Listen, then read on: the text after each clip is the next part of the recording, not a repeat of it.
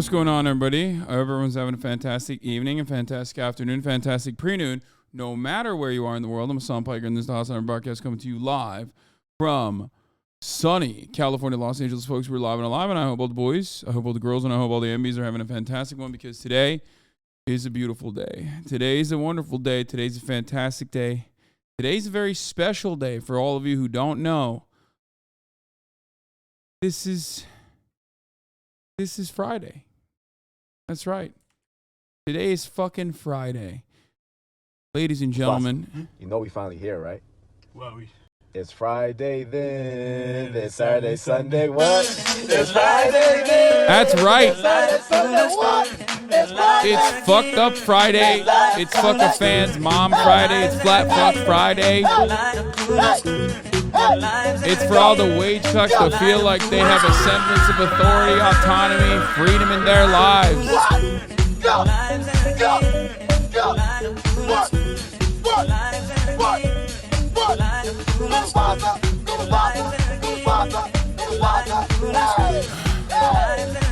Stay hydrated. It's 62 degrees and sunny out here in California, Los Angeles, folks. On this wonderful Friday. I think this might even be a special Friday. I think it's one where, like, is this where Jesus died or something? Is this Good Friday? Getting a half day today. Shouts out to all my Christians. Yeah, that's right. Shouts out to all my Christians. Shouts out to Jesus Christ. He was fucking peeled, okay? You know me, I always respect a man who lifts. And boy, did Jesus lift, if you know what I'm saying. Not only did he lift the world on his shoulders, lifted the weight of all of our sins, but he lifted weight in general, okay? I mean, have you seen him on the fucking cross? My man was shredded, okay? And he's not the only one who's shredded, or getting shredded, at the very least. Right, I'm talking about your boy. Part of the broadcast where I tell you a little bit about my personal news, about what's going on in my life. And let me tell you, what's going on in my life is nothing really significant, actually. Tarek unfortunately left last night, making me cry, making me sad. It was wonderful having him here. You know, that's my brother right there. That's my little bro right there. Ironic because he's even younger than my little bro, Murat, my actual little brother. But, you know, it was great. It was great hanging out with him. But, you know, all good things gotta eventually come to a close. Oh my God, my nose hairs are getting too long. I feel like it's too... If Jesus sees the shadow on Sunday, we get 6 more weeks of spring. Ancient Christian wisdom. Wait, really? Timmy Liu news? I don't know what you want from me. Assimilesini geri çevir abi Tarık'ın. Anyway. What was I saying? Yeah. Tarek left. I didn't get to work out last night, but I wanted to spend some time with him, so I ended it yesterday. We were supposed to play a little bit of Valo together, but we didn't do that because he was feeling bad, because I think I fucking dunked on him too hard. I'm just kidding. I don't know what happened, but he was a little sick. Could have been the fact that I did actually force him to do a bunch of physical stuff that he normally wouldn't do, you know what I mean? Or maybe he just didn't feel comfortable. He might have had, you know, I don't know. He just didn't want to be on, he didn't want to stream.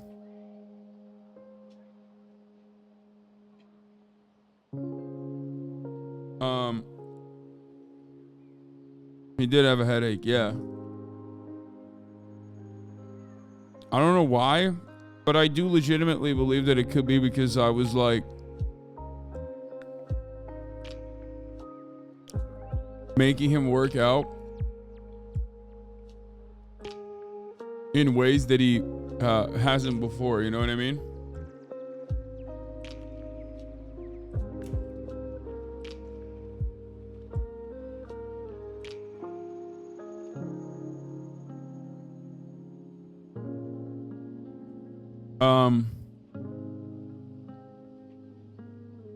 That's gaming kryptonite. It's true. I do have a bowling shirt on. I know. I have a bowling shirt on. It's the Godzilla bowling shirt. It's the new Teddy Fresh Godzilla bowling shirt on. Anyway. Would you ever consider doing a wardrobe stream? Really like your style, dude? Bro, you're crazy if you think I would do a wardrobe stream. That's so much drama. Thank you for saying that, but I'm gonna keep it real with you.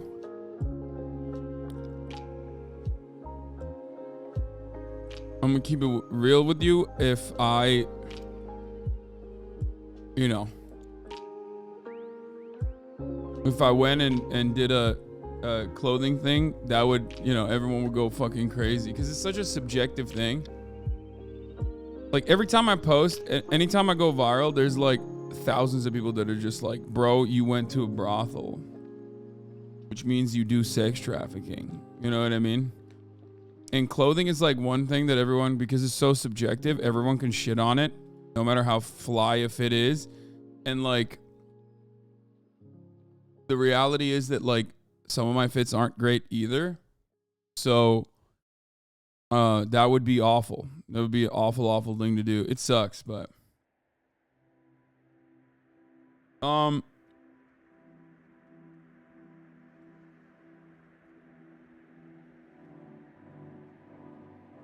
look at that.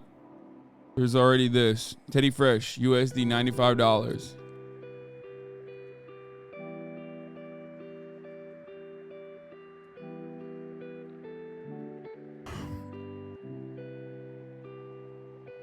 So, I have some good news.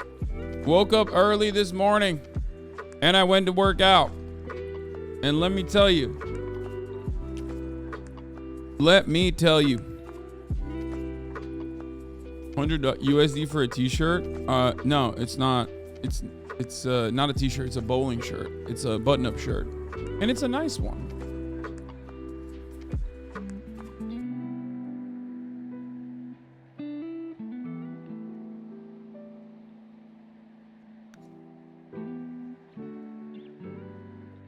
Also, the reality is that it's actually not $95 for me. It was fucking $0 for me. Yeah, I got it for $0 because it's my co-host and his wife mainly that design and make these. I don't know if you know this. So I get this shit for free $99, baby.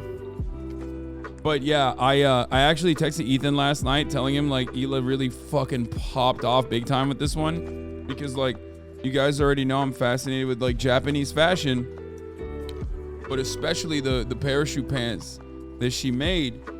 That's exactly what I was looking for. So I'm incredibly stoked.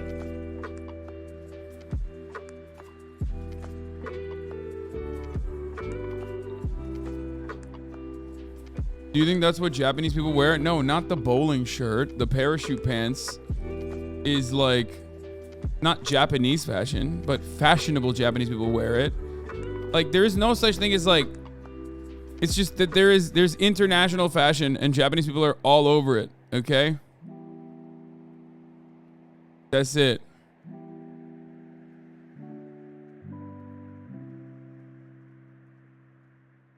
But as far as, you know, as far as the parachute pants goes, like this is some fucking Harajuku ass shit right here. And I think these are fire.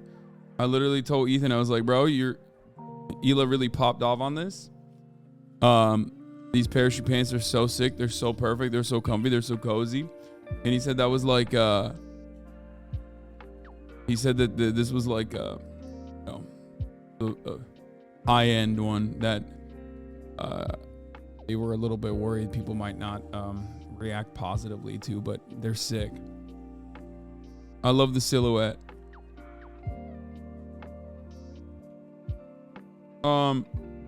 Bro, your chat is proving your initial point. You can't talk fashion here. Yeah, it is like Jinko jeans, early 2000s, Y2K. That's how it is. But that's like what's popping currently. Yes. It's both simultaneously 90s wear and Y2K as well.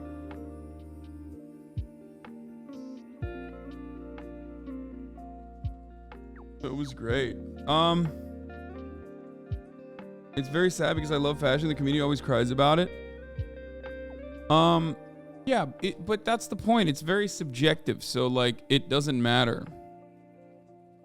When you're doing that, when you're doing stuff like that, it's just, there's always going to be differences in opinion.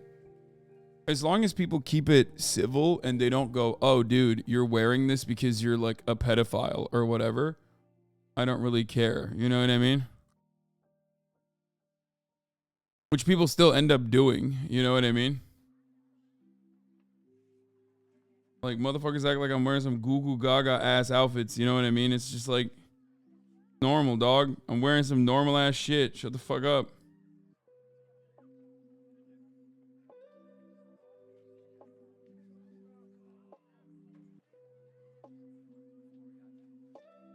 It also varies on where you go. You're in a tier 1 fashion city. A lot of us live in a place where Patagonia and Montclair is considered high fashion. Yeah, no.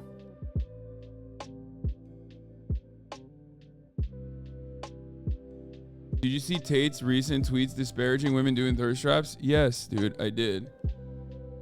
Bro, he's just trying to desperately cling back to relevance now that he's out of prison and in house arrest, under house arrest.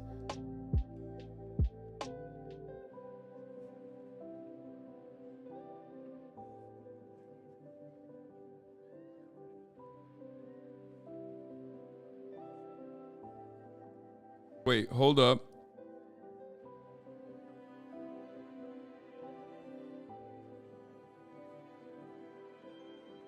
Prosecution considering charge against YouTuber shot during the video prank? Oh my God, I was right.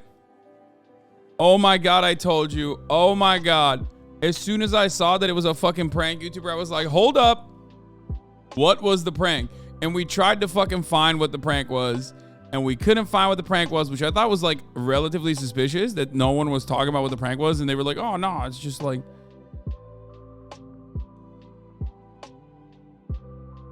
You know what I mean? But who knows? It might just be like a minor thing. Anyway, regardless, I didn't even get to the fucking, I didn't even get to like the main point here. Wait, how do you download a GIF? Blast off fan art? I don't know how to download this GIF off of Twitter. No, you can't right click save as. You can only copy GIF address. Bro, why are you saying right click save as? Look. What the fuck do you mean? Why is chat like this? Okay, I can do it on Twitter.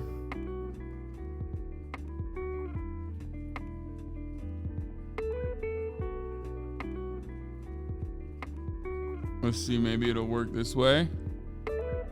No, it just opens it, the same tweet. Y'all are so whack for this. Chat is just as boomer as I am. Suck my dick, chat. Anyway, it doesn't matter. All right, we got plenty. We got plenty to fucking tweet out. So, anyway, the last thing I was gonna say is I worked out this morning, and you know I had a pretty good fucking session, and I am again another week of good diet, and I'm 249. I'm almost 248. So, cracking at it. And I think like a couple weeks, 2 to 3 weeks, I'll definitely hit 245, which was my midterm goal. I'm getting closer and closer to my final goal of achieving 230 pounds, which is when I will most likely start doing, you know, more shirtless shit. But yeah, it's exciting. What is this? Small boy sad Hasan hasn't found a dog yet. I have found a dog. I just can't get her yet because she's too young. so it looks like you killed him, Melon. It looks like you killed him. What happened to him? Oh my god, this dog is so He's already fucking kinda cute. dead.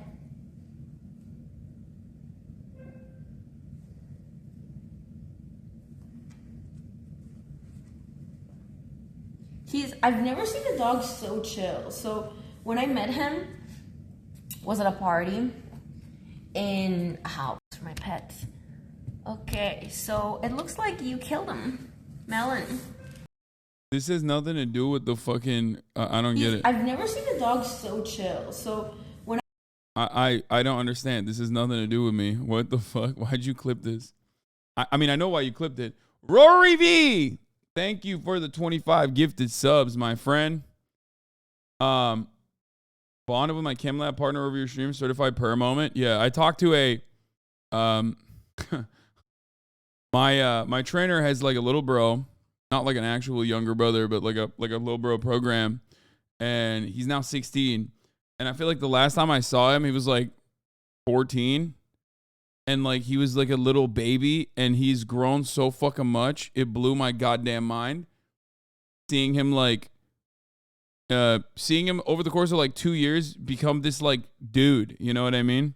14 to 16, he just like became a guy, which is cool to see, but also, you know how 16-year-olds are. They're fucking shitheads, okay? And like, he's still a bit intimidated by me, so he's not gonna like openly talk shit, you know what I mean? But he's now like, so slowly, like, you know, he's got Instagram, so he's like looking at Instagram reels and shit like that, you know what I mean? And he was telling me like, you know, oh, I got a lot of friends who are fans of yours, but then I got a lot of friends who are not fans of yours at all.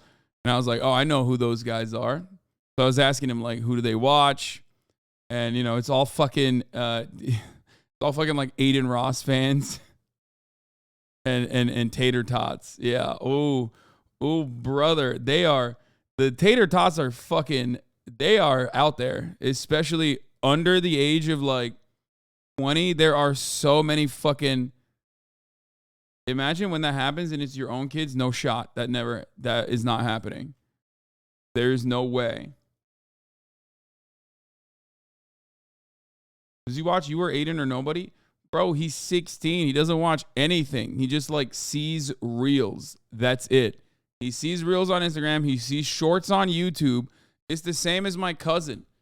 My cousin doesn't watch a particular content creator. I feel like watching a particular content creator nowadays is like old people shit. If you're 16, if you're 14, if you're younger than that even, you don't watch a content creator. You just see them on your news feed pass by 15 seconds at a time. Like younger generations, like I'm talking Generation Alpha, right? Isn't that what it is? Like younger than Zoomers even, they don't watch things. Like to them, it's like watching fucking the director's cut of The Lord of the Rings. If you want to watch like a 15-minute YouTube video from a particular content creator, they're like, no, not happening. I don't have time for that. On God, give me this in a fucking, you know, give me this with some Subway surfers on the side. For real. I don't have the attention span.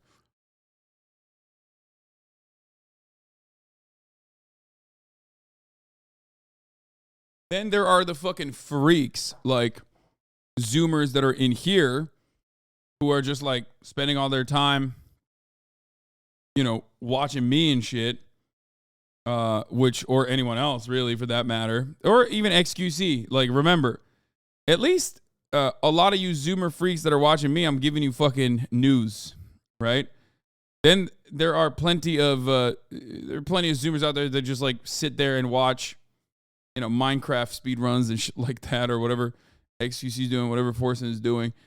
And, you know, those guys are not necessarily the normies of the class. The normies of the class, as far as I understand,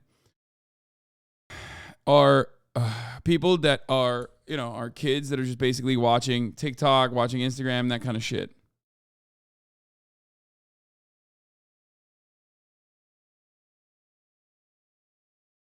I remember hearing boomers talk about millennials killing our attention spans with Cliff and Sparks notes. Yeah.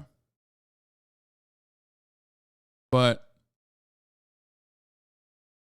you know, We will look at Bud Light Hogwatch controversies today. Hold on. Hogwatch Bud Light edition.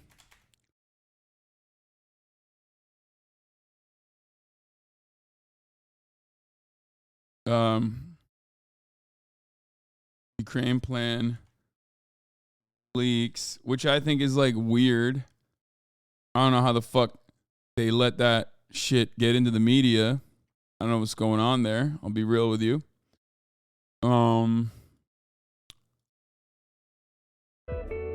Shit is like very quiet in here while I'm writing. Okay.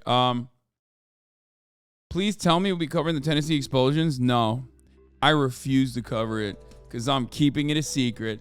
Don't ask me about Biden administration's Title IX. Don't ask me about the Tennessee expulsions. Absolutely no coverage. I'm going to keep it a secret. That's between you and I. Okay? Yeah, and of course, definitely not covering Al-Aqsa either. Definitely not covering Palestine either. It's like every single thing that you guys have brought up, I have talked about extensively yesterday.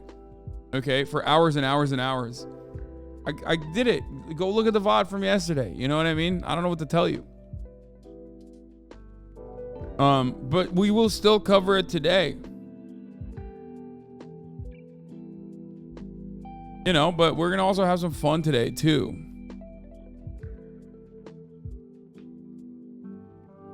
It's also in my title.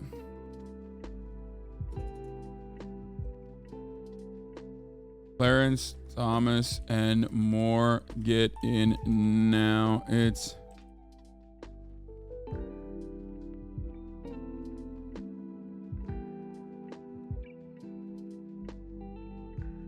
can you talk about One Piece? Yes, I can. I'm in the post Marineford arc where like it's basically a flashback going deep diving into like Ace's relationship with Luffy and the introduction of a new character. Not going to give you too many spoilers on that. Introduction of multiple characters, but one that I assume is going to be very important in the upcoming arcs. Yeah, Kid Piece, which is very good actually. At first I thought it was going to be not that good. You know, I was like, oh, what the fuck? Who gives a shit? Why are we covering this now? You know, why are we getting back into this now? But it's actually very good. It's very, very good. And I'm enjoying it so far. Obviously, there is a profound amount of like class politics baked within it. I wouldn't say it's like, you know, materialist, or I wouldn't say it's dialectical materialism, but it certainly showcases like the most liberal, in a very liberal way. It showcases like ruling class, the elites, a city with multi layers. There's always a god above you. You know, you have the celestial dragons above the king, and underneath the king are the nobles, but the nobles lord over the regular, you know, upper middle class, and then the upper middle class lord over the working class, the poor, and, you know, the lumpen proles, as a matter of fact, you know, the degenerates, right? And then last but not least, you have like the untouchables. It's basically like a caste system that exists pretty much everywhere. And it goes through that. There is also a minor dragon update / you know, like a little bit of a additional dragon lore in there, which I love, obviously. Big dragon fan myself so far. So that's also exciting. And then, you know, you experience the cruelty of the Celestials one more time. And it's a great arc so far. Anytime I get a little bit of, you know, Monkey D. Dragon updates from the lore, I get excited. I feel like the Revolutionaries are going to be the coolest so far. Like, everything I've seen thus far, the Revolutionaries have been fucking incredible. But yeah, on that note, let's blast off. That's my One Piece.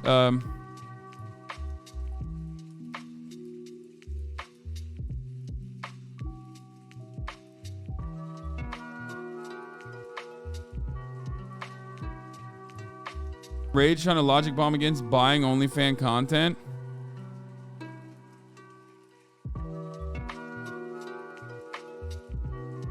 What is this? What? Oh, well, this is the drama of the day. Yeah. XQ cow on his fucking XQ cow on his Aiden Ross arc. I saw. He's just great. Good stuff.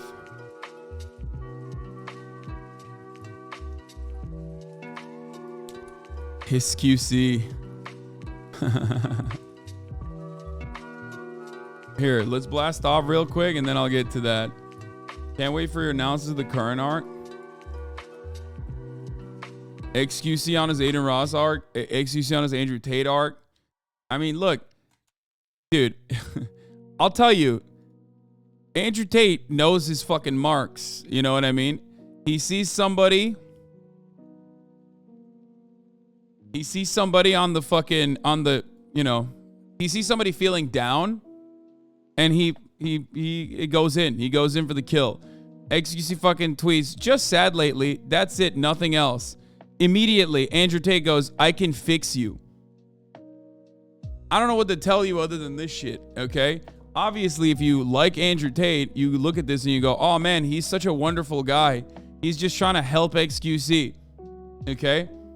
And if you don't like Andrew Tate, you look at this and you go, oh, he's once again trying to fucking farm clout off of a random person who he has called gay numerous fucking times by, but it's a mutually beneficial experience, obviously.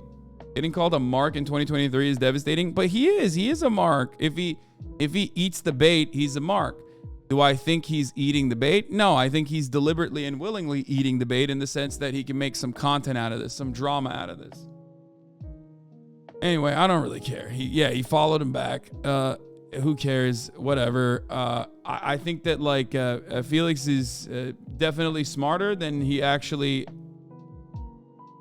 He's definitely smarter than he actually, presents himself as, and I think it's deliberate.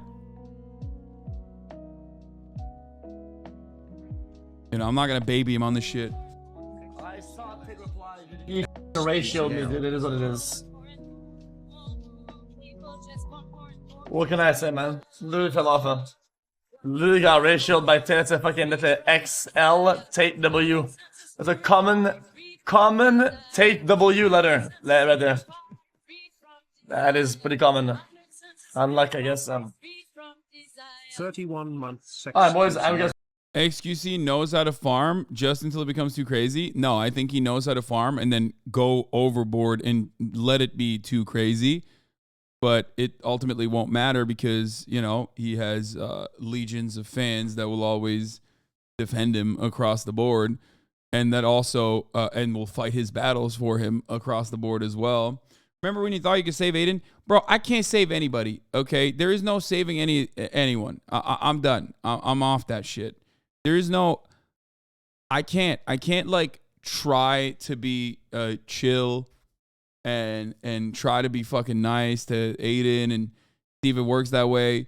Ultimately, if I had more fucking clout, I think that's it. That's the only way that this shit would work. But I don't, because my fucking haters work double time, overtime, nonstop, and they're popping, they're blasting fucking TikToks. XU lets his fans say you were a part of the cover up. He doesn't give a fuck. What cover up? No, that part is.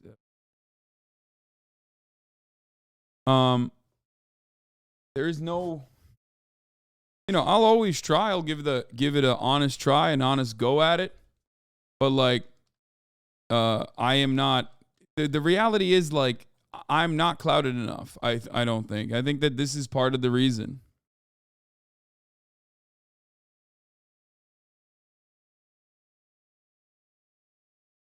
Because what XUC's fucking what Andrew Tate's advice, XUC's go to the gym every day. Yeah, no shit. I say that every fucking day. I do that every fucking day. I live it, and I try to get people to do it. But the very same people that would look to Jordan Peterson and go, oh my God, it's revolutionary, I started fucking cleaning my room, would literally look to their same parents and go, fuck you, mom and dad, I don't want to clean my room. It's just like, there's nothing you could do. For certain people, it just, something clicks. What clicks in that regard usually, for kids, for young children especially, is misogyny.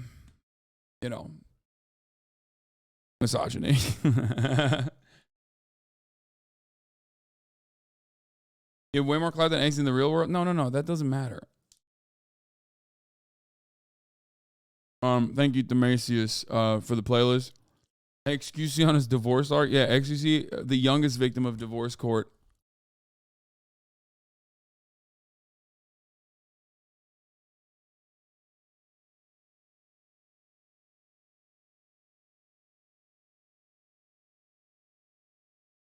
Brother, I love FD Signifier, but we're not going to watch a 58-minute video. Okay? I love FD Signifier. My one wish for him. Also, I'm going to be hanging out with him soon. In person. But my one wish for him would be, and I literally have told him this like I told him privately, bro, make the videos like 15 minutes max. Please, I beg you, make the videos 15 minutes max. Like, I love that he has started trimming it. So now it's like 58 minutes long. Okay. Before it was like 3 hours long. I'm like, dude, please. At the end of his newest video, he literally says, hope this was short enough for y'all. But it's not even just for streamers to watch. It's not even, like, that's actually a very good way to make content. If you make content that is, like, specific for streamers to watch, that's a very good way to increase your prominence. It's a very way to reach out to a much larger audience. I think content creators understand that. But the reality is that even if the 15-minute consumable, digestible content is a format that is perfect for, I think, the maximum amount of viewership. The maximum amount of viewership. Or rather, the best way to do it, actually, and this is too reductive, so I would not suggest this to anyone, let alone FD Signifier especially, is the Charlie Moist Critical style, the Charlie Moist Critical genre of content, which is 10 minutes, 10 minutes quick, quippy, concise analysis of a particular subject matter, and then you're out, in and out. That's actually such a perfect strategy that Mogul Mail does it all the fucking time. You guys know right-wing broadcaster Mogul Mail. And his literal fucking Mogul Mail is more popular than his actual main channel now. And it blew up in popularity, got to 1.3 million subscribers, and almost every single one of his videos is over 1 million views. This is a tremendously successful channel. And I hear from so many people, every time I talk to other content creators, I'm like, who do you watch? Content creator wise, they always say, oh yeah, I watch Mogul Mail. So, but doesn't long form content like that do good on YouTube just because it's good for a certain genre? Doesn't mean it would work for everyone. I'm just giving you the tiers of like most successful to like, or broadest audience to like smaller and smaller, more niche audiences. Streamers employ such ingenuity? What do you mean? People respond differently depending on styles. Some respond to a show of authority. Others respond to a place of consent. From a place of consent? What?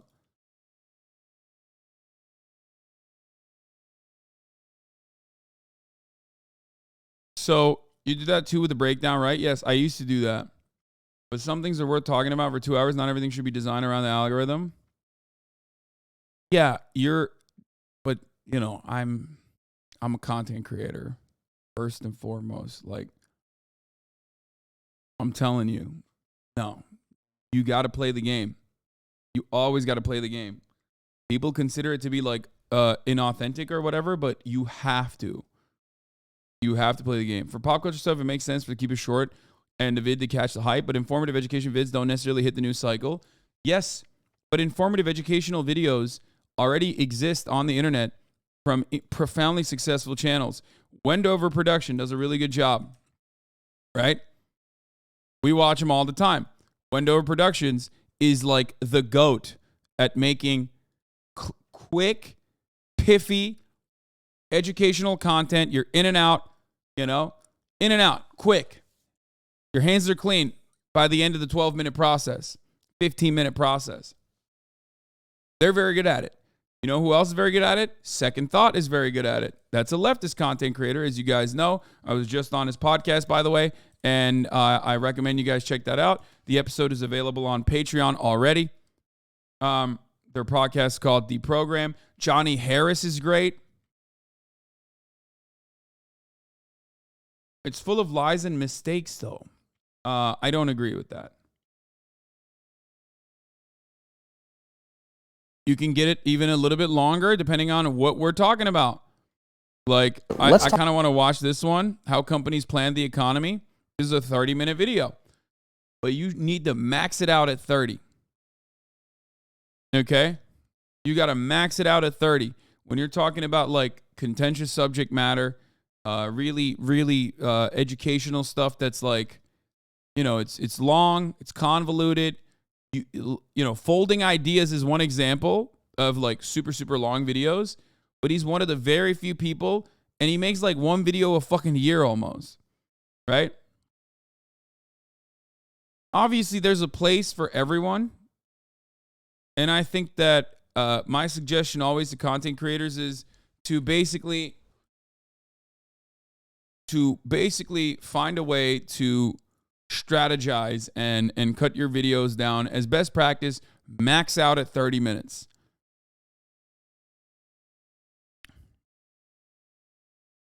Now there's a lot of space for even someone like myself. What do? I stream for 10 hours a day. How dare I fucking tell content creators to make shorter content? But I keep my YouTube videos shorter. Now, there's obviously a different space for an hour-long podcast. There's a different space for an hour-long YouTube video. When you're like running chores, you can either have me in the background playing like I'm a news broadcaster, giving you the radio, giving you all the things that are happening in the world nonstop for 8 hours. There's a lot of people do that. They have me on in the background. I would have me on or someone like myself on if I didn't exist. You know what I mean? So I'm providing that value, and I completely understand that. I would also watch an hour-long or 2-hour-long YouTube video on the background when I'm driving somewhere or when I'm, when I'm doing chores, things like that. So, what do you mean? 1.2 million subs, I think he's doing pretty well. If it ain't broke, don't fix it. And if it's working for him, why change it? ADHD straddle him out. No, I don't think that, I'm not saying that you should stop making videos that are 3 hours. Well, I do think that you should stop making videos 3 hours long. Definitely keep it to an hour. But having said that, I think that it's good to have, it's certainly good to have 15-minute video bursts as well. Some 30 to 15-minute videos would be would be very helpful. You are literally saying to max 30 minutes? Okay, I have videos that go beyond that as well. But diversifying your output is very good. It's easier to do an hour-long video once a month or so than to get 4 15-minute videos on different subjects a month in my experience, but I get what you're saying. No, absolutely. You didn't finish saying you were going to hang out with FD Signifier? Yes, the timing of it is not locked down yet, but I'm very excited. But like, I mean, he's the whole ass man, you know what I mean? He's got children, he's got a wife, so it's a little bit harder for him to travel. So, it's unlike myself, even though I will be having a child soon, a little fur child soon.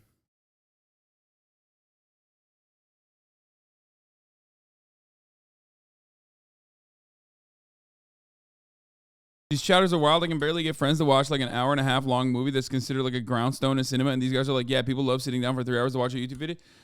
Luna, the reason for that is because they're in here. If you're in this community and you watch me, you probably are very used to having something on in the background that you consider to be educational. So for you, it doesn't change anything. Like, you're like, what do you mean? You're telling me that like long content is fucking not great for mass consumption? Says you. You know what I mean? Like, yeah, obviously there's a bit of a selection bias here. These people are self-selecting commentary that is 8 hours long. You know what I mean? So clearly, it makes sense. Anyway, I forgot we blasted off, by the way. I forgot to fucking promote it in the chat, but we're, oh shit. Well, hold on.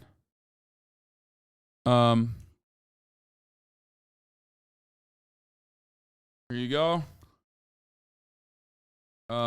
Here you go. Let's blast off. Let's blast off. Use the bomb left's graphic today.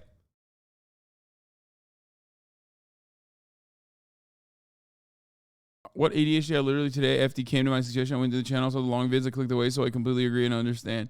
Yeah. Also, I try to like. Have you ever had a sex session that lasted for 8 hours? Curious? Yes, I've had a sex session that's lasted even longer than that, actually. With your mom. Yeah. Not like you're fucking the entire time, obviously. And you got to hydrate. You got to eat in between. Or you're literally saying if you pander to the algorithm a little, you have more potential to grow. Why is the controversial law? HasanAbi not even saying that it's the only way. I know, but people want to get mad, I think, because they're defending their favorite content creators, maybe. I don't know.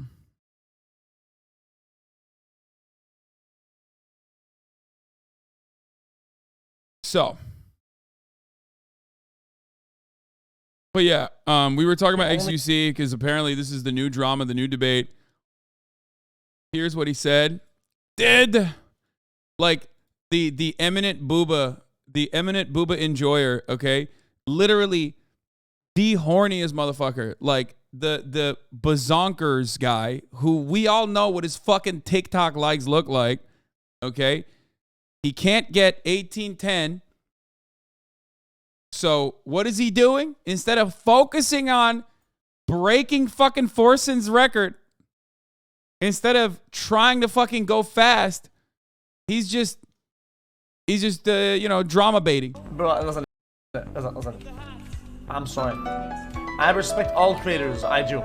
I just think that buying OnlyFans shit is one of the most degenerational action of mankind. Brother, just know you bring genuine joy and happiness to people. This is the biggest says you I've ever fucking seen in my entire life, okay? I have never seen a bigger says you moment. I don't even think he believes it personally. Sometimes I think he just says shit that comes out of his mouth and it's just like he said it's degenerate to pay for OnlyFans. I assume in the most charitable interpretation of this, I'm going to go ahead and assume that he means like, oh, it's degenerate to pay for it when it exists for free, right? Now, this is hilarious for like multiple reasons, okay? It's still so funny being a wealthy adult man and still hold the thought that like buying porn is cringe. Okay, dude, you sound like you're making a Justin Bieber gay type joke 15 years after kids were doing that. Grow up, nerd. Yeah, bro, that, but also you're a Twitch streamer. Like, we literally make this content for free and people still give us $5 a month to avoid the top of the hour ad breaks. Like, that's insane. You know what I mean? I mean, that was an insane debate. That was a 10-10 debate. At the top of the hour, there's a 3-minute ad break. If you no longer want to see those ads, all you need to do is subscribe, which you can do for $5 or for free with the Twitch Prime. You can also get gifted a sub if you're lucky. Like, Matty Codes and Sakura Gore, 20 big ones. 2 20 big ones right there. Timing on that is excellent. Debate, lead up, no inflection change. That's tight. I kept it tight. Here's a 3-minute ad break now, baby. That's 40 people that'll no longer see the ads at the top of the hour. Thank you, Maddie Codes and Sakura Gore. See, notice how all these people just subbed for something that's literally free. It's free. Okay? So considering that to be degenerational, dude, is hilarious. Okay? Subbing to an OnlyFans makes far more sense than subbing to a Twitch streamer. OnlyFans, you get titties at least. Twitch streamer, you might get a shout out. Yeah, you're not. Like, you're not. You're literally not even getting a shout out. Like, maybe if you fucking gift subs, but that's it. And even then, if it's too much, I tell you, stop gifting subs, and I stop reading them. You know what I mean? Max. I'm sure Felix doesn't even do that for the gifted subs because he has even more subs than I do. He probably doesn't even thank the gifted subs, right? So, nah, people paying for OnlyFans content are coping. Brother, people pay for a million different things on the internet. You yourself are paying as a subscriber, 1.5 year subscriber of mine. You're literally subscribed to me for 1.5 years for content that is not only free, but it's so fucking free you could literally take the IP and make your own YouTube channel and make money off of it, okay? That's how fucking free 99 this shit is, which is always laughable that people still yell at me about socialism, by the way, or whatever. But, like, you're doing it because you enjoy the content. You're doing it because you want more of it. You're doing it because you want to show support, right? Or a million different reasons. But this is the most fucking free content you can get on the internet, pretty much. And yet people still do it. The only reason why you consider the OnlyFans payment to be degenerate, despite the fact that there's so much free porn out there, is because it's sex work. It's the sexual component that makes it degen. But which leads me to my second part of this conversation, which I find very funny, which is that XQC is the king of degens. I mean, he has called himself the king of the rats in the past. That was only a 9.18. Come on, man. Some people are just fucking giving low rankings for no reason on that.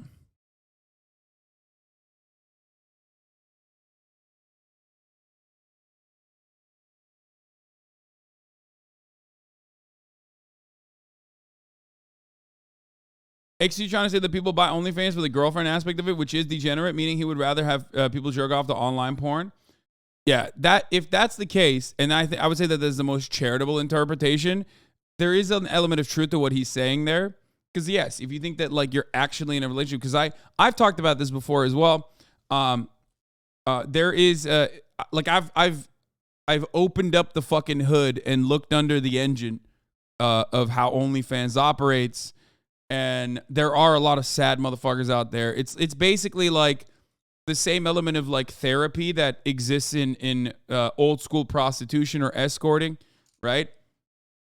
This is like a very real thing. If you look at different cultures, if you look at like geisha, for example, it's not necessarily just about like sexual gratification, but there is an element of like therapy that is included in that. And I think a lot of people utilize OnlyFans for that reason. Now, of course, under capitalism, that shit is like clearly very much outsourced to a dude working in an Indian bot farm. So you're not actually talking to the content creator. I know for a fucking fact that that's not the case.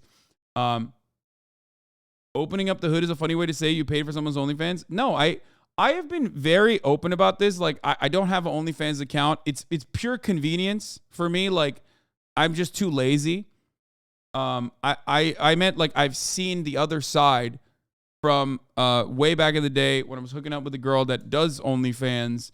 I remember looking at her indirects and looking at her like DMs and messages, going through it and having a long and almost drawn out conversation about like how insane they would become if they actually handled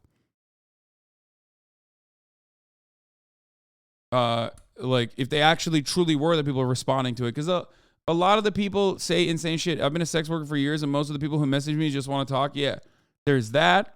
But then there's like real freaks out there too.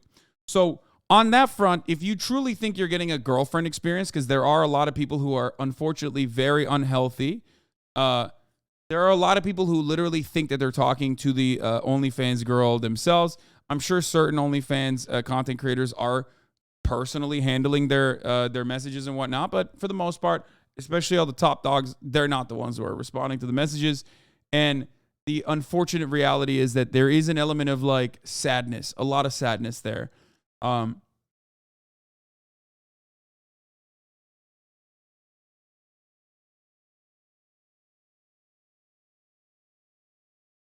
Honestly, watching porn is a degen, but are paying for it. Now you just have a mental illness, in my opinion. No, wait, see, this is what I mean. Like, what do you mean watching porn is degenerate, but paying for it? You have a mental illness, Lamau? That's insane.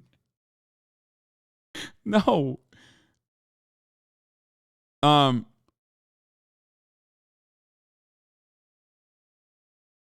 I do not agree with this.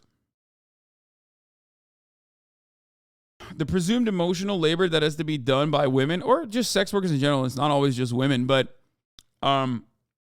it is one aspect of I mean, it's a medium that serves a specific purpose, and that purpose is sexual gratification. I don't have an issue with it. I think that as long as it's done by consenting adults, it's great. It's wonderful. Especially OnlyFans gives you more autonomy, even though there are processes that kind of fuck that up as well with management firms and a litany of other complications that come from not being able to like access your finances or not being able to bank adequately when you do this kind of content. But yeah, it's ridiculous. Watching porn is haram. Yeah, well, I would call what your mom did to me last night haram as well, my friend. But, we both got a lot of enjoyment out of it. So don't you agree that sites like OnlyFans and even webcam apps prey on vulnerable men? I'm pro sex work, but still. See, this is my favorite type of like critical of sex work conversation, because like the overwhelming majority of conversation that revolves around sex work basically features women being trafficked, women being groomed, women being harmed, and then like going into sex work, which obviously this does happen, but that's not sex work, that's sex trafficking. There's a totally separate classification for it, but it's always from the perspective of like how it predates women, right? I love when someone comes in and goes, it preys on vulnerable men, actually. Have you thought about the vulnerable Johns? Have you thought about the vulnerable men that are like, they just can't stop themselves from fucking masturbating furiously? You know what I mean? You got... I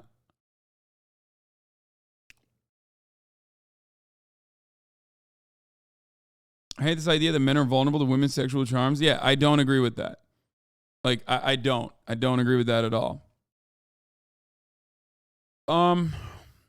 But ultimately, there is an element of like, if you truly think that the person that you're giving, $5 to see like titty pics from, or the person that you're sending specific messages to like make a specific kind of video for you and you only, remember that like those girls will take that video, send it to you, because the management firm will be like, this guy's a big guy, this guy's a whale, okay?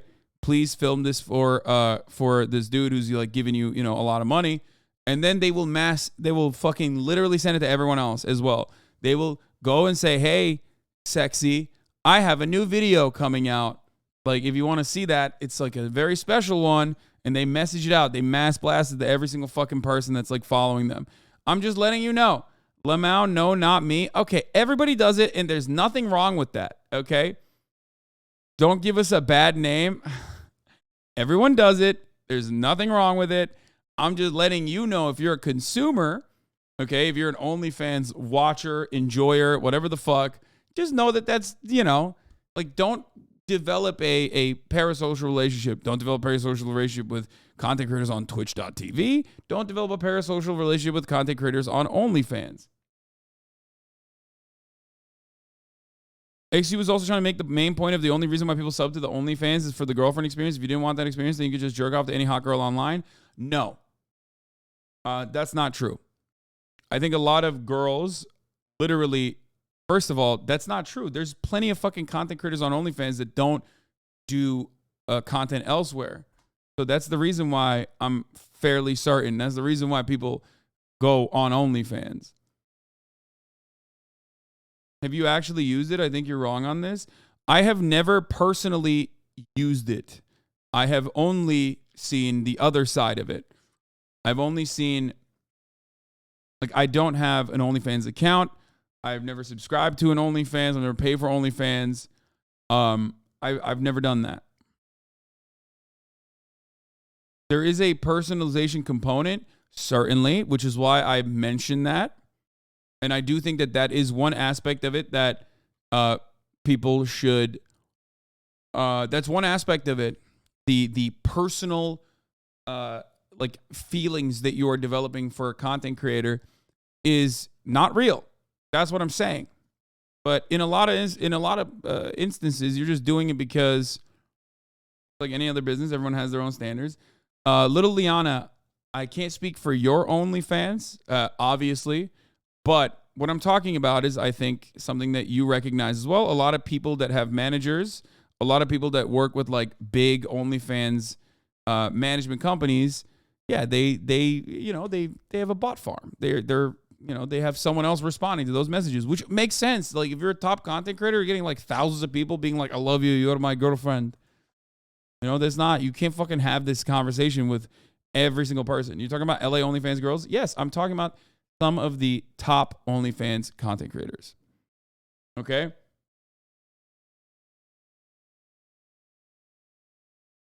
Isn't this a gross generalization? How do you know that some models don't fall in love with their pay piggies? You don't understand what we have together. Okay, shut up. It's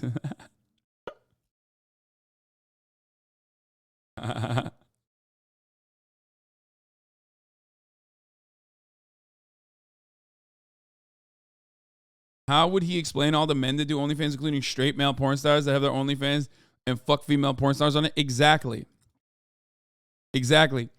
OnlyFans, as far as I understand it, is great for kink. It's great for queer stuff, and it's great for like highly it's great for other specialized fields, and it's also a lot of exclusive content that you get. It's funny that I'm the one who's like caping for it, because I'm not a user of OnlyFans. I'm just a straight Pornhub, sometimes BEEG.com kind of guy. You know what I mean? Like, I literally am just like, I'm such a vanilla masturbator. It's not even fucking funny. Yeah, BEEG can be mid as fuck usually, but I'm such a normie, vanilla ass masturbator. I go to the McDonald's of porn to fucking jerk off. So it's kind of funny that it's like, yeah, I basically Google boobies and jerk off to that. It's the equivalent of that.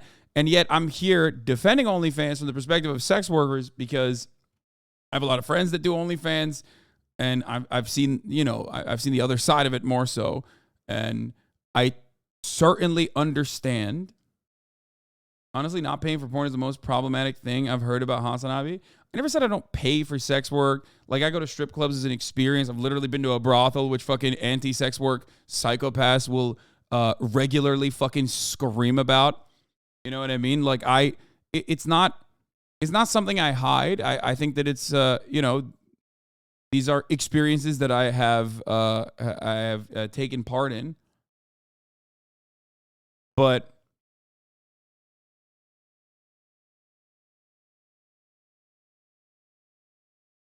I've done it all. So OnlyFans is good for sex workers, on contrast to how women are treated in porn. OnlyFans is certainly better for all sex workers in general, because they have more autonomy over what kind of content they want to make. And you also sleep with supermodels. You don't need to be as degenerate and low-class masturbator as us. No, that's not true. It doesn't matter. As someone who's done it all, I can tell you with a certainty that, like, you know, watching porn and jerking off to porn is fine. It's great. Sometimes you want to go analog. You know what I mean? The fuck do you mean? It's great. Awesome. Dude, I have friends. I have some friends that are literal pay pigs, okay? I don't get it. I don't understand it. I don't know what kind of gratification they get out of it, but they are literally fucking pay pigs. They have sex with supermodels.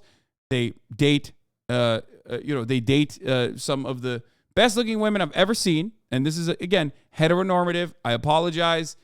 But then they fucking turn around and literally love pay pigging, okay? They love it. They enjoy it. It's their thing. I don't know why. I don't know what the fuck it is, but it's one of the most ethical ways of conducting sex work in general. I know sex workers absolutely fucking love pay pigs, obviously. They don't even have to do anything. They just yell at you and say, give me fucking money. And then they go, yes, here you go. And then they jerk off to that. It's very strange. I don't understand it. I do not understand it. Pay pigs, for the most part, in the industry, in the sex work industry, are seen as like the golden goose, the golden geese, basically.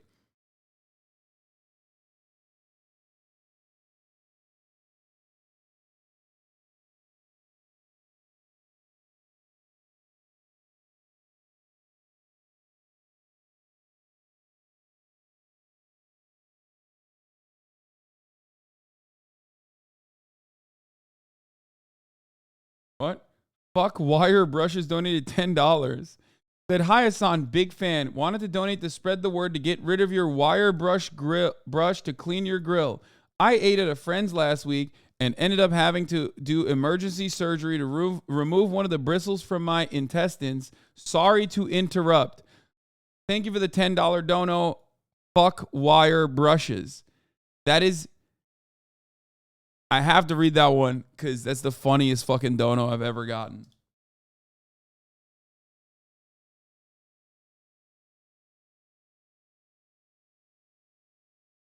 So, anyway, where were we? Do you acknowledge that sex work is often dangerous because the contradictions in capitalism are amplified by the patriarchy? Yes. What? That's like pro-sex worker. What the fuck? This is literally like defending sex work 101. Like that's not even 101. It's like ground zero. Yeah, of course. I love when people come in here and like when we're having like higher level conversations about sex work and they ask like pretty basic shit. 17-month subscriber.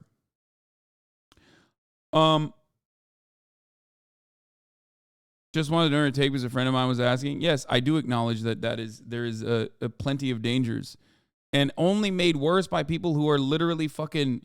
They come in with the most basic level, like, yes, dude, we talked about this back in 2018. Yeah, they think that sex work is the one thing you aren't intersectional about. No. Oftentimes when people ask questions like that, sex work is the one thing that they are not intersectional about. That's usually where that kind of conversation comes from. Most people who are pro-sex work or are sex workers know what my perspective is because of my advocacy on the matter. It's usually Hasan, you just need to stop beating up trans women, then maybe I'll subscribe. Listen. No.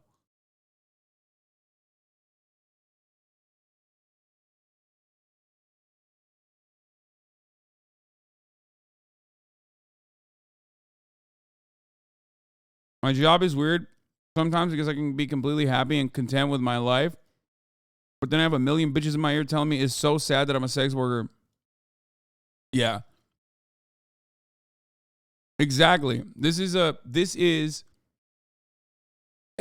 thing that I hear so fucking frequently from sex worker friends of mine.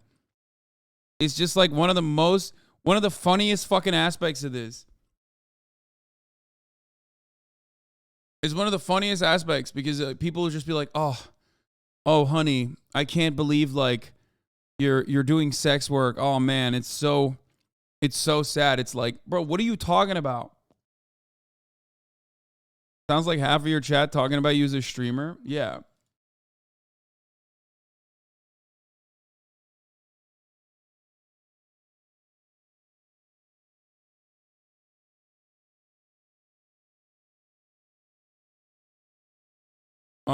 It's so patronizing. Yeah. How is that not exploitative? What if these pay pigs just do it because of porn addiction? It's not misogynistic to care about these people just because they're men. Wait, what? Brother, it's a kink. The fuck do you mean? They say that the women in Artemis were most likely trafficked from Eastern Europe. Yeah, I know. They will never stop with that one. The new meta is like, although the Berlin government was forced to fucking literally pay Artemis, the brothel that I went to, that's like still in operation, one of the most famous brothels in the fucking entirety of Europe, had to pay 150 grand in fines for literally what the Berlin government did. They still turn around and they're like, well, technically they're contracted. It's the contractors that were doing sex trafficking. It's like, dude, what the fuck are you saying? Like, I'm not even fucking defending Artemis. Like, fuck the fuck Artemis, okay? I'm sick and tired of like talking about this goddamn brothel. It's so fucking stupid, dude. People bring it up repeatedly and go absolute bananas mode over it too. There's never any truth about it. I don't know how to fucking address it. I've addressed it so many times.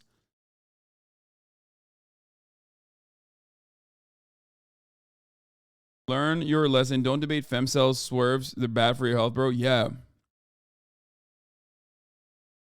4chan shitters on Twitter make up insane shit about this and swerves eat it up. Yeah, because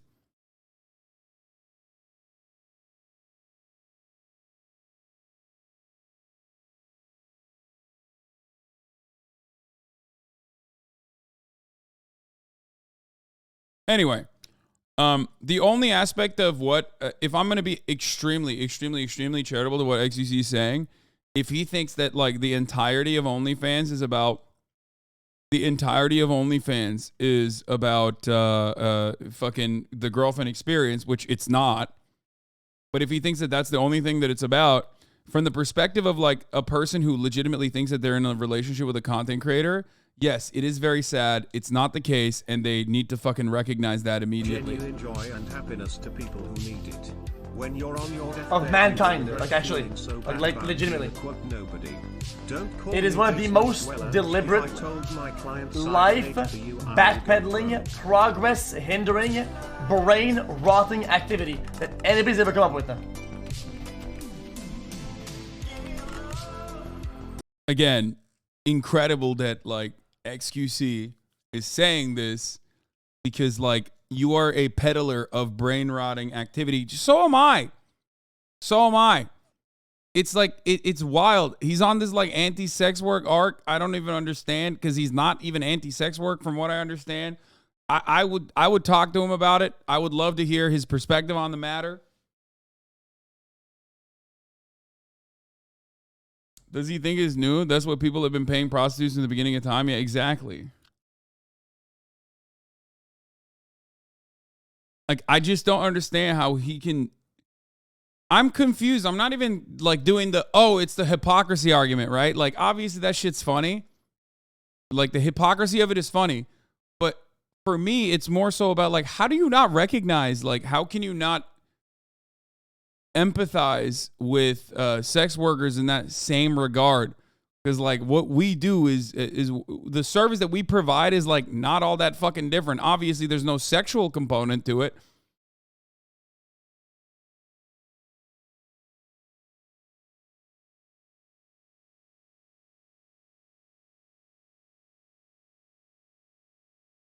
Does XC just look for new things to get in drama for? I think he's just like fucking cracked out doing 10-hour to 18-hour Minecraft runs non-fucking stop. And the more he throws his like god seeds on Minecraft, the more his brain fucking melts a little bit and just starts fucking blurting out whatever the fuck comes to his mind.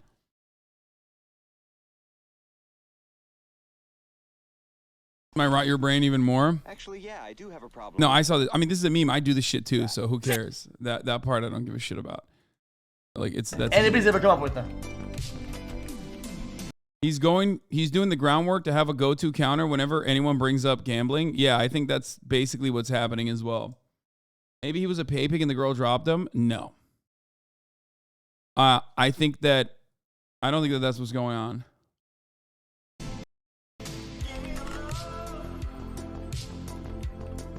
No, on top of that, they fucking pay for it.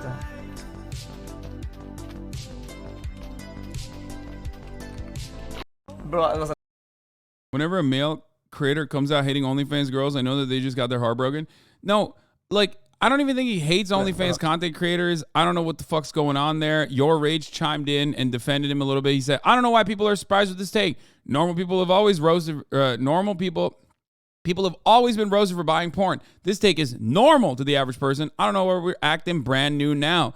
More and more people are starting to buy porn, so there's way more people that feel offended by this, is my idea. I don't know, XUC ain't saying nothing wrong, though. Submit to buying porn to fulfill themselves that are putting the work to actually meet people IRL. Shit crazy. Bro, if one day I was extremely horny enough to the point where I needed to buy porn, I got to just hold them subliminal roast because it's all facts. After that nut is busted, you should 100% realize it's all facts because after you bust, you just straight logical. I mean, that part is funny, but I don't really understand. Like I said, I have no issue with people that want to buy it. I say this as someone who ironically doesn't even fucking have an OnlyFans account. Like, I've never bought OnlyFans. But like, I get why people would do that. I don't know why people cap whenever I say this. I spent the past hour describing to you that there is absolutely nothing embarrassing or wrong about having an OnlyFans. Why the fuck would I lie to you about this? I tell you what kind of porn I jerk off to on a regular basis. I have no shame on this matter. I literally told you I went to a fucking brothel. Oh my God. Everybody always caps. Anytime I say I don't have an OnlyFans, everybody fucking caps nonstop.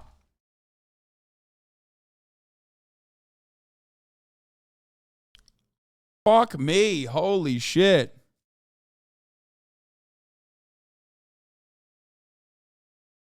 Spends all his money on figurines with 50 points of articulation. Yeah, there's truth to that.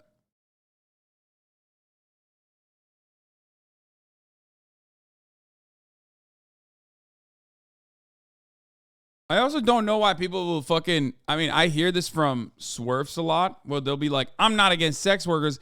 I'm against Johns, right? People who purchase sex work. Some of those guys are fucking freaks, certainly. You know why? Because they're dudes, okay? Dudes are freaks regardless. Now, having said that, whenever people go, oh, I'm against Johns, it's like, okay, so what do you want? You want, like, sex work to not be consumed then? Like, what are you doing? Like, so how will sex workers exist then? If no one is, like, able to pay for it? What the fuck do you mean? It's just a way to basically say you don't want sex work to exist, but in a way that like makes you seem more woke and not as like openly anti-sex work. Tracer, DVA, or Mercy, best Overwatch porn character. I can only speak for Mercy. I have seen Mercy Overwatch porn, and that was great actually. Oh, we got a crime. We got a crime.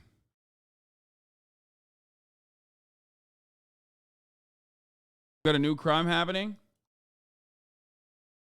Question. I know people who are pro sex work but hate passport bros. I understand why, because dudes are super annoying, but does hating them make you a swerve, or is it more because of an exploitation? No, I think it is weird. No, passport bros or like sex tourism is fucking weird. People try to say that like I did it when I was like fucking 19 or whatever, when I was already in Berlin, and I was like, yeah, I'll fucking go check this shit out, which is hilarious because do I look like I need to fucking go to a brothel to get a nut? You fucking dingus. Shut up. You ugly ass hag. Shut the fuck up. If you're a swerf out here who literally is like, if you're a swerf out here, okay, on your 18th fucking cat, you know, doing your yarn work while simultaneously tweeting about the ethics of fucking sex work, and you're like, oh, you're such a sex tourist. You're such a sex tourist. The fuck do you mean? Look at me. Look at me. Shut the fuck up, idiot. making it seem like I have to do fucking, I have to go and go to a brothel to fucking get sex work. Oh my God. Your narcissism makes you ugly? No, this is the one aspect that is so fucking unimaginably stupid.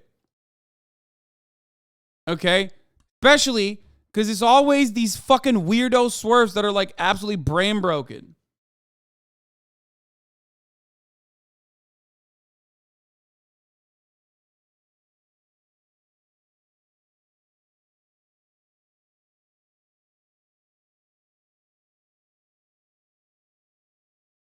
Swerves are sex work exclusionary radical feminists. Someone literally put you on blast for fucking supermodels like 5 minutes ago. Anyway, having said that though, I do think it's like weird. I do think it's I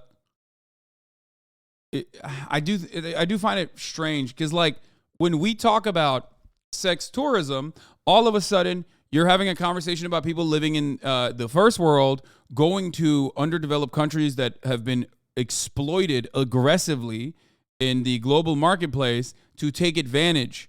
And in that circumstance, there are people like the level of exploitation or the likelihood and the level of exploitation skyrockets in that situation. So I do find that very weird. It's okay when I do it, but not okay when you do it. First of all, no, you're a fucking idiot. I literally have spent the past hour and 30 minutes defending sex work, so shut the fuck up. No, it's okay when everybody does it. I just hate that these motherfuckers make it seem like I literally am like traveling the world to do sex tourism or some shit.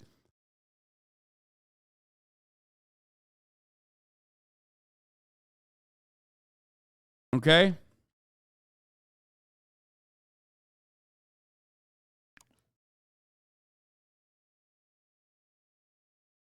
Where's the crime? Give me the fucking crime. It's crime watch time. Okay. Up on the just kind Here's a chase happening. As aggressive in a move that we've seen. I'm going to play it on a delay because XQC is not live and I can't fucking watch him watch it. And I don't want to get banned, you know what I mean? There when others were sitting still. So now we're starting to see a little bit more in the way of aggressive driving by this person. And see, now you're seeing an approach by officers quickly up on the just kind of the left rear of this person. So now they're moving in to the right, trying to pass another group on the right there. Again, using the right turn lane to get around here. We'll see if they try to continue on or actually make a right turn. So now an aggressive move through the intersection. You see one person yielding right of way, which is a smart move. But now you're starting to get into some traffic. And this driver is really doing the serpentine maneuver, trying to get in and out of traffic. Bruce Thomas is now with us. And Bruce, how do you approach this from law enforcement when the driver begins to change behavior? Bro, homie has a Chevy Avalanche, dude. How the fuck's he going to get away? This car is on the... Bro, listen. Let's keep it a $150 here. This shit's about to break down, okay? Oh, it's over. It's Jover already. I'm looking at the other... So those are some big questions to deal with right away. No, he's gonna get fucking... He's going to get absolutely destroyed, eviscerated. This car is dog shit, okay? He doesn't have... Oh, his tire is gone. It's Jover. It's Jover. It's Jover. We've got it into oncoming traffic, and he's on the rim. So we did see some smoke earlier. We thought maybe the driver had hit a spike strip. And so now that he's going the other direction, we can see that. So this vehicle is going to be... Yo, it's kind of wild how much they fucking throw spike strips in LA, by the way. Like, I'm not even kidding. It is... It's odd. Like, I thought that was like... That shit was like... You know, you gotta... You do that on like... bumfuck nowhere, random ass like side streets or whatever. They just like rip them out.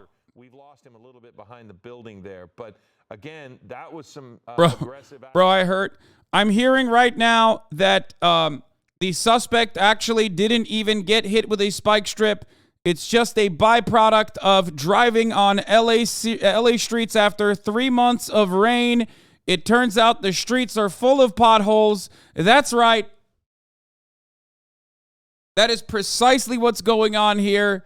It's just that he tried to drive his car down La Cienega Boulevard.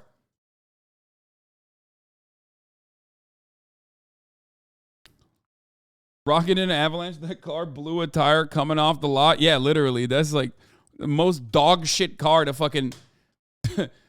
the most dog shit car to fucking drive away from cops in. Anyway. We need a track to go with this police chase. You know the one. Okay. I'll fucking do it. God damn it. Here.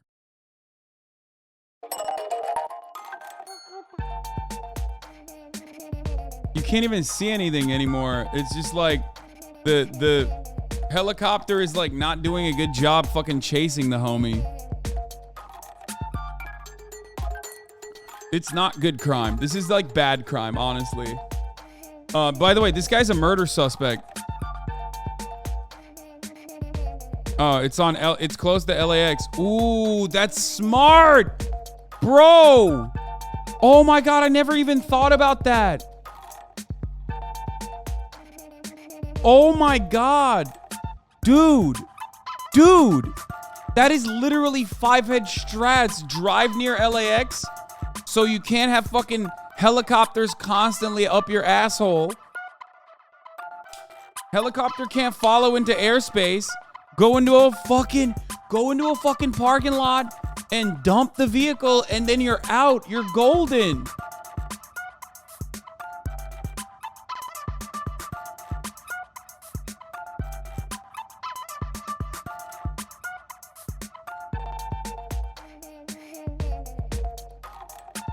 I mean, they're up his ass right now. They're closely trailing him. I mean, because the wheel is going to seize up and lock in a straight position. If he turns and it locks up and seizes, now you've got a wheel that's turned and you're going to be grinding that down very quickly. But what you're going to see law enforcement, what they're doing is they're already on the radio talking under mutual aid to agencies in the South Bay saying, hey, we're coming towards you. We may need your assistance on this, including airship, LA County's airship. And ultimately, they probably have their SWAT team already on standby just for the terminus of this pursuit. Yeah, I was going to ask about SWAT team because we've now passed 104th Street there. As this slows down, and as you are a little bit more deliberate in direction with this suspect, who again is a murder suspect, do your SWAT officers have an opportunity, yes, to get in front of this a little bit and start being maybe in a better position to respond very quickly as opposed to a high-speed chase? Well, here we go. Is that 50cc Mario Kart? Yeah. With only one front What? tire It's still with hard. rubber. Shut up. The rims are starting to show some damage there on that passenger front side as well. But again, back to the SWAT part, they're going to be in that area now, right? And much more able to respond very quickly when this ends. You did not say it's still hard? Yes, it is. Mario Kart can still be very difficult, regardless of what speed it is, okay? Shut up. CNT team, crisis negotiating team, and SWAT team, including the Bearcat vehicle, they're all probably being spun up at this point and being sent in that direction. Bro, there's like bikers and shit. This is fucking terrifying. And with a murder suspect, you know, hopefully we always hope for the best, but you have to. It's terrifying, but also it's so LA. Like, this kind of shit is such a normal part of living in Los Angeles that you just keep biking. You just keep biking through. You're like, yeah, oh, look at that. Another day, another fucking... Another day, another fucking police chase, dude. It's bananas. You see Chevrolet on a bumper from 5 miles away, and HasanAbi can't get a camera that stays in focus for 5 seconds. Wait, what? My camera is fine. How dare you? It's in the South Bay area. We were at Westchester. We also were in Inglewood at one point. And this person, they are at where? LAX, did you say? We were listening to our producer. Yes, they continue to remain near LAX. And Bruce, that's behavior that is somewhat typical in that most chases will generally stay around the same space. Familiar for the driver. Yeah, or but they seem to he's have fucking a five-head pattern, stratting even it, though it's not a and he pattern, doesn't want to get of an Air One certain coverage. geographic area that they may be a little more familiar with than just driving aimlessly. You know, the police have run the registration on this truck to figure out where he or she lives, at least the registration address of the vehicle, and they're going to go to that residence also. And Bruce, you know, if this is a murder suspect and there is the possibility, some reports out there that this person is armed with a rifle, that would eliminate the possibility of a pit maneuver in a traditional manner, yes? Because, I mean, you've got to be careful. You've got to make sure the officers are not at risk, surrounding public not at risk, and something like that. What would the procedures be if they knew? Okay, I take it this back. person I'm not had gonna a lie. weapon? I mean, this fucking car is on its last legs before it got off the lot. You know what I mean? And it's doing a good fucking job so far. You know? It is kind of surprising that Big Homie is able to keep it going for as long as he has. Now you have an armed suspect, a high-grade felony armed suspect there, and you're putting those officers at risk. Yeah, I mean, you gotta respect it. Oh. There's some interesting maneuvers that are going to happen in a second. Reports, there is the possibility that this murder suspect, is armed. Officers are not going to stop pursuing, as you heard from Bruce. It's not surprising. It's a Chevy truck. They're garbage, but they're like indestructible garbage. I mean, they're not indestructible garbage. I would say they're garbage that is pretty fucking destructible. Look at that. He's hitting a fucking U-turn, baby. But you don't want to necessarily do that if the person driving is a hostage. Oh, shit. Oh, I think he's going to... Bruce, you made another. I think his wheel, that U-turn might have been very damaging for his rim. That his rim might be perma-stuck now. To the driver, if they are correct, or maybe not. I don't know. This part is crazy. What is he doing? Okay, we've got him. What is he doing? Okay, it's almost as if this driver is probing and trying to figure out where they might go. Driving into oncoming traffic again now, and again, it seems to be on La Cienega Boulevard, and it's near freeway exit. Don't do it! Don't go on La Cienega Boulevard! Don't do it! You're done. You're done. You're done. You're gonna pop all your tires. All of your tires are gonna pop. It's the worst. That's where I pop my tire. Look at this shit-ass fucking road. That's a major street in Los Angeles, chat. Look at how fucking shit that road is. Bump somebody when he was passing on the right. Kind of ran. La Cienega Boulevard is so much worse than spike strips. It's like a spike strip every fucking second. Run into other people on the commute here, on this chase, on this pursuit. But right now, the person just seems to be continuing to poke and prod and look for different ways to not get pinned in, to keep moving. And here we go through another intersection. That was at least with the light. But the way this guy is driving, this person is driving, it is really without purpose. This is the shot here on the right that I was speaking of. They ran over a spike strip somewhere along the way. It also could have been, I suppose, when they ran into something. Maybe it wasn't a spike strip, but from the beginning of this particular... Oh my God, I wasn't wrong. He literally might have stripped it off of a fucking pothole. Stop. Yo! Was slowly going flat, and then now is completely flat. There's no rubber on the rim, and you can see here on the right some of the moves from earlier, maneuvering through intersections, hitting people, making unsafe turns. We've seen driving into oncoming traffic. Dude, but not necessarily at high rates. There was of no speed. radio Right traffic now, prior about high a rates of spike speed strip. are not Yeah. really possible due to the condition of the vehicle. Bro, But I'm telling you, there are combined with how possible dog shit the reports of fucking an car armed is, murder on top of that, suspect in the vehicle. So how dog shit the roads police are, approach it makes it this so much vehicle and harder try to do a get this to fucking... an end Uh-oh, he's is going still into very a much he's in going doubt into a because neighborhood we now. have Uh-oh. So much that we don't know, so much in unsafe elements. If with an armed suspect, that Bruce, I'll bring you back in here. You don't want to get up in front of this person either. And the fact that they're going slower, you don't want to put officers in front of the vehicle, because if there is a weapon involved, that again puts them in the possible crossfire. Correct. You have that crossfire situation, which is something you don't want. The other thing, too, is if this suspect is armed, you don't want to force them into taking, in their side, deadly force action. In other words, we'd like to just end this peacefully. Surrender. You're not going anywhere. Give up. Hands up. Handcuffs. We're done. We really don't want to get into a shooting. And it's so funny that when a car chase look happens, at where he's driving, look at the fucking, look at the live chat. You don't want that shooting for any number of reasons, and not least of which is the community Juicers as a whole. You don't want anybody in that neighborhood. If it is a rifle that there is in that vehicle, there are so many walls that those HasanAbi at HasanAbi It could XUCL. cause, you know, just collateral damage that you don't want. So as Bruce is saying, nobody wants a shooting here. Officers would love to see this end as quickly as possible. Clearly, this is going to end because that vehicle is disabled and is going to get further so. The longer this goes, the more you can almost see. If we were on the other side from Air 7, you could probably see. I'll bet you that it is nearly. The truck is tilted because it's running on really 3 tires, bro. It's not running on rims currently. So he may have lost. We saw the hubcap start to deteriorate. So the rims are going to even get further and further damage. It's just going to grind itself down, and eventually, as Bruce mentioned, you know, you could turn that wheel and then all of a sudden the entire steering mechanism is locked.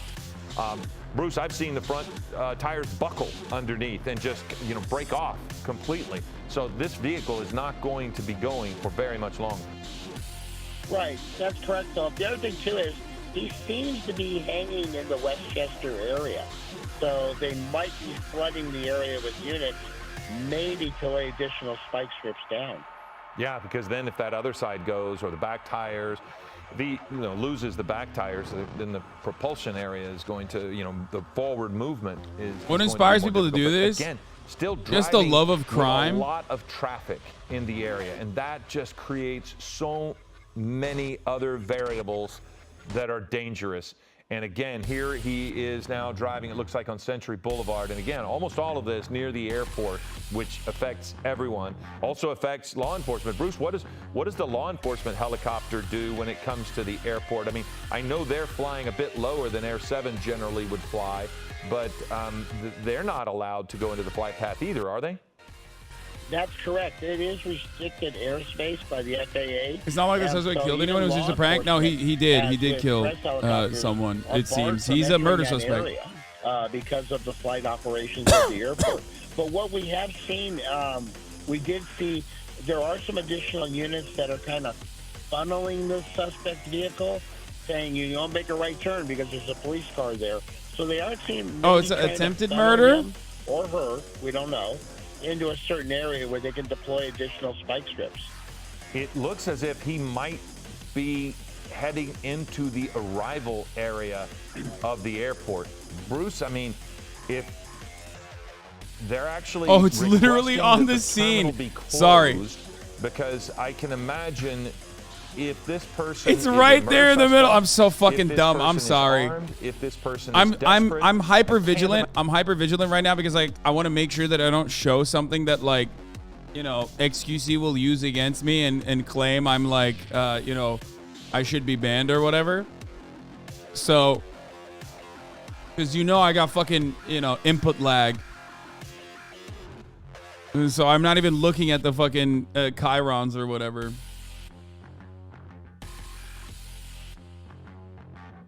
It's giving GTA. It's always giving GTA. Life in Los Angeles is GTA. Law tip, do not do this. It is not a good idea unless you can get away. That's a good law tip. I would say, oh, he's so cooked, dude. He is fucking done. He's done. It's coming. Bro, it's on his last fucking legs. Look at the fucking tire. It's over. It's Jover. Talking about Bruce, it's really started to lift, and now it's actually at a 90-degree angle. Oh, it's melting it. It's melting it. It's melting it, dude. It's gonna melt the. It's gonna melt the rim. It's gonna melt the rim. A massive issue for the vehicle to continue to go forward. It is going to start to get incredibly Bro, he's hot, fucking up the and roads it's even more. You frankly going to be fucking causing son a of lot a damage to the bitch. road as well. Now it's broken off. Oh, saw it that broke wheel off. has broken off, and that's going to You make it fucking even asshole. harder. You know how bad those fucking roads are? Stop. They're never gonna fix it. They're never gonna fix it. Fuck. This is the one time where I'm actually anti-crime, man. And that's just causing a huge headache for not only LAPD, but the airport police are going to get involved in this very shortly. Okay, and he is now alone in his lane here, except he is not nearly the amount of traffic, and somehow has continued to be able to maneuver. It looked as if that was the remnants of a spike stripper. He caught something as he had driven over. But again, this is a murder suspect that is in, we believe, the back seat, the passenger seat of this Chevrolet pickup truck. Wait, Not what? driving. We have some reports. We have a belief that there might be a weapon in the vehicle. We do not know. We don't. Wait. Maybe law enforcement does. He's We making don't know someone the else relationship drive? of the driver to the suspect. So we don't know how authorities might be able. They don't know if this is an ally or an adversary in the vehicle. Ally or an that is going to be a adversary? very challenging part of this as far as what we can think of for police, because if they don't know, Oh, this what is the a fuck? carjacking of some sort, that's going to create a very, very Wait, some scary weird situation shit's for happening. the driver. If it is an ally, Bruce, they would likely, if they know that, Oh! now we'd have damage. Look at this. The Oh! vehicle is trying to force his way through, and now we're under that overpass. People are going to try to get out of the way. You saw that vehicle just drive. That is an expression of the desperation, it seems. Okay, so now you've got somebody What the opening fuck? the door. That is a person opening the passenger side door. The vehicle is virtually disabled. No right wheel, but law enforcement right behind. So Wait. we are now going to see what's going to happen as the Wait. person had a car door open. Why is that car backing up? Here, they've Why is that car bailed out, backing and up? now Oh, they're on the run. running. They're trying to get into Oh, another Lord, vehicle. they're running. There are two women running away from the vehicle. Now we have a different pursuit. Ah! The suspect, it seems, has jumped into that vehicle. He flipped Maybe he's been it! communicating with that because that person backed up and opened the door and got in. The two women ran away. So this now looks like some sort of accomplice in this SUV. So the vehicle was disabled. He now you have another flipped it! vehicle on the run with a murder suspect in the vehicle, possibly assisted by another person who pulled up. We saw them backing up. They may have been in Let's go communication on the crime! phone, Okay, I'm back in somehow it. I'm trying back to in get it. in touch The with them. We car saw the swap door of the meta passenger is side open. undefeated. And so now we're going to possibly It's have still a one set of dog law shit ass enforcement going to SUV, try by to the get way, two women. which is There were hilarious. two women that we saw leaving. Now you've got a suspect who has another vehicle, and they are on the run. So this is a different kind of pursuit now. Instead of a disabled vehicle that we thought might be a chase that could soon come to an end, we now have another vehicle, high speeds here near the No, airport, everybody knows trying to your elude stars go authorities, up again. And this suspect You get now another- driving into oncoming traffic. Going He through didn't an flip the intersection car. there. He We didn't don't know flip if the it was car good, but I outside of the couldn't view quite of see cops. that. He But flipped it now in front of the you've got a cops, so the very, stars very are. real He's still at 5 problem here. stars. Bruce, how does this change for law enforcement? And he's cooking with gas If- now. He's if you're going back to fast square as one, fuck, boy. you're chasing a Goddamn. healthy vehicle, which has not been spike stripped, does not have any disabling factors, and you're basically chasing a new vehicle. So it's starting over. But now, do you treat the suspects in this vehicle differently? It's pretty funny because they have literally he's going through all of the most beater ass, shitty ass fucking SUVs he can. They went from a Chevy Avalanche to like, what is that, like a Mazda or some shit? Like, what's next, dude? He's gonna go into a fucking Kia Sorento.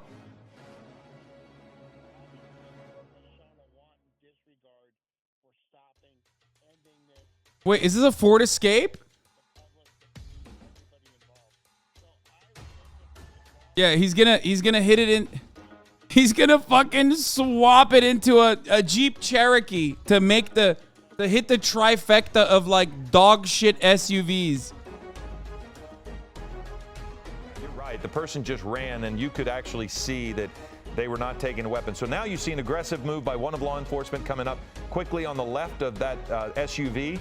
That person now weaving in and out of traffic. Again, this is at La Brea and Arbor, and the suspect getting through another shit-ass road, by the way. Navigating through Watch that out. congestion, and now again trying to elude authorities, and police are quickly back on this suspect, and we're coming through another green light, but turning on the right there and going down onto La Brea. So again, back in the same Honda general Odyssey area, switch would be legendary. Yeah, he's just another hitting little like minivan there he's on hitting the all the left fucking most into dog oncoming shit traffic fucking and he's hitting all the most dog shit aggressively trying to get away. SUVs. So it looked like that was an intersection of Tamarack and Kelso maybe, but it looks as if we're on Tamarack.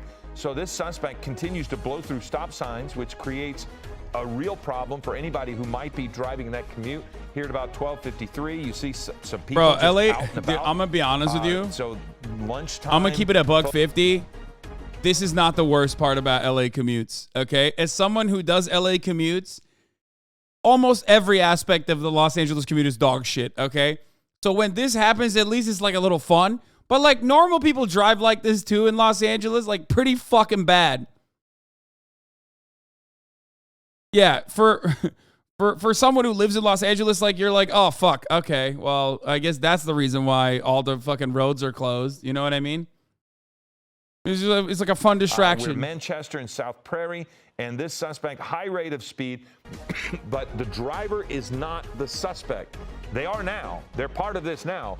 They are now. They're part of the suspect. Yeah, they are now. It's true. Of a Chevy truck. This vehicle, if you're just now joining us, backed up when the Chevy was disabled and got this person, picked up the suspect, and took him off. So we do have some word here that two suspects who bailed out earlier are now in custody. It says the driver carjacked a Mazda that they're still chasing. Dr. K says hello with a raid. Thank you, Dr. K. Hope you had a good stream. Chevy, they are in custody. They're called We're suspects currently in watching another this is a high-speed carjacking chase of this Mazda. It very possibly where there was a could car be, I swap. suppose, but Bruce, It's an when we attempted were murder watching, I think you suspect. saw it as well. It looked to me like the Mazda backed up to pick up this It person. did. The Mazda did back up. Yeah, Philip, that's exactly what I saw when it We was found his rewrapped. next target for a swap. You know, Oh but God. they are Oh talking Lord. with Oh women here's getting the swap. Here's the information, swap. See if they are related or if they know this person, and they're going to sort through that pretty quickly. The good news is that you brought up the suspect in that vehicle is alone. There's not anybody else in that vehicle, which means law enforcement can be a little more aggressive. Okay, so now you've seen there on the right what Bruce and I were talking about. This person running directly up to that vehicle that backed up to them. Now we, you know, our word here, some of our notes, they are calling it a carjacking. So I think to Bruce's point, Wait, how would that be a carjacking? He was going backwards, bro. The two people who are in custody are being called suspects, but they're also going. Bro, to that out how and was that a find out fucking carjack? Oh, the first one was a carjacking, maybe. victims. This now is a very interesting case. This Mazda SUV that is on the run, aggressively driving, and that is where the suspect jumped into the back seat of this vehicle when that vehicle had backed up and apparently had stopped to pick him up. But we're now seeing, going through stop signs, we're seeing law enforcement get right up on the back of this Mazda. So how they approach this is going to be very interesting. A quick right turn here, now into either a side street or a parking lot. There you've got somebody with their lunch going into their car. That's what makes this so scary for the general public, is that this could happen and be up on them so quickly here, just going about their business. It looks as if we're parallel to Manchester. Is that what we're hearing? Or yeah, It's on South 3rd Avenue. And now we're turning back onto Manchester in the opposite direction. So again, I mean, law he has enforcement stayed relatively right on close the in heels the of this in the vehicle. West LA, And like because LAX they area. are in that area, Bruce, they could possibly throw another spike strip with possibility, because they've stayed in the general area, correct? That would give them a chance to do it. Yeah, This is why we should make streets more walkable and shut down the roads. I mean, this is one aspect of it, certainly. There's truth to that. You don't see the driver get out. You see the passenger open, but no one ever exits. So we might be back to square one with the driver and a suspect in the vehicle. Oh, wait, he definitely. Actually, there might even be more people, Bruce. Yeah, If these you guys look are at so the dumb. vehicle, There's 2 he people gets in that into car back. in the Now front watch seat. passenger The side suspect front gets into the open. back seat. The driver is So in the no front one seat. gets out Someone there. opens and then And closes then the the car door. drives away. There's 2 people So in that there car in could the be front 2 seat. people in the front. How and do they one in not the see back. that? That's what I would surmise from what I just watched, unless somehow maybe the driver had reached across and possibly opened the door and pulled it back. So now you've got the it looked like the passenger window is down. Either way, incredible what we watched in that moment, because Bruce, I have to admit, I thought the chase was about to end right at that spot. It looked as Yeah, if well, the you thought suspect was wrong, kind of motherfucker. pulling These over, are and this these was are going to be a smart standoff, criminals, dude. They're and then crimers. He jumped out and ran straight to that vehicle. Again, law enforcement is calling this a carjacking. We have to wait and see how that develops. But it does appear there could be at least 2, possibly 3 people in that vehicle. And Those girls driving ran into away like oncoming civilians in traffic Commander again. and Command and Conquer Bruce, run away. That's an insane I reference, assume brother. they would, again, we're back to square one, except now we know that that suspect is not carrying a rifle with them. Right, and we are going to But what about the other 2 continually, suspects that fucking go backed with in? the They might have a gun. fact of him being armed and dangerous, Mm-hmm. and being a murder suspect also. But yeah, I think you're correct. I think there may be 2 or 3 people in that vehicle, possibly. Which, again, with the tinted windows in the back, you know, once it reaches its end point, that creates a piece of the puzzle for law enforcement when they're trying to secure the vehicle, trying to clear the vehicle, trying to know what they're facing, because you don't really.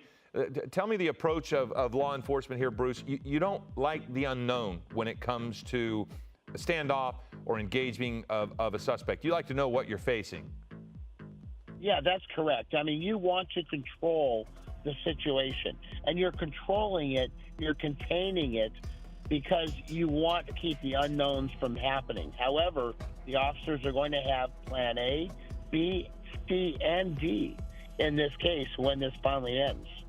I thought LA had a lot of Our traffic. producer, as we're talking, I was It just does. told They were LA has surmising traffic. 2 Notice people in how the car, but is when that he's 2 driving, people in there's addition traffic to the one way. suspect, or is LA that has a lot 2 of traffic. people It's total? just Because one as direction Bruce and I were always. saying, it doesn't look It's as never if in it's both 2 people directions. Total. It does appear. It's also the best time for no traffic we are because it's told like that 3 to they are 4 approaching this in as 2 between people in the car. Now you see in another, between move 1 here to try p.m. to go through when the at the top of the traffic hour there's a congestion, 3-minute ad getting break into the turn lane, all the way going until around. like fucking So we'll figure 4 out the p.m. number I of would people in the say. car as we It's go not forward. necessarily rush That hour, seems an odd so there won't be a lot of circumstance, traffic, Bruce, but there will be a I'm 3-minute gonna ad go break with- here because at the top of the with hour what there's a they're 3-minute saying ad on the break. scanner If and you no what longer want to authorities see are those saying is ads, possible. ladies and gentlemen, And my again, sources they're are calling saying this a all you need to carjacking, do is subscribe but for from $5 our or for free with a perspective Twitch of it, Prime. That's what it they're was a saying. strange sequence of events to By watch the connecting your vehicle back Amazon up Prime and account to your somebody Twitch account, you get jump 1 in, free Prime and subscription very a possibly month. the suspect- Use it maybe- on your maybe the favorite driver was trying to get broadcaster. out of the Hopefully that's passenger me. side. You can also Maybe get that's what was gifted a happening, sub. Bruce, and the person These said, sources are "Don't very you dare get credible. back in here and Ennis drive." Ben But Amor, who thank you for knows? the 5 They're calling gifted. it carjacking, and Dynamic they're saying Jab, there thank are you for 2 the people in 5 gifted vehicle, as well. but we'll say at Allowing least 10 people to 2 no longer see the ads at the top of the hour. Here's a vehicle 3-minute at ad break this now. point. See the vehicle once again. This Mazda SUV, once again, still near the airport, still driving in the same Yeah, general it's smart. area. It's smart for them to keep And fucking did you driving see- wow, that was an near this aggressive move by area. law enforcement to jump up because it looked as he was trying to make that right turn again. Because That like might have taken him clearly, in the direction while of it the airport. cucks So our now look at content it, a little bit, up onto the median, in the center of the vehicle, up while on it cucks the our road, content up a on the little bit, median, it's driving smart for the down crimer left to do turn such a lane. thing Here because we make a left turn there's right very there, limited- nearly hitting that vehicle, there's getting very control limited back in the left lane, aerial coverage. and making that right turn there. So whoever's driving Whoop, is driving whoop, whoop, whoop, whoop, aggressively whoop. to try to get away. Looks like they've now got into a parking structure of some sort. If that is the case. Is it happening? There he goes again. So they pulled into that. Never lot mind. and He came didn't. right He back didn't out. pull I off. thought He didn't maybe pull might be off in going this into one, a dude. building underneath. He should have just gone into the But parking again, structure and gotten a fucking back Kia on the road, Sorento. trying to get away. And we again have high rates of speed here. And again, if you're just joining us, we want to let you know this is a somewhat difficult chase to watch from Air 7 HD because of the flight restrictions that are happening near LAX. Here we go. Now we're into oncoming traffic. People have the right of way. This person driving through the red light, a person there in the sidewalk, in the crosswalk, stopping for all the authorities, and now that person is stuck as the light gets ready to turn green. Here goes the Mazda SUV. He's about to pull trying off get in this, away bro. back, on regular driving side, back on the right side of the road, but showing a willingness to drive through congestion into oncoming traffic if necessary, and at one point up on the median that was dividing the two. Now that's interesting. Law enforcement getting on to oncoming traffic around the left turn lane to keep that person from going that direction. So Bruce, that's an example, it seems, of what you were talking about a moment ago. They are trying to get this person to go in a certain place. Yeah, that's what I think we're seeing is they are requesting additional resources from other stations, maybe even other agencies under mutual aid. Hurry up, bring the Taycan for another swap. CLARENCE, Dude, I can't. I don't have the Taycan any longer. I don't have it for, it's in the shop. Deploy additional spike I got fucking spike strip That's the thing. If they can get on my spike last strips on police it, escape. again, you start to reduce the possibility that this might keep going. You can control the speed of this chase, which we've seen so many times, sadly, how this can end when the speeds get high and the suspect has a complete disregard for other people. So now this person is still able to drive at high rates of speed, has shown a willingness to kind of force. Well, when it was the truck, when they were driving the truck, I have to pee really quickly, and I think it'll be fine. Through traffic, just bashed into and plowed through an intersection. I gotta pee. I'll be back. To be able to get to the spot. I'm worried where though. This carjacking occurred. So it was right before what you. Right here is what you're watching. Watch this. So the vehicle just plows through, and it was shortly after this. I'm so fucking maybe worried. They might have a disabled vehicle, and that this would end. And then that's when the suspects jumped out of the vehicle and one of them jumped into this Mazda that we're looking at here, this SUV. There were two women that jumped out of the truck. They have been taken into custody, whether they're being questioned, and we don't know their relationship to this person. Not supposed to burn. You should see a doctor for that. Into this vehicle, and someone else is driving. So the murder suspect, we believe, is in the back seat of this vehicle. We did not see a rifle of any sort, but now the person is trying to navigate through and against the light and now into the turn lane, trying to get around that box truck, which he has done effectively with the help of the box truck pulling over. So now you're... What is he doing? Moving Does the runner through. have a destination? Why would we know that? You think they would tell you? How would we know that? Do you think they would also openly admit they're like, yeah, we're going to this house right now? Why Bruce believes that they are able to get resources. I don't have burning. I'm just holding my piss. What the fuck are you talking about? But Bruce, if he's continuing to go through the same area, he'll probably see that police presence begin to build as well, yeah? Yeah, that's correct. We saw that on a pursuit the other day on Channel 7, where they were just... I'm going to pee. I'll be back. It'll be fine. Enforcement, and were able to close off intersections, funneling the suspect vehicle into an area that they wanted. Yeah, and if you funnel them into an area with with a cul-de-sac or with some sort of industrial complex, that's going to be much better. But every time he goes through an intersection, it just puts so many people at risk because this is a busy time of day out there. You've got a lot of folks driving around here at lunchtime.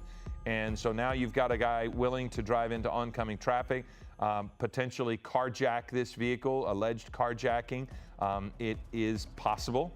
There you have another blocked intersection. Now on Manchester. So that's got to be an interesting thing in the vehicle. Every intersection that goes by when you might want to turn one direction and you can't because law enforcement's already there. Bruce, at what point does shut the fuck up? I was checking. I was literally checking. Don't shut up. They did a U-turn right there.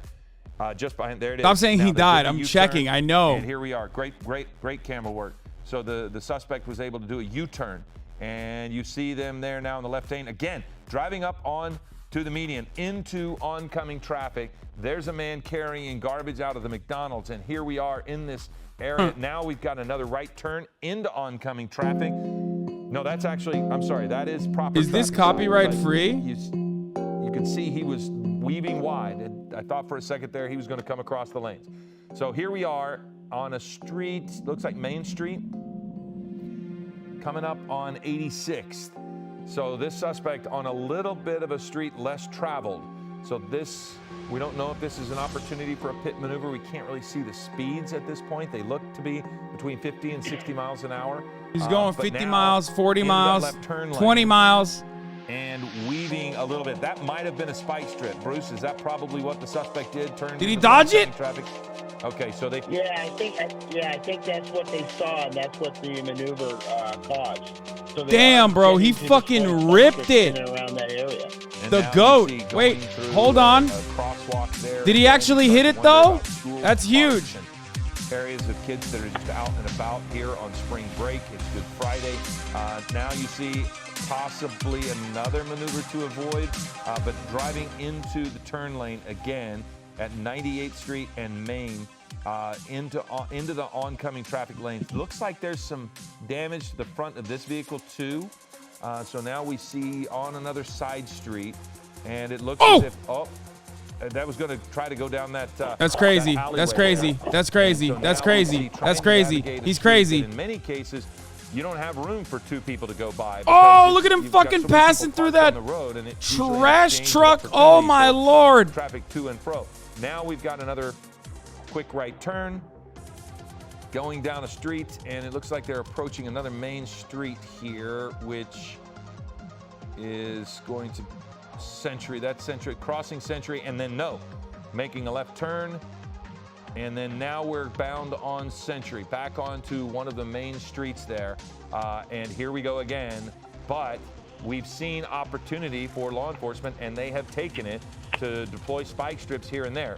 At this point, the person has been able to avoid that. Bruce, I mean, again, we're still trying to figure out the relationship with the people in the vehicle. So they're probably going to gather that information as they can run the plates on this vehicle, yes? Oh, it looks... Have we lost Bruce?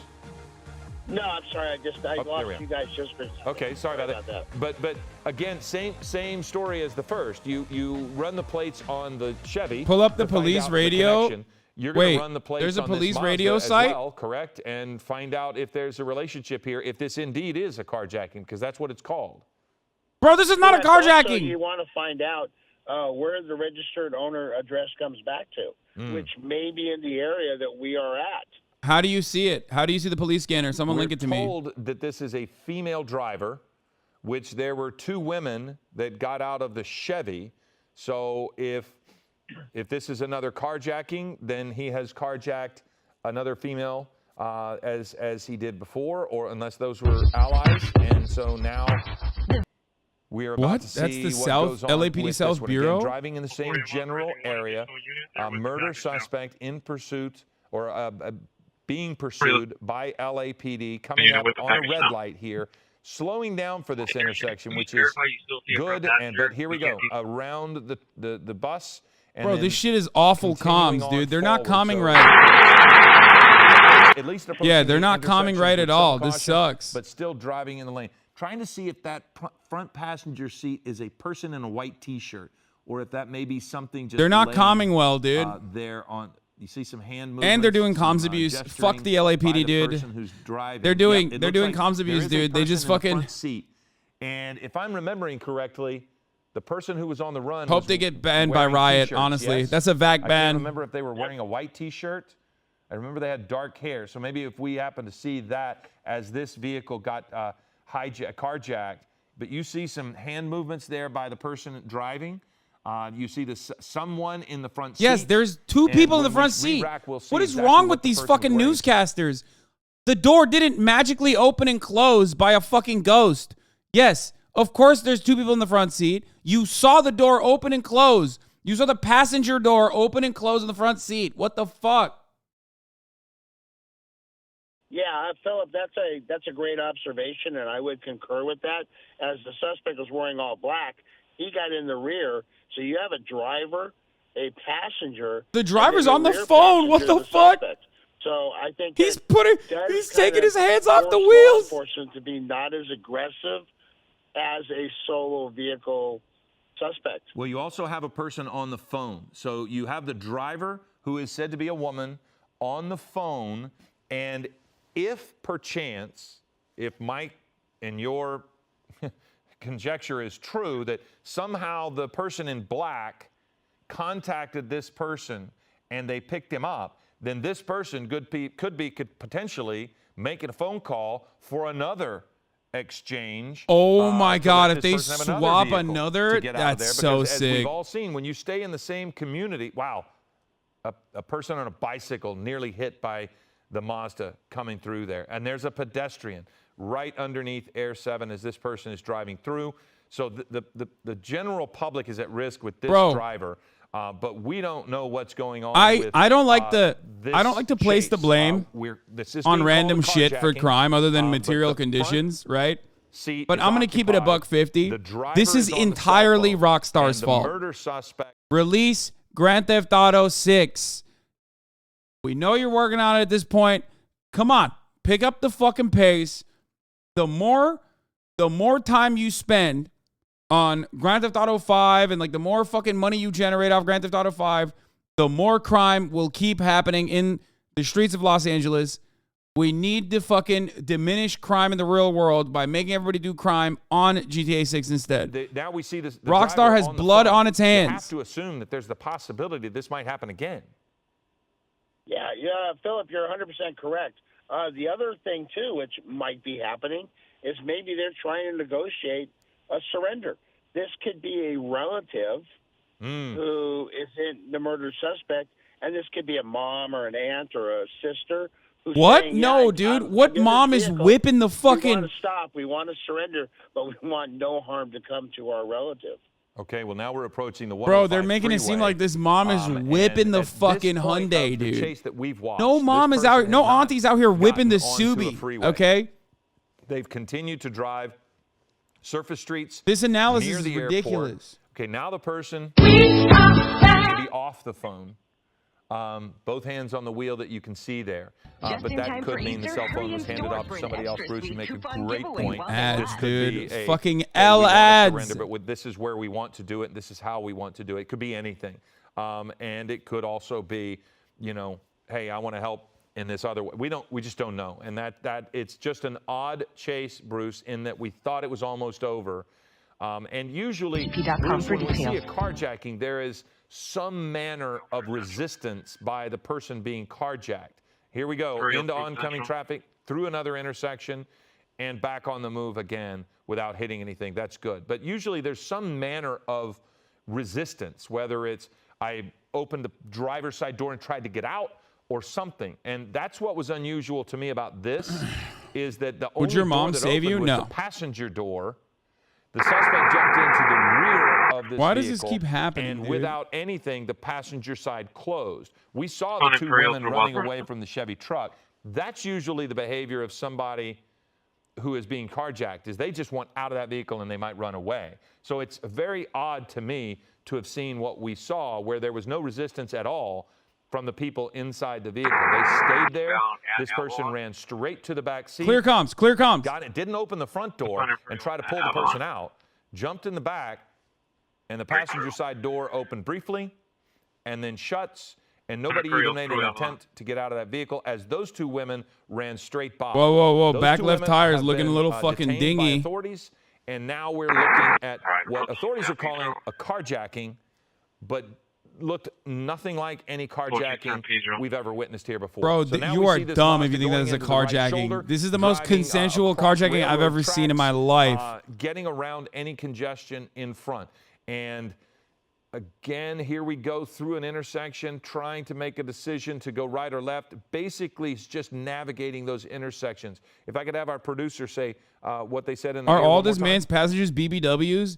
This man is the Okay, so Riz that's Lord, Imperial dude. and San Pedro is the road Okay, that we're he on. is the Riz So Lord. Imperial is the BBWs road. in the first car, That BBWs in the is, second car. That's a pretty this easy is road to drive. like So we're a getting like a really good Manson look family into, type situation with the exclusively driver who is BBWs. navigating this, and we can see the white t-shirt person to her right. We cannot see into the back seat. That is where we believe the murder suspect jumped into the vehicle out after running away from the truck. So Bruce, this is at this point kind of just another chase at this point. And officers are just trying to find a way to navigate them into where they can disable this vehicle, huh? Yeah, that's correct. Imperial Highway is a multi-lane east-west street, mostly a commercial area. And as they continue further east, Why is no police car in front of them stopping the car? Sheriff's territory, dangerous. Maywood PD, maybe Vernon and you know, in a lot of I'd be curious instances, to they know don't just where like fucking the try to suspect is wanted out knock of, the car you know, out, what jurisdictional area. because But to your point, it would be very this dangerous is because there's like unlike any other cars carjacking around. we've ever seen.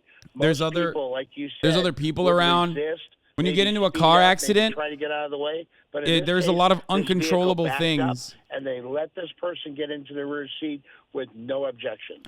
Well, we now have a flat tire, Bruce. We've got the rear back tire. Called it. That is Oh, lost they might air. not have been able And to you can dodge see it that there fucking. very Oh, clearly from dude. 7 HD. Well, that was a little bit of a. We can get a. They focus also better think he on has a that one, but gun. you can That's see it a another moment reason ago why they very won't clearly. do a pit, because they don't want to get back shot. wheel is flat. But the On back driver's left side, wheel, rear wheel is as gone. I called So it that earlier, means you're is gonna have the unfortunately same type of looking. thing It was that looking happened a hurt, moment and it ago is flat in now. reverse. The Not as propulsion devastating will as be- the front. Not as devastating as the front. Obviously, you can still maneuver around with a rear tire that's flat, because remember what happened in the second car.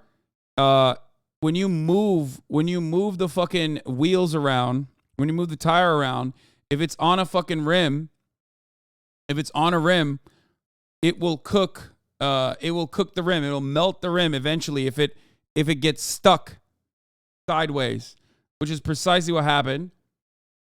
So as long as they keep the two front wheels going. In our mind, I've got to think that authorities are not going to take for granted that it's been disabled. I would think that they will be very well prepared and ready in the event that this vehicle does stop, because it's happened once. This is why We've you seen never the jack suspect jump newer out, run SUVs. from Why? one vehicle to another, and we've seen the driver of this vehicle on the phone. So now we're about to see how long this Mazda will be able to run with a disabled rear left tire, just running a red light there. But it's a little less dangerous at this speed, Bruce, because not only is it you're not going through there so with such surprising appearance to oncoming traffic, but you have 1, 2, 4, 5, 6, 7 police cars. You've got to think the commuters know now what's happening, because lights and sirens in that neighborhood are going to be resounding, and so Yeah, they bro, will that ain't gonna probably see stop this people coming. from So here fucking we've got driving a around, right though. turn, and they're now off of that. That was Imperial Highway, I believe, and now they've moved on to one of the side streets as well. It Why looks do we like, need 7 cars for this? What do you mean? Street I mean, is what, or in that bro, neighborhood, have you that's never what that street seen is. 88, the Los so they're Angeles 88, Police so Air Department 7 is spends above burns through $8 million a day. Okay, they send like 3 cars through a random fucking traffic stop. Of course, they're gonna send 7 cars on a goddamn chase, dude. Are you kidding me? This is the one instance where like it's valid to have that many fucking cars. More and more often, we're seeing law enforcement at an intersection in front of them, and so that means they see it too. Yeah, what they're doing is they're letting, it's more of a public safety issue also, to block the intersection, to allow the suspect vehicle and the parade of police cars to get through safely, in addition to also funneling them into an area they want them to be at. And right now, one of the reasons they wanted to funnel him in a place If is she so they gets can an get spike ambulance in strips that out. convoy, Clearly, she's officially the suspect sitting in this president. case avoided a couple, but did not avoid all, because one of them has flattened the rear tire. And so it might have even TikTok. happened, Bruce, when on one of those TikTok is about to go efforts to crazy avoid when they completely. find out I mean, about that. That struck me as odd that it was able to disable the rear wheel. Great callback. Not the front, but it's possible, I suppose, that when she swerved to miss, that she didn't miss it on the back end, and that's what disabled that back tire. Does that happen frequently? Right. Yeah. Also, when you have a spike strip like this, it's a tack strip. It's actually 3 parts that will, as you throw it out. So you also have to retract it quick enough so you don't flatten the tires of the police vehicles into pursuit. I actually had that once on a robbery suspect where I couldn't get it out of the way in time, and a police vehicle rolled over it and got 4 flat tires. That's awesome. So it's a real tricky maneuver. He Well, fucking flipped his own homie, dude. That's great. He spike stripped his own guy. The officers ran over it and disabled that vehicle when they had called out SWAT special enforcement or sheriff special enforcement and had the suspect with the tear gas. So that was quite the day. And then now we have this, which is a very unusual situation. We don't know the relationship of the people in the vehicle, if it is a carjacking or if it was an assist. We, again, were watching a chase we thought was nearly over when a Chevy truck had plowed through an intersection with basically no front wheel. It was perpendicular to its way of travel. The wheel was about to fall off and collapse, but they were able to plow through an intersection. Dude, that and was get fucking forward insane. enough that when they pulled over, Like that was actually pretty wild. They hit an Audi TT too, which kind of sucks. You got imagine getting fucking rear-ended. This is on the right where we saw it. They jumped in your out sports and car, took off running. The two women run down the alley. The one man jumped into was the that back an of this R8 vehicle, and that's when the Mazda Ooh, took off. that's so much worse. We believe there are 3 people in that vehicle. Bruce Thomas Oh, and I that's believe so. that. Oh fuck, Now that's like a we're seeing the expensive suspect ass drive car through an too. intersection God against the light. damn. So that was an intersection that officers were not able to get to. They can't get to all of them, Bruce. Do they just decide we're going to pick one that we can throw a spike strip Does the down city so it cover doesn't damages of affect, the Audi? I don't know how that works. other traffic, and they just kind of, like you said, maneuver them to that place? Because they can't throw it down at every single intersection. No, you don't have those resources. If he It's stole the kind of a R8, there's myth. no way. It's like, okay, GG's. this guy is driving eastbound. If he stole the Imperial the Highway. R8, Any units on it would have been Imperial fucking Highway, Jover, dude. Back up where you are, or maybe you're You ain't ahead, getting maybe you're behind, not getting caught by and the you have cops a after that. spike Remember strip, the fucking maybe you Beamer can and the deploy it. Benz? But And everybody announce that doesn't on carry one, video, huh? too. No, that's correct. We just don't have the resources. Bro, for this that. thing is Okay. going though, So even with a anyway, flat. And again, another part of this is since Told the you. suspect stays in the general area, officers are able to block intersections and maybe not throw down spike strips, but certainly protect the general public as they can because of this particular driver who now goes through another intersection against the flow of traffic, did not have the right of way, drove through that intersection on a flat tire. The best news of this pursuit, per se, is that this person is not able to go at the rates of speed Dude. they were going earlier. Saying that like Los Angeles PD does not have the resources for anything is so stupid. They have the resources to fight like global wars, okay?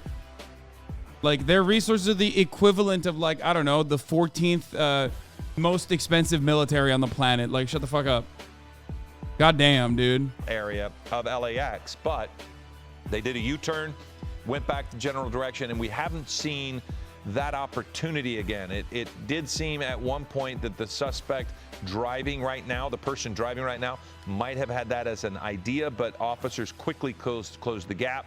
I'm and waiting kept for them the next from being swap, able to get which is anywhere near the inevitable. terminal. It's Now gonna you happen. see, again, that left next rear swap. tire starting to show some further damage, really not the smooth finish that you would normally see on a tire. So clearly it loses its air slowly and it's lost it all. Now you're starting to see parts of the vehicle or something being thrown out of the vehicle. So now you have the passenger side window is cracked. We saw the driver's side window all the way down. This person now driving into the left turn lane to get around and then back into its regular lanes, splitting the two lanes here. Now you see vehicles in front starting to pull over smartly and get out of the way. But you have law enforcement, heavy LAPD Does all of LA presence look the right same, behind this or are they vehicle. going in circles? And, It's both. But we do have a high felony suspect, murder suspect in that vehicle. and I'm getting they are reports not from going to High just back Vise that off the and let this firearm person was go. So not here we are. recovered from the other Into vehicle. oncoming traffic, that person So the trying to police make a are left speculating turn. that he might have There's actually a taken person the- using the- one of the scooters trying to cross the road. That's with no crazy. idea what's happening. He might have Again, taken Bruce, that's the kind of thing the I'm gun talking with about. him. When they go through there with a flattened tire, it makes it a lot safer for everybody. Yeah, it does, because it decreases their speed. Also as you get into these We have gray residential names on the streets, ground. Some schools are still in session. Some only have half days. So the population is more out and about, which creates another issue for law enforcement with this pursuit. Yeah, certainly with the Good Friday, a lot of schools, even if they are in session, will be out today. When I say that, I mean maybe they were in session until yesterday. Now you've got, and you've got kids there on the right waving to the person who is. I've been trying playing to- One Piece is this leading entire police time. on this chase. But again, you can take a look at that back rear tire and you see it is down. It is completely flat. The front tires are okay, but if this is a rear-wheel drive vehicle, it's going to be difficult to continue moving forward as soon as the rubber completely goes off of that vehicle. The steering of it, Bruce, will be a lot easier with the tires on the front, but you'll start trying to accelerate, and it'll just make the rim disintegrate that much faster on that rear wheel if it starts spinning on concrete once the metal gets to the asphalt. Yeah, the spike strips are designed, they have like little mini, I'll call them straws for a better description. They break off and embed themselves into the tire, and it slowly allows the tire to deflate and ultimately disintegrate like we've seen, and then they're riding on rims. So it's also a safety issue that it doesn't deflate the tire right away, but it just takes time. Well, I noticed that the driver had her arm out the window. I couldn't tell if she got behind the tree. I couldn't tell if she was dropping something. Okay, so she did. We're told that she dropped the bag, and now again you'll see some hand movements there by the driver. And so officers will stop and pick up whatever that bag was, and they will look. Genuine question: what do the people feel that's gonna happen? That might help in that circumstance, Bruce, when they drop some bag out of the window. You know, maybe there's a wallet in there. Maybe there's an ID with a valid address on it. Maybe that gives the officers some idea. They think that they're going to get away. We're not going to where the registered owner is. We're going to maybe this person's address. That's to it. Wait there ultimately, and maybe they're within this area, that the geographic area where the suspect's been driving. So the suspect. You know, Philip. Yeah. I was just going to say, Philip. You know, as we've seen in these. So one of the shows it's about glory. Yeah, dude, that's what it's about. And they just go on forever because the suspects don't know where to go. They feel trapped. They don't want to just pull over and surrender. They want their last 5 minutes of freedom. Well, and this suspect has been now on the run for over an hour. This vehicle, probably 30 minutes or so. So we've had two vehicles involved in one pursuit of a murder suspect. And as Bruce mentioned, they're feeling trapped. This person is feeling trapped not only because of the heavy police presence behind, but Bruce, if you're a murder suspect and you're either out on bail or whatever, how will this affect your ability to get bail? I mean, you've now shown you are.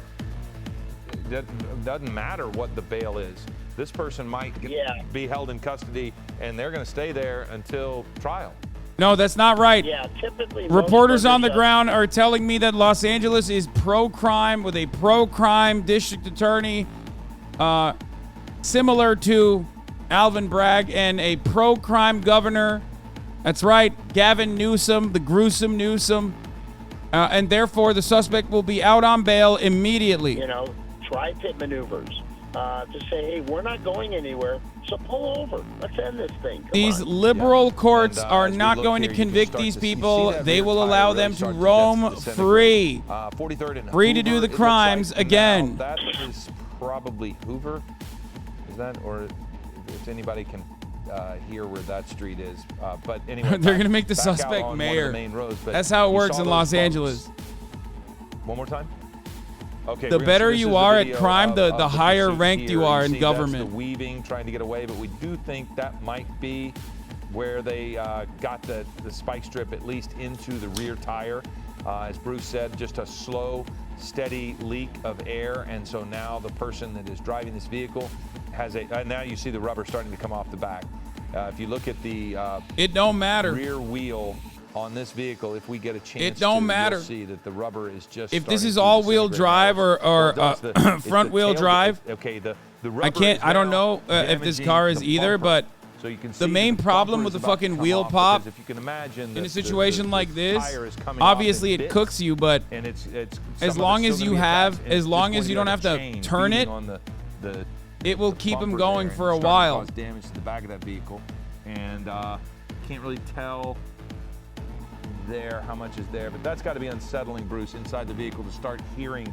Okay, there's a lot of rubber that came off. So now you have pretty much nothing on that rear tire. If they did, if the wheel breaks down the brake rotor, it's a lot easier. if the wheel breaks down to the brake rotor, they're fucked.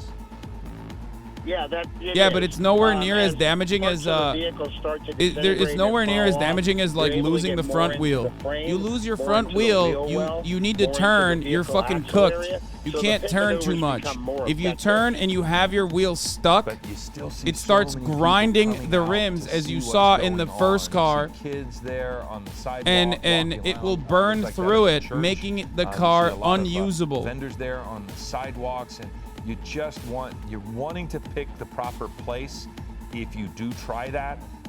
And of course, part of this is that this is called a carjacking right now. So if I don't know why they're considering this a carjacking, because it very clearly is not. Maybe they know the relationship of all those involved. Maybe it is still a carjacking. It did not appear as if it was to us. That is what law enforcement is calling it. So we believe there are. They might have stolen the second car. They have refused to pull over. They might have. I suspect like the most is like they fucking stole the second car. Go up onto the median to try to avoid traffic. Now we see again driving into oncoming traffic in the left turn lane, and now going through an intersection, breaking up a little bit. Can't tell if they had the green light, but they still went through without stopping. A little cautionary, but part of the caution is due to the instability of the vehicle. The driver cannot control this vehicle as if it were a perfectly good car. That was a recharged car. Is that what you called it? What would you call it at the beginning, Bruce, when they jumped out of the disabled vehicle and jumped into this one? They had a new vehicle, so to speak. Yeah, it was basically starting a pursuit from square one. You know, Philip, what's interesting is with the first vehicle, they stayed around the Westchester, LAX area.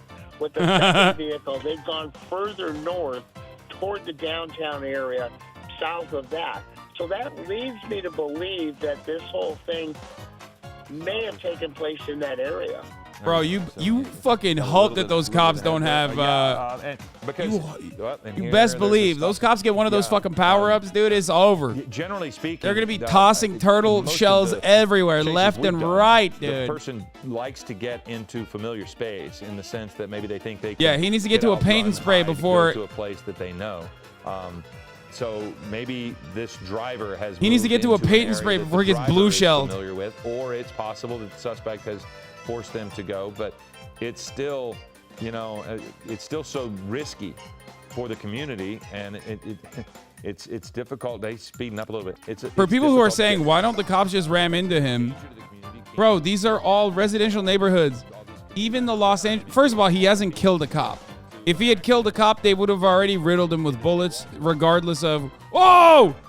You know, the other thing too that. Goddamn, near miss. Oh my God, there was a dude walking. They would have literally fucking unloaded into him if he had killed the cop. This is just a murder suspect. So that's the reason why they're not like as aggressive. And secondly, even LA cops who are gung-ho have the wherewithal to understand that it's probably not the best idea to fucking, you know, get into a major car accident in a crowded side street. You know what I mean?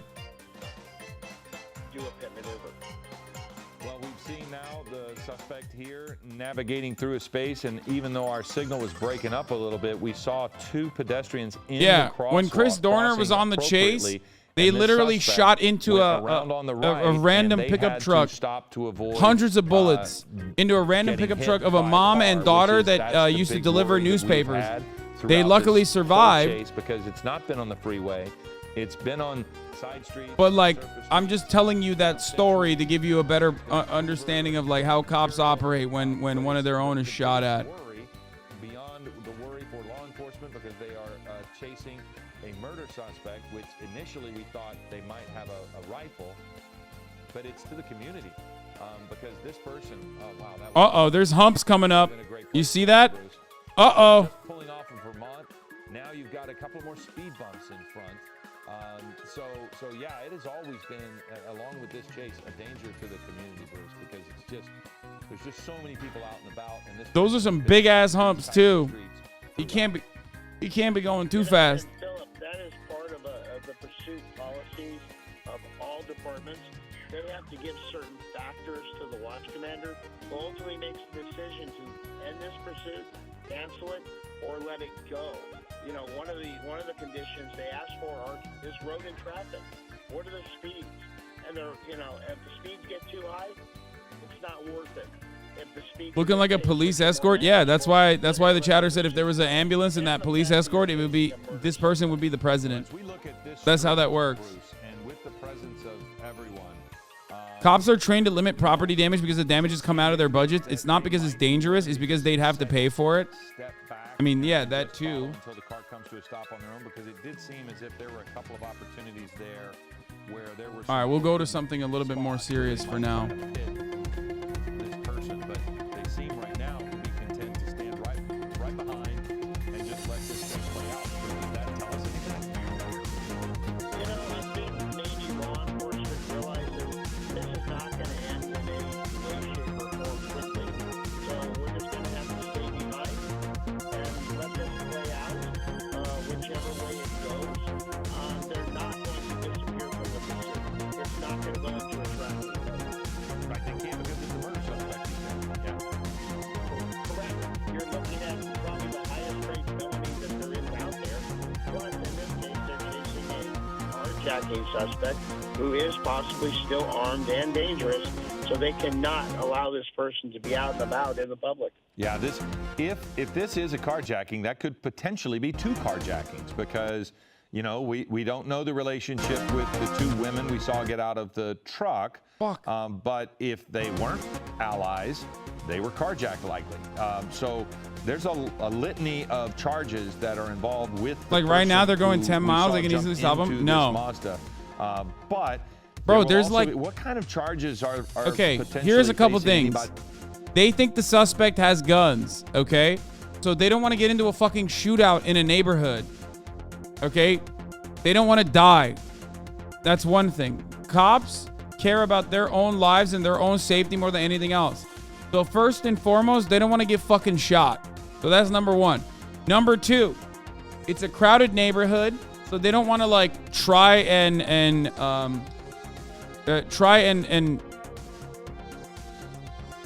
push a car crash in the middle of a crowded fucking neighborhood. It's in their best interest to wait it out, especially now that like people are running up to the street. What the fuck are they doing? Dude, that's so LA. Boomer streamer Hasan, what? Are you okay?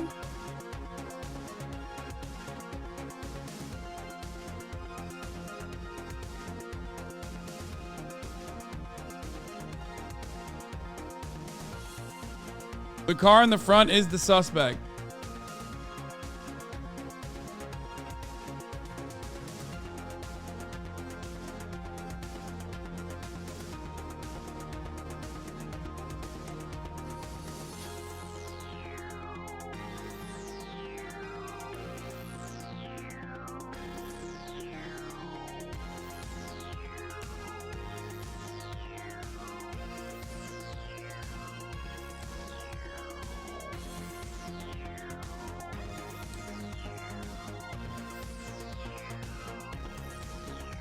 Why is the heli so far away? Did I miss something? No. Directly there, the two women kept running by, and it was almost as if you didn't miss anything. The passenger side was opened. Hey, you can it's get just in. That it's just that they're near LAX, to get in that so side, and they can't fly everywhere. This person immediately drove away without hesitation, Bruce. To me, that was also an indication that this person was involved, because they drove away, and they drove away with aggression. Yeah, you know, Philip, I'm going to use my vast years of law enforcement experience, and you're using your standard issues of deduction. Fox is still on it. Carjacking. I think in this case, law enforcement calls it that, but I don't think that's what transpired. Well, what we're watching, they're having a hard time. Is before they don't have eyes on the was disabled. They don't have eyes on the suspect because it's like going through side streets that are making a U-turn, hard driving into left turn lane, grab, running around that box truck. Look at this, weaving in and out here. There were a couple of times where they almost hit and then maybe did hit. There is some damage to the vehicle. Eventually, this person was, I believe it was on Imperial. And Bruce had pointed out that when the spike strip went out, and But yeah, they are near LAX, so they can't just like fly. Tried to avoid it. Here it is. They tried to avoid a spike strip, but we think it's at that point that when you pull that spike strip back so that law enforcement doesn't hit it, it sometimes gets the back tire, and we think that maybe that is a spike strip, yeah. Along the way. It could have been, maybe, Bruce, are there officers on both sides of the road? Maybe they threw one from our right on the screen, and so that's how it got the back tire. But do they throw it from both sides or just one? Yeah, that's entirely possible. I mean, typically, if there is a medium, you're going to, obviously the vehicle's going to be on one side or the other. But in a wide open street, they may have deployed 2 spike strips, forcing the suspect to at least run over one of them. And in this case, the spike strip may have gotten that rear Bro, this is such a wheel. fucking weird ass way to try and grab. Left side of your screen now, that is our second helicopter, Air 7 HD, is back with us as we had to refuel one and continue the pursuit.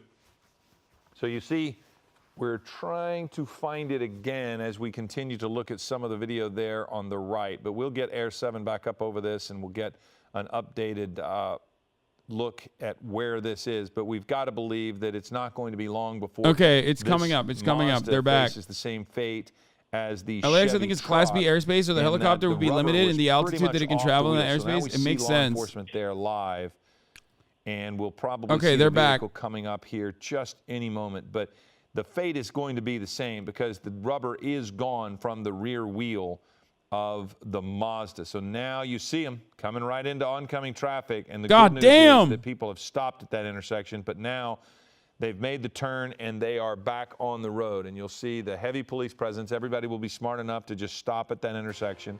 Bruce has made mention of it, and it is to be noted that at this speed, it's a lot better with the disabled vehicle because they're not going through those intersections as quickly and as dangerously.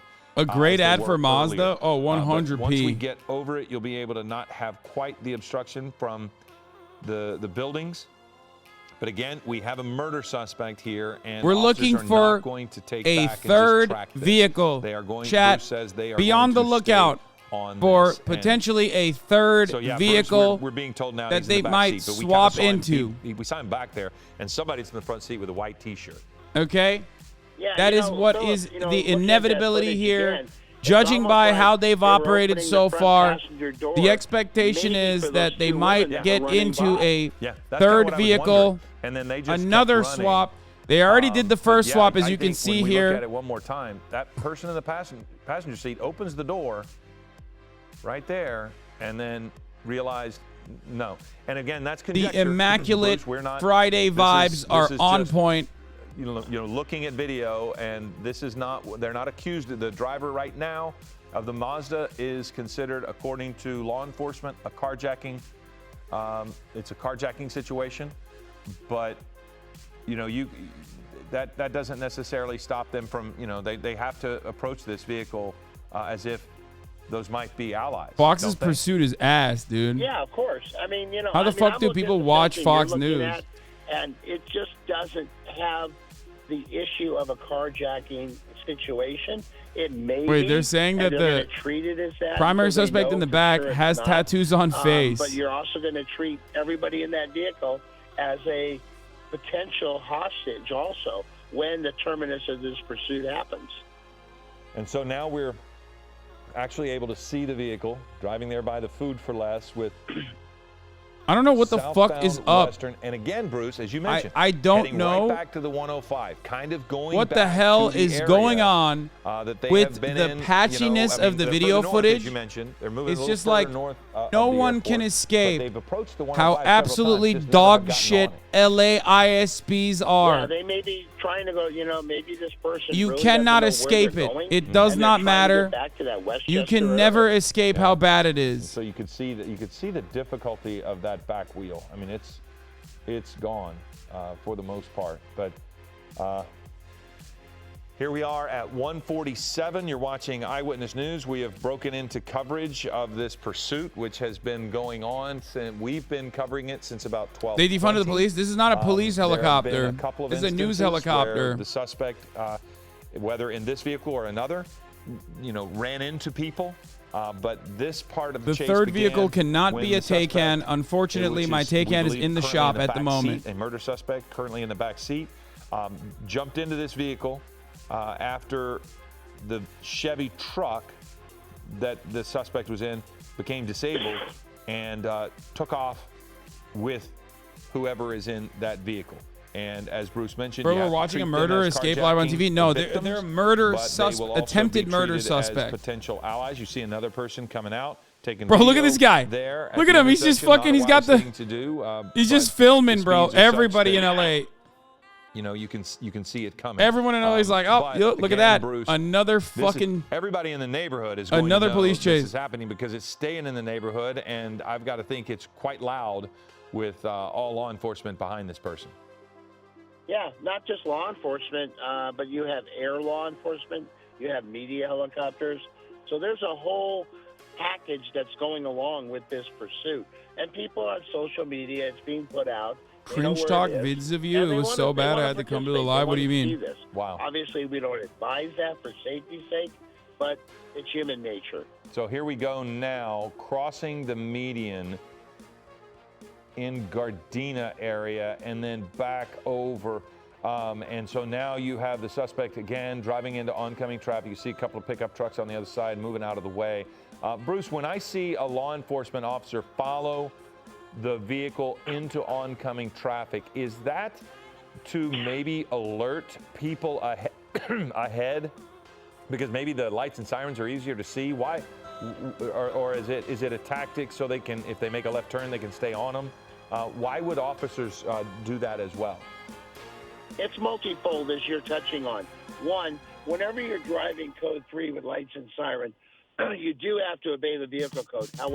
However, you are given latitude to be on the wrong side of the road when you can do so safely, as it does shield the officers. This is a big one. This is a big intersection. Fiduciary. Oh, he stopped him. However, also, it is to keep the suspect with. This has to be officially one of the longest chases of all that we've ever watched on this broadcast. Safe, and we're doing it as safely as we can, but it's also maybe to, as you said, alert on. Send out the tanks as 5 stars. Lights, flashing blue, flashing red. Maybe you hear that siren. That's just the way sound works. So that's probably what. Also, the driver is a woman. I keep saying he stopped him, but actually it's a she stopped him situation. I'm shocked that this person is able That's to right. continue maneuvering. We have a real girl boss as possible here, but there is no rubber on that back tire. There, you saw law enforcement at another intersection that this person went through. So it is certainly possible. So shouts out to the top G who says women can't be good drivers. Turns out Top G was wrong. This female has been driving her ass off the entire time. 2023 is the year of women. Females are driving. They are making incredible getaway drivers. Better than Top G. To this point, but they're certainly still right behind. So now we're going into the left turn lane, passing suspect. If she had a Bugatti, this would be over. Redondo Beach Boulevard, passing on the right for somebody who wanted to turn right. Now back over into the left turn lane to go through an intersection. So here we go, and it's dangerous in the sense that there's no rubber on the back tire. Now, they'll be able to steer better, but they won't be able to have their forward momentum as controlled as normal. But again, thank you for stealing my joke from like 20 minutes ago, my man. Yeah, I totally read it, thought about it for 20 minutes, thought that it would be the perfect time to deploy this joke. Switching back over and not going into that left turn lane. So it looks as if when they approach the intersections, Bruce, it's just they'll do whatever they need to do to get through the intersection and not have to stop. Yeah, that's correct. What we haven't seen are some police vehicles trying to get ahead of this. to deploy a spike strip. You're Yeah, on a no, nice, they did a even car swap. course Chatters who are of a just street tuning that, they in seem right to be now, straight on. this is So after I'm a surprised car we haven't swap. seen that yet, but they may be coordinating The that. Chevy You get some Avalanche additional spike lost strips down, its front maybe tire. hoping that spike strip can lock up into the wheel Top well sheet. area and disable this vehicle quickly. Oh, we saw that recently when the spike strip just completely wrapped around the tire, and there was just no way for the vehicle to go anymore. And that person tried. They tried to back up. That was the day of the inhalants. What's the best for a high-speed chase? the Any nitrous car that's oxide, fucking and they fast, just or sat a there bike. for hours. But that vehicle A bike was is more going anywhere. dangerous Here we are though. now. Like a motorbike is more dangerous though, because high rate of fatality. Oftentimes cops will literally not give chase if you have a bike. Anyone who rides bikes will tell you that. The other thing is, like, if you actually have a fast car, if you have like an Audi, or if you have like a Porsche, which we've never seen before, but like a BMW or a Mercedes-Benz, like they literally they actually get away. I mean, cops will inevitably catch up to them, but like they could technically put a lot of distance between themselves and the fleet of cop vehicles. We've seen it happen before. At that point, all you need to do is get into a fucking parking garage and get out. And so you just need a German car to escape any cops? I mean, you could probably do that with like an American car too.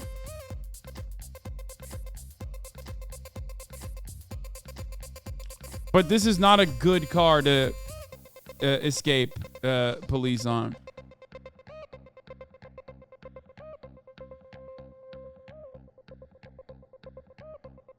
This Dodge Challenger Hellcat literally outran the helicopter in LA. Yeah, I mean, it's entirely dependent on the area that they're in. Like right now, this fucking this group of crimers are not really trying to evade the cops by I don't know, outmaneuvering them or anything. They're just kind of wasting their time. But there isn't a lot of air support here. Oh, hold up. Crowded intersection path. Well, how many cars do they have? Achievement out there? unlocked. 88? So they're probably all involved. And Now here we you are gotta going send into cars that was from southwest. that was Yeah. that was bad. I didn't interrupt there, Bruce. But now they're on the 190, and then there was a into and here we are.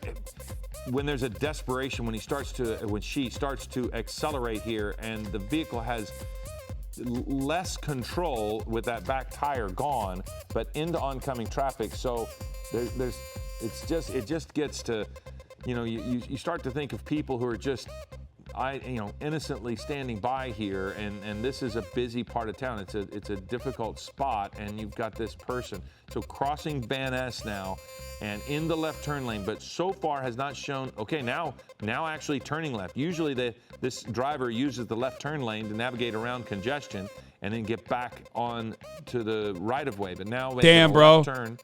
She's been fucking ducking and dodging for so long that like the newscasters know her habits now. You know what I mean? Like it's a fucking anime. Yeah, and so there you are. So there are spots around here where you can actually drive around nicely. You see the LAPD airship above.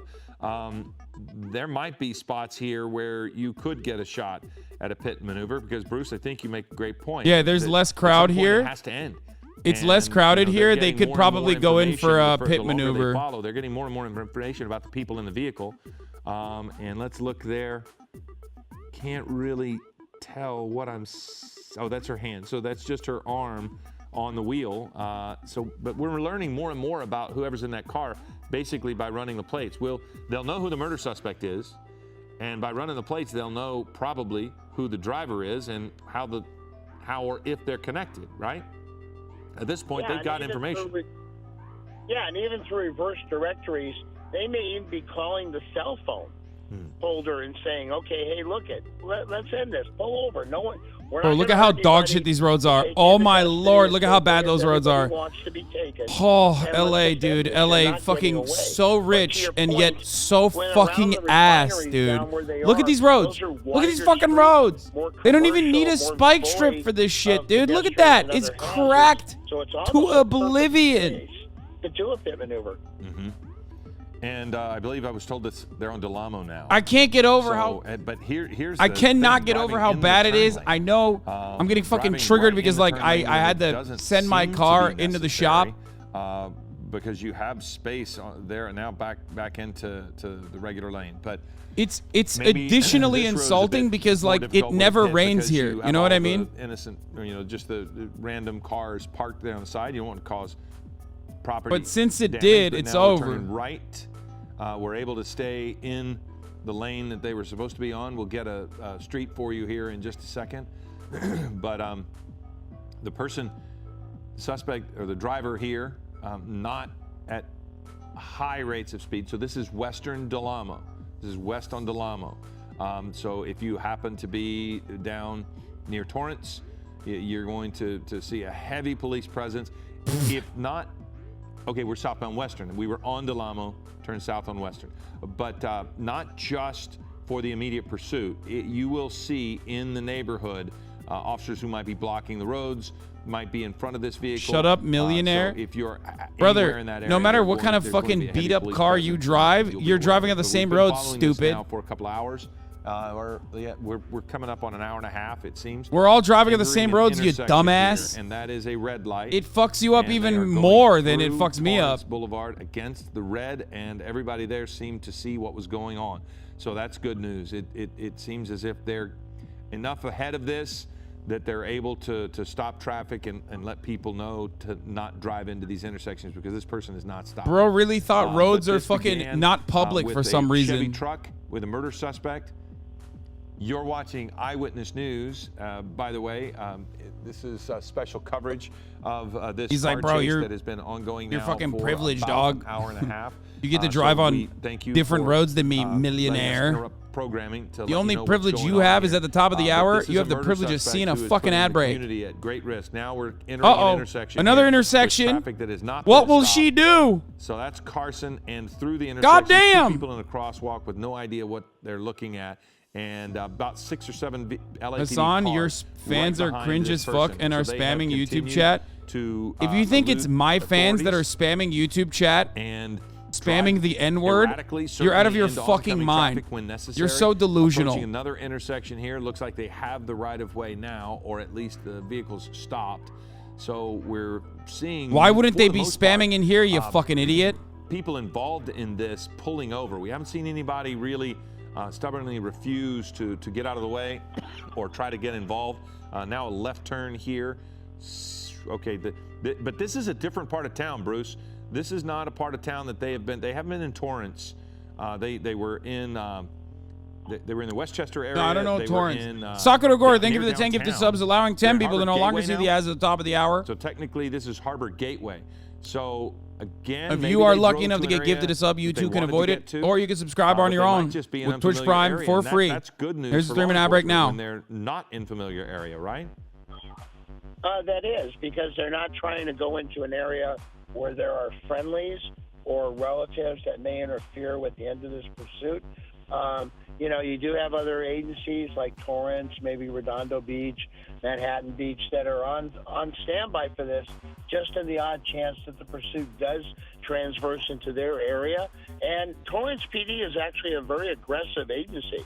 So at some point, LAPD, they're not going to relinquish control of this pursuit, but I'm sure they're getting a drain on their resources to that point. A drain on the resources? Fuck you mean? They got unlimited, bro. Bruce, and I think I'll turn up the music a little bit. Don't worry. Carson now, so I'm sorry I missed the last of what you were saying there, but yeah, it's a real burden on the Los Angeles Police Department resources. We are interrupting programming. We will, of course, let you know when General Hospital will air in its entirety. Oh no, not General Hospital. because there is a murder suspect in the back of this Luna vehicle. Lux, thank you for the 5 gifted. KB the Cat Gal, thank you for the 5 gifted. And Chunk Yogurt, thank you for the 5 gifted. We've confirmed through LAPD The guy talking that about there their are limited 2. resources, by the way, is of course a cop. Not surprising, or I believe a former cop that actually very fondly recalled a memory of spike stripping another police officer when a burglary suspect was evading them. So just to set the mood for you a little bit, if you want to develop a better understanding of as to why he's saying like their fucking funds are so drained, it's because he's a cop. So far, Bruce. So maybe they're southbound. So now maybe we're kind of beginning to move back into areas of familiarity for the driver. He's going back. Yeah, they may be heading and back he's north slowing to down. get back over into that Westchester area, or maybe even the area south of downtown. But I think LAPD is definitely weighing the opportunity. Chill, bro. Oh no. Maneuver and end this pursuit. We're getting word. Maybe they might be heading in the direction of Long Beach. Sometimes it's difficult to see, but they're on Vermont, and so now you see that person trying to move out of the way. They're slowing down. Slow now. They're slowing down. Really gotten a lot slower here. The speed is going to be affected by the inability of anything on that back. So now we have a person getting out. Oh! This is so dangerous. They're getting out! The person is out. The vehicle is now not being checked. So Bruce, there were 2 people. What the fuck? White t-shirt. It's a foot chase! So he's taken off. One person. It's a fucking foot chase! He's a footy! That is, we believe, the murder suspect who initially got into that Mazda, and he had jumped somehow into Holy the front fuck! seat. He is running from authorities down the sidewalk. They will be able to know where he is. Okay, now he's got his hands up, but still running. So wait, let's see what ends up happening. Bro, he is running out of gas, it seems, in this circumstance, getting exhausted. He's coming up to someone's house. What the now, fuck? This is a potentially dangerous situation if he can get into that house. They have 2 men in front who have moved out of the way. So officers are now trying to get the suspect to get on the ground. These 2 people have walked away. The suspect looks to be in front of the garage behind those 2 vehicles there. They're trying to get him away from that, I would assume, Bruce. And it looks as if he's refusing to obey commands. He is certainly not getting down on the ground. You see his hands up, but he is not doing what they say at this point. You see less than okay, bro, chill. It's Jover. It's Jover. Could be a green weapon there now.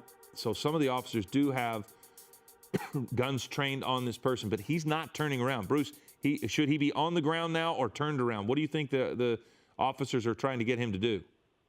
They're probably trying to get him to lay on the ground. So at that point, they can produce with it's Jover. Custody with some control, pain compliance holds, a knee in the small of the back, grabbing a hand, putting it behiund his back. It's Jover. And that is what they've done. So he did go and finally comply, and he is in custody now. So it does appear, after our conjecture that there might be 3 people in the vehicle, that it does appear there were 2. Bro, what is this person doing? They're just checking out. And we were seeing his white T-shirt in the front seat. We did see a woman get out of the vehicle, and she ran away while the vehicle was moving, which of course brings back thoughts of the incident a couple of weeks ago where the person got out of the vehicle at about 50 miles an hour. So this woman was able to get out of the vehicle. You see, now they're going to try to clear the rest of the vehicle and make sure no one else is in it. Holy fuck. The car did come to a stop there on the center median. Vehicles are still able to get around. We're just going to stay with this just for a second to make sure that they can clear the vehicle. So 2 people were apparently in that vehicle, as is what authorities had said. So we thought that somehow there was another person in the vehicle, but it wasn't.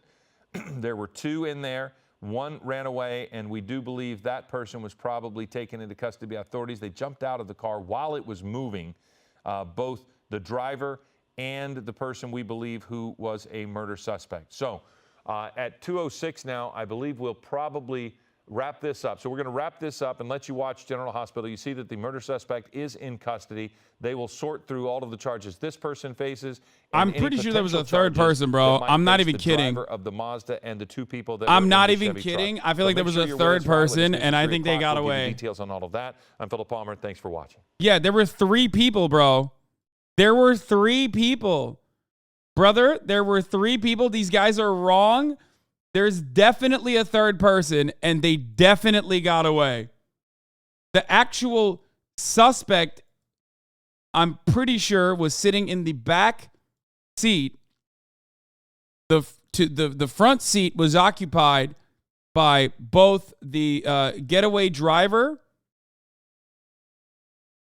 I'm not even kidding. They're wrong. You know, the driver reached across to open the door to invite the women in. You think that's what happened? No, there's no way. You think he just climbed to the fucking front?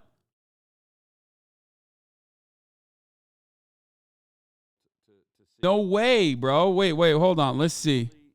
Let's replay that. Let's play it back.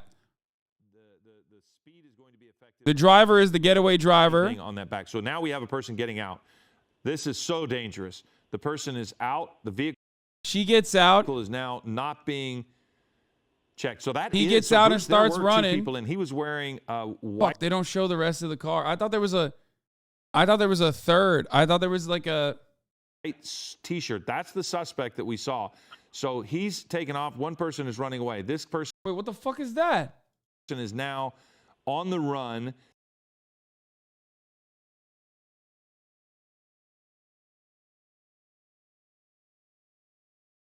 Hold on.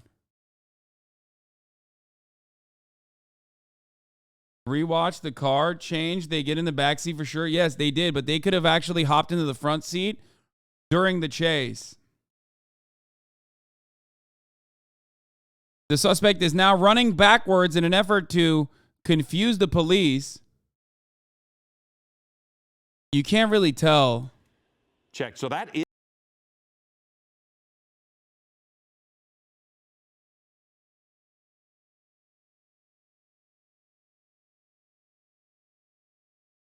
Is there movement in the back seat? That's the real question. Out the.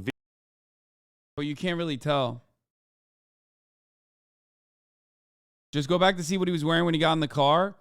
He was wearing a black shirt. The person in all black that did the car swap ducked the opposite way of the person they just arrested. I don't think they got caught. I'm not even kidding. I'm not even kidding with you when I say this. $21 million. I'm pretty sure they fucking.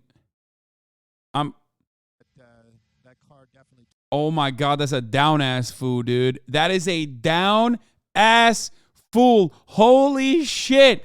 He got the high socks. He's got the Jinkos. Oh my God, he's got it all. Look at them shorts, dude. Nice hit from that avalanche earlier on. Okay. Whoo, sheesh. Okay, let's take a look at this angle here. But the fact that he changed himself, should have got gas before I picked this guy up. Maybe. Let's see what's going on up. The door's opening up. Okay. Door's opening up. Boop, boop, boop. Oh, that was out of a moving vehicle. Okay. There's somebody else there. It doesn't seem like there's anyone else in the car. I guess there was only 2 people in the car.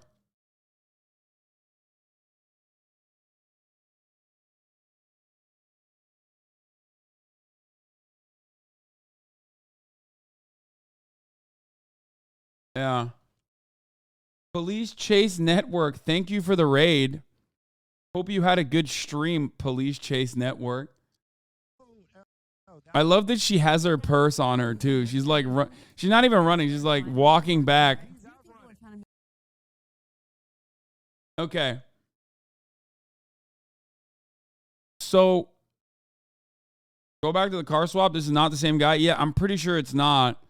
Let's see if I can find the OG car swap here. Seems to be one of the roads that he thinks into the airport to try to escape. This is like right around when he had to do the car swap. Going and look at Oh, they did the car swap here. Okay, so here, look. That other car. Oh, it. Wait, it is. Wait, that's not him. Bro, that's not him. I was right. That's him. That's the guy. That's a different guy. No, that's the guy. 2, 3. Oh, he's trying to contact. Bro. Is he wearing the same? Wait, hold on. He might have just put different pants on or something.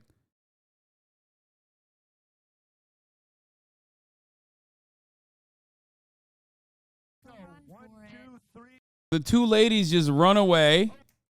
He gets in the back seat of the car. I guess the driver opens the door, but then closes it. No, how? How would he open the door and be able to pull it while he's driving? It's the same pants looks when he runs the second time. His jacket is black plus white shirt.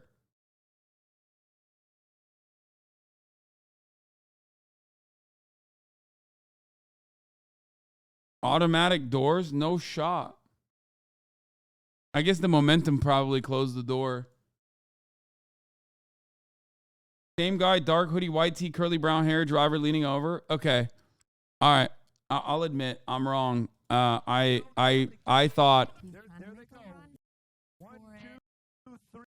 I don't know. Are those the same pants, dude? He's got like a hoodie on, and that's fine. He takes the hoodie off. It looks like for some reason the truck is slowing down now.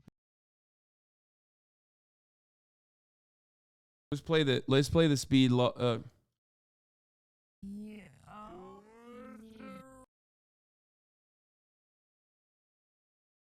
Thank God you are not an officer. Yeah, I'd be the best. I let him get away with it.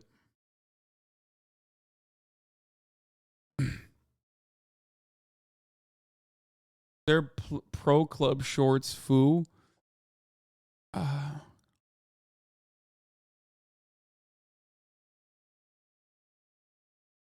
He jumps over that median so quick. Hands in the air.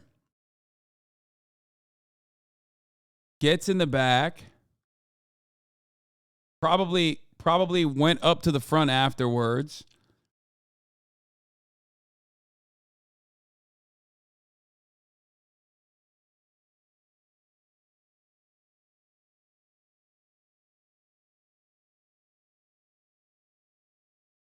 All right, there it is.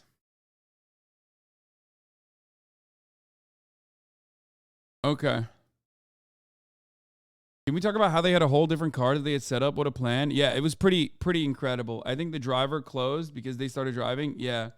I think the door closed because they started driving. Yeah, I think so. Yeah, they got him. Go live, they found another person? No, they didn't. Shut up. $1 million in your This is such a weird way to... Ooh, I'll take that. Sure. Sounds good to me.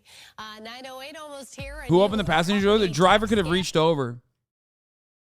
The driver could have reached over. The day here on Live Now from Fox. I'm your host, Mike Pacey, as we continue to bring you these top stories. I do want to hit on another major one that we brought to you earlier this morning, and we want to continue to get an update out of Florida, where two suspects... Bro, she fucking drove with flip-flops, by the way, which is crazy. Another win for Law and Order, but another L for America. It's also an L for crime, which we are fond of here. But now that we're done with that crime, let's get back to this kind of crime. That's right. We're doing some serious news coverage here at the HasanAbi News broadcast. We're back. We're live. We are going to be going to Tennessee, where two Tennessee lawmakers out of the three that were protesting alongside the students protesting for gun control were officially expelled from the state house for being mean and, causing chaos. Of course, the two lawmakers that were expelled were both young black men, whereas the third lawmaker that was not expelled was a older white lady. I wonder why, or I wonder how that happened. Anyway, let's take a look. Again this morning with the growing uproar after 2 black Also, I gotta lawmakers go were pee. expelled from Tennessee's legislature. Democratic Representatives Justin Jones and Justin Pearson were removed by Republicans for taking part in a pro-gun control protest inside the House chamber last week. The protest followed the Nashville school shooting that left 6 dead. A third Democrat, Gloria Johnson, escaped expulsion by just 1 vote.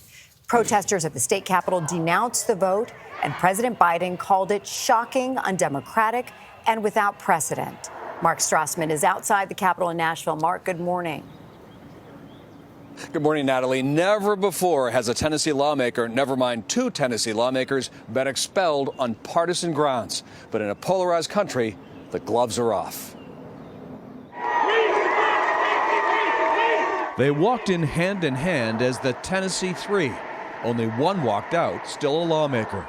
Tennessee Representatives Justin Jones, Gloria Johnson, and Justin Pearson addressed their colleagues in Nashville. But Americans all over were also watching. We shall not bow. I have to raise the voice of the people in my district. Our silence about gun violence is the antithesis of what is in the best interest of the people of the state of Tennessee. Power to the people. Here's why the 3 Democrats had their seats on the line. Last week's protest on the State House floor with a bullhorn. They were angry about the lack of debate over gun laws after the slaughter at Nashville's Covenant School last week. Just because you don't get your way, you can't come to the well, bring your friends, and throw a temper tantrum with an adolescent. I hate that they're describing this as being a result of polarization, fucking despicable shit the media does. Yes. One very important component of this news story that's like pretty cut and dry in many respects is the news coverage of it has been, I don't even want to say like lackluster, shitty. I feel like it's like deliberately awful. It has been, this is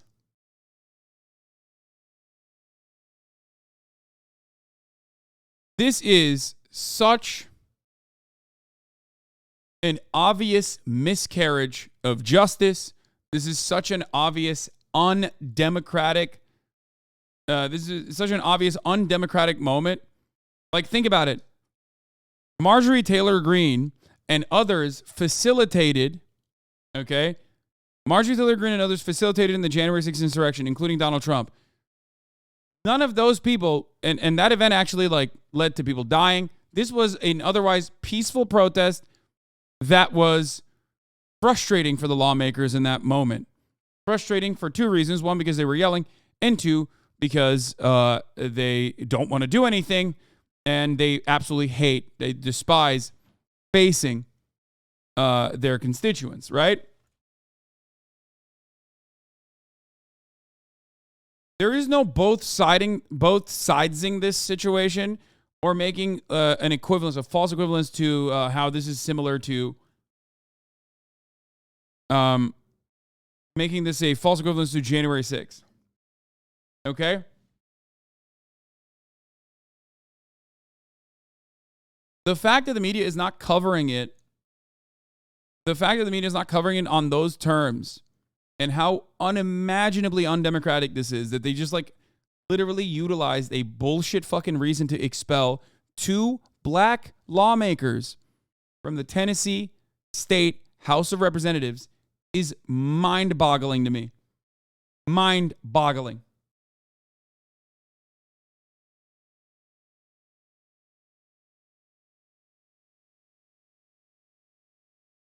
It's Tennessee though, like, come on. But like, come on for the supposed liberal media, right? Aren't these guys supposed to be the libtards? Aren't they supposed to be like straight up biased? This is a very obvious thing that the Republicans did here, and I suspect that they will keep doing shit like this everywhere else as well. There was another example of this where there was a representative flip in North Carolina from the Republican Party to the Democratic Party. Like, they are doing everything they can. They're engaging in every undemocratic thing that they can get away with. Bullhorn. Outraged Republicans here have a supermajority, more than enough votes to expel the 3 Democrats. What is happening here today is a farce of democracy.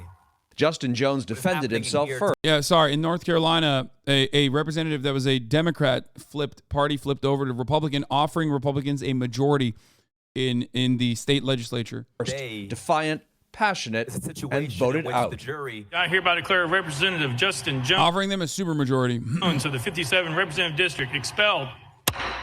Gloria Johnson went next, a former teacher who had a student die in a school shooting.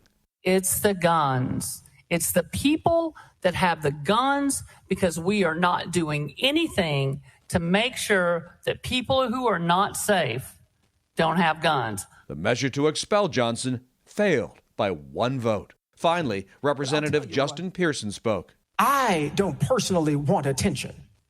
What I want is attention on the issue of gun violence. But instead, we're here with the resolution you put up talking about expelling me for advocating for ending gun violence in the state of... The white lady never used the bullhorn, but was standing next to the 2 others that were using the bullhorn. Yeah, that's fucking bullshit, brother. Come on now. Like, that's what the fucking counter that they're using. If you ask the white lady herself, she openly stated what the fucking real reason was. You think they give a fuck about that? Shut up. Shut the fuck up. That also implies that, like, it literally, that also implies that, like, there's any justification for this expulsion. Like, come on, brother. I know that that's what they are saying. I know that's what the Republicans are saying, but they weren't even looking for plausible deniability in this circumstance. They weren't. If that was the case, for the record, all 3 of them would have had different charges. As a matter of fact, all 3 of the members of the House of Representatives that were up for expulsion were up on the same fucking charges. No, this was a very clear fuck you. Cope harder? Cope with what, dude? What you don't understand is none of these people have your best interests at heart.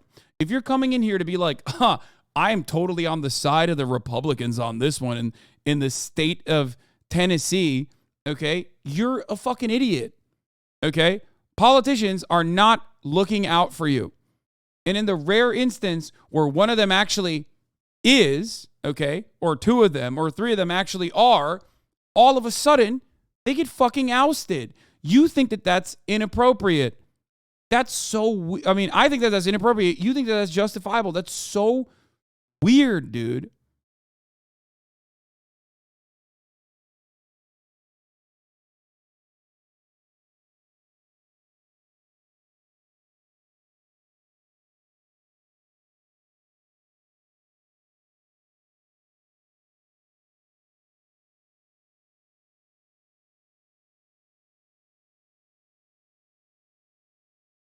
Not you, Hasan, the guy. Oh.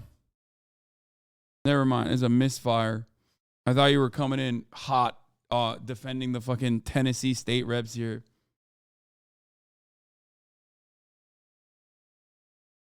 As a Tennessean, this is horrific to see. Chatter saying, fuck Tennessee. Remember that many leftists and liberal minorities exist here too. We were fighting a good fight just like everyone else. Yeah, also, like, even Tennessee Republicans don't deserve the shitty hand that they're dealt with, like, a lack of Medicaid expansion, for example. Doesn't matter if they're Republicans, okay? Poor Tennesseans are not getting what they could in this regard. I don't care. I don't care. I don't think that it's only like the good Tennesseans or the people in Tennessee that have the right opinions that deserve a better form of governance. I think all Tennesseans deserve it, no matter what happens. It's the principle that I advocate for when I talk about Medicare for all. Right?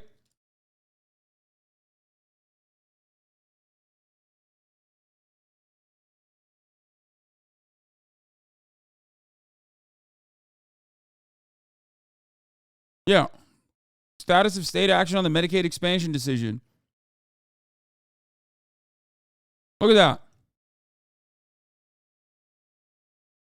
For the record, there is no reason for this. There is no reason to not do this. This is just extra money that they would be getting from the federal government. This is just simply free money for the working poor, the poorest people in these states, to get health care coverage. That's it.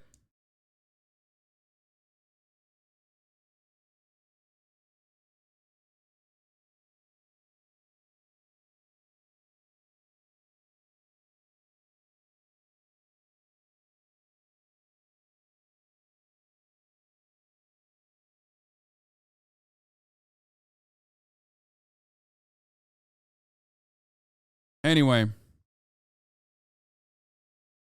Rare Ohio W. No, that predates Ohio's right-wing expansion. That's why it's not a Rare Ohio W. It's just that like Ohio since then has become a fucking reactionary hellhole.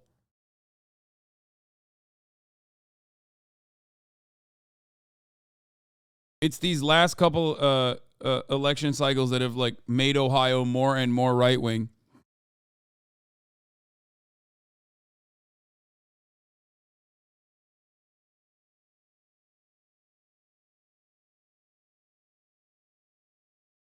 Anyway, we had to pass Medicaid expansion through a ballot initiative here in Idaho ever since. They've been trying to reduce the power of ballot initiatives. Yeah. That's a lot of the red states that have Medicaid expansion now, for the record.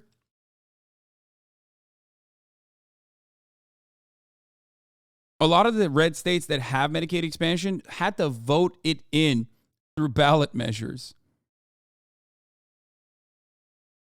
Okay? So understand that. Like their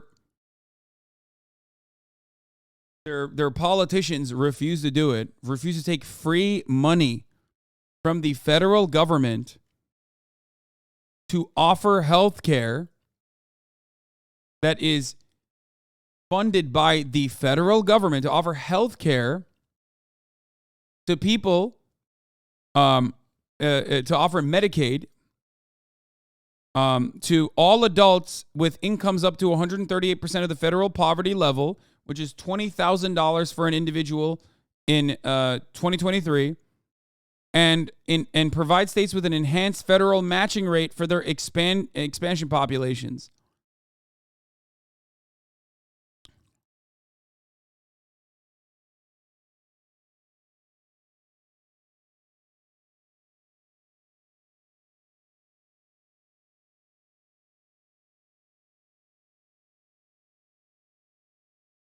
Most popular piece of legislation in America is a progressive ballot measure. Yeah. That tracks across the board, by the way. That tracks across the fucking board. Tennessee. Pearson, like Jones, expelled. A state in which the Ku Klux Klan was founded, there's is that now part. attempting another power grab by silencing the two youngest black representatives. After the hearing, Johnson was asked why her seat was saved while the other two lawmakers lost theirs. It might have to do with the color of our skin. Yeah. She knows why it happened. Meanwhile, you still got motherfuckers chirping like, actually, that's not the reason. No. I said this yesterday. They could have very easily expelled her as well, and then they would have had a level of plausible deniability, right? They could have had a level of plausible deniability and been like, actually, you're racist for even acknowledging it. Actually, that's really fucked up that you're mentioning this because, like, the white lady got expelled too. No, they did it on purpose, okay? They did it on purpose. That doesn't happen by accident.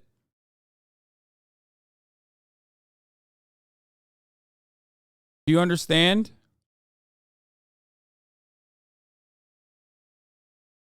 I think the reason why they did it was to say, fuck you. The reason why they did it is the exact same reason why they came out of the gates originally.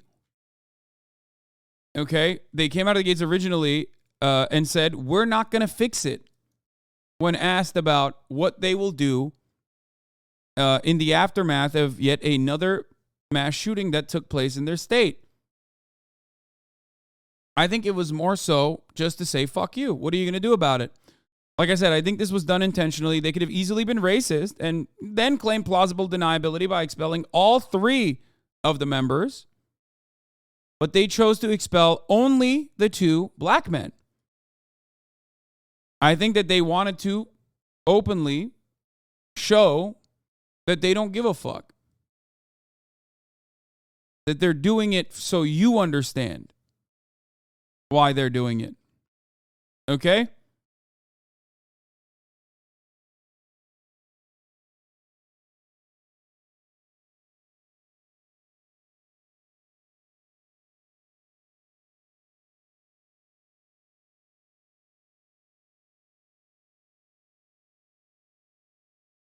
The Tennessee Republicans already hated Justin Jones. Yeah. Here, trigger warning. Obviously, this is a this is not real, but it's a hanged person. A Good Friday presentation at St. Mary's Catholic Church on the Highway 45 bypass alarmed a few of our readers this morning, but according to organizers within the church, the mannequin hanging from a tree behind the church is meant to symbolize Judas Iscariot. He's the disciple who betrayed Jesus for 30 pieces of silver and later hung himself out of guilt. The organizers also said the display will be taken down later today.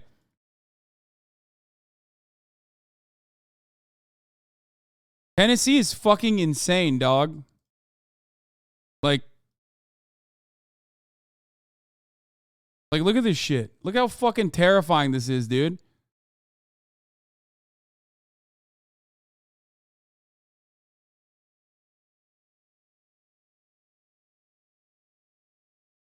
Also, from afar, you wouldn't immediately think, oh, this must be a Jesus display. It looks like it was a black person that they hanged.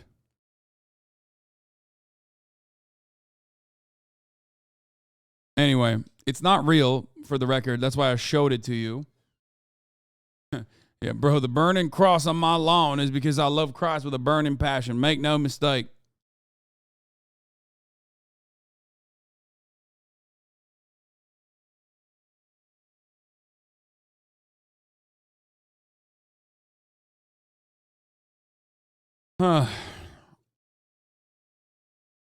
Anyway, why are you saying TOS, Lucky Pom Pom?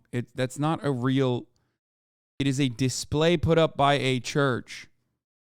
It's not a real person that was hanged. You are my moderator. Come on now.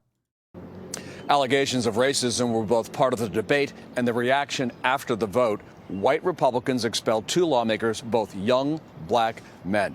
Both Jones and Pearson could run for their seats again in a special election. But the question in the minds of a lot of people here is, should they really have to? Yeah, that's, by the way, only at the end of the fucking article did they actually genuinely say what is going on here. You know what I mean? Now, one of the 2 state representatives who was expelled last night, and that is Justin Jones. Justin, good morning. He's like, should have been Ben, dude. It could have been a real guy, dude. I really appreciate you joining us. I know you haven't had any sleep, and I have to commend you right off on the way that... I know Don Lemon is on his way out from CNN for like rampant misogyny or whatever, but I do think that these glasses look good on him. I know it's, unrelated to the story, but let's continue. You have conducted yourself, you and your colleagues. It has been notable, and so thank you for joining us. This has captured the attention of the country.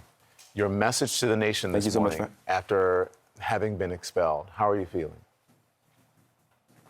Sorry, thank you so much for having me this morning, Don. Sorry, I'm operating on very little sleep. No need to apologize at all.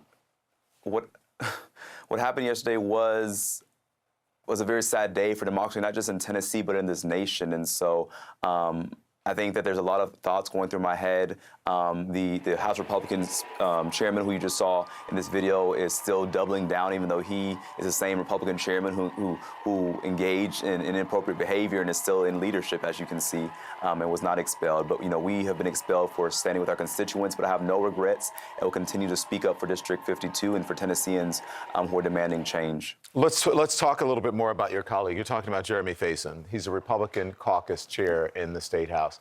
last night, he did an interview with my colleague, Caitlin Collins, and he said, he was wondering why you haven't apologized. Let's listen, and then we'll get your response. I'd like to add to y'all, they've not backed down from that either. You know, I told them earlier today, I feel like if they would have said, you know what, we messed up. I mean, what American, what human won't bring forgiveness and redemption, but they've doubled down and went so far as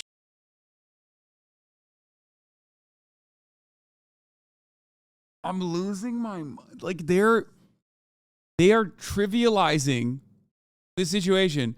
Make no mistake, what the Tennessee State House Republicans did is infinitely worse, like unimaginably worse than what they are supposedly, quote unquote, upset about. Okay? That's insane. They're so fucking arrogant and so whiny and so condescending. It's like, it literally is like, I do declare order in the house. These unfaithful Jebediahs have spoken out of turn. You shall only speak when spoken to.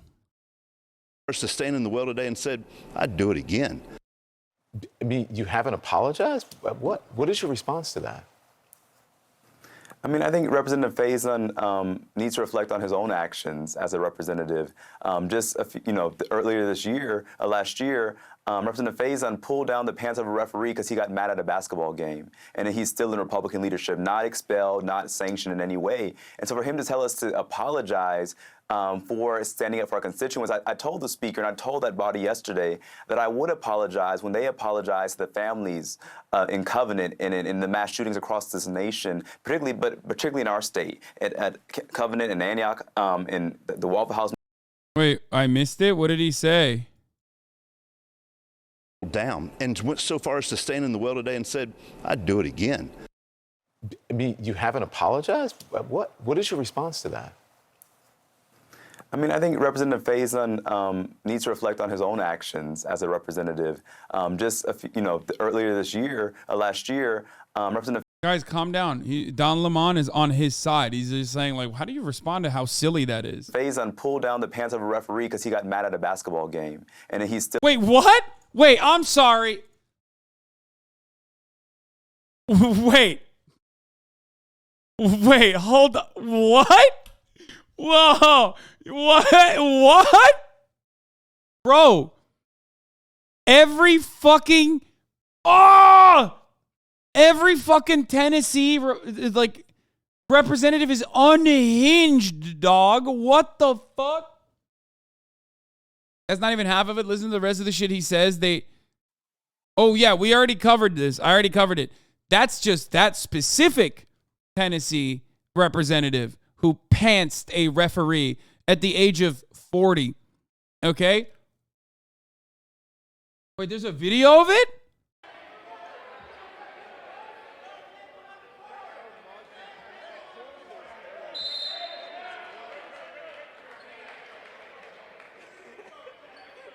Where?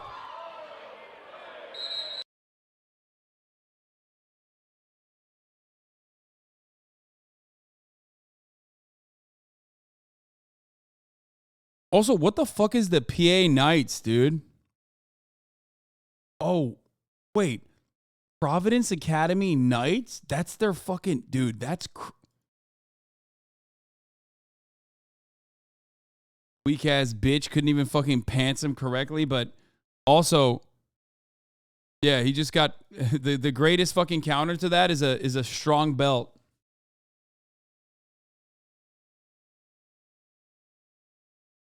Yeah, I'm not crazy when I think this is like odd, right? Am I crazy? Is that normal?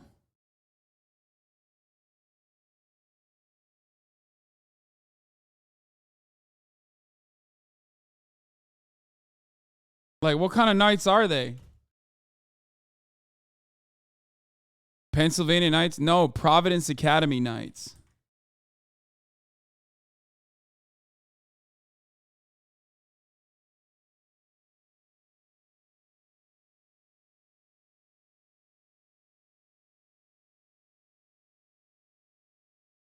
What the fuck? Providence Academy partners with their parents to equip students to develop spiritual maturity and achieve academic excellence through a biblically based, Christ-centered, classical education, so they will think and live in a manner which brings glory to God.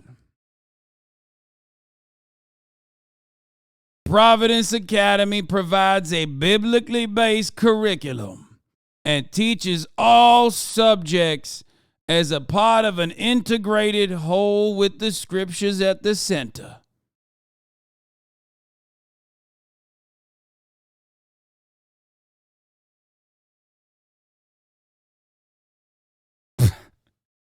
Annual scholarship dinner will feature Pete Hegseth, Fox News guy. Grandparents' Day.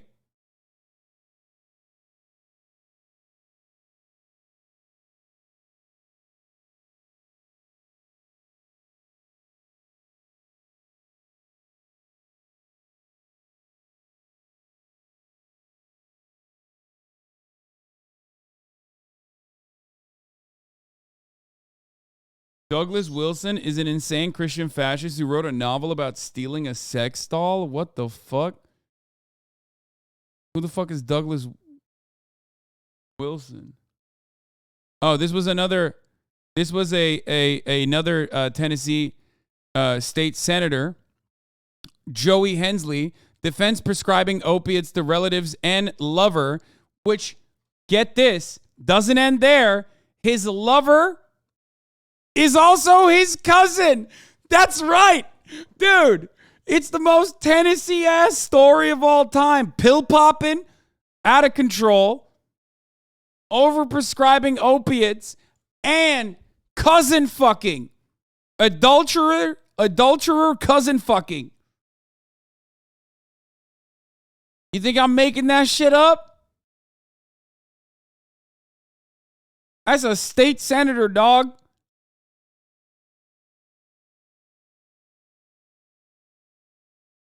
The nurse with whom Hensley had a romantic relationship with is identified as his second cousin in case records and courtroom testimony from a separate proceeding. On Monday, a Tennessee Department of Health investigator testified Hensley wrote this woman at least 47 prescriptions for controlled substances from 2011 to 2018. Oh, I do say so myself. There ain't nothing better than fucking your cousin while you're both hopped up on some Xans. If that is not godlike, I don't want to be a follower of Christ.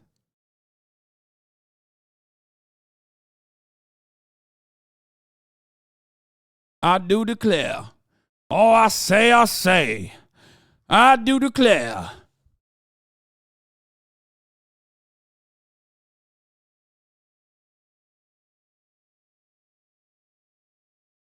Some people go to 23andMe to find out what their ancestors look like. I go to it to make sure I'm fucking the right people. Keep it in the family. Oh, I say, I keep it in the family. Keep the bloodlines pure. Cousin Pussy got me hollering hallelujah.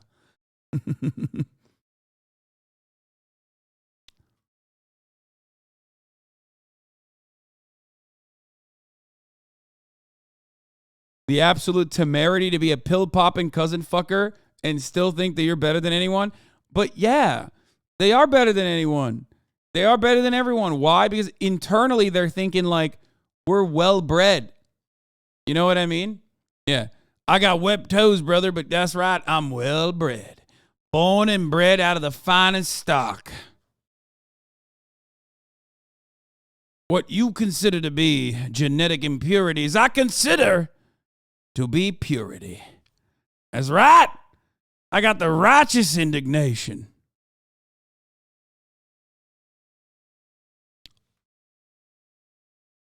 They're trying to make a new jaw. Yeah. My family bloodline is so pure, we're looking like pugs out here. You understand me?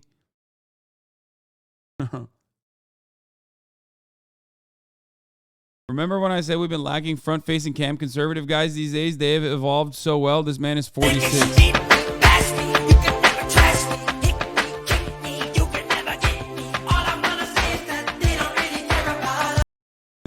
I mean, holy fuck, this is insane. The fact that he's wearing like a Carhartt vest. The fact that he's wearing a Carhartt vest with nothing underneath is alarming. Okay? Look at... Dude, we got to take CapCut away from these motherfuckers, okay? Certain people should never be allowed on CapCut.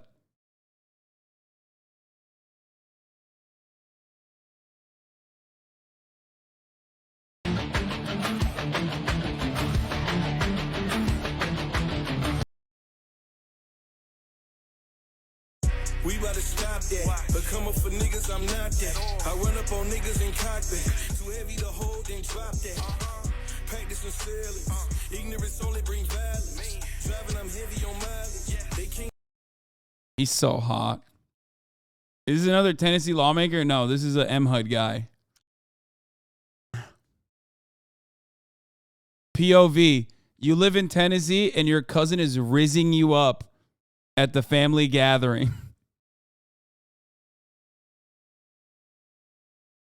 Can't take pressure, apply it, all the smoke till they choke. Go watch Netflix, you won't joke. XG machine, I'm on the scene and I can't leave it broke. To success, I'm blessed to dress this nonsense I keep hearing. If you was me and I wish you was the only thing I'm fearing. Oh god. Oh my god.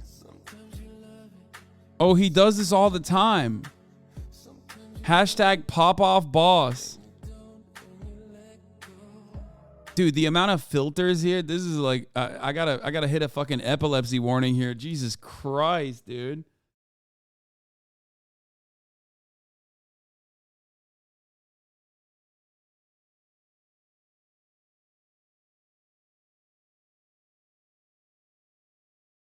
This man is basically spraying pheromones to get literally every Barbara pussy, like all Barbara pussy in a, 10, 15 mile radius is immediately alarmed. Okay? Barbussy.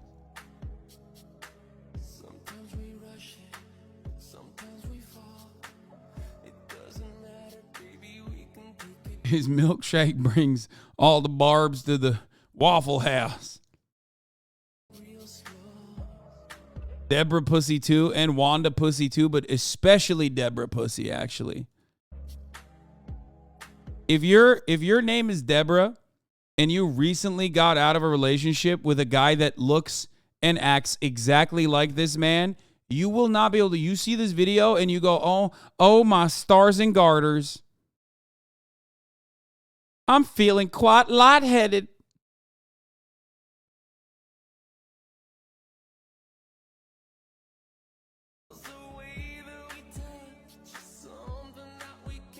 This is the type of guy Marjorie Taylor Greene cheats on her partners with? Oh, 100%. What is this? If you push me away, I promise you this. You won't find me where you left me. I don't have enough patience to deal with... Bro, this is literally about his ex-wife, who's also named Barbara. Okay? He made this video about his ex-wife, 100%. Hashtag pop off boss. Hashtag mad. Love vibes. Hashtag Bazfam. Hashtag duet. With people that love me only when it's convenient for them. He's driving this. This time I wanna be sure. I've been waiting for a girl like you to come. I don't understand what's going on. He's on the road. Yeah, but like, I also don't understand why so many filters, dude? I love this man.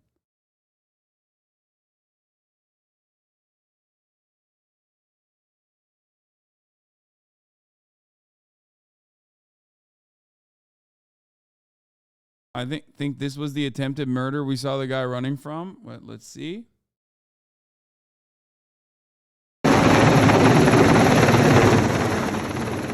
Damn, look at the fucking sheriff, the sheriff's department helicopter. That's crazy.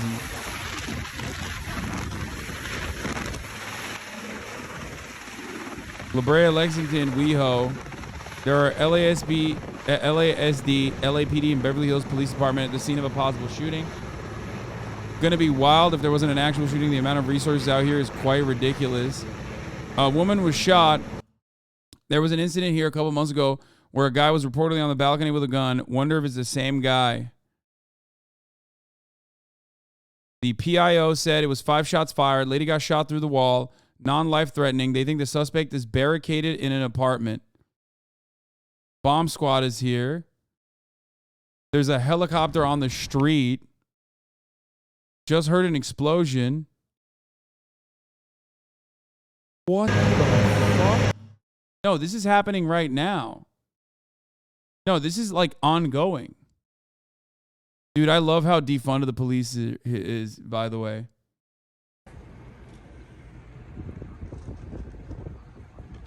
No, this is not the same guy. I'm pretty sure this is like... Oh, that was like 10:30 today? Oh, it is? It might have been the same guy? How the fuck would he have gotten out, dude? There's no shot.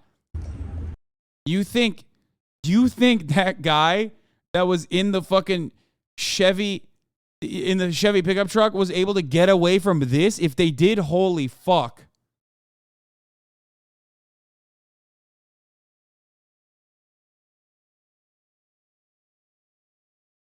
This does make it quite funny to consider how much the cops were talking about, how much the cop on the broadcast was talking about his resources that were drained. Okay? Remember how much he was saying that on when we were watching the broadcast earlier? They're like, the police resources are so drained in Los Angeles. They just like really don't have any money to fucking avoid the top of the hour ad break. It's so sad. They go into the HasanAbi broadcast. Brandon defunded them. They got no fucking dollary dues. They don't have $5 to even spend at the top of the hour to avoid a 3-minute ad break. It's quite a sad state of affairs. Luckily, though, they can still get gifted subs if they're lucky. Prop 65 warning. Thank you for the 5 gifted subs, allowing 5 people to no longer see the ads at the top of the hour. I do, but why would I give you money? I do. First of all, nobody asked. And secondly, don't. What do you mean? Like, okay. Sick. I don't give a fuck. Ow. Goth Max Fisher, can you feel it now? Mr. Krabs, thank you for the 5. Get the subs line. 15 people don't long see the ads at the top of the hour. Here is the 3-minute ad break now. This guy was like, bro, I'm also literally not a broke boy. I just want to let you know. I am not a broke boy. And also, simultaneously, I'm not going to give you money. Sakura Gore, thank you for the 10 gifted subs. And ask me about my wiener. Thank you for the 5 gifted subs.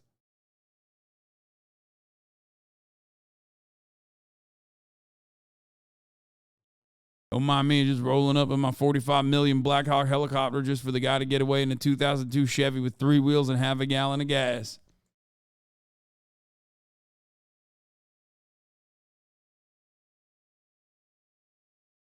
They're only offering 40 hours overtime this week. Not enough for us.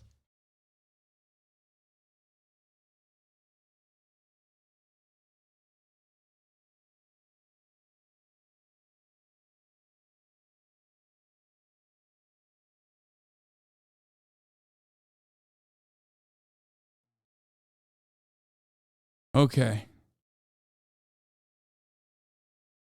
Local news confirms this woman was shot twice in the building. Severity of her injuries is unclear.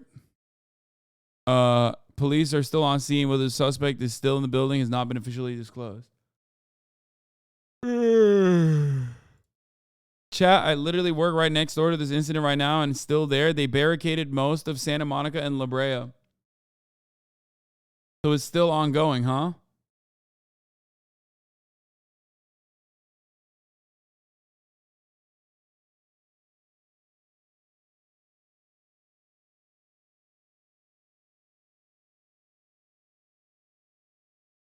Stay safe, chatter. Don't know why the fucking bomb squad is there.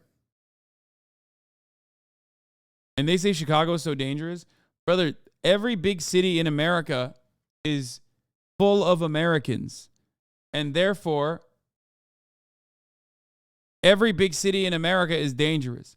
Wherever there are Americans, it's going to be dangerous. Let's get back to the other fucking danger that we were talking about in an unexpected place, like the State House of Tennessee. Still in Republican leadership, not expelled, not sanctioned in any way. And so for him to tell us to apologize for standing up for our constituents, I told the speaker and I told that body yesterday that I would apologize when they apologize to the families in Covenant and in the mass shootings across this nation, particularly in our state, at Covenant and Antioch, in the Waffle House mass shooting, for these reckless gun laws that they passed that allowed people to lose their loved ones. Apologize to the families of the victims of these mass shootings, and we will apologize for our actions. I think I know the answer to this, but I have to ask you anyway, just for the record. So you could be reelected. Do you want to serve again, Justin?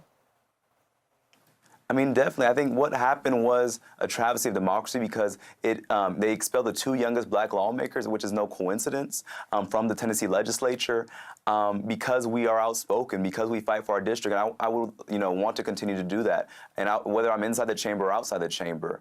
Because what we saw in Tennessee yesterday was an attack on democracy and a very overt racism. As you can see, that the two youngest black lawmakers were kicked out, but our colleague, my dear sister Gloria Johnson, a white woman, was not. And we see clearly, the nation has seen clearly what is going on in Tennessee.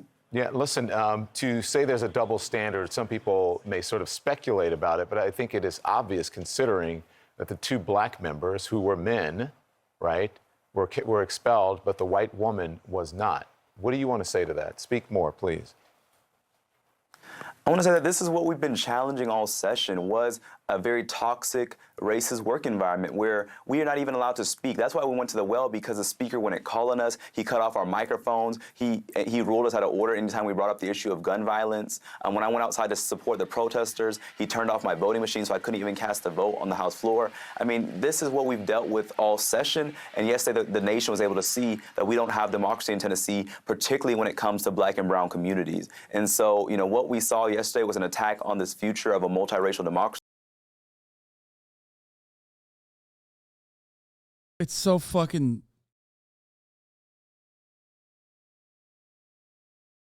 I don't know.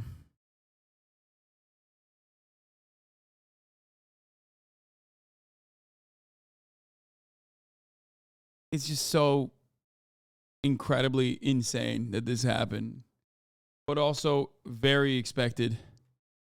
I don't know what else to say about this other than the fact that, like, that's America, baby.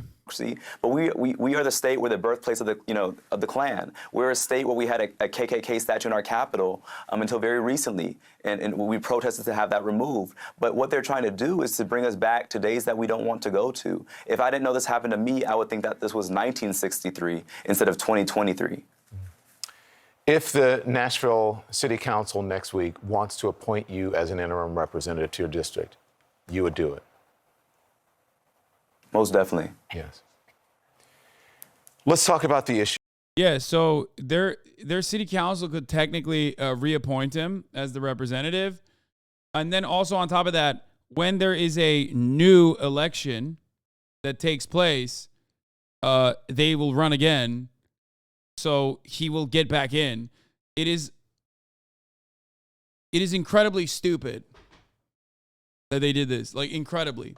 Why did they do it, you might ask? Especially because it will literally backfire on them. Well, they did it because they can. That's it. That's the whole point of this. What is this? National Rifle Association and all of these gun lobbyists continue to be able to have control over our legislation. What's going through my mind? What? I don't like the memes. Like, I get it. Yes, he looks. Yes, he's kind of got some old timey vibes to him. I just stop hyper focusing on the aesthetics of this, please. Okay.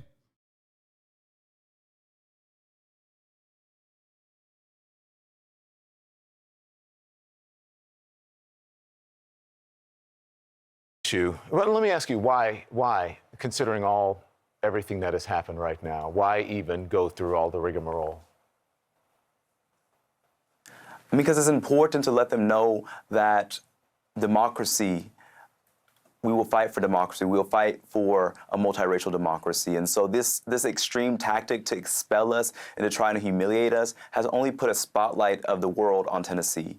And so I will go back because fighting for the future, I'm 27 years old, fighting for the future that I want to live in, that I want my children to live in, it's worth whatever sacrifice that we have to give, whether it's being expelled, whether it's being in a hostile environment, because I want to create a community that our young people cannot just survive, but they can thrive and flourish. And that's what we were asking. The most very basic thing was to ban assault weapons so we can stop these mass shootings. Instead, they responded by assaulting democracy. And that is shameful and it's very scary. Do you think you can work with them? There's so much opposition there. I mean, we are the voice of the opposition party. Our role, in our party, there was only 24 members. Now there's 22, 75 Republicans. Our role was to be a speed bump, to try and stop them from driving this train off the cliff so that we no longer have democracy. I mean, our job was to be a voice of moral dissent. Our job was to be a voice of... Yeah, like when we're done thinking about how fucking insane it is that Tennessee Republicans basically just like expelled a bunch of their colleagues for the crime of dissenting, okay, and loudly. Then we got to talk. We got to talk about the issue at hand, which is that they were protesting partially because they were not allowed a microphone or a voice that they actually are supposed to have in that circumstance. They were protesting for gun control. They were protesting and doing what they are supposed to do as representatives. They were representing their constituents. Their constituents were the ones that were protesting, and they were following the lead of their constituents. Meanwhile, of course, nothing happened, like I said, to the one Tennessee Republican who was debate lording the children, asking them what kind of gun they would rather be shot with. That's a real thing that happened when constituents were inside of the halls of the Tennessee State House. One of the representatives asked them, well, all guns are bad. What kind of gun would you rather be shot with? Come on, tell me now. Just incredible shit. Like making it seem as though, gun violence, well, I guess technically he's not wrong, is an inevitability in this country. It's inevitable. Might as well choose.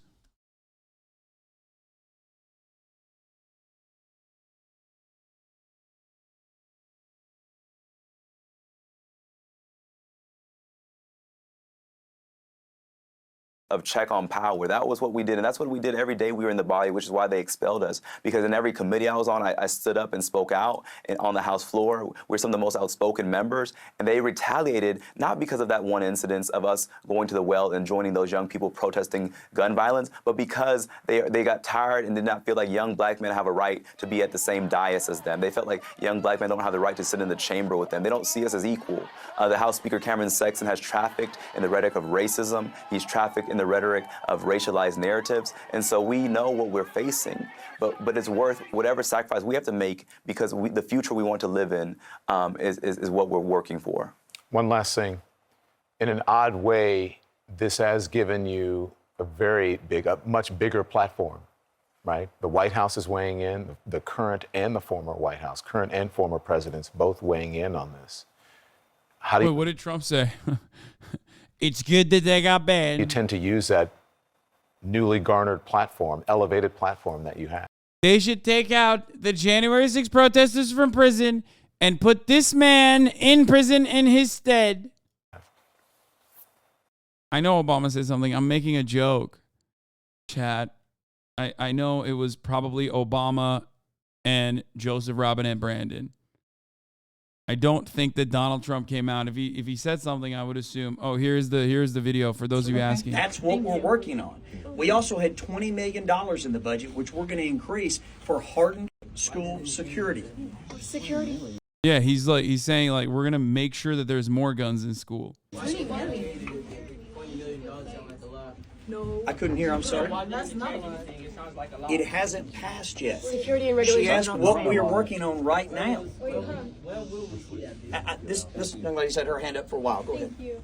So, if time and time again, school shooters seem to be using the AR-15, which is a weapon of mass murder, why is it that you feel like people should have those in their homes? And again, you said because it's the Second Amendment right. People should have guns. Nobody's saying we should take all of the guns, but guns are going to continue getting bigger and bigger. Are we just going to keep allowing people to have these giant weapons of mass destruction? Why do you support that? It's a great question, okay? The most dangerous firearm in the country right now is both. Great question. Let me own you now. Yeah. How dare you? How dare you? How dare you bring up what guns are being used most commonly in mass shootings, /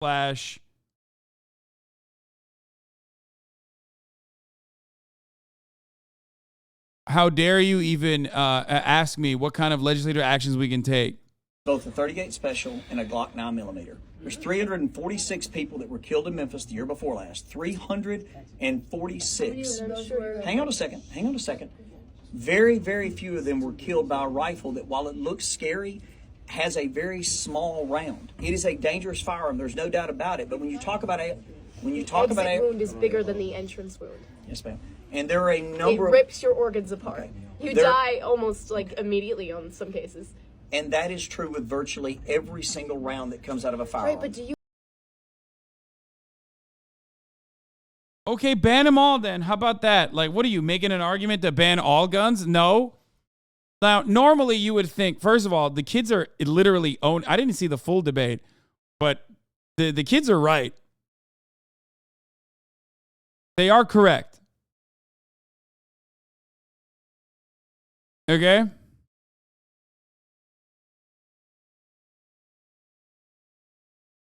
But the fact that he never stopped at any point to be like, let me try and not debate these children who are protesting for gun control is insane. Okay? Hang on, but let me, if I may, focus on her question, okay? Right. While we can talk about banning certain firearms, machine guns have been banned. There are definitely firearms that have been out there been banned. It is, in my opinion, and you've asked for mine, I've asked for y'all's, okay? A much better conversation to have to make sure to keep any firearm out of the hand of someone who is mentally deranged, that is mentally been incapacitated, that is a criminal, and to get ahead of these threats, because no matter what, the person that did this shooting had 3 different... 50% of Americans will be diagnosed with mental illness in their life. Yeah, it's not really about... Not going to be. And when it comes to schizophrenia, you can develop that at 25 after Absolutely. you already have it. So I don't think it's about the mental illness. I really want to hear what she has to say. If we came to listen to each other, I would like to listen to her. I know everybody wants to be heard, but as one person speaking, I really would like to hear her. Go ahead. So how are those mental... It's fucking insane. Debating kids in schools is conservative tradition.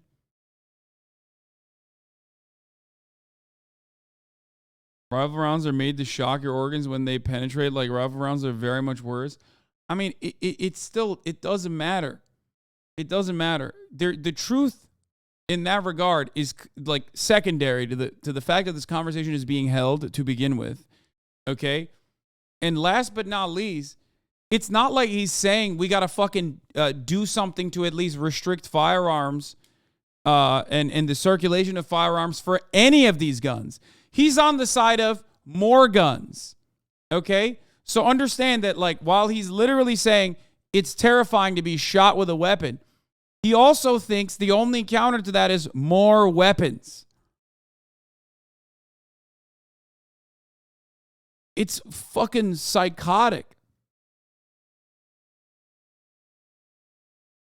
Health checks going to work because again 50% of our country will be diagnosed with mental illness. So what we're not talking about everybody that has a mental illness, okay? There are lots of mental illnesses that somebody can have that can later on, as this gentleman said over here, can get worse to where somebody should be incapacitated. But there's lots of mental illnesses where somebody can live a full life and get treatment. Some of these flow in and out. But when you have somebody that has been committed through an emergency committal, right now in Tennessee, there's not even a referral over to law enforcement. There should be. So when somebody hits a certain level where they have gone to the point where they've got to be mentally committed, they shouldn't be able to have firearms, right? Yeah, except listen, first of all, no, they're not wrong. Part of that is supposed to be through law enforcement. There is truth to that. But you know his ass doesn't want to take guns away from veterans. You know what I mean? Like, no, if you are suicidal, you should not have a gun. I will stand by this decision. I'm ableist. If you have chronic depression, if you've ever attempted to, take your life, you should not have a gun. Okay? Straight up. Meanwhile, he's not talking about that. He's just like, yeah, trans people, they're mentally ill, right? Make sure they can't have guns. That's it. Only them. Right? Right. And that's where we're seeing the primary problem, is that we're seeing very disturbed people. But how are we going to regulate that? Well, that's what we're working on. That's why we're having this conversation. That's why we're not out of session yet. Okay? So while you're working on that... And then I'm going to move on to another person because I do want to be respectful of other people that have questions. No, ma'am. You were in the middle of a sentence. You continue. While you're working on that, why can we use this gun? Why can we use... don't you think that could be a more immediate... So you're not going to like my answer. And look, I'm going to say that straight up. It's not about this one gun. Mm-hmm. If there is a firearm out there that you're comfortable being shot with, please show me which one it is. There's not. Right there. Every single gun in the hands of... He ulted. I didn't realize there was a load up to this. I thought he just came out of the gate swinging. Turns out he loaded the chamber into the fucking round and dropped it, dude. Yeah? You got a gun you'd rather be shot with? Okay. A Nerf gun. A paintball gun. You know what I mean?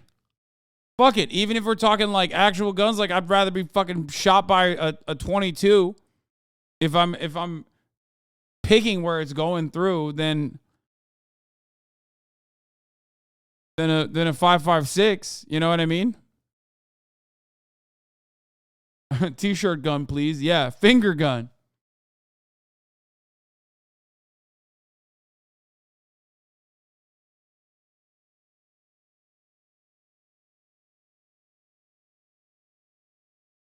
You're aware the 5.56 is a 22, right? It's literally 223.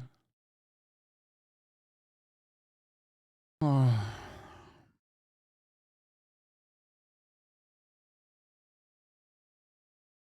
Sometimes I just want to be shot by whatever is out there because I have like the gun pervert in the chat.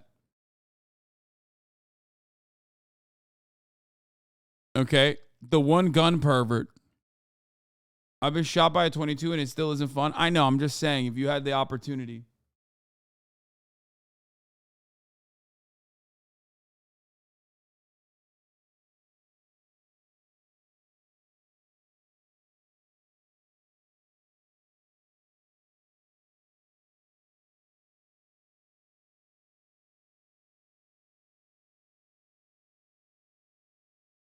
A crazy person, a deranged person, a convicted felon, every single weapon out there. That dude's a dipshit. It's the same diameter, but a 22 as a 22, but the round is traveling much faster and capable of much more damage.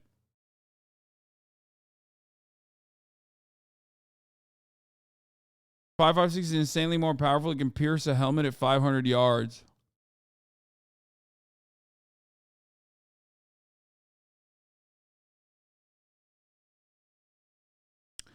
And for the record, whenever people say, oh, well, the 22 has killed more people, is like more responsible. 22 is responsible for more deaths. The reason why I never like having this conversation, Hasan clueless on guns once again. First of all, Race Hunter 12. No, I was correct. That chatter was trying to take advantage of the fact that He thought that this is a liberal space that doesn't understand ammunition or gunpowder. Okay. Race Hunter 12. What race are you hunting? Baited lol. Okay, good one.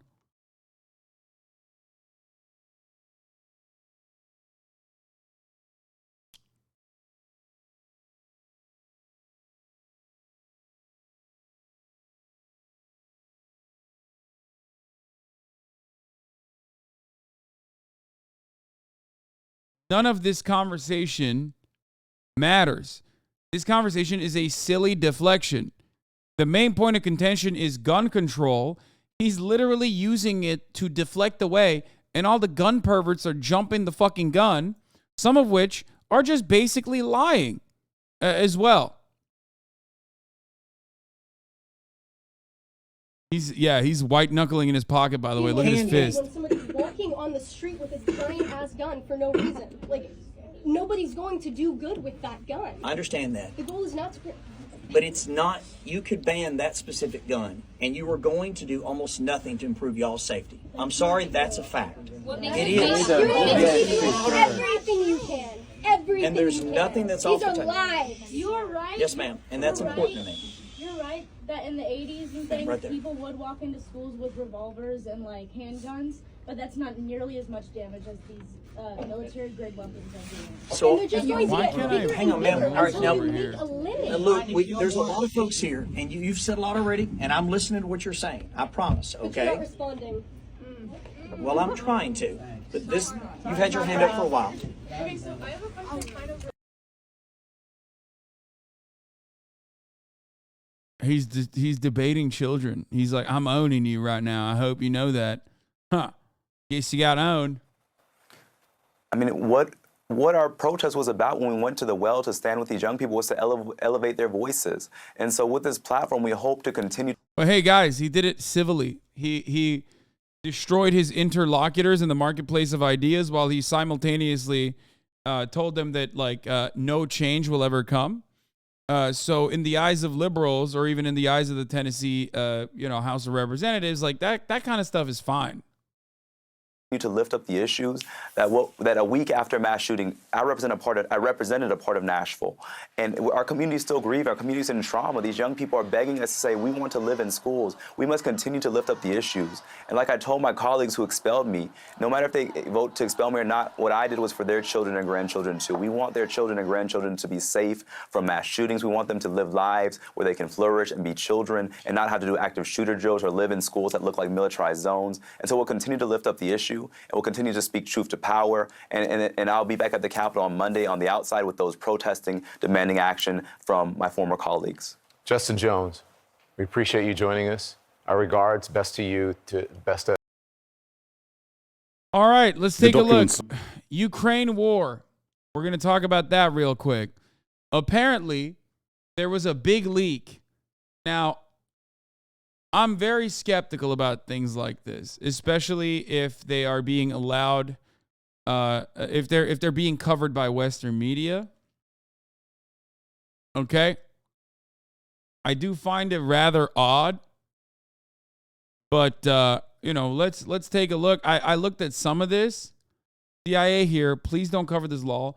I mean, I don't think that it's like legit. You know what I mean? I don't know. I don't know what the fuck's going on here, but it might not be legit. The speculation originally was that, like, things like this coming out are very suspicious. Like, who's the whistleblower? This is printed pages that they were able to scan and upload. Very suspicious.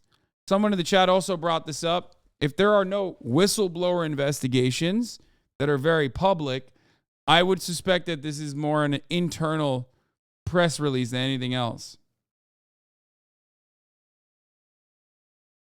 Or, and this is the other speculation from NPR at least, and numerous other Western media outlets, is that Russia leaked it, and then, or they I guess misrepresented the truth about what was going on to do some more PR, get some more momentum, especially because there's a part about the casualty number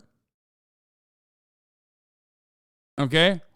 There is a casualty number that they showcase in some of the leaked documents where they say the Ukrainian forces have taken approximately 75,000 casualties, whereas the Russian forces, and this is supposed to be the American estimate, so it's probably the truth, like the closest to the truth is how everyone is looking at it, is around 15,000 or something.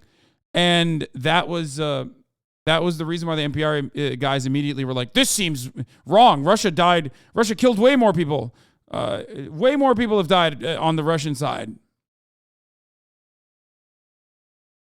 There's like 6 different edits of the casualty numbers now, lol. Holy fuck. When I woke up, there was 1. Didn't realize there's 6 additional ones now.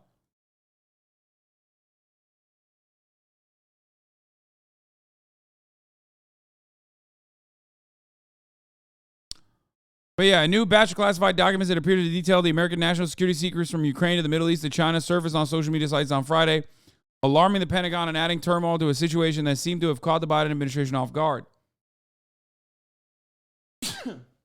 That's the Kremlin version that you're quoting? Bitch, I'm not quoting it. I'm quoting NPR. Hello? I'm quoting... Like, I'm literally saying what NPR was saying and what they are speculating. But chatters are so hopped up on like, you're doing, seems like it's 9 o'clock in Moscow shit, that like they can't even comprehend it. You're so ready to fucking jump the gun. I don't believe that there's only 15,000 casualties on the Russian side either. Okay?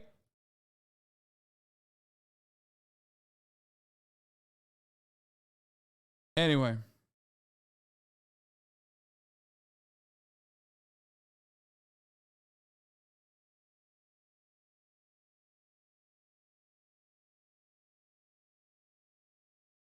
So let's watch what Sky News is saying about the Ukraine war. And there's 2 versions of them. I've seen both versions. And they're a daily briefing document, or allegedly a daily briefing document, from the 1st of March, day 370 of Vladimir Putin's 10-day special military operation. Today is day 408, so just over a month old. Right, so what have we learned? So you say there are 2 documents here. There are 2 versions of it, and what they are updates on the... Yeah. The leak also... the leak showed that it was definitely not the U.S. that blew up the Nord Stream pipeline. Like, I'm kidding. They didn't say that. But it would be pretty funny if that was also featured in it. It would at least give us more... It would certainly give us a better clue on, who's responsible for this leak or who stands to gain the most from this leak. If it featured some shit like that. Flow of Western equipment into the Ukrainian forces, a restructuring of the Ukrainian forces, an assessment of what's going on the ground, an assessment of the weather and the conditions for potential counterattacks, and a number of other things.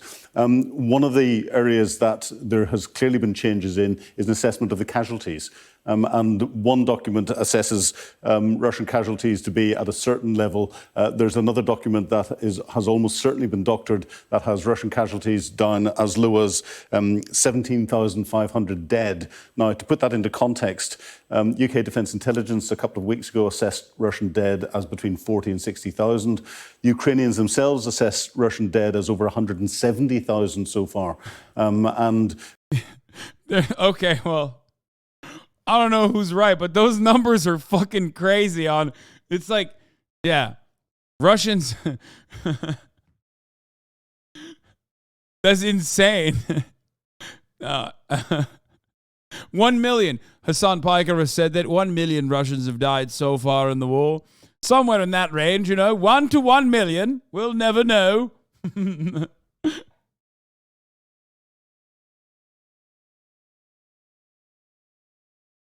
According to Reddit, it's like 500K now. Yeah, okay. Soy. Reddit's like, what do you mean? I watch kamikaze drone combat videos in the trenches every day, and I can count on multiple hands exactly how many people have died. Anytime someone dies in Ukraine, whether it be a Ukrainian soldier or a Russian one, I've watched it. At first it was weird. Now I watch it with only one hand. The other hand decides to do what it wants to do. I have no control over my bodily functions. Oh, I just want more blood. The original document that's in there had a figure that was closer to what the UK was talking about. But we have to be wary of disinformation at the moment. Going back to the Second World War, disinformation, Operation Mincemeat, there are most secret documents that were released by the Allies in a way that they knew that they would get to Hitler's desk. They did, and that convinced Hitler that the Allies were going to attack in through the Pas de Calais, not through Normandy. We've got the Ukrainian spring counteroffensive coming up, and it would be important to get documents out there. By the way, that shit's crazy that they're like this is like a known thing that's supposed to happen. Like the Ukrainian spring counteroffensive is coming, and they just like they're bringing it out like it's the new season. You know what I mean? Like it is so wild.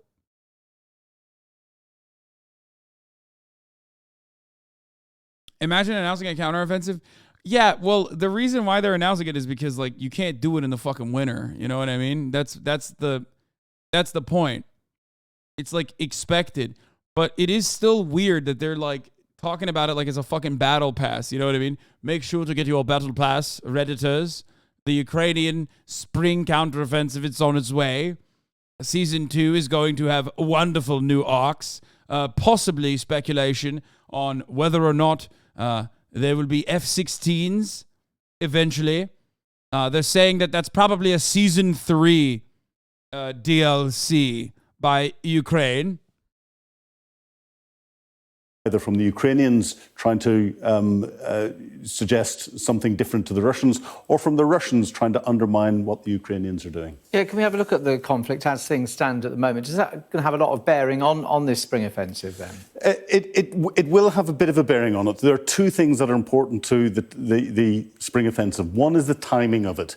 And this document, if accurate, will give the Russians a better understanding as when the Ukrainians have the right number of troops in, the right number of new pieces of Western equipment in, and when they'll be properly trained in it. And as I said, there's an assessment on the ground, because if the ground is hard enough for armoured manoeuvre, that is quite important. And what it doesn't do, though, is the other bit, which is say where the attacks should go in. And that is still the gift of the Ukrainians. The Ukrainians at the moment are successfully fixing the Russians and everyone's attention in Bakhmut. Yeah, well, what's happening there specifically? And in Bakhmut, the Russians have made a little bit of progress. They've crossed to the western side of the Bakhmut River and are putting more pressure on the centre of the town. But the Ukrainians are still holding on. We predicted that would fall quite a while ago.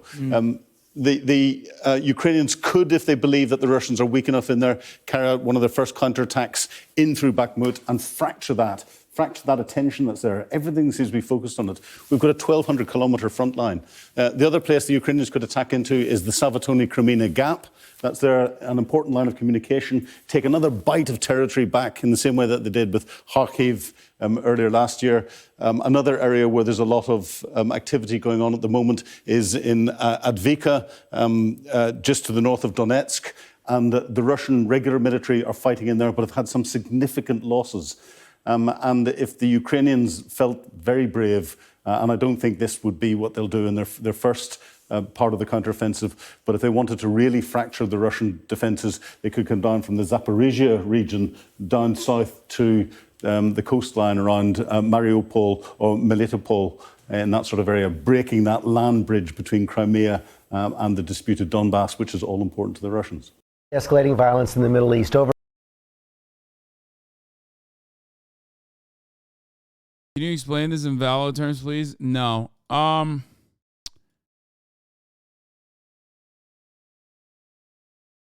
Yeah, I don't fucking know. Mick Mulroy, a former senior Pentagon official, said the leak of the classified documents represented a significant breach in security that could hinder Ukrainian military planning. As many of these were pictures of documents, it appears that this was a deliberate leak done by someone that wished to damage the Ukraine, U.S., and NATO efforts. One analyst described what has emerged so far as the tip of the iceberg. Early Friday, senior national security officials dealing with the initial leak, which was first reported by New York Times, said a new worry has arisen. Was that information the only intelligence that was leaked? By Friday afternoon, they had their answer. Even as officials of the Pentagon and National Security Agency were investigating the source documents, they were all over 4chan and Telegram and Twitter. The 4chan document is a map that purports to show, can't say that, the status of the war in eastern Ukraine city of Bakhmut, the scene of a fierce and months-long battle. Can't believe they leaked it on fucking 4chan. I'm losing my goddamn mind, dude. It's like,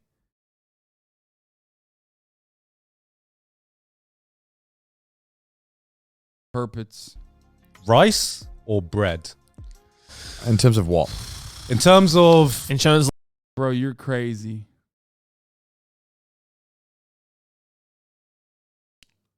Rice. It was Wow Mao's Discord first, not 4chan? Wait, no fucking shot. No way that a dude who's like fucking made videos on me and like is like a Twitter shit poster was the first to leak. No shot.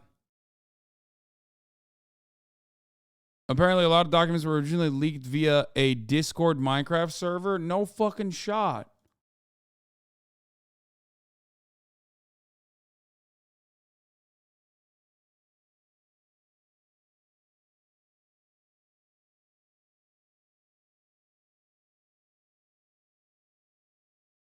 Sending me these dumbass photos.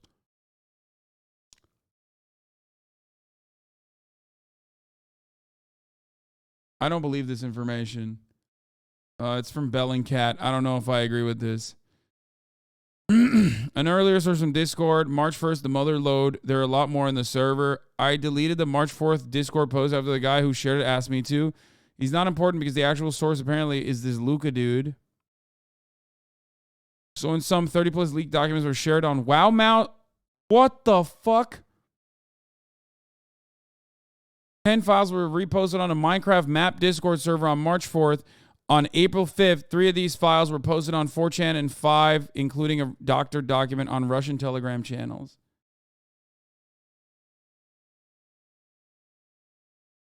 Bro, what the fuck? It is wait, Wow Mount, like legit. Like, that's insane. Isn't that the guy who was saying, like, who would you smoke weed with? No, that's like... Are they even...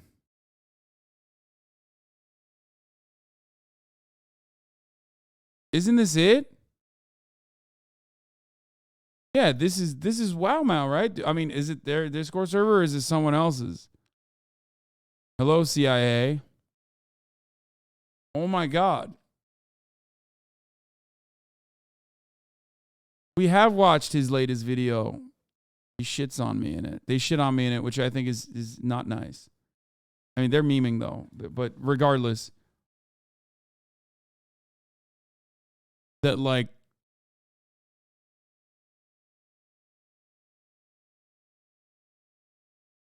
the average, yeah, they've done. This is the famous. Yes. This is their famous meme that I watch all the fucking time. But I am more white than you. You look gypsy. I am blonde hair. Blonde hair I have. You gypsy. That means that someone fucked your mother that is Turkish, but your father is not. Oh. Your mother is a whore and she got fucked from someone. You are weak sperm. You are weak sperm. This is the strong sperm. This is the Greek god. Okay, Greek god. If you have Greek god, you would have win, but you lose. Lose where? Lose where? That part is insane. That like I literally laugh in the same. Like I feel like they edited that laugh in there. I'm not even kidding. Lose. Lose where? Lose where? You lose. Why is Hagia Sophia this? Not. Yeah. Anyway, yeah, that's dumb. That's so dumb. The world is so fucking dumb. No, this is their actual Discord server. What the fuck?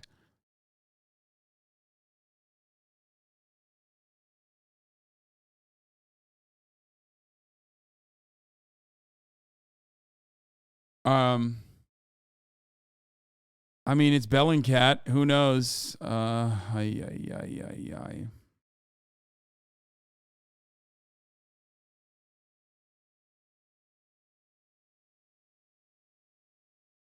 Bro, what the fuck are we talking about? That dude who made that fucking video, who I think is a HasanAbi head as well, or at least like, you know, he's in here sometimes. That motherfucker literally has a Discord server where this was first leaked by this Luca guy.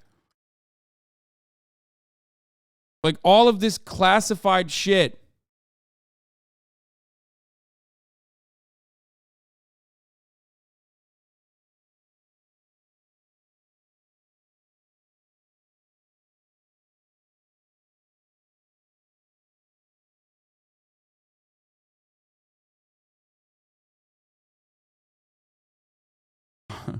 Like, national security reporter at Politico. Hi, would you mind DMing, please?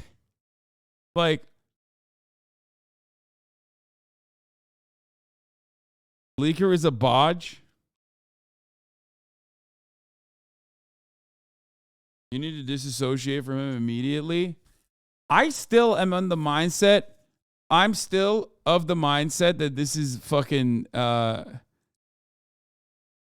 I'm still of the mindset that this is a purposeful leak. I just like, I do feel like, you know, it just doesn't make any sense other than that.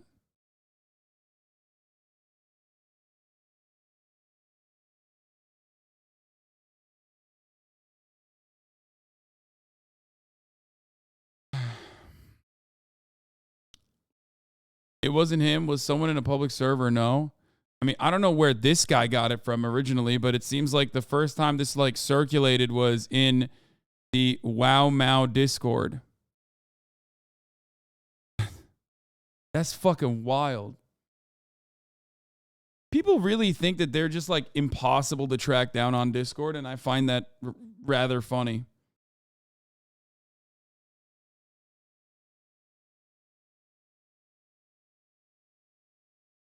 Like, do they think that they're like unstoppable or something? Like, I don't know what the fuck's going on there. Like, they just straight up think.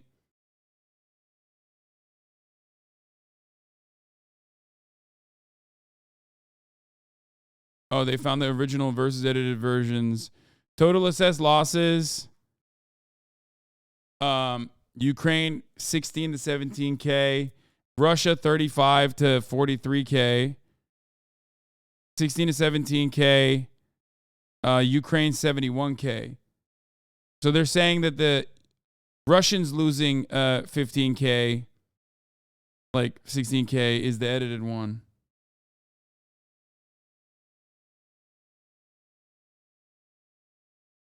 What did you miss? You were eating.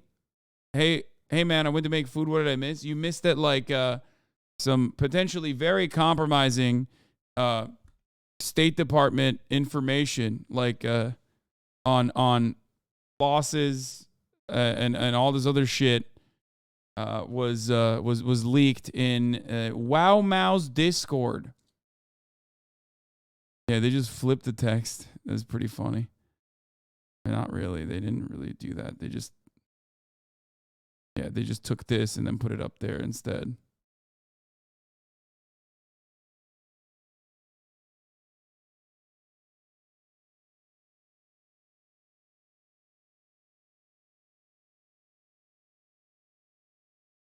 What is this? Godspeed, Luca.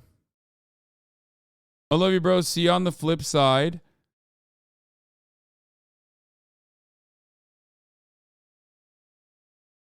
Anyway, Luca, the other guy who posted him on the Wow Mao server, found them on another server before Wow Mao. The original public leak point is somewhere else on Discord. Among the files Luca posted on March 1st and 2nd are 31 Ukraine-related documents, including CIA operations, Center Intelligence update files marked as top secret. There are apparently 100 plus other classified files he posted elsewhere in Discord this year. I've only seen one of them. This is what Lucas himself says. He pointed to a now deleted Discord server as the source, but impossible to find it now unless someone happened to be a member and scraped it pre-deletion. Luca, the guy who posted them on the Wow Mao server, found them on another server before Wow Mao. The original public leak point is somewhere else on Discord. In sum, I've seen 54 documents that Luca posted on the Wow Mao Discord channel. There are likely more.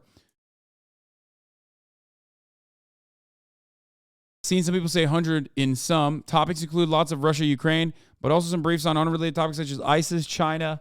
I would love to see the China ones. Holy fuck, that'd be sick. But most interesting info is Ukraine and Russia.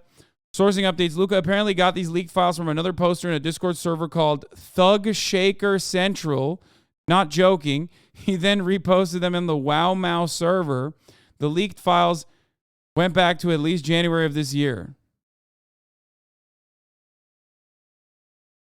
Okay, who in here is on Thug Shaker Central? Be honest.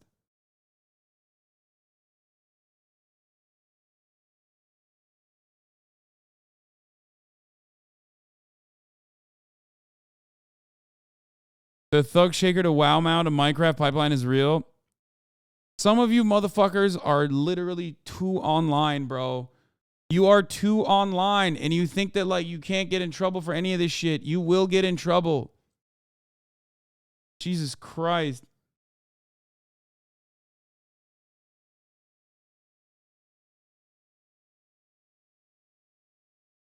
I can't even tell. Thug Shaker General is a raise his name law.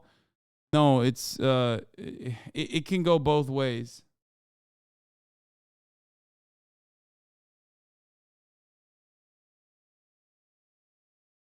It is worth noting that it was only detected when it was posted to a leftist Discord, and not even like a big. Thug Shaker is like a subculture of white people posting gay black porn. I'm not joking at all.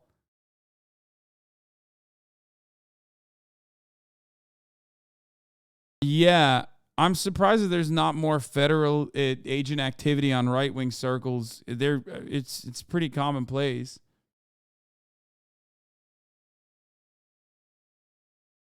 Nah, bro, I got a VPN. Yeah, good luck. Godspeed, soldier. Good luck to you. You asking kind of L-fed?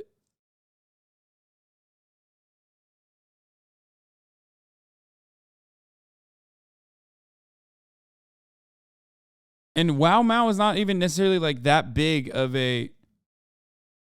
Wow Mao is not even necessarily that big of a leftist Discord in comparison to like mine, for example. You know what I mean? I don't know how big it is, but I suspect it's not that big. So yeah, my point is, you know, when you post in places like this, know that like, you know, people are watching.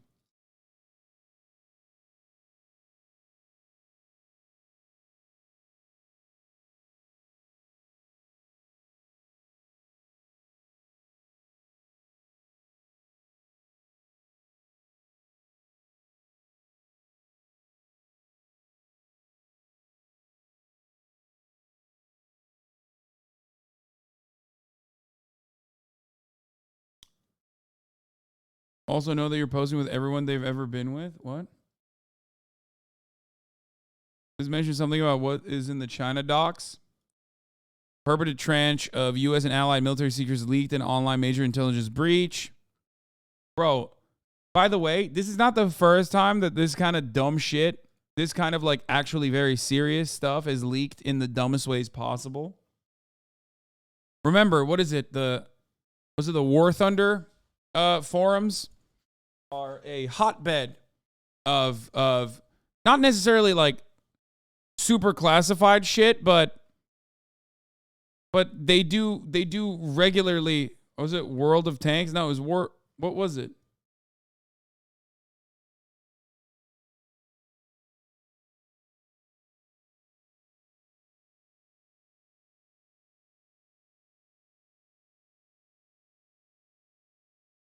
Yeah, people use people will leak classified documents in War Thunder forums to win arguments about what fucking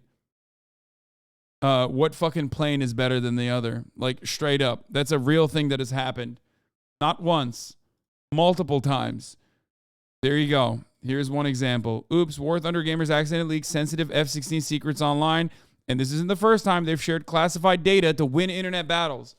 This is why I say like debate perverts are unironically some of the most like They are compromising. They're devastating to like any kind of national security commitment you might have.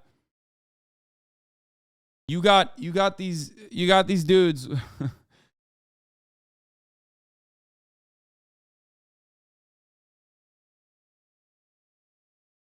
Literally digging up classified schematics to win debates in a forum. Yeah, debate gremlins will take it to that level.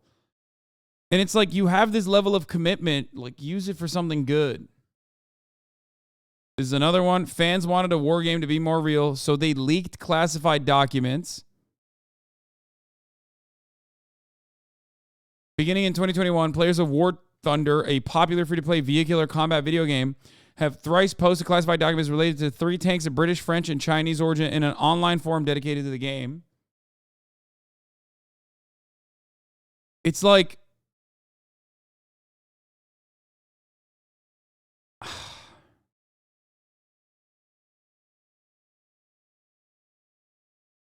I don't know what to say about it. It happens so frequently. It happens so regularly. It's just like...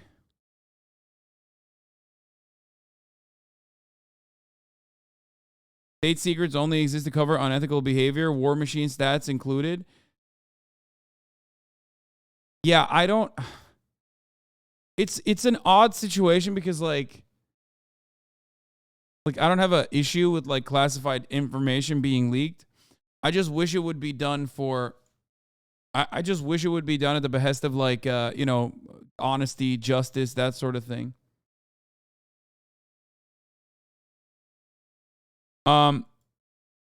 Yesterday, Discord was used to leak a number of Pentagon documents relating to Russia's war against Ukraine. People think Discord is specifically for kittens.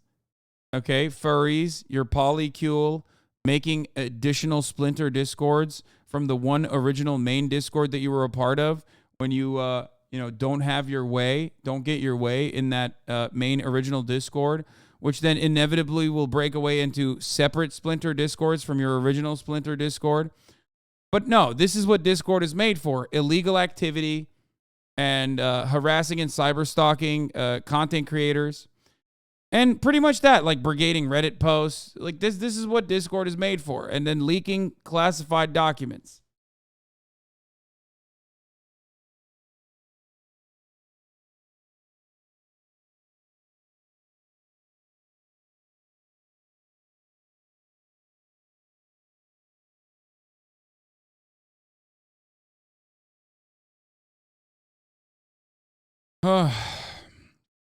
Yet the Ukraine files were evidently just a portion of the leaked intelligence. Yahoo News has seen over 100 other documents, but cannot verify their authenticity. As the Ukraine documents previously reported have been selectively altered, it is quite possible that even these documents are real, in part or in whole. They may have been obtained by a hostile foreign intelligence apparatus, if not manipulated or seeded with disinformation designed to undermine the U.S. or Ukrainian national security interests. I use an empty Discord server with me in it just to organize photos, videos, and have them link quickly. Saves a lot of space. Smart. Just know that you're not in there alone, M-HUD. That's actually really fucking smart. That's a great idea.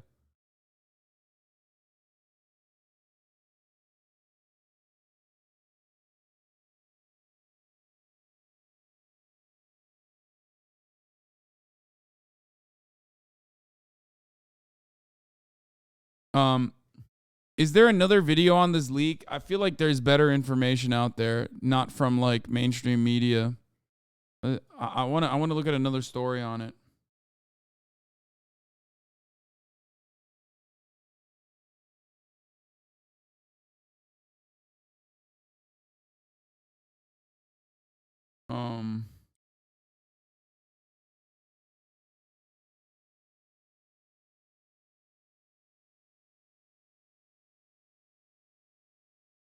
The Hill talked about it.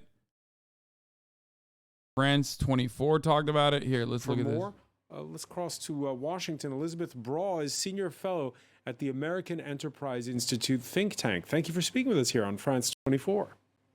Thank you. Yeah. American Enterprise Institute. Nice. Nice.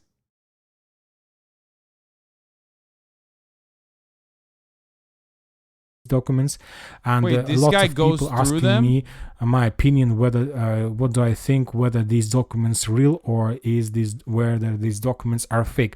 It is very difficult to determine. That's insane. That's insane. Okay. So this report, what more do we know about what was leaked I'll be back in a and second. how accurate it was?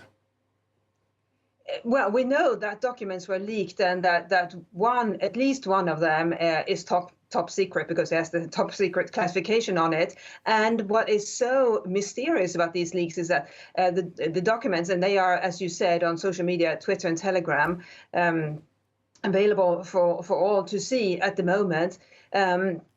What's so mysterious is about them is that they seem to be genuine, but at the same time, parts of them have been doctored. So we don't really know how they were leaked, from which institution they were leaked, from which side they were leaked. It's clearly they relate to the Ukrainian war and American assessments, but were they leaked by somebody in Ukraine? Were they leaked by somebody at the Pentagon? That we all don't know. And on top of that, some of the content appears to have been doctored just to cause further confusion. Just to cause further confusion. So in whose interest would it be to cause further confusion? Well, the Ukrainians are saying that this is a Russian intelligence operation created to sow division and discord within the Western alliance, because the documents do discuss Western support, the extent of Western support, money and so forth, how much money has been allocated and will be allocated for various military donations.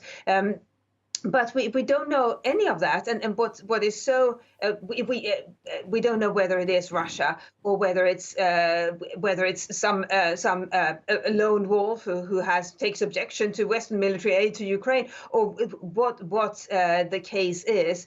And what is so challenging as well is that in this war we do have a lot of independent outfits operating in support of one side or the other, and that's exactly the same challenge we've had with the Nord Stream incident. We don't know, was it a government that was behind it? Was it a sort of a freelance operation by a group affiliated or supporting a particular side? That we don't know. We just know that this is creating enormous confusion as to who as to the extent of Western support for Ukraine, and who in whose interest it was to put this out there. So Elizabeth Blau, when you wake up in the morning and you've had your coffee, how do you sort the wheat from the chaff in this information war?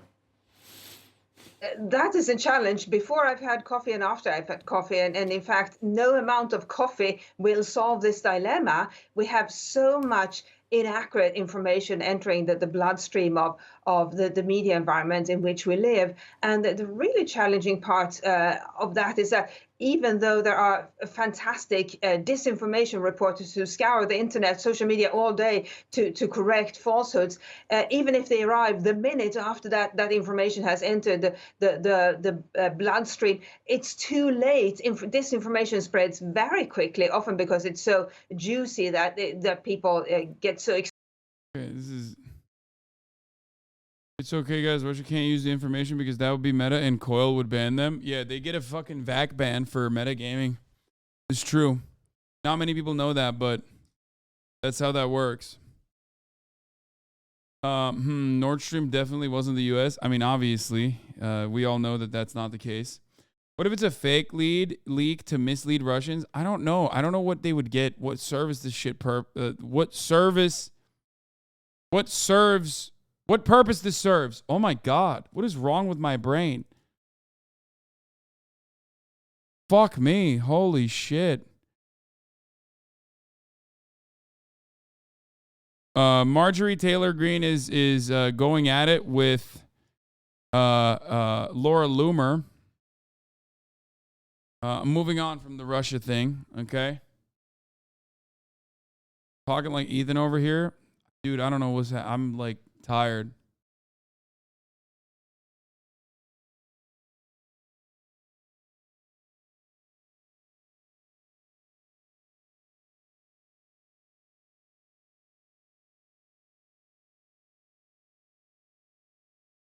Laura Loomer is mentally unstable and a documented liar. She cannot be trusted. She spent months lying about me and attacking me because I supported Kevin McCarthy for Speaker, and after I had refused to endorse her last election cycle. She loves the alleged FBI informant and weirdo Nick Fuentes. She tried to get hired on the Yay campaign after the infamous Mar-a-Lago dinner, but Kanye West refused to hire her, so now she's running to Trump. Never hire or do business with a liar. Liars are toxic and poisonous to everything they touch. I'll make sure he knows. Stay away from my man. You are just a baby titan. No amount of plastic surgery will help you become as titan-like as myself. I am a real titan, born and bred through centuries of inbreeding. You went to the doctor to fuck your face up to look like a titan, but you will never become as titan-like as myself. I am from the royal bloodline. I can control all the other titans. You cannot. Trump moves to hire Laura Loomer, anti-Muslim activist. The former president recently directed advisors to give Ms. Loomer, who has a long history of bigoted remarks, a role in support of his candidacy. People familiar with the move said. Now, of course, it's funny that she said alleged FBI informant and weirdo Nick Fuentes, because Nick Fuentes is standing right here, right next to her. She is at his conference, the America First PAC. And then everyone's favorite Habsburg-jawed right-wing psycho, Ali Alexander, responded to this and said, "This is false, Marjorie, and now I'm about to embarrass you." Laura Loomer politely declined an offer to support EA24. She says she supported Trump no matter what. Furthermore, you asked for a meeting with EA. We declined it after we fired your consultant, Milo. Talk to Isaiah Wortman about the legality of his purchase, too. Want to get legal? You lied to the January 6 families, me, and now this. Stop divorcing the truth. Then he said, Marjorie Taylor Greene paid Milo $100,000 to ghostwrite her book. Wait, what? Ew, really? Milo Yiannopoulos was the ghostwriter? I mean, he does have a lot of free time on his hands. Milo is a pederast, a thief, and someone who bragged about working with the FBI over Charlottesville. Milo made... Wait, what? See, this is what I don't understand. Why are you, as a brown man, saying that, like, Milo bragged about working with the FBI over Charlottesville when, like, you, a brown man, should not be comfortable with what was going on in Charlottesville? It doesn't make any sense. Like, yeah, in the one unique instance, it's like, yeah, being the FBI informant in that circumstance is probably better. Milo made several of her congressional staff feel uncomfortable. Milo lived at Marjorie's second home. He's just leaking all the secrets. Please don't say brown man, for fuck's sake. Why?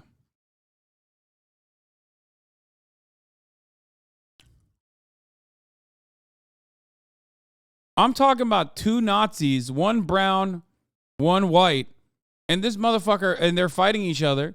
And this motherfucker is this aesthetics pervert liberal is just like focusing on this. He's a brown man. True. What? It's literally if I said brown skinned man, that'd be weirder. Okay.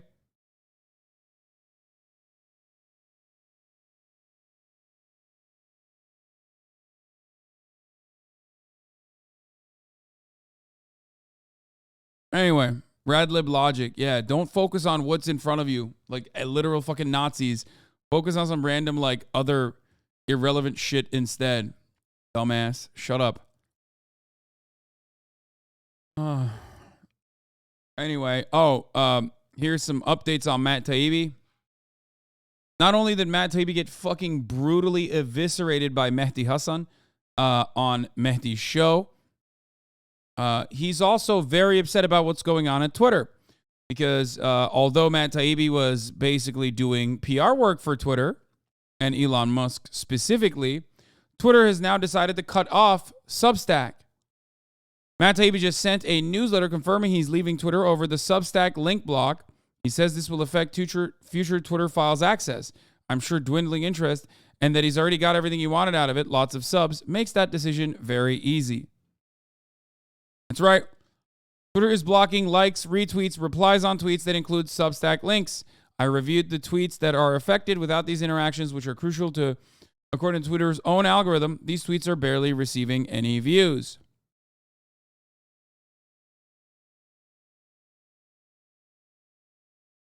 And they're very upset.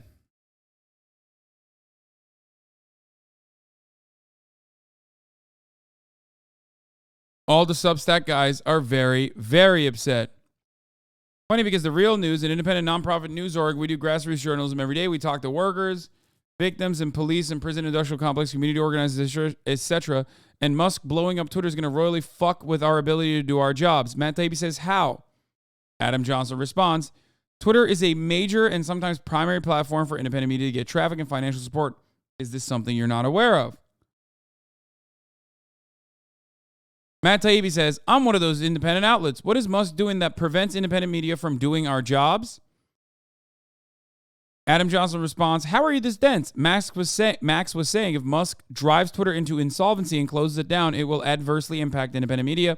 I know there's a bad signal that lights up in the sky anytime someone says something bad about right-wing bigots or right-wing billionaires, whatever. Matt responds, also, if these independent media platforms are good, they'll survive. But if you're dependent on an advertiser-based platform to market your work and you collapse because you lose a free distribution tool, that's not being put out of business by a billionaire. That's sucking.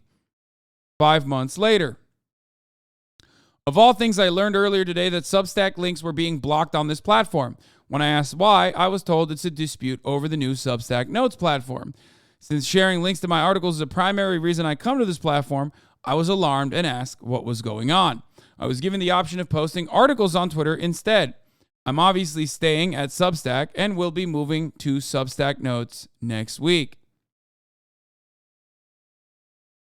Musk is like Trump in that he eventually humiliates his hanger-ons worse than anyone is such a good fucking take. Orange man indeed bad. Mars 4chan troll. Multi-billionaire man indeed bad. The cringe libs are sometimes right. Yep.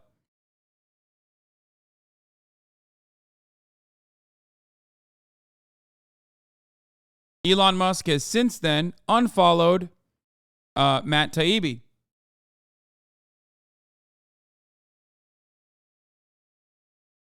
Elon single-handedly blocked all interactions with Substack's Twitter account, even without a Substack link in it. A statement from our founders, any platform that benefits from writers and creators' work but doesn't give them control over their relationship will inevitably wonder how to respond to platforms that do. This has 900 quotes.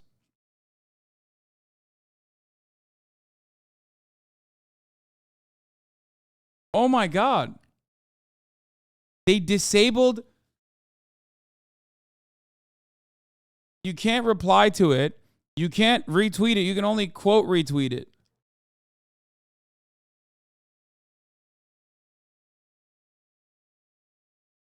There's no link in here. They just straight up blocked the competitor.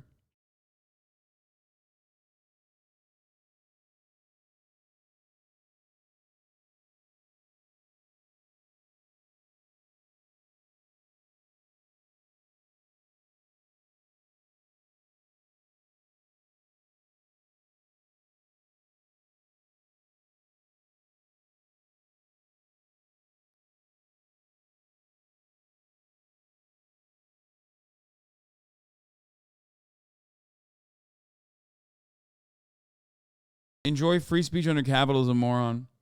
Isn't this literally illegal? Surely this goes against some antitrust law.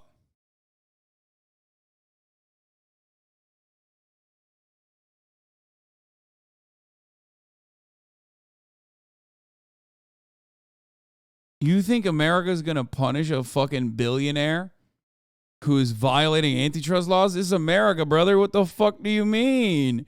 What do you mean? He'll just say that violating antitrust laws is a classic South African joke where he's from, and then the courts will let him free.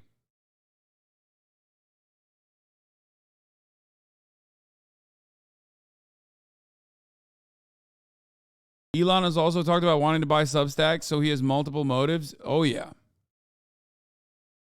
Bro.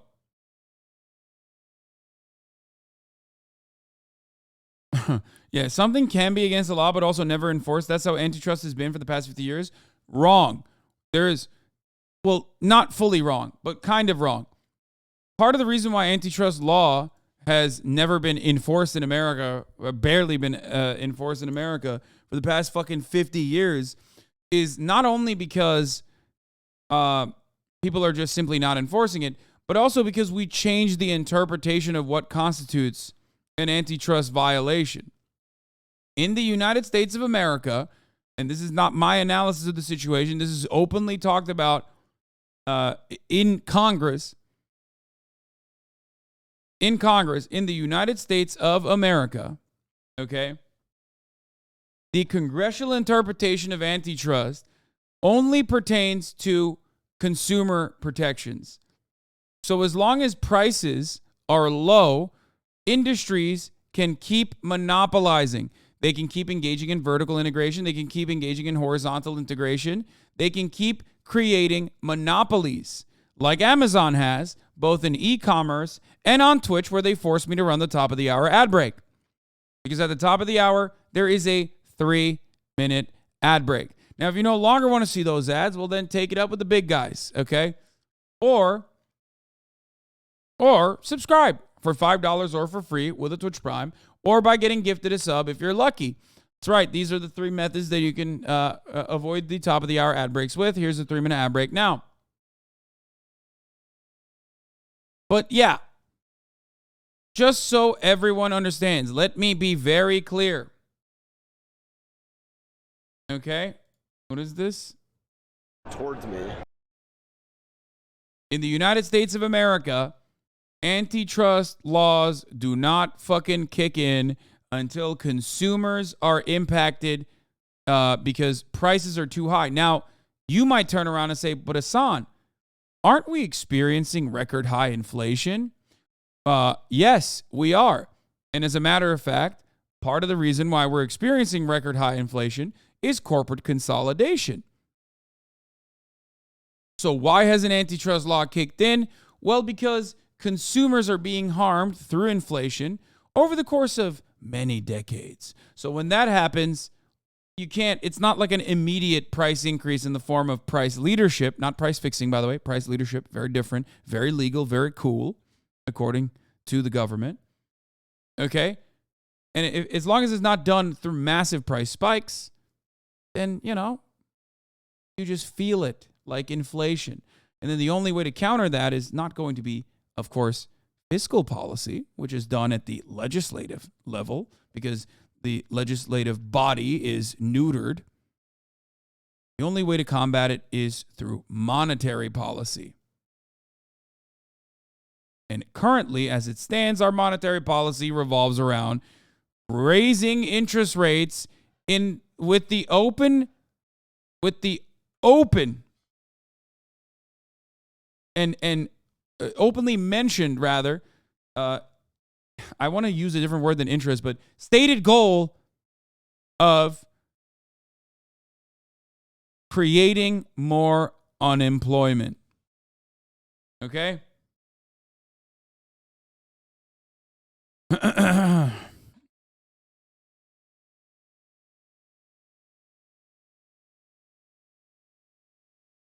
That is straight up the desired outcome of this.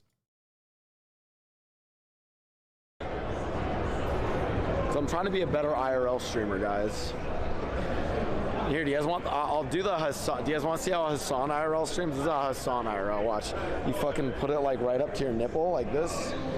It's like, oh, what's going on? Oh shit! Oh fuck, bro! Oh, that's the Hasan version. He's such a fan, bro. It's crazy. Okay, wait, this is kind of lit. Towards me.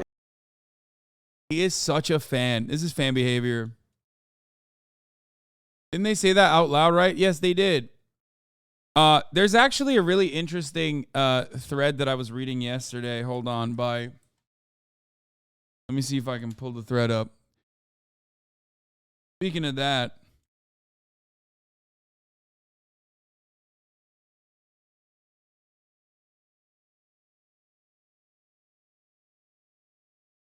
by Osama Bishonen.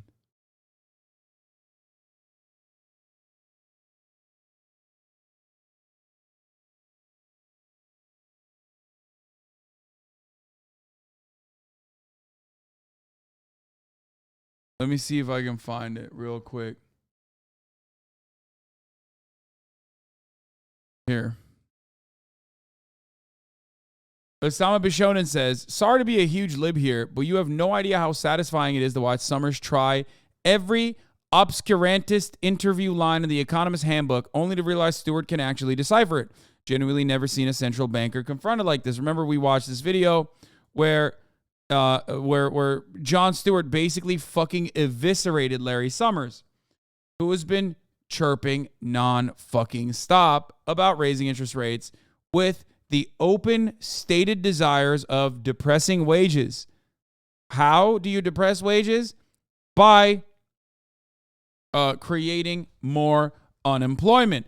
There's higher levels of unemployment. You no longer have a tight labor market. You now have a lot of insecurity. You have a lot of labor insecurity, which means they will do more work for less pay. They will shut the fuck up and they will work out of the fears that they will also become unemployed like their family members. Now,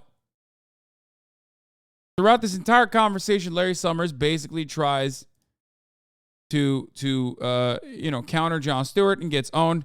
We watched this before. He says, worth noting that, and that part is clear, right? One of the major issues here is that Larry Summers, in writing and on Twitter and on New York Times articles, will openly keep stating over and over again that desire that we just mentioned.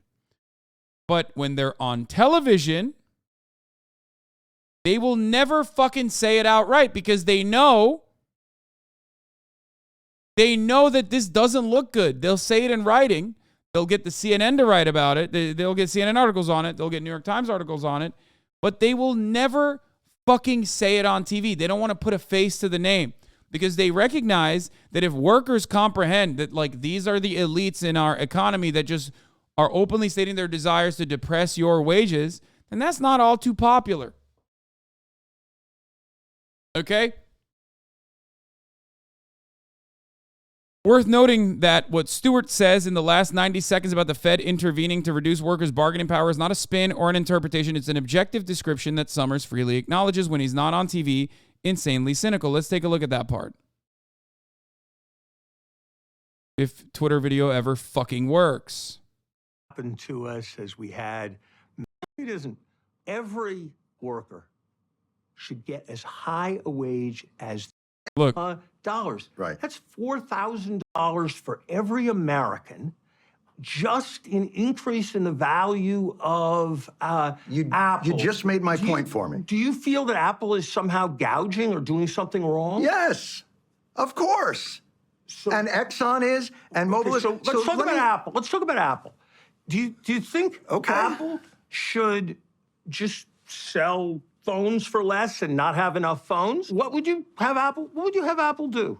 You're saying to me, John, market forces are market forces. And if demand goes up, are you suggesting, young man, that Apple should charge less than they could charge? Let me flip that on you. When there's a tightness in the labor market, what you're saying is the workers shouldn't do the same. that the workers, just following the same capitalistic principles that allow Apple to charge more for their phones, shouldn't charge more because wage inflation is driving inflation. That's not at all what I'm saying, John. That's exactly. By the way, this is why I always say, at the tippy top, capitalists don't even do fucking capitalism accurately, because half of these neoliberal perverts love manipulating the supposed free market just at the behest of corporate owners. So he's right. This is the same. If you want to ever fucking dupe dumbasses about that constantly say that the free market is better, just ask them about inelastic demand with respect to things that are things that you need for survival. It's in the textbook. It shows why you need to have government regulation on matters that pertain to healthcare. It's literally in the fucking textbook. You wrote it in there. Same goes for tight labor markets. Exactly what you're saying. Actually, it isn't. Every worker should get as high a wage as they can. It would be a terrible idea. But the to try Fed to is going to intervene.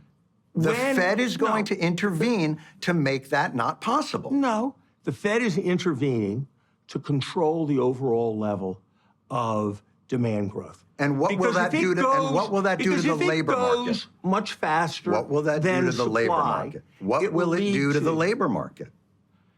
It will loosen is likely to lead to looser labor markets. A somewhat looser labor market. Exactly. We hope to minimize that.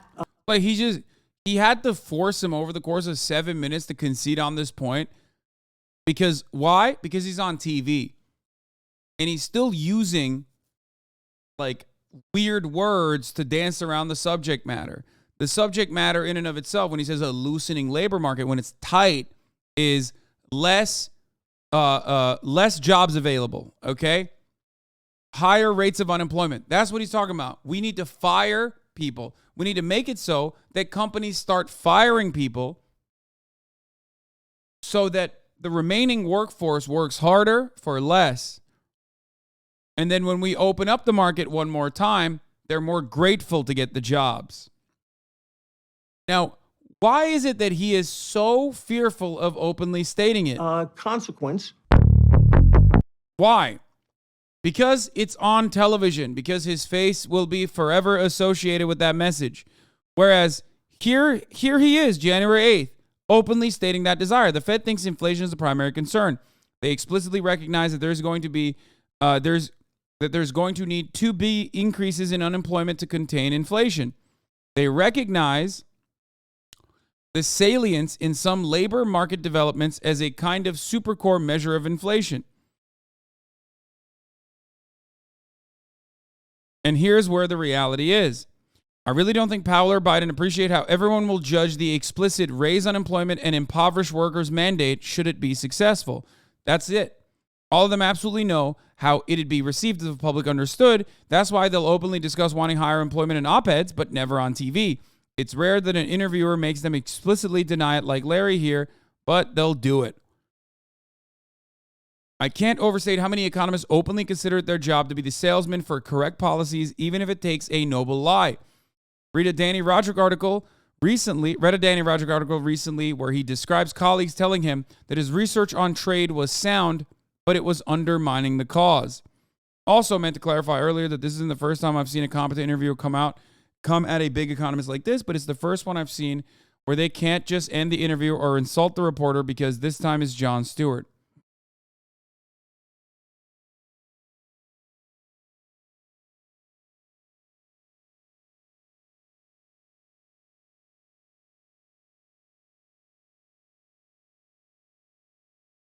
Sorry if this counts as spamming. Dude, yes, I'm going to cover it. Yes, it just happened. Of course I'm going to cover the fucking mifepristone ban. Just chill. I know. I'm going to cover it. Calm down. I already clicked on your link in particular, the secondary injunction. Okay? I'm talking about something else right now. Hold on. It's literally right here. This is one thing in particular I wish was more widely understood. Capitalist governments want there to be a certain level of unemployment. Sometimes they intentionally try to increase unemployment, all while blaming the unemployed for a variety of social ills. Employers use the threat of workers being replaceable to keep wages low. That's the truth. If everyone is employed, there's no pool of unemployed workers to pull from. That threat vanishes. Then the workers are free to press the bosses for raises and more rights. Capitalists need the unemployed. They are vital to keeping the rich rich, and they also serve as a useful scapegoat for capitalism's downsides. Nasty little trick that. Not covering Palestine news. Weird champ. I literally covered it yesterday extensively. Shut the fuck up. Suck my dick. First tweet here that got over 10K likes is retro for Twitter showing the most tedious fuckers living who are now responding, you don't understand. A certain level of unemployment is necessary and desirable under capitalism. Like, that wasn't my entire fucking point. At least disagree with me if you're going to call me stupid. Come on now.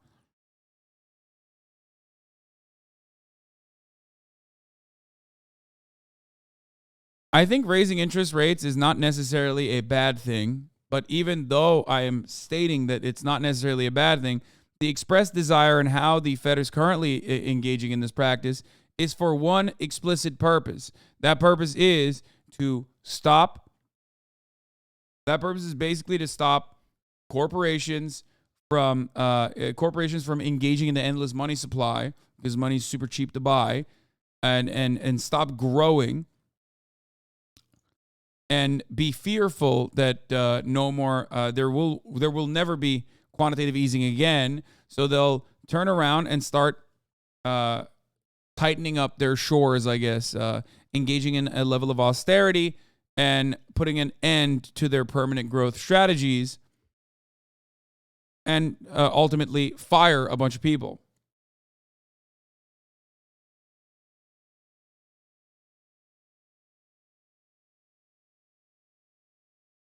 It is a bad thing. Why are you so capitalistic? What is capitalistic?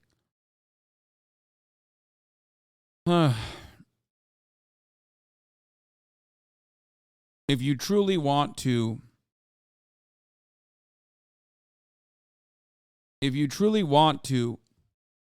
change the outcome, you have to engage not in monetary policy, but in fiscal policy.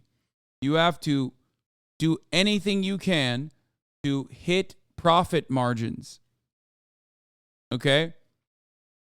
You have to ensure that wages don't stagnate while simultaneously lower prices. How do you do that? Well, you do that by making sure that there is, by making sure that corporations are not engaging in more alternatives to ensure that their profits keep growing up.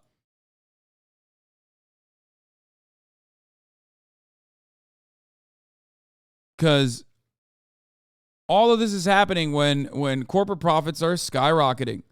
If you look at, for example,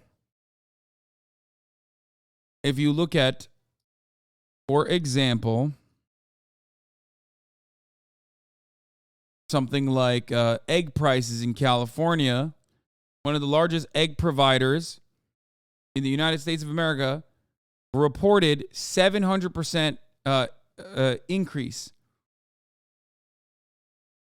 Hold on.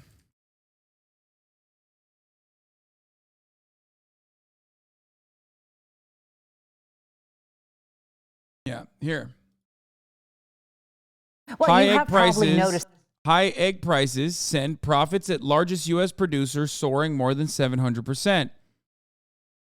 Is it because the wages increased for those who were fucking, producing the eggs? I'm not talking about the chicken. I'm talking about people that work in the poultry side. If that was the case, profit wouldn't surge. Okay? That's how profit works. Did the eggs become somehow more marketable? Was there like a big push? Did people really get excited about eating eggs? What led to this?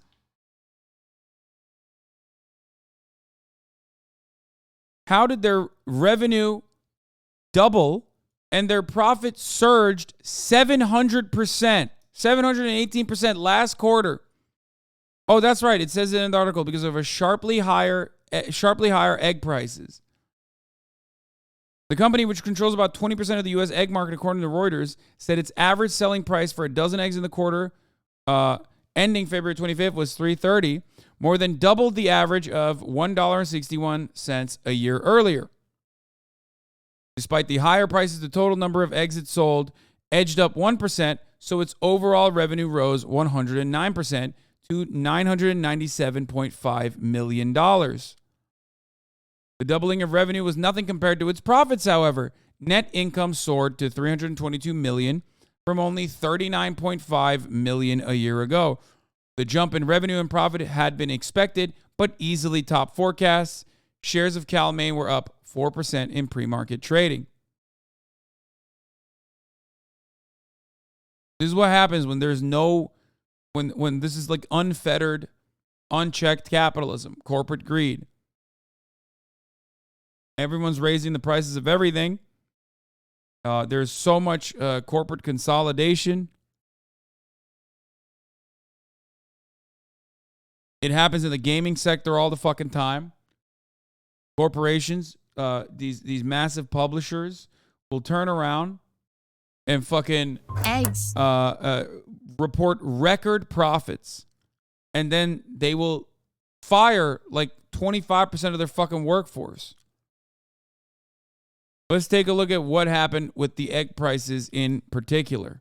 While I go and microwave eggs, my chicken. A typically unremarkable grocery list staple for most Americans, became a point of financial stress and confusion over the course of a single year. Between January 2022 and January 2023, the average price consumers were paying for a carton of eggs shot up by 150%, hitting an all-time high of $4.82 a dozen.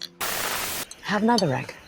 No. Egg companies sold their eggs to grocery stores at unparalleled prices, peaking from about $1.20 a dozen to $5.20 a dozen within 12 months. As a result, grocery stores were forced to hike up their egg prices to turn a profit. To make matters even more confusing, egg prices for retailers started to plummet at the start of 2023, dropping by at least $2.90 a dozen out of nowhere. To explain the dramatic swing in wholesale prices, big egg companies like Cal-Maine Foods pointed their fingers at two factors: a rampant flu that plagued their chickens, and, you guessed it, inflation. These companies want consumers to believe that the ridiculous sticker prices we saw in 2022 and early 2023 were necessary to make up for sick hens and rising feed costs. But here's where the numbers don't add up. Dominant egg producers not only made up for lower supply and increased costs, they profited off them big time. Just look at Cal-Maine Foods' gross profit margin. Gross profit margin is the funniest thing that is just like, with increasing corporate consolidation and through a totally legal, totally cool concept known as price leadership, not price fixing. Let me just explain that one more time. It's price leadership, not price fixing. Totally legal, totally cool, totally above board. Companies basically recognize that like they can get away with fucking raising prices, and that's it. And there's not really anything the government can do about it. Well, there are some things that they could do about it. They could just like shut off the funnel of subsidies, for example. You know? They could just like point to inflation, like as though it's some totally unique random thing that's happening that is absolutely outside of their control. Where the fuck is inflation coming from? What is inflation? I don't know. Margin measures how much money a company earned after accounting for production costs. Cal-Maine Foods more than quadrupled its gross profit margin after raising the price of its eggs. If Cal-Maine fairly raised prices to offset inflation and the avian flu, its gross profit margin would stay about the same. So, to figure out what's really going on with egg prices, we talked to one of the leading experts on food monopolies. I'm Angela Huffman. I'm the vice president and co-founder of Farm Action. Farm Action is a farmer-led nonprofit taking on corporate consolidation in the food system. Contrary to the narrative of these industry leaders, these price increases are not due to an act of God. It's just plain profiteering. So what's the true story behind those sky-high egg prices? And who's to blame? And what can we do to make sure this never happens again? I'm June, and this is More Perfect Union. Now let's get cracking. You know what? Maybe I will have some eggs. Toast? Since Cal-Maine Foods is the largest egg producer and distributor in the US, we're going to keep our focus there.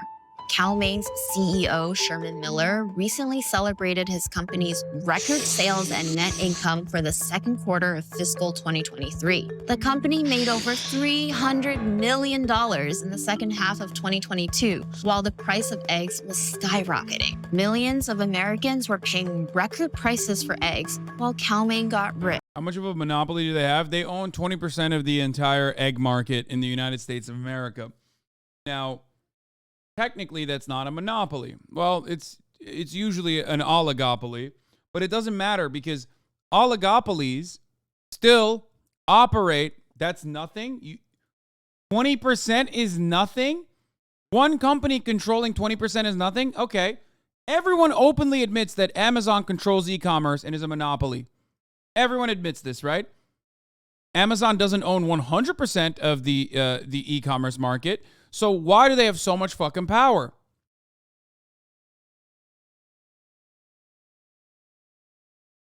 $25% minimum for monopolies in economic theory.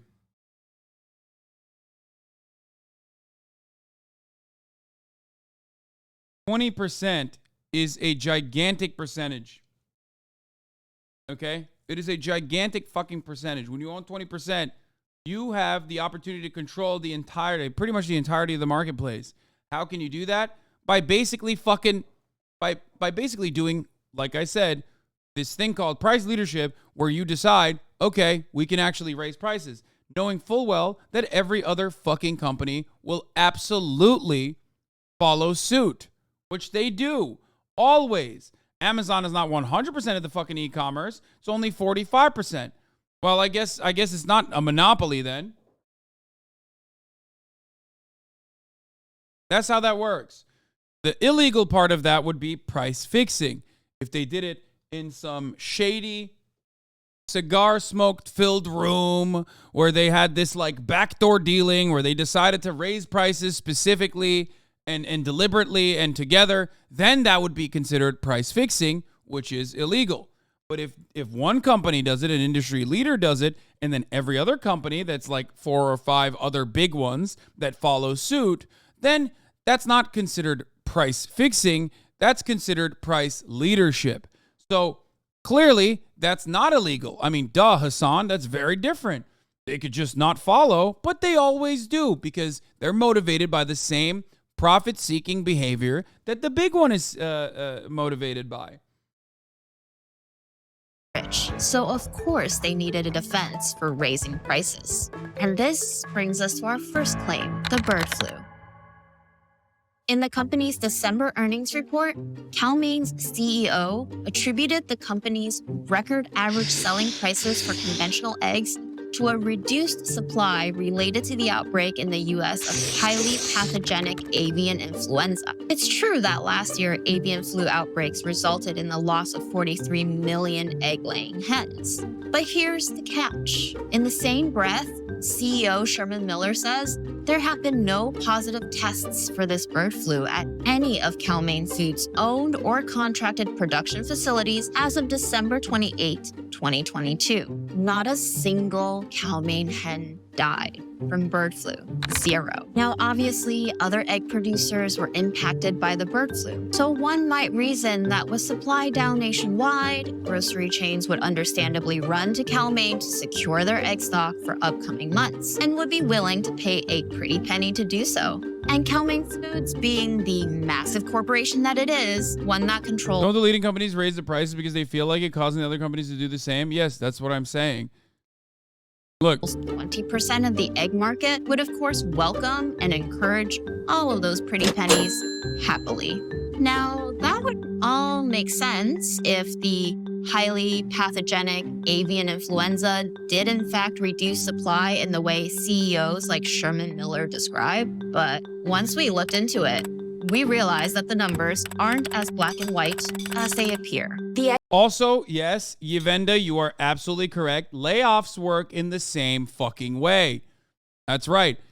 If you have noticed how what do you call it? In the tech sector, there's like mass layoffs happening, regardless of whether a company is profitable or not, regardless of what the company's runway looks like. In certain companies, there's not even a layoff that's supposed to take place, but it's happening regardless. The reason for that is the same principle. It's monkey see, monkey do. That's it. It's nothing. There's nothing to it other than that. You got shareholders pressuring board members to take action to make their companies more lean because they're seeing other companies engage in this behavior. And I'm not just talking about like Meta firing the fucking VR team. I'm talking about literally just random, like Google firing people for unrelated reasons. Why are they doing it? Because everyone else is doing it. That's it.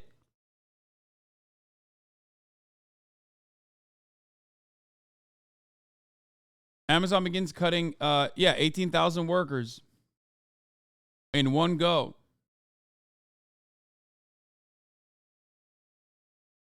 The egg industry experienced no substantial decline in egg production in the last quarter of 2022 compared to 2021. The number of egg-laying flocks on average only dropped 6 to 8% from the year prior, according to the USDA. In addition to that, that number was even further blunted by record high lay rates, meaning the existing egg-laying hens laid even more eggs than the year before. As it turns out, the hit to egg supply wasn't as dramatic as companies like Cal-Maine want you to believe.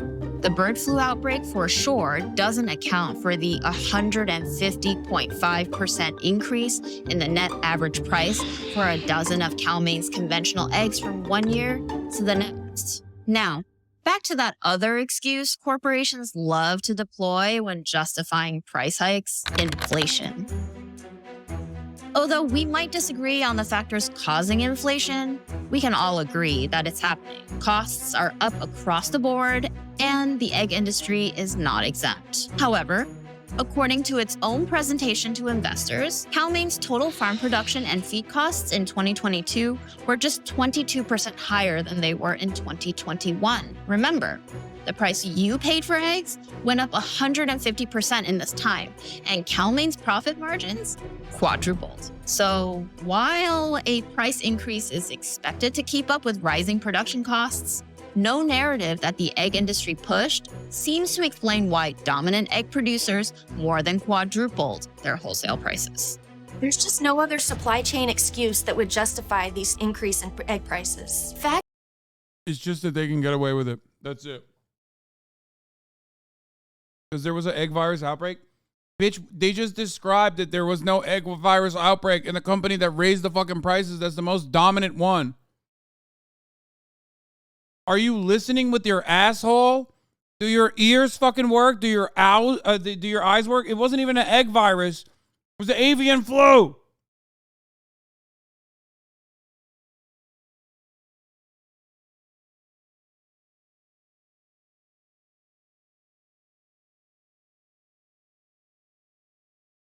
Ask yourself why your first and immediate inclination is siding with the major egg producer. You're not an egg producer. Your dad's last name is not Cal-Maine. Why the fuck are you defending them?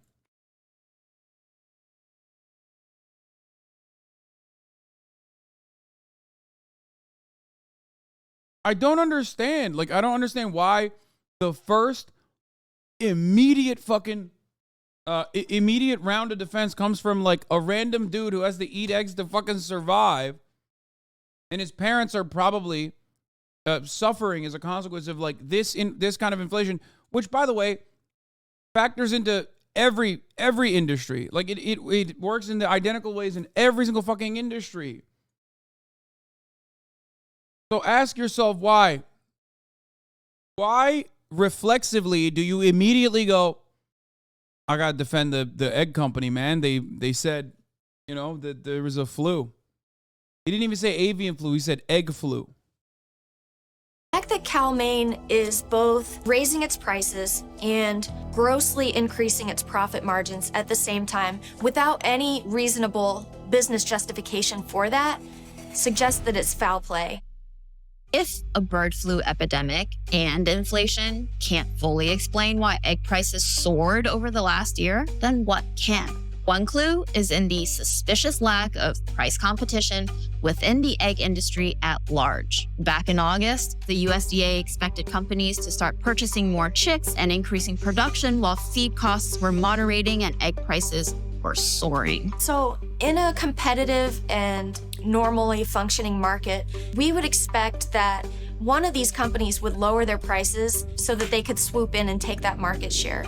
You'd expect competition to start driving prices down, but for some strange reason, production didn't increase. Prices kept rising. There seems to be a collusive scheme among these industry leaders to turn inflationary conditions and an avian flu into an excuse to gouge consumers and raise prices. Why produce more if you can make more money producing less? You might be thinking, didn't you say that these big egg companies recently dropped their wholesale prices pretty significantly after all? So maybe there really was something exceptional going on behind the scenes that required some once-in-a-lifetime price increases? To be completely honest, we're also confused by the latest numbers. Angela, have you seen the drop in wholesale egg prices? Yeah, it's pretty crazy, right? Although prices are still a lot higher than they were last year. But where did that drop come from and why now? Well, we're not seeing any major changes in the market that would explain these lower prices, just like there wasn't a substantial change to justify the massive price increases that we talked about before. There isn't a sudden increase in egg supply to bring down the prices or anything like that to easily explain this. So these companies dropped their wholesale prices randomly? Well, the USDA says that consumer demand for eggs is down a little bit due to resistance to the record high prices in grocery stores. In a recent report, the USDA actually pointed to the negative media attention on the issue of egg prices as a factor for why consumers are holding back. It wouldn't be the first time that a corporation quickly lowered its prices after being called out for price gouging in the news. Anything to divert attention elsewhere, especially with Easter coming up.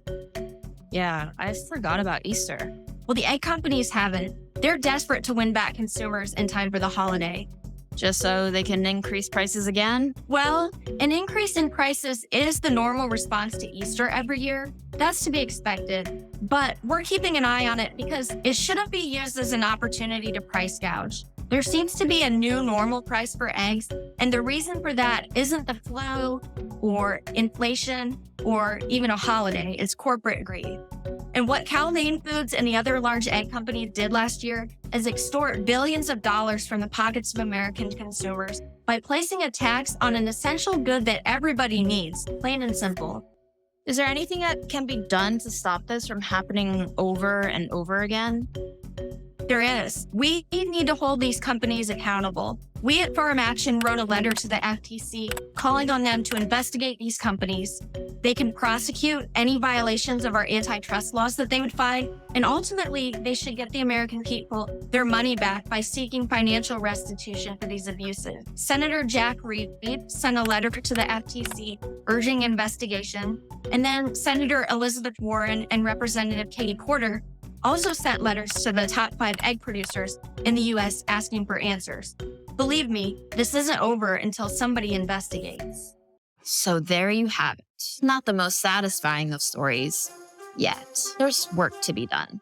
Now, it's on the Federal Trade Commission to work in coordination with the Department of Justice and the USDA to crack down on corporations that use their monopoly power to price gouge the American people. On behalf of all Americans writing their grocery lists and planning their Easters, it's time for some answers. It sounds like it was written by ChatGPT. I'm not even joking. I don't give a fuck what wrote it. It's real. That's it. And what? Find them because that'll teach them? No. I think the federal government has an incredible amount of power at their disposal. One thing that I just mentioned is subsidies, right? None of these industries would not even be profitable, but like they just wouldn't exist if it wasn't for a tremendous amount of fucking subsidies. Subsidies that we pay for with our taxpayer dollars.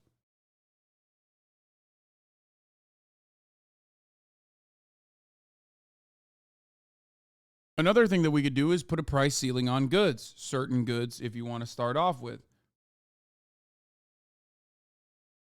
Like,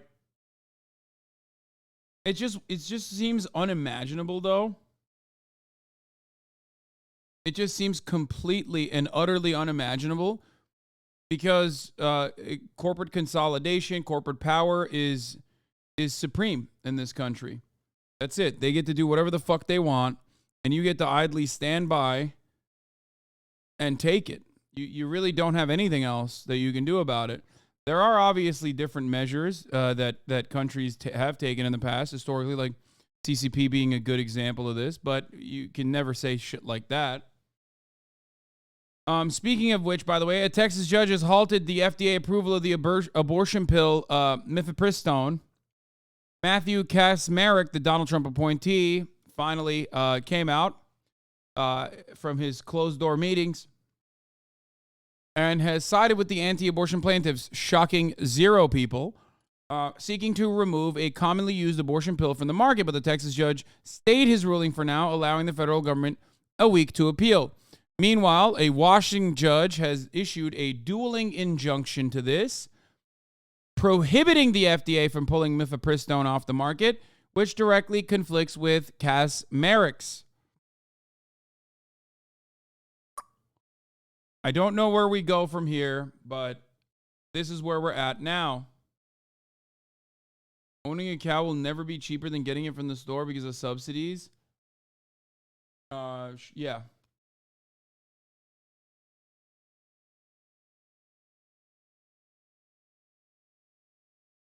Also, it's important to point out that if I were to buy a bunch of eggs from a store and jack the price up all the time and sell them, I'd be arrested for illegal price gouging.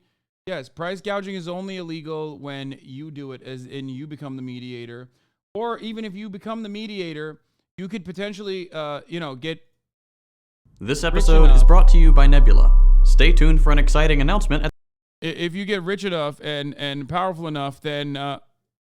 Even if you become the mediator, you can at least lobby the government for legitimacy. Strange. We're very attached to the idea that things just keep getting better for every new generation. Like how before, there weren't any iPads, but now, we all have iPads.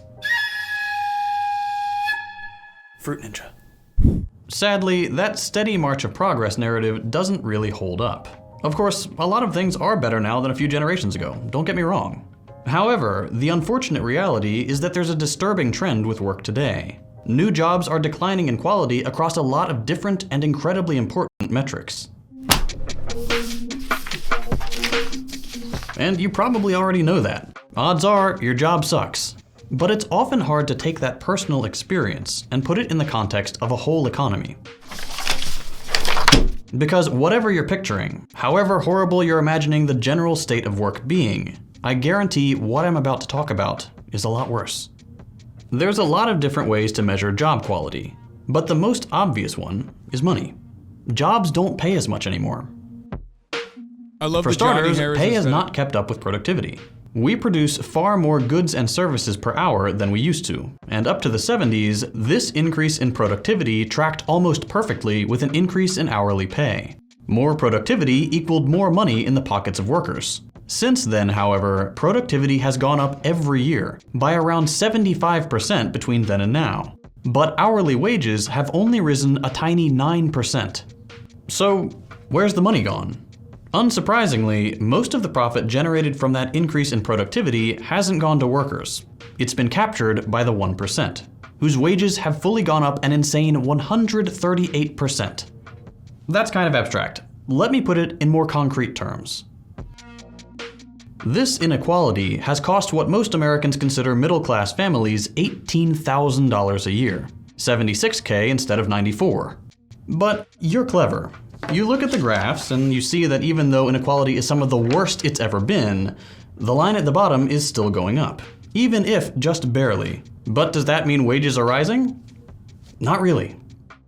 For the bottom 50% of the population, in other words, the average American, pre-tax, pre-benefits income has actually gone down by over 6% since 1980. And that's before you factor in the cost of living. That means things like inflation, which we'll get into later, but it also just means what kinds of expenses people are now responsible for that they didn't used to be. For example, since the 80s, employers have cut down on healthcare benefits. They've also made job training increasingly an individual responsibility. Student loan debt has only gotten bigger, the cost of not getting a college degree has only grown, and yet the benefits of having one are only going down. And this isn't just in education. People are needing to take on a lot more debt for just about everything. And I do mean need. Prices on essential goods way outpace wages year after year. So just to get by, credit has become an essential part of a home budget. This is part of a larger trend within neoliberalism, where responsibility and cost for all sorts of things, like job training, healthcare, and retirement, are shifting increasingly onto the shoulders of individuals who are making less and therefore need to resort to debt to get by. Today, the average American has 90 grand worth of debt hanging over their head, and debt as a percentage of income has only gone up since the 50s. All this has another effect on work. Not only do we work for less on average, we also work longer. Year over year, working hours in the US have actually remained relatively stagnant. But because wages have gone down in practical terms and personal expenses have gone up with the gutting of social services and costs borne by employers, we spend more of our lives at work. Over the past 30 years, the average age of retirement has gone up from 62 to 65. And last fall, Republicans actually started floating a plan to push retirement even later by delaying when people can receive full Social Security benefits and Medicare. I actually covered this topic about a year ago, but these kinds of policies actively target poorer Americans who rely on Social Security and are way more likely to die before reaching retirement age than their wealthier counterparts. Just so you get an idea of how prevalent this trend is, the same thing just happened in France as we were putting this video together. The country is on fire because, despite disapproval from the overwhelming majority of French people, the neoliberal President Macron raised the retirement age by going around the parliament. Like the Republicans did in the fall with their plan to make Americans work longer, Macron cited budget concerns and the upcoming insolvency of these retirement funds. But make no mistake, the reason retirement funds are going to be insolvent isn't because people aren't working hard enough, but because the wealth that they produce isn't going in their pockets or into funding these necessities. It's going to billionaires. But let's get back on track. None of these trends are helped, by the way, by another aspect of job quality that keeps declining: security. More and more people are being brought into more precarious work on an intermittent, irregular, or contractual basis. The new name for it is quiet hiring. But for years now, companies like Uber and their gig economy clones have been selling it as flexibility. Jobs are less secure today than in the past. You're more easily fired. Protections for workers are less well enforced under contractor status. Unionization is either impossible or downright illegal. And neither pay nor benefits are nearly as good, with the latter rarely ever being provided. And it's not restricted to just one or two sectors of the economy. These jobs are everywhere. 53% of people between 18 and 34 and who work in the gig economy do so as their primary income source. And according to a Princeton study, 94% of the net employment growth in the US between 2005 and 2015 has been in, quote, alternative work arrangements, meaning independent contractors, temp work, and freelancing are basically the only new jobs our economy is producing. The consequences are bleak. Unreliable work comes with a lot of insecurity. We know that capitalism regularly spirals into recession, around every 5 years at this point. So with the likelihood of a recession in 2023 seemingly really high, 80% of US workers, according to one study, is worried about losing their job. Regardless of the exact number today, this kind of anxiety about job security under neoliberal capitalism is always widespread. And it's another variable that makes work worse and makes wages stagnate. Workers are constantly worried about keeping their job, so they exercise wage restraint. They don't ask for a pay raise despite needing it because they're worried it could get them fired. This isn't helped by the fact that neoliberal politicians actively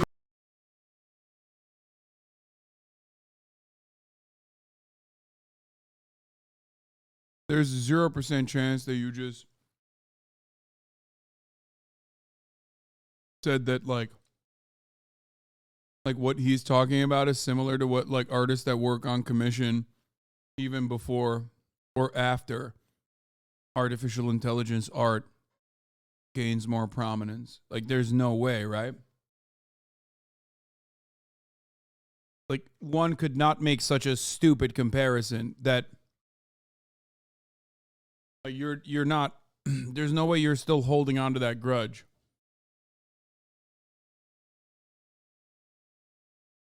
Like saying, you know, you told artists to adapt and overcome and utilize AI as a tool in their tool belt.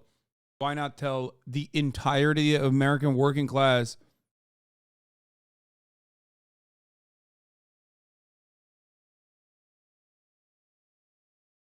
to adapt and overcome? Brother, they're not getting fucking pushed out of the marketplace. They're not selling commissions on the side. Okay?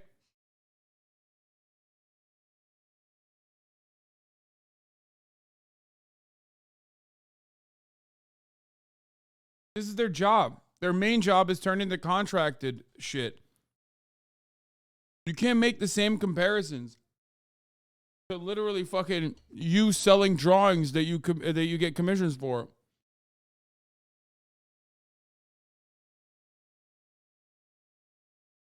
There's no point in history where like art has ever been people's like main fucking jobs in the same way that you would describe the rest of the fucking economy. I'm a Twitch streamer. I understand that like what I produce is not all that important in the grand scheme of things, okay?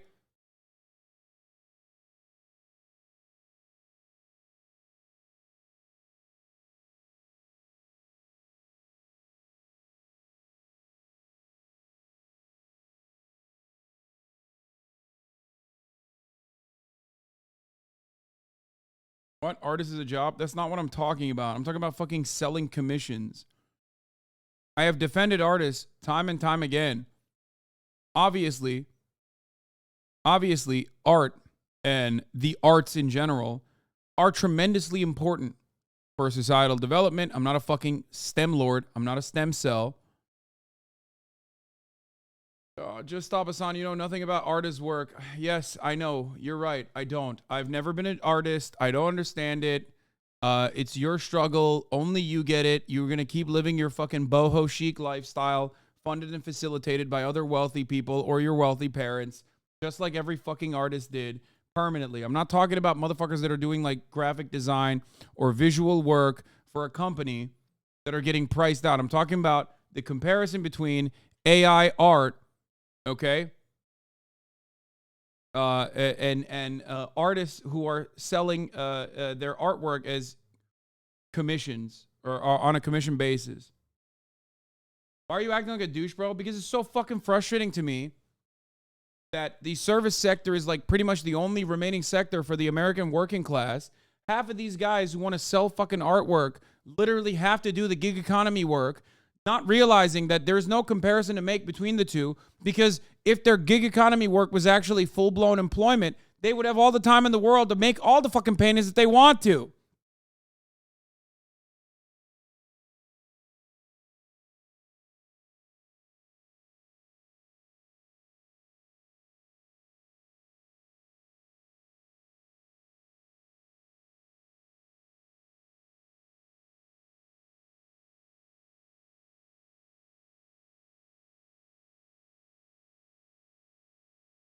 Anyway, automate more shit. It'll only make me grind harder. Adapt and overcome and be applied to what needed to do for capitalism too. We need to be willing to use the tools of our enemies, oppressors against them to overthrow them.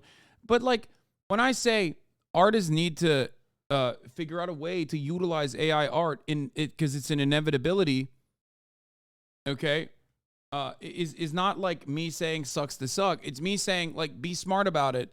If you don't figure out a way to fucking utilize it, then you're gonna get cut out. You're going to get cut out and shut out from the marketplace.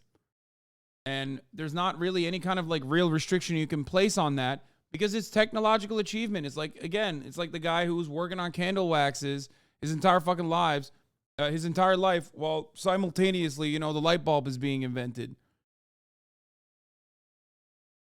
It is a foreseeable and oftentimes very shitty byproduct of exponential growth and the exponential growth of technology. Like, there are so many different ways that an AI can serve you at the top of the hour ad break. Okay? And I know that. The AI will eventually replace me. They will serve you creative ways. They will serve you in way more, significantly more creative ways at the top of the hour ad break, which comes at the top of every hour. Will they tell you that you can avoid those ads by subscribing for $5 or for free? Yes, they will probably tell you that too.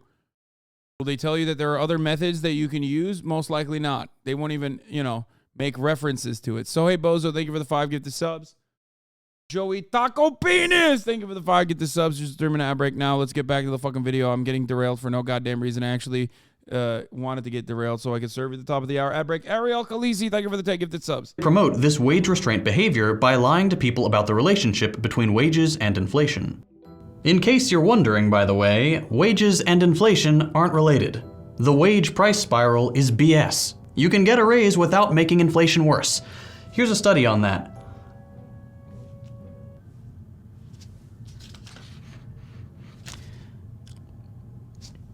I think I forgot to print that one. Okay, here we go. Proof is on the bottom of page 5, top of page 6. We got too many printouts here. Let's move on. Look, if that wasn't enough, kids aren't being spared from declining job quality either. Child labor laws are starting to come down all across the country. According to the Economic Policy Institute, 10 states are introducing or have already passed legislation weakening child labor laws, despite the fact that violations of child labor protections are actually on the rise. Saying it like that is a little vague. Let me read you some details off the list of these bills. Thoughts on this guy being a tanky? I hope he fucking drives a tank to your house, okay? That's my thoughts on this guy being a tanky. Take a fucking week off and think about how stupid you are as a human being. In Arkansas, a bill was passed that eliminates age verification and parent-guardian permission requirements. In Iowa and Minnesota, bills were introduced to lift restrictions on hazardous work. And in all these states, bills were introduced or enacted that extended working hours for minors. And I know that right now you're probably thinking of kids in their late teens working the register or in fast food kitchens. Jobs that are grueling but often get depicted as easy. Those aren't the only jobs kids are doing right now, and they're a lot younger than what you're picturing. For example, in their report, the EPI mentions violations happening in meatpacking facilities, where over 100 kids between 13 and 17 are working illegal overnight shifts, handling dangerous chemicals, and, quote, cleaning razor-sharp saws and other high-risk equipment on slaughterhouse kill floors. It's giving the 21st century a real cool retro 1900s. Okay, what JT doesn't understand is that, one, the children yearn for the mines. They all play Minecraft. And two, their tiny fingers are so much better as it pertains to cleaning like the tiny holes in those massive saws. So, sorry. It's kind of a good thing, okay? And lastly, they're learning very important job skills. Vibe. But it gets even worse in agriculture, where 33 kids are injured every day in the US because so long as they have parental authorization, 14-year-olds get to use machetes and work with dangerous pesticides for unlimited hours with barely any sort of safety regulations in place. Oftentimes, by the way, making less than minimum wage. How fun is that? Speaking of demanding work, let's turn back to France for a second, because they actually measure the intensification of work over there. Back in the 80s, around 12% of French salaried workers had a physically strenuous job. Now, 40 years later, with all the developments we've made in automation that should make work easier, that number's gone up to 34%. And it's not just physical strain. Over the same time period, the number of salaried workers with a mentally strenuous job went up from 6 to 35. You wanna know why? You wanna know why? Service sector jobs, baby, and delivery jobs. It's not like their fucking constructions tremendously increased, okay? No. It's because when automation creates opportunity to lift the workload of the working class under a capitalist organization of the economy, the benefits are only given to the owners of corporations. What do I mean by this? Talk about it all the time. I'll give you a super old school example. Let's say you don't have a plow, right? You have to fucking plow with your hands. Get on your hands and knees, okay? All of a sudden, or let's say you're using a plow, all of a sudden a tractor comes in. That's efficiency. That's technological improvement, right? Now, before you needed like, let's say you need eight people on the plow carrying all this shit, right? But now you have a tractor. Well, guess what? The tractor will, in normal circumstances, allow you to do less work. Holy shit, we have a tractor. How wonderful. All 8 of us can now keep our job, literally increase our output, plow more farmland, and be able to work even less hours and it be less strenuous. What happened, however, because the farm is not owned by you, but owned by your boss, somebody else, your boss said, well, you have a tractor now.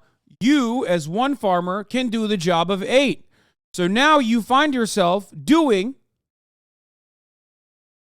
8 other farmers' work with the one tractor. Your output has increased as a singular individual, but your salary hasn't. What I'm describing to you is at the heart of what JT is talking about in this video. Productivity increases, your output as a singular worker increases when you have the advent of technology like the internet becomes commonplace. Computers get better, mobile phones get better, you're on 24/7, you're having fucking business emails that you have to respond to after work. All of this stuff is making you a significantly more productive worker. And therefore, your output is higher in comparison to someone in the 80s or someone in the 90s doing the exact same job that you are engaging in. But what happened? Did the average hour that you spend in the workplace decrease? No. As a matter of fact, in certain respects, it might have even increased. Didn't decrease, it increased. Why? Because they fired all the other workers because they can make you do the job of 8. So what do those 8 other workers do? Well, they have to get a job or else they die. They move to different sectors.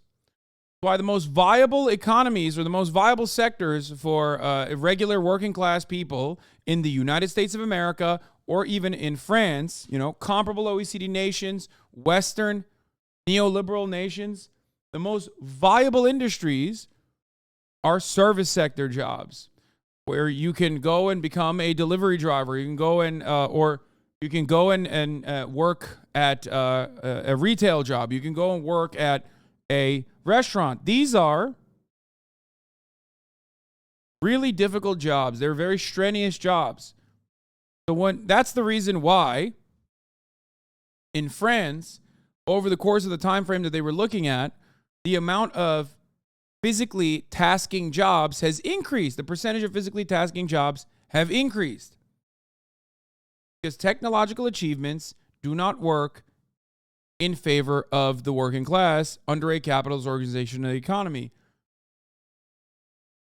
Your bosses will utilize that to their advantage to make sure that the profit margins are higher than before. Okay? 5%. If we can assume that these numbers are relatively generalizable to a similarly developed country like the US, more Americans, contrary to the popular narrative, have harder, not easier jobs. By and large, the increase in productivity, the leaner operations, and the more efficient pace of work that came with advanced technology mean a lot more intensive a turnaround for workers today than at any other point in history. But let's give up the national lens for a second. A lot of the idea that work keeps improving probably comes from the fact that the US has moved from a manufacturing and manual labor economy to a service economy, jobs that are widely and unfairly considered easy. But let's, for the sake of argument, say they are easier. Just because Americans aren't in factories as much as before doesn't mean those jobs have disappeared. Work hasn't gotten better. All that's happened is that these factory jobs have been thrown onto other people's backs who just happen to live in other countries. We didn't transition to a service economy by eliminating factory labor, but by having wealthy countries force open foreign markets to American and European capital so that they could be the ones to take on this burden. Because when companies move their manufacturing overseas, it's usually to take advantage of lower wages and less stringent safety requirements. Once again, worsening job quality. What most of these trends find in common is the shift in the balance of power away from workers and towards capitalists, the owners of businesses. The more power capitalists have, the more they're able to extract profit from workers by any means. Hence, jobs get worse. As evidence of this shift, just look at unionization. It's not Dijon mustard chatter. I'm actually currently using tahini. Trends. Since around the 60s, unionization has gone way down, and in perfect mirror image, the share of income held by the top 10% has gone up. But this growth of capitalist power isn't limited to unionization. Capitalists in the neoliberal era have helped to elect politicians that weaken workers in every imaginable way. Politicians that strip away social safety nets, like Reagan and Clinton, that weaken bargaining power and defund the NLRB, like Trump, that force open foreign countries' borders to American companies, like what's happened in East Asia and Latin America. All of these things contribute to creating a more vulnerable, less powerful workforce that can be taken advantage of more easily, that is more likely to be unemployed or underemployed, that year after year has to contend with more and more obstacles to living a comfortable life.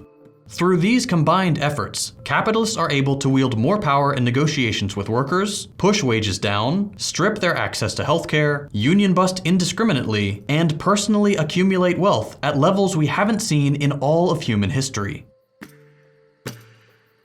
And none of this is to romanticize the 50s or some bygone era, by the way. Those were not good times for anyone not like this.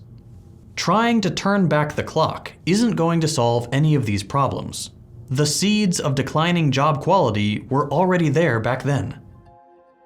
You recreate a New Deal social democracy in the US today, and within a couple years it'll melt back into neoliberalism because it isn't a solution that takes away capitalist power, nor their need to make profits at all costs.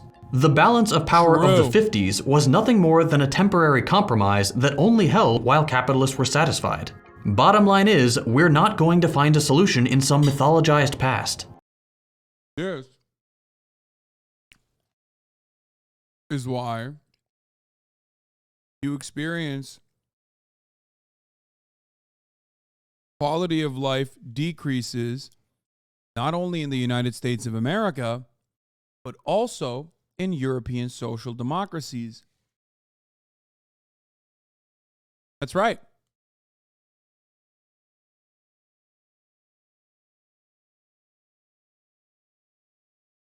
That's why it's happening.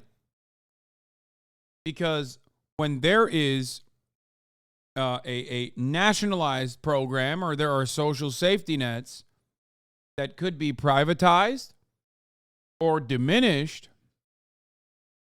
capitalists will absolutely eviscerate it slowly but surely, no matter how powerful and how popular they are. And what you're seeing in Europe and what you're seeing in Canada as well is exactly that. They need to find new profit sectors or new profit vectors in the form of new sectors that could be privatized. So what do? They underfund socialized entities dramatically. Then they point to how fucking underperforming those entities are, like public education, like social health care, like socialized medicine in Canada. They point to how bad that is. And then they go, we need to bring in private medicine. That's how this works. Same thing is happening in the NHS. How many years of Tory austerity has the NHS had to withstand? You think that shit sucks for no reason? That's the reason.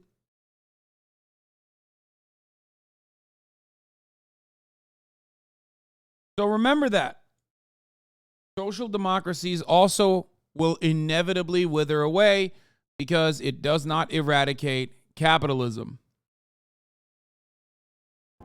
It's only going to be when people have actual collective autonomy to make economic decisions and aren't forced to generate profits for a small group of wealthy businessmen that work can actually and durably improve. If you only take one thing away from this video, let it be this. Your job will never truly improve under capitalism. So long as the profit motive is the guiding principle of every business, safety, working conditions, and basic human dignity will always be an afterthought. If we want to get to a place where we can take pride in our work, enjoy a good work-life balance, and use new technology for the benefit of all workers, capitalism needs to go. I mentioned at the beginning of the episode that I had an exciting announcement. As of today, both the deprogram and First Thought will be available on Nebula. I've gotten a lot of requests to host them both on the platform, so I hope. Congratulations to JT. I'm sorry, but the whole reform or revolution thing is so stupid. I think these options are both tools that can be used to fit according to the conditions. We aren't in Tsarist Russia. Who are you talking to, bro? Like, who are you talking to? So what's the option? Sit here and rotting in neoliberal hell? And reject social democracy. There's no mythical rising up of workers. The conditions don't call for it. Yeah, I know, but I don't think JT has ever fucking advocated for like immediate revolution. I don't know where you got that fucking idea from. And I certainly am not saying that.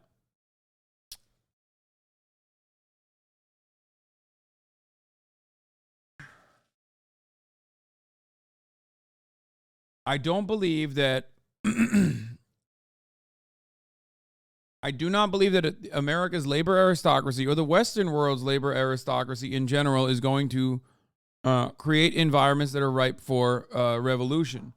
We do not even have the mechanism of collective bargaining in our workplaces, let alone any kind of class consciousness. We don't even have class consciousness. It's just not going to happen here. Unless things change.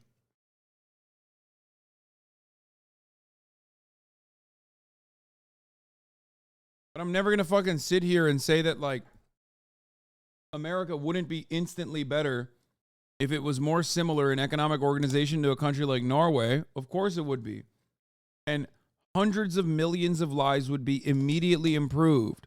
Not only that, but actually billions of lives would be improved if we had a similar attitude to military intervention in comparison to European social democracies. Now, are European social democracies beneficiaries of American imperialism? Absolutely.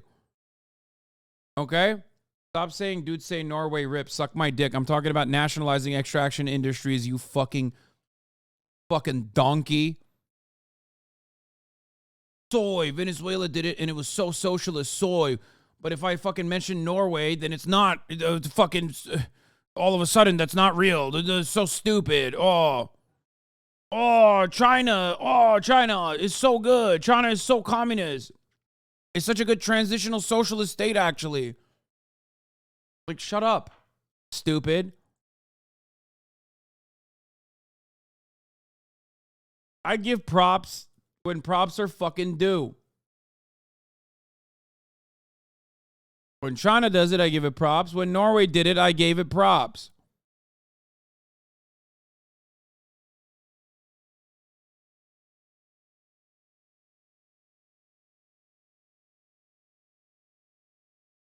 Anyway, the point is, European social democracies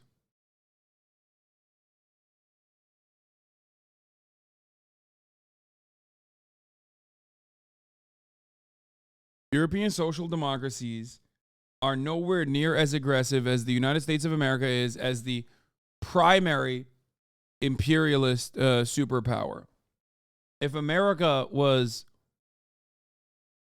less aggressive, less interested, obviously this is a literal dream. Like, it would never happen because, as we know, capitalism necessitates imperialism. Imperialism is the highest state of capitalism. Just saying, like in a magic fucking universe, if it wasn't as aggressive or as damaging or as awful or as violent or as bloodthirsty, said that, I don't know. The world would unironically be a better place. Could we get there through reforms? No. I don't think that'll ever happen. Let's continue. California is an island. Not literally, of course, but let's talk about why my state is absolutely fucking dog shit. This is by Wendover Productions. More like I'm bending over to the fucking Californian authorities on a daily fucking basis as they milk me dry of my tax dollars, which I have no problem fucking giving them. But I do hope that I get something in fucking return, and that's not, you know, a new armored personnel carrier for the Los Angeles Police Department, but instead to fix the fucking potholes. Instead, to make sure that there is adequate housing availabilities for people who are getting priced out of the housing market. But of course, that is magic la la land. Why would that ever happen? Fix the fucking roads, man. Pay teachers more. All you're getting is climate collapse and armed right-wing militias headed up by Orange County Nazi grandparents. I hate that. Geography and history has subjected the state to the same pressures and influences that make actual islands so insular.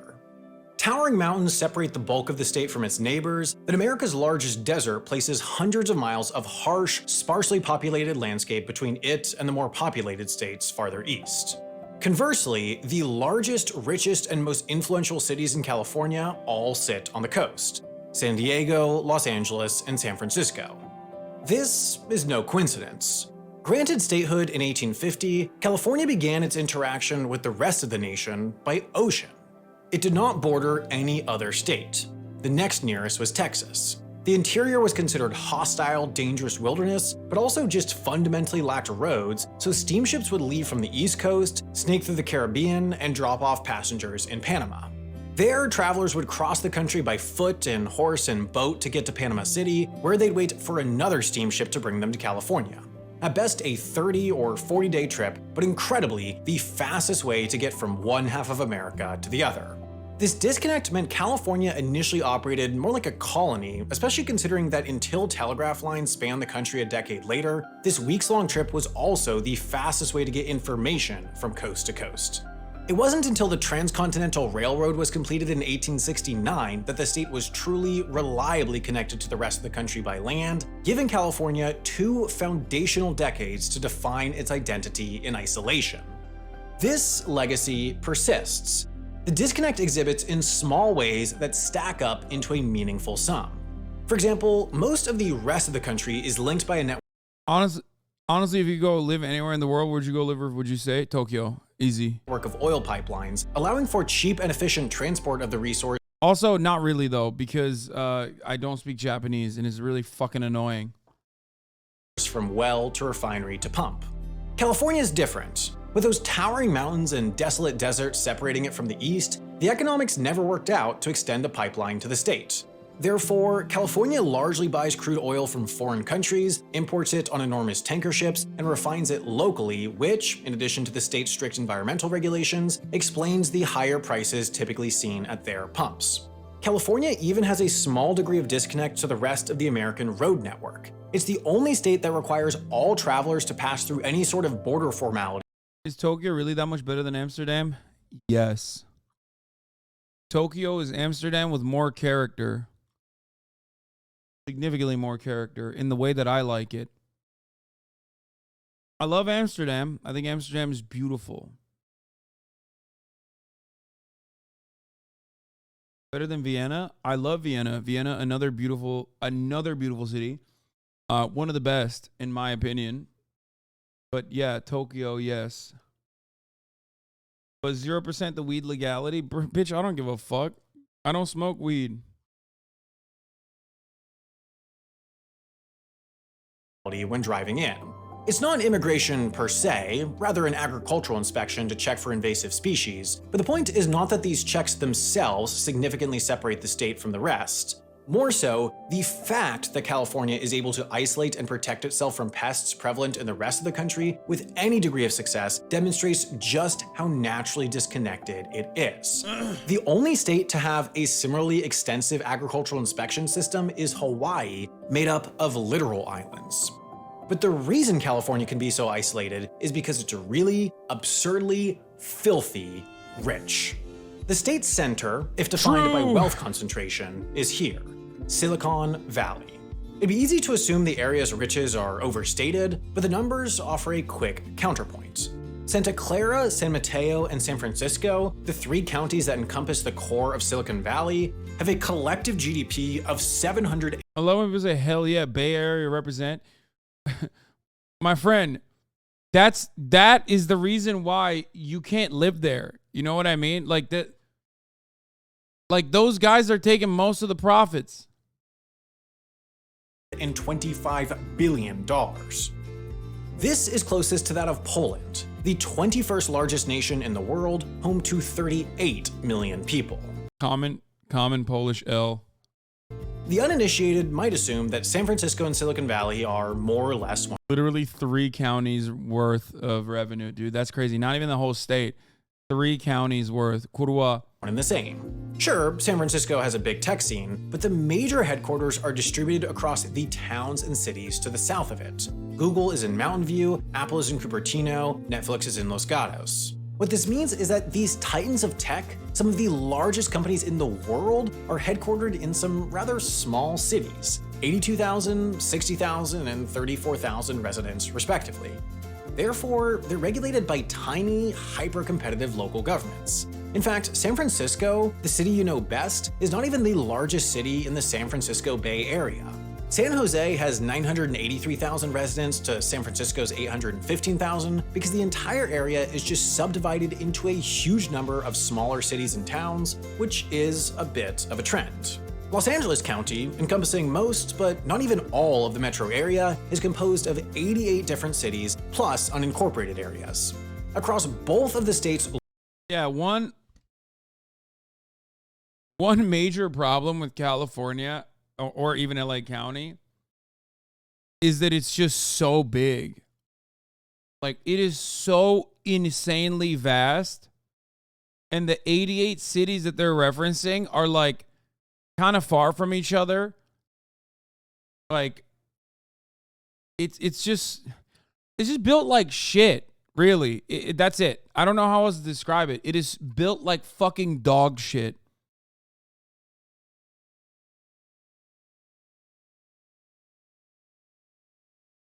Does that make sense? Largest urbanized masses, what functions like one city operates as dozens, even hundreds, leaving few comprehensive, overarching bodies to align incentives. Zoomed in, considering the odd relationship and power dynamics of neighboring communities, or zoomed out, considering the state's historical and contemporary isolation, California. Texas is like that too. There are like 7 cities with over 100K people just in Dallas, Fort Worth. Yeah. You know what? That's not even wrong. They urban sprawled because they could, but no one ever stopped to ask if they should. Well, it's one of the issues with like modern developments. You know what I mean? Especially in a place like America. If you go back, I can't believe I'm saying this and people will probably fucking yell at me, but if you go back to city planning at a time and like during monarchies, they're literally better.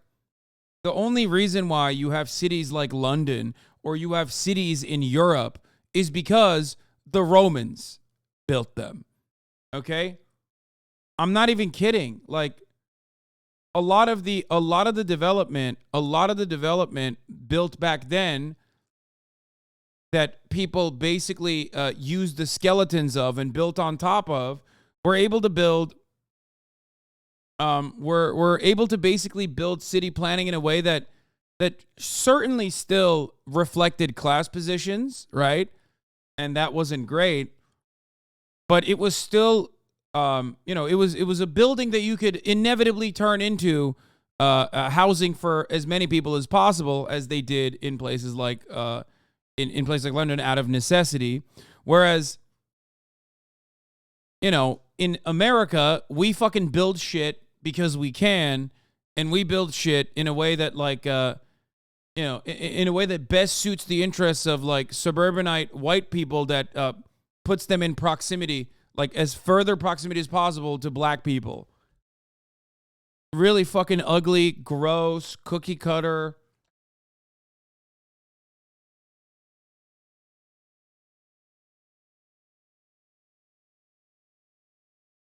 It's partially true after World War II, all those European cities that were bombed the shit changed the doctrine of American ways of car infrastructure and parking, like The Hague, but reversed it. And now it's not a hellscape. We urban planned around cars early on, and now there are too many cars on the road. 100%. 100%.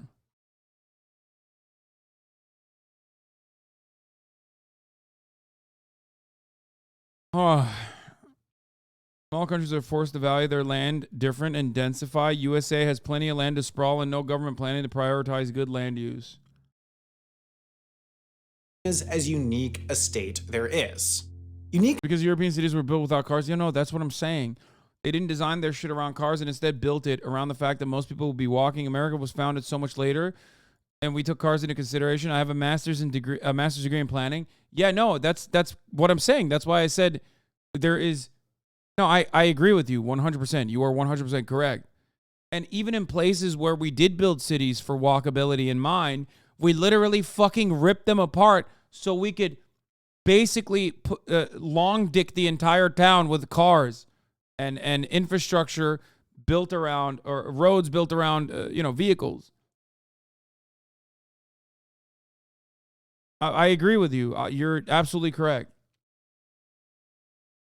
All the wards in Houston and then the highways separating the suburbs. Yeah. I mean, listen, I saw this meme on fucking Twitter, which I thought was really sick because it's like odd to see how easily someone identifies a problem. But it was like one of those like mega highways or whatever in Texas where there's like 11 fucking, you know, what do they call it? It like looks like not a spade.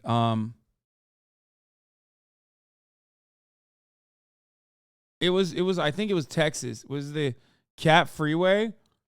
I don't know. It's like a spaghetti freeway basically. And someone was saying it might have been fake actually. But no, it's not the one more lame bro meme. No. Someone was saying the black neighborhood that was definitely under this must have been fire. Okay? And it's such a perfect way to describe exactly the problem. I don't even know if the clover was like real or whatever, but wait, is this it? No, this isn't it. No. It was like a clover. Yes, that's the word. It so perfectly fucking describes in such few words exactly how and what purpose these kinds of you know, interstate highways were created for.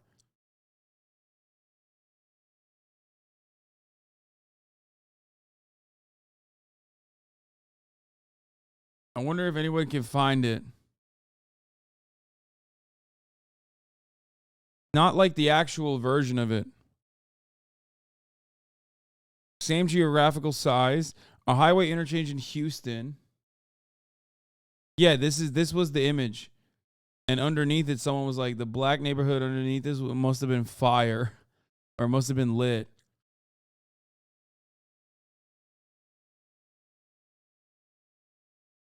God damn, dude.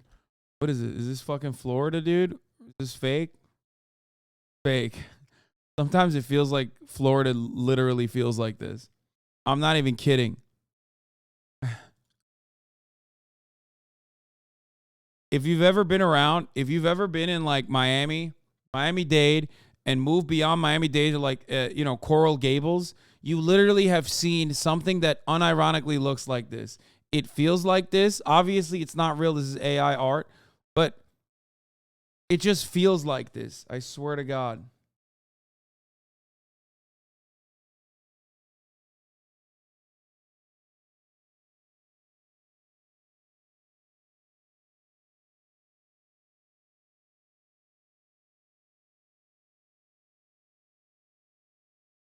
AI, that's Houston. I grew up there. What do you mean, dude? This is like impossible. I mean, a lot of places in America feel like this. It's by design. It's just dog shit. I mean, look at this. This is real. This is real. This is a real highway interchange in Houston.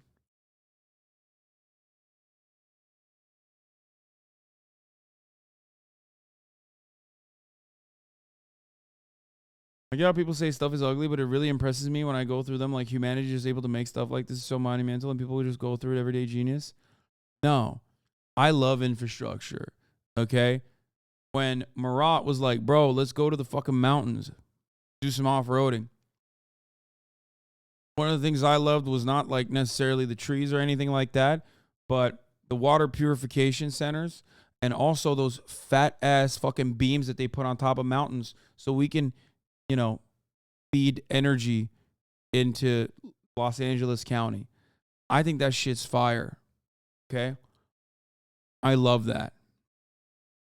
This, on the other hand, is gross.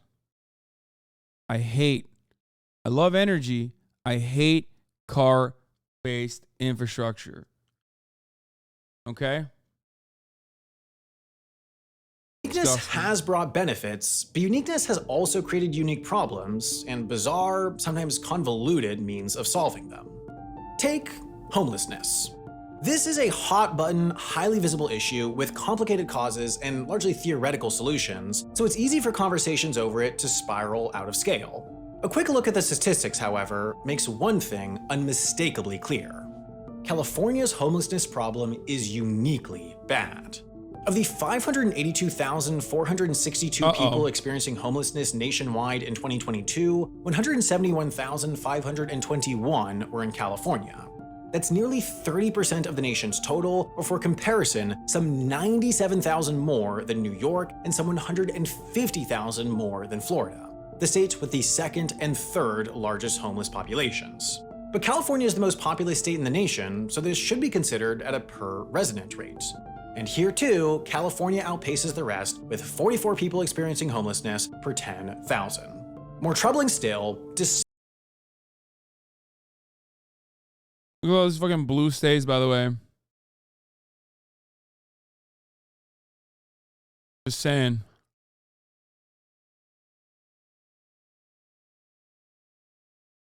with 44 people experiencing homelessness per 10,000. More troubling still, despite the highest total and the highest rate, the problem's only getting worse. Yeah, look, dude, why do you think Hawaii or New York has such high rates of homelessness? Please. I can't speak for Vermont. I can speak for Oregon. I can speak for Hawaii. I can speak for New York. I can speak for California. Okay? Well, one, because they don't fucking melt them or put them in buses. Well, California used to literally put them in fucking planes and I think send them to Hawaii back when it wasn't blue, back when it was red. But part of the reason is because, no, it's not welfare programs, man. It's because rent's too damn high. That's it. That's the whole point. The fuck do you mean? Hawaii. What do you think is going on in Hawaii? Why is there so many fucking homeless people in Hawaii?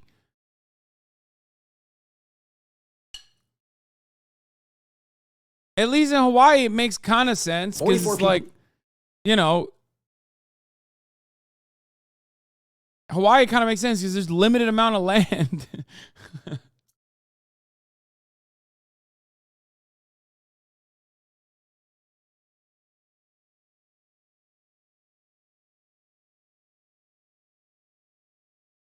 Texas buses ungodly amounts of homeless. Yeah, look at this. Median rent. Hawaii, DC, California, Maryland, New Jersey.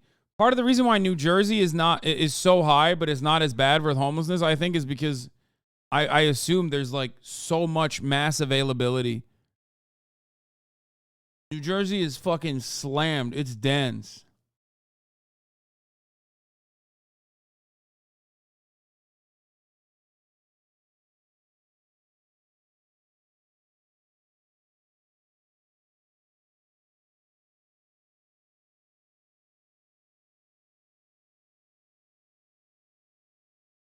I grew up in Hawaii. I remember when California was buying homeless people one-way tickets to Hawaii. Yeah.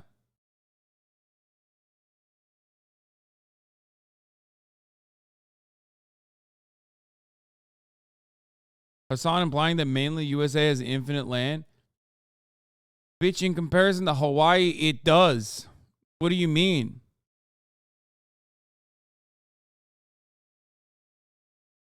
The United States of America, if it had the same like building density of fucking, what is it, New York? If New York's same density, like New York City, same density existed in the state of Texas, we could put like the entire planet in the state of Texas. Like literally. We could put the entire planet and house it inside of the state of Texas if it had the same density of New York City. The entire planet. Okay?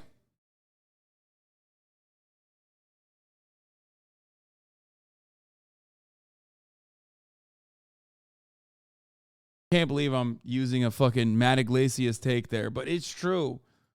I'm just trying to help you understand how fucking insanely vast, how much land we have, how much land mass we have.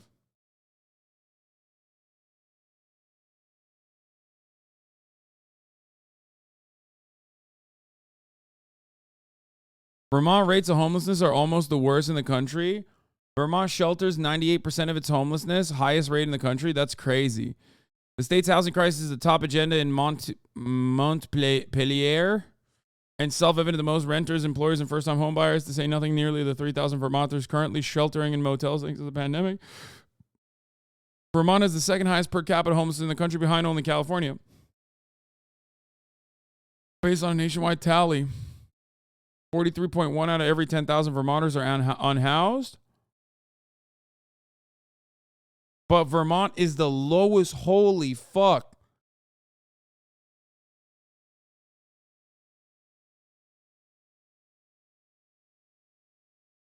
Jesus Christ. Well, this makes a lot of sense.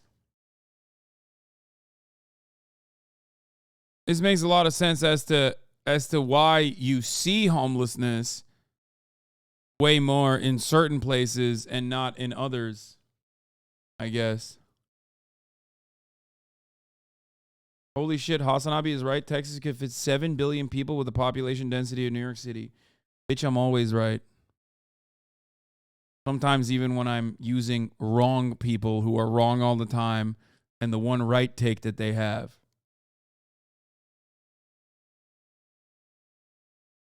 I 100% guarantee you their high rate is just because they're good at counting them all, because they shelter them all. It's probably not that high.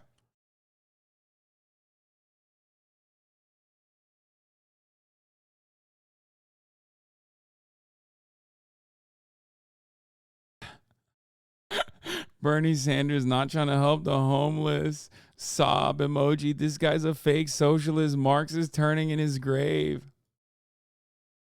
We should make all the homeless take a mandatory Forex trading course to make them generate enough income to afford rent. It's not hard to afford rent. These people have a money-making problem. I have a PhD, so I know what I'm talking about. Okay, this is the funniest gray name I've ever encountered. Just nutted. Feels nice. Karl Marx Sussy Baka.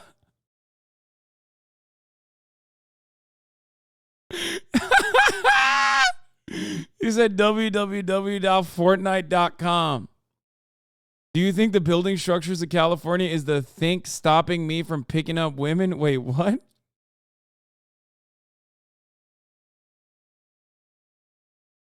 I wouldn't want poor people living near me. I think the current housing situation in California is kind of nice. Walking is for nerds. I like my nice big American car. This is, okay, now I know this motherfucker's not from California.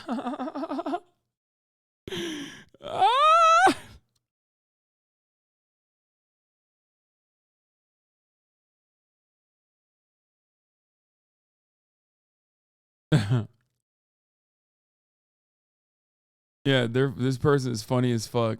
Good shit. Yeah, you did get noticed because you're funny. unlike all the motherfuckers in the chat that are unbearable all the fucking time, okay, you were actually funny.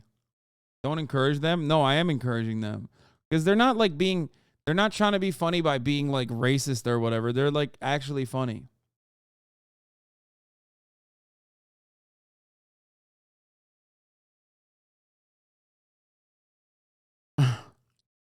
Karl Marx sussy baka. Okay. People experiencing homelessness per 10,000. More troubling still, despite the highest total and the highest rate, the problem's only getting worse. From 2020 to 2022, while 23 states saw decreases in their homeless populations, California's rose by another 6%, 10,000 people. So it's a big, bad, and worsening problem, and while it's at the top of meeting agendas from small city halls all the way to Sacramento, it doesn't look like it'll be fixed anytime soon. While no state has figured out how to solve homelessness, it is generally understood that providing stable shelters and housing programs is associated with lowering numbers. It tracks then that California has comparatively little in the way of shelter beds, as the state has instead opted to prioritize permanent housing projects, which have proved expensive and incredibly slow to build. That's insane. Oh, come on, dude. Like, no, it's because they're stopping this dead in its fucking tracks. What? Yeah. In California, the real problem with homelessness is that we don't have shelters, and instead we want to give homeless people homes. That's what we want to do.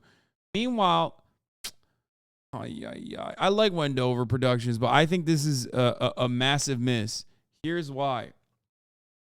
On top of everything else, well, one, a lot of these housing projects, or a lot of the money that people put aside for potentially building new housing, specifically for low-income housing, there is, fuck, what was I going to say? Aside from all the money that they cast aside for housing development that they never actually end up using, real estate developers and homeowners are incredibly powerful in this fucking neoliberal shithole, okay? And on top of that, fuck it, I'm forgetting everything I was going to say. Jesus Christ, my brain is shutting off. I don't know what's wrong with me.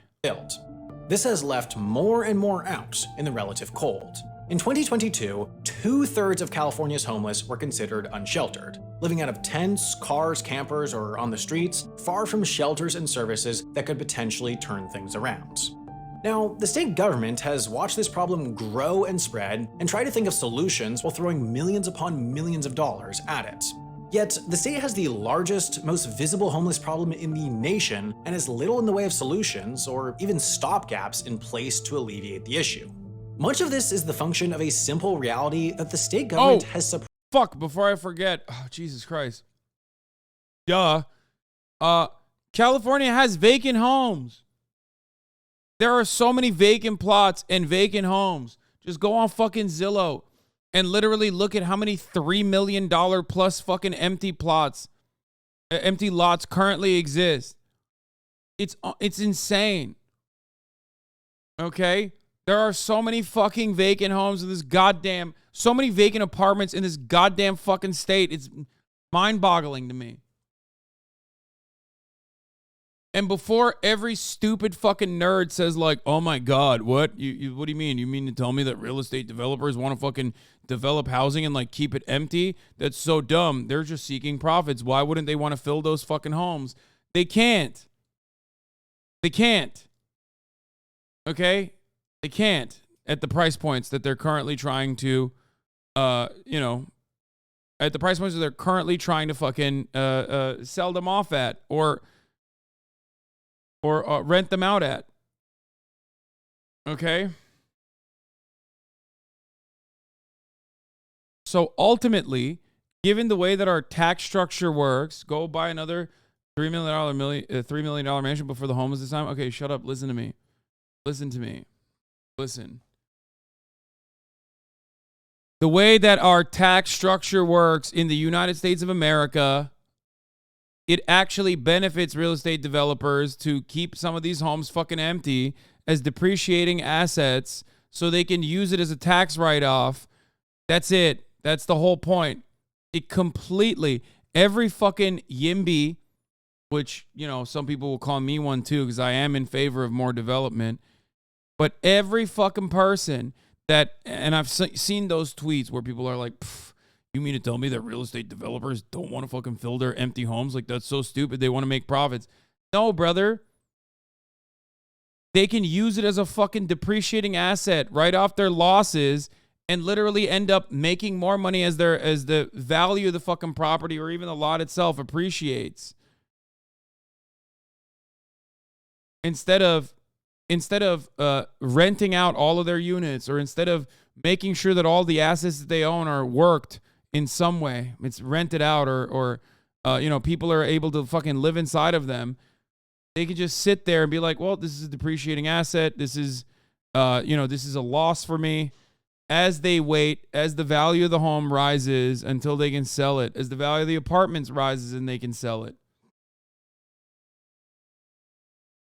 Property values always go up. And during that process, the government has made it so easy for them to sit there and eat the cost because they can basically turn that loss into a tax benefit. There's no other avenue where you can do this. There's no other avenue where you can do this in, you know, you can't do that in your regular W-2 job. You know what I mean? Put a fucking vacancy tax on that shit that is more costly than the tax benefits that you might actually get from it, and let's see how empty those houses stay. Okay?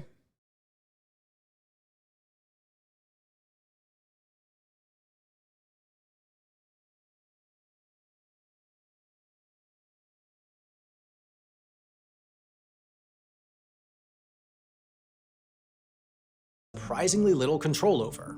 It's really hard to build in California. The difficulty in finding housing extends to everyone here. The state is in the middle of a housing crisis. But this isn't because of a faltering economy or meager wages. California, year in, year out, ranks as one of the highest average income states in the nation. It goes over just taxing empty homes and commercial real estate transactions too. San Francisco has passed taxes for this, but due to existing laws, the ability for those funds to actually be allocated to their intended destination, affordable and social housing, is largely up to more conservative mayors and not actually what the people want or voted for. That is the other side of what I was talking about, which is that there is so much money in this fucking stupid state. So much. What do we have, like an $80 billion surplus? I think it was like 50 by like more conservative estimates. I don't know. Okay. And we constantly are like, oh, well, here, let's add a new tax. Okay, let's add up, you know, $5 million mansion purchase tax. I voted for that. You know what I mean? Here, we'll develop a fund with that extra, you know, 10% taxes through the sale and purchase of a, you know, $5 million plus property. We'll be able to develop some social housing. And it's like, it never works that way. We don't actually ever end up, you know, spending that money. Concepts like Project Room Key, which are supposed to take empty fucking vacant hotels and shit and turn them into permanent housing for homeless people, are profoundly successful housing first, you know, housing first anti-homeless policies that every single part of the Chamber of Commerce universally disagrees with. And yet, in one analysis of 2019 numbers, once adjusted for cost of living, it plummets to 48th. Rather than unemployment or low-paying... I want to run this back, sorry. The state has surprisingly little control over. It's really hard to build in California. The difficulty in finding housing extends to everyone here. The state is in the middle of a housing crisis. But this isn't because of a faltering economy or meager wages. California, year in, year out, ranks as one of the highest average income states in the nation, and yet, in one analysis of 2019 numbers, once adjusted for cost of living, it plummets to 48th. Rather than unemployment or low-paying jobs, it's the sky-high cost of living that puts so many so perilously close to losing a home. all it could take is one medical emergency. Bizarrely, the explanation could be that the state's economy is too strong for its own good. Take this simple metric: the jobs housing ratio, which considers how many jobs are created in relation to how many units of housing are added to a given area. For local employment to remain healthy without adding to congestion, traffic, or displacing longtime residents, the US EPA considers a ratio ranging from 0.75 to 1.5 as healthy for an urban area. In the last decade, popular cities clearly on the rise have begun to push the upper reaches of this range. Phoenix's metro area sits at 1.34, Seattle's 1.43, Austin's 1.47, and Denver's 1.73, but California has blown the roof off this range. The LA Long Beach Anaheim Metro topped 2, Riverside San Bernardino Ontario has reached 2.72, and the San Jose Sunnyvale Santa Clara ratio of new jobs per unit of housing hit a truly staggering 3.19. Of course, an unrelenting economy only accounts for the numerator here, the jobs. The denominator is just as responsible for the state's housing crisis, but this is the outcome of a concept a bit more nebulous: the California dream. Of all the floating, intangible assumptions as to what life in California is supposed to look like, the long sunny days and pleasant temperatures, along with a plethora of good jobs, beaches, and open space, it's the single-family home. Solving the conflict between decommodifying homes and still financially incentivizing building new developments for low-income households, a bitch not gonna lie. Is it? Because literally what you're talking about, this part doesn't need to really exist all that much if it's handled by the state, because this part, building new developments for low-income households, would quite literally work to do this, decommodifying homes. You're just basically not looking at it from the perspective outside of capitalism. That's it. Housing should not be seen as a commodity. It should be seen as a need. Because it is a need. Without a house, without shelter, you fucking die.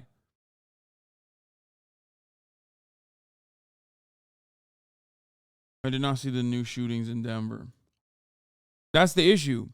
We can absolutely, and we must absolutely decommodify housing. And the best way to do that is state intervention.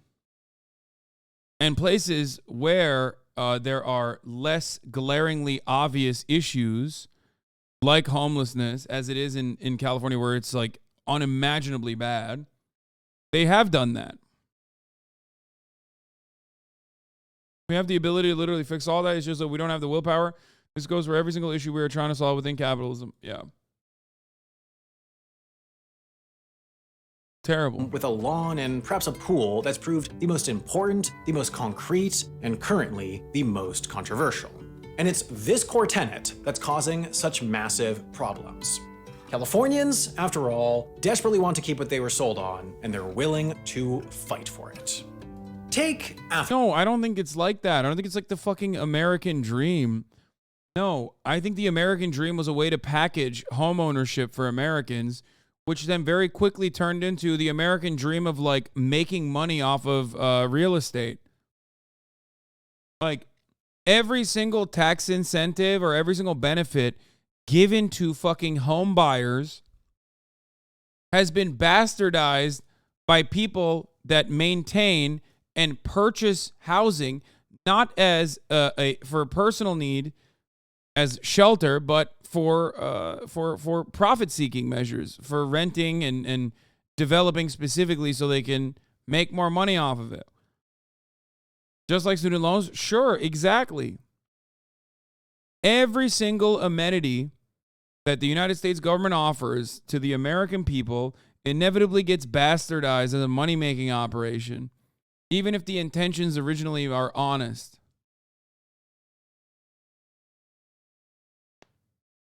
It's so stupid. AB 309, the Social Housing Act is in committee. Alex Lee is looking for votes, but the Chamber of Commerce is a bitch. New York had a great idea to get rid of the homelessness. Accept pain, no pain, top of the... Bro, this literally doesn't make sense even. Like, at least make it make sense, chatter. God damn it. I had such a good segue coming for this top of the hour ad break too. You fucked me. You fucked me. You fucking rolled me. You fucked me. It's messed up. What you did is messed up.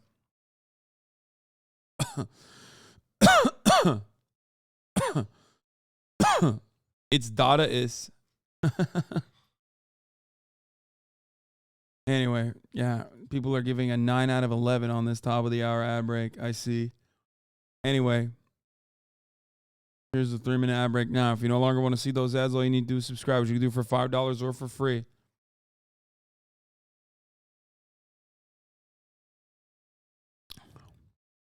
Or you can get gifted a sub. Here's the 3-minute ad break.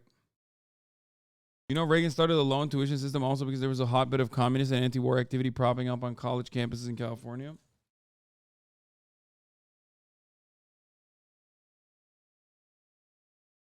Do you think that making it illegal to own more than a personal home and outlawing landlords completely would help solve the issue in our current state? First of all, that would never happen. So it is such an unimaginable thing that, yeah, like I said, there's just, I can't even imagine a world that would happen. No shot.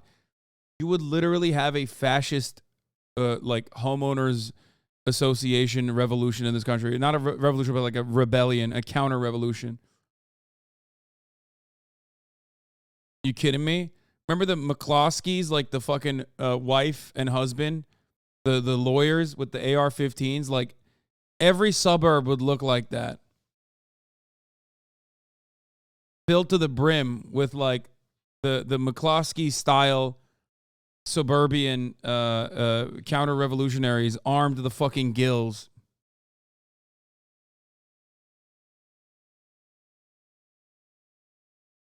Every convo about Cali is always the bottom half. No one cares about the top half. What do you mean?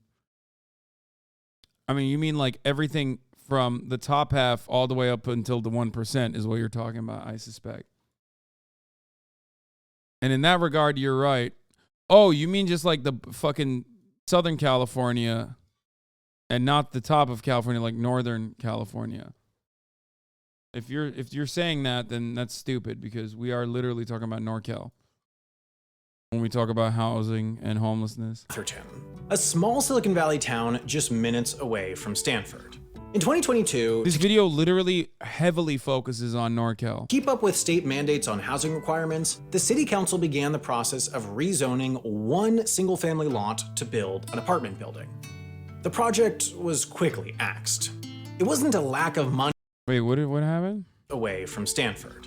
In 2022, to keep up with state mandates on housing requirements, the city council began the process of rezoning one single-family lot to build an apartment building. The project was quickly axed. It wasn't a lack of money or a lack of municipal will. It was axed because the city's most influential, powerful executives and even basketball player Steph Curry banded together and pressured the city out of it. What? To them, the project would hurt their property values, cut off their views, change the character of the community, and create more traffic. So the project and its 16 units of desperately needed housing died on the vine and forced city planners LeBron back better to the drawing. LeBron would never do that. LeBron would The build characters an might not be apartment. as high profile. LeBron would literally build low-income housing with his bare hands, dude. Straight up. I said it. LeBron better. It's true. You know it's true. You fucking know it's true, dude. You know it's true. As those in Atherton, this happens all the time, all over the state. Here, the city government decided to designate itself as a... I didn't hear any lies in that statement. What, like about apartment complexes like lowering the character of the community? It's fucking bullshit. And before everyone... Oh, yeah, hell yeah. By the way, before anyone says like, Hasan, you live in a fucking single family home or whatever. Yeah, bitch, I do. And guess what? I have no issue with fucking apartments all around me, okay? Suck my dick. West Hollywood has mixed zoning. So there's plenty of fucking apartments, even though they are not relatively affordable. Let's be fucking real. So unless you tell me to knock my house down and like build an apartment complex and then what do you call it? Fucking become a landlord, shut the fuck up. expensive mid-ass apartments. Oh, it's so bad. It's so fucking bad. They're literally dog shit like 1935 developments that they haven't improved at all because they can get away with it. It's so nasty with it.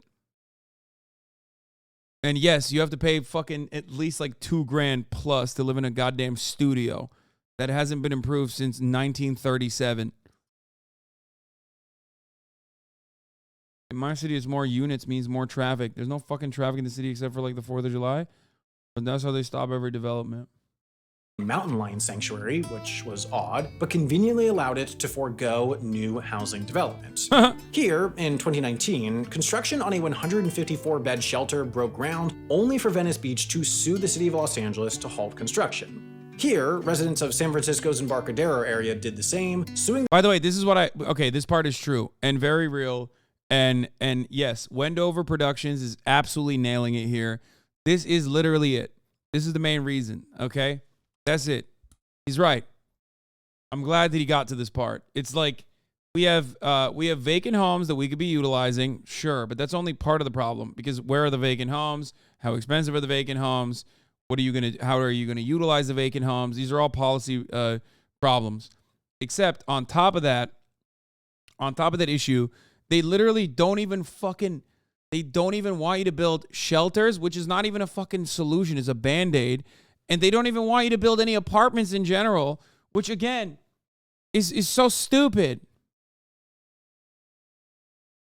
And it's because wealthy people literally get together, band together, and like lose their fucking shit. They stop every kind of development dead in its goddamn tracks.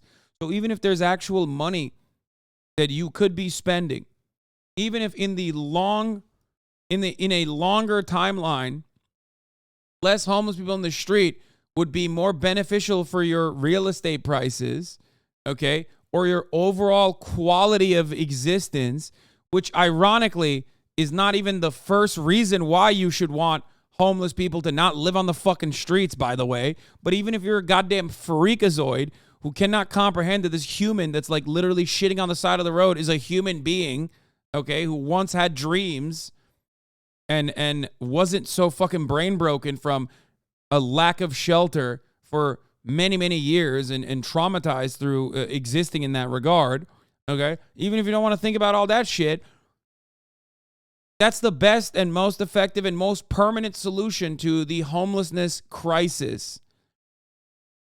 It's literally beneficial. It is beneficial. These things are beneficial for the rich people who constantly fucking complain about homelessness, but they want the other permanent solution, a final solution. That's what they want. That's the whole, that's what they would get if they had, if they could get away with it. The city over establishing a 200-bed shelter in the same neighborhood. And across the larger Bay Area, those who want California to stay the same low-density California of old have created their own organizations, councils, and committees. Better Cupertino and Palo Alto for Sensible Zoning, to name a few. This isn't just a fringe. More and more anti-density proponents are winning local elections. All of this is, after all, in the local interest. If one small town has enough power to push the problem over to the next, clearly a constituency will opt for that over something that could damage their property values. The state has the money and the interest in solving its problems with homelessness and housing shortages, but can only do so much when powerful local governments resist even the most minor of zoning changes, and these— What is this, Doug? You should build a city with us? My friend Parks. City Skylines, but I elected Twitch chat as mayor. I fucking love this concept. Down long term. Ladies and gentlemen, I want to introduce you to our new mayor. They are— Wait, did he actually, is there like programming necessary to make this? Because if that's not the case, if I can like do it with ease, I would literally fucking do this. This seems awesome. Holy fuck. I'm gonna hit up Doug to see if we can do that. He made a program? God damn it. I don't know how to fucking programming. I just like playing a video game is already scary. I'm gonna hit him up. Fuck. Let me.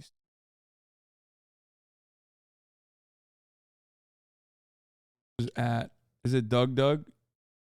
Doug Doug Food?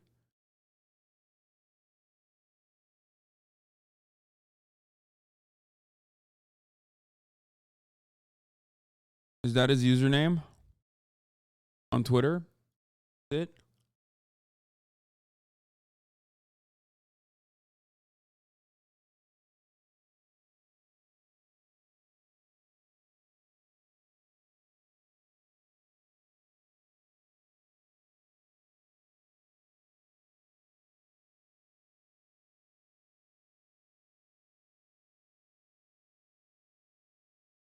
Okay, I followed him. Now we wait. I like this concept a lot. I would love to work with him on it. Smallest of housing projects. So unexceptional problems have grown to exceptional size, and as the unexceptional solution of simply building more housing gets Bro, collecting all of Ludwig's friends like loot? Wait, what? How? Is Doug Doug friends with Ludwig? I feel like Ludwig just like steals from him. rejected, the state Fucking parasocial weirdo. legislator turns to the spectacular, launching projects to systematically convert motels into housing units, backing anti-NIMBY laws, and filing lawsuits against its own cities. And all of this absurd mess is confined to the issue of housing. There are, of course, fires. There's also too much water in some places and too little in others. There's spats about who deserves Colorado River water at the state level and at the local level. There's traffic, there's aging infrastructure, there's companies leaving the state and middle-class workers following them. There's a lot of bickering. This part is a lie. I'm sorry. That's not true. No, that's crazy. I don't agree with that.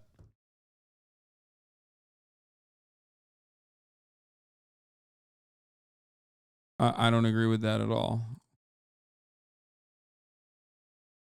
Like every single thing that he brought up, like all of these issues are literally in every other state. Okay? But the one aspect of it where he's saying like, oh, companies are leaving the state and middle class people are following those companies, he's not right. He's right. I live here. It's nuts. Bitch, where do you think I live?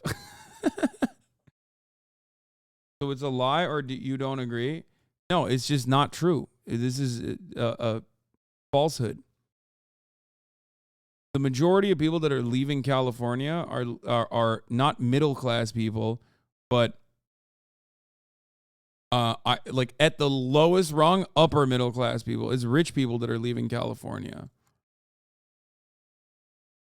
A lot of rich people that leave California leave because they want to go to a tax haven, or if the middle class are actually leaving, they're leaving as a consequence of not having it's not even a lack of like job opportunities or anything. They're leaving because they don't have places to live.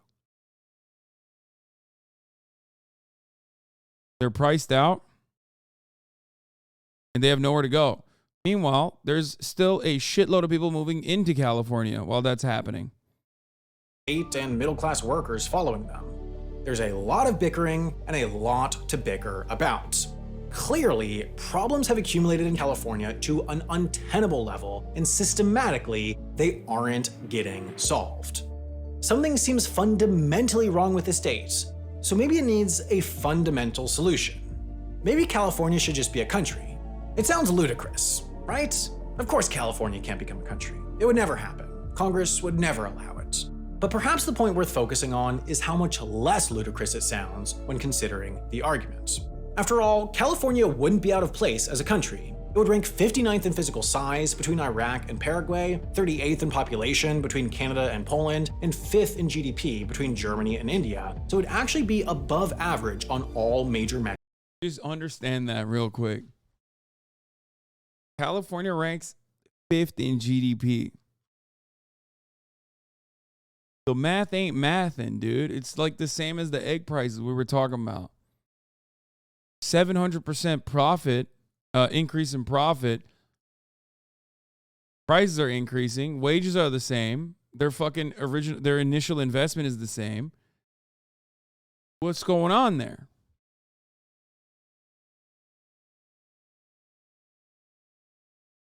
Metrics of scale. One of the common refrains against secession movements is that breakaway regions could not survive economically on their own. For example, according to the UK government, for every dollar Scotland pays in taxes, it receives about $1.32 back. The country would have an immediate and dramatic budget deficit upon full independence. This fact undergirds some of the strongest hesitancies among Scots themselves on the matter. Shit. But California is different. In 2019, before the pandemic skewed the data, the state received just 97 cents back in federal spending for every dollar it sent the federal government. This put the state, each year, in a small camp of around 10 that received less than what they gave, while others, like Mississippi, Kentucky, and West Virginia, consistently received more than $2 back for every dollar they sent. Of course, this is by design. The US's progressive tax system is supposed to take disproportionately from the wealthy and give disproportionately to the less wealthy, but from California's perspective, many wonder why they're sending all their dollars to unappreciative states thousands of miles away. And adding to that, California doesn't even get as much of a say in how those dollars get spent. Given the unequal distribution of electoral votes in presidential elections, every individual in Wyoming has the voting power of about 3.7 Californians, while the Senate system of 2 senators per state, regardless of population, further compounds this weak representation. Again, the system was purposely designed hundreds of years ago to amplify the voices of smaller states, but from California's perspective, they get the short end of that stick. Feeling underrepresented by Washington, California has long legislated less like a state and more like a nation, passing sweeping, powerful laws when it feels like the federal government can't or won't. For example, it's long had a ban on assault rifles, similar to the one that the Biden administration is attempting to pass. It's announced a ban on gas-powered vehicles by 2035, similar to other bans passed by countries. It's established its own immigration law, largely focused on educating detainees on their rights prior to handing them over to what the state might characterize as abusive federal authorities. It's even formed relationships with countries, having signed a joint environmental accord with New Zealand at COP26. In many ways, fixing perceived federal shortcomings has become a central focus of Californian politics, but unsurprisingly, this dynamic has spurred tensions with DC. One good thing that California is doing, and I haven't done too much reading into this, but I believe we are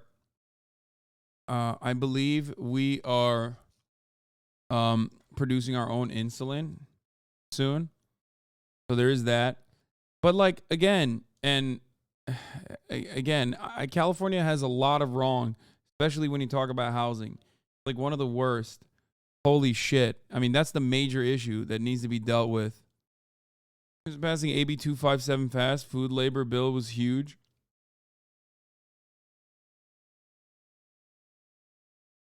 I think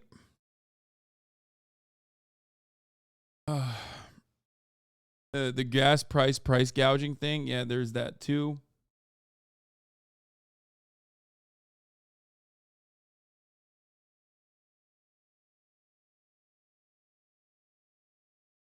I don't know. I think, what the fuck? What are you doing? Why are you having this conversation with your friends and then sending it to me?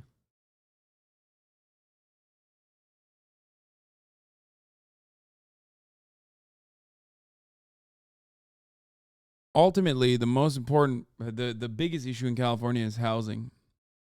And it's not doing anything to fucking fix it. And the main reason for why is because the people that stand to benefit the most from housing are the ones who, from the current state of housing, are the ones who have an outsized influence and power as it pertains to elections. It's rich people. If California literally fixed its homelessness problem and fixed its housing issue by building more affordable housing, public housing, socialized housing, okay, it would literally be the number one state. It'd be the number one country to live in and of itself. But of course, it's also one of the hardest issues to tackle. When federal power sways towards the right. There certainly is not. Actually, that's not true. Then also on top of that, not you suggesting more public housing? What do you mean more? What do you mean more public housing? Where is the public housing in California? Where does it exist? You mean Section 8? Like where? Any. I didn't say more. I said any. Okay? That's number one. Number two, it doesn't end there. Obviously, one of the major problems in at least Los Angeles is also a lack of adequate public transit. The city is not walkable. That's a huge issue. Okay. This person also said California is better than your state. Just accept it. California is my state. I pay a shitload of taxes here, my friend. This is just me demanding a return on that. Zoning issues. I live here too. No, I don't think that that's the only issue. That's one component, certainly, but not the only component. Not the political will for California secession right now, not even close. But if there was one big perceived encroachment on California's rights, a knockdown of their assault rifle ban or a nationwide abortion ban, one could imagine that political will accumulating quickly. But it's still a largely moot point because it would almost certainly be fixing a problem by creating a bigger problem. As much as California might be held back by sending dollars to Washington or sitting subject to its laws, the state is massively buoyed by its inclusion in the largest economy in the world. Removing itself from the US would have dire economic consequences that would surely outweigh any gain. Perhaps the closest equivalent is Brexit. Then let them leave. Affordable housing has been around for decades and done nothing. I lived in low-income housing all my life. It just put me in areas where everyone was richer than me, and we still couldn't make ends meet. The issue is so much more complex than your solutions deal with. What?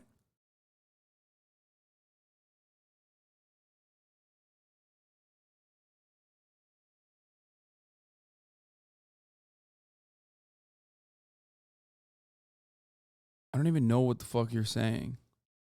Like, I actually don't understand.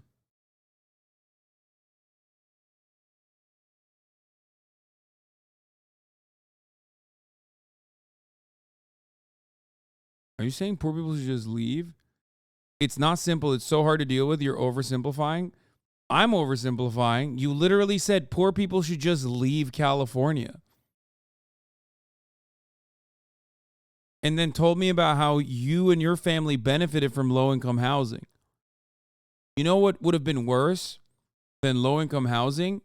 Your mom and dad being homeless, weirdo. What the fuck are you saying? What? Yes, I'm saying things will stabilize over time. What the fuck?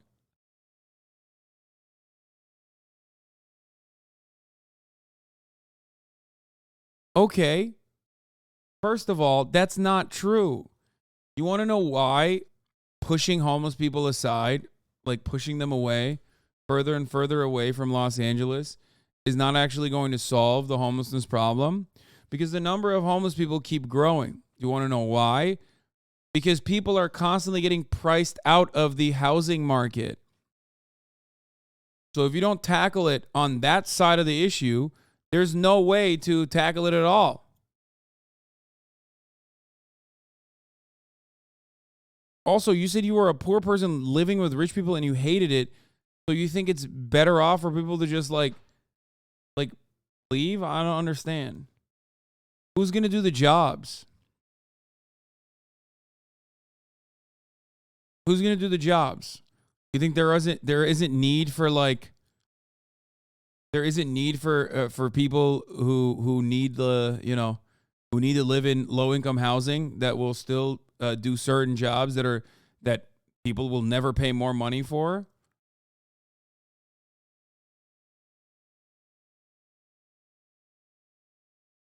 They should.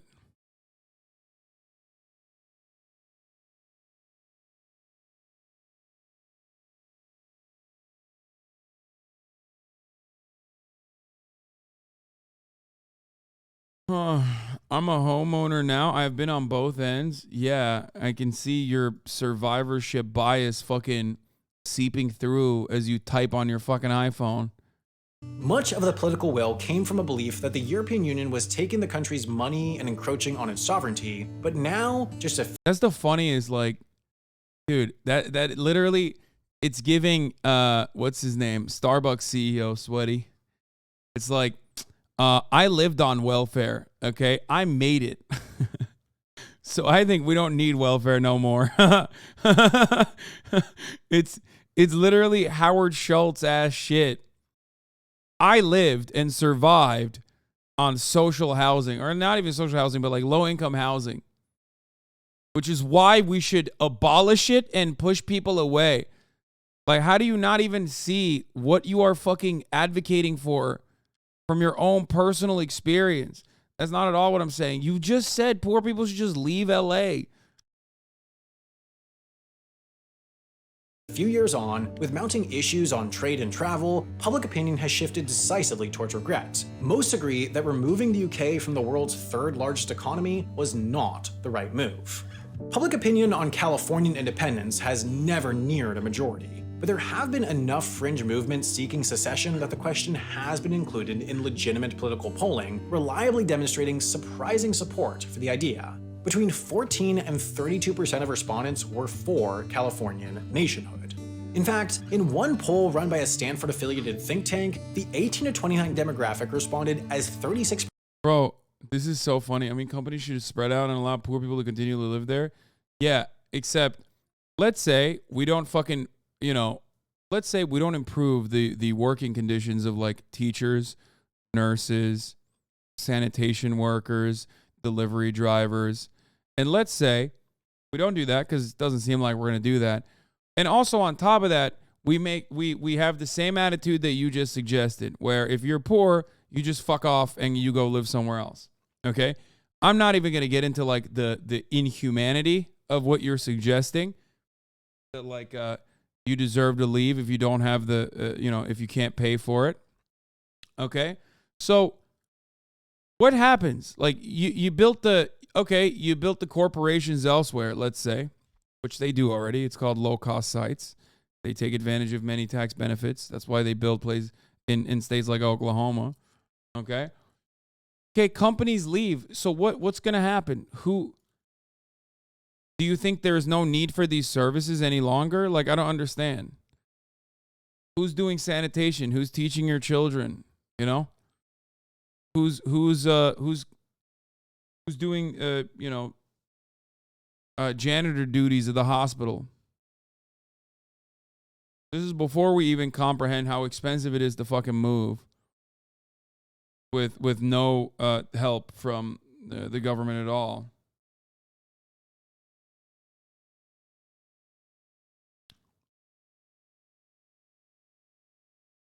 Like who's doing the jobs that keep everything going and moving? You know what I mean? Yeah, who's picking the vegetables and the fruits, honestly?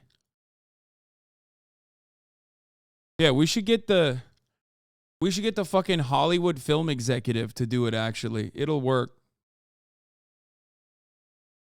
Like, even it's funny because like it is unimaginably cruel to tell poor people just fucking move.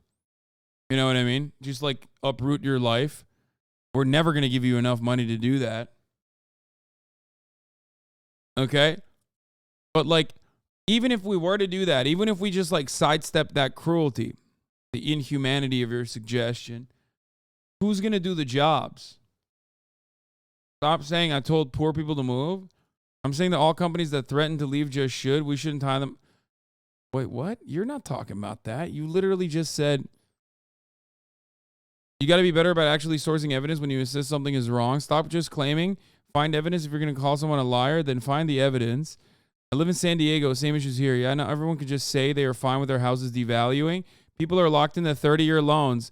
Yeah, I wonder what changed in your material realities that cause you to literally take the fucking reactionary, NIMBY-ass stance that you're fucking suggesting in the chat, going from a motherfucker who lived in affordable housing with your families to one who actually owns a home. You literally are describing exactly what I'm talking about with respect to homeowners in this fucking state.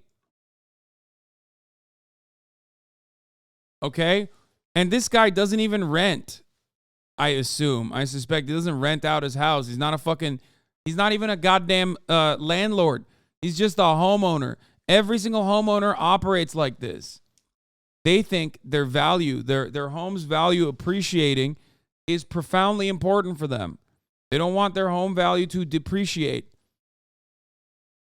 And there's truth to that because, you know, they're on 30-year loans, right?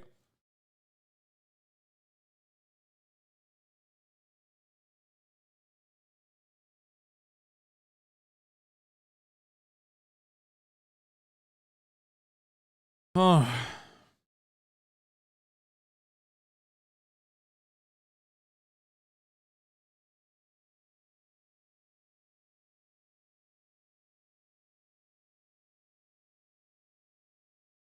Chowder said if corporations are going to threaten to leave, then let them leave, not poor people.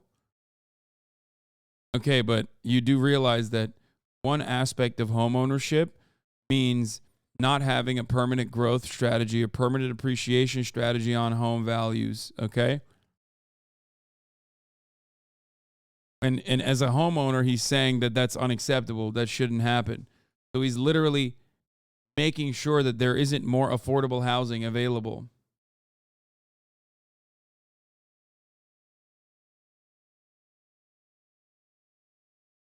Note by the way that 55% of Californians own the home they live in. Makes it hard to make policy when a majority freaks out about home prices, which is why we never should have treated it as an investment in the first place.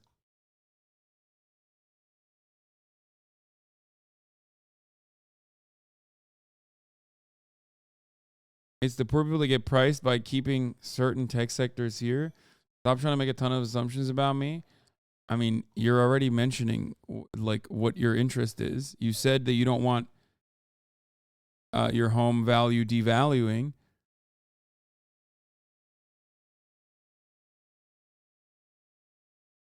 I have told you what needs to happen. And you think that we're fundamentally at odds here. We need to decommodify housing. It has to happen. I'm moving in 2 weeks and coming a renter. I don't care. What? It's not that I don't think it needs changing. It needs massive changes, but they're so complex. What are you saying? I know that they're complex.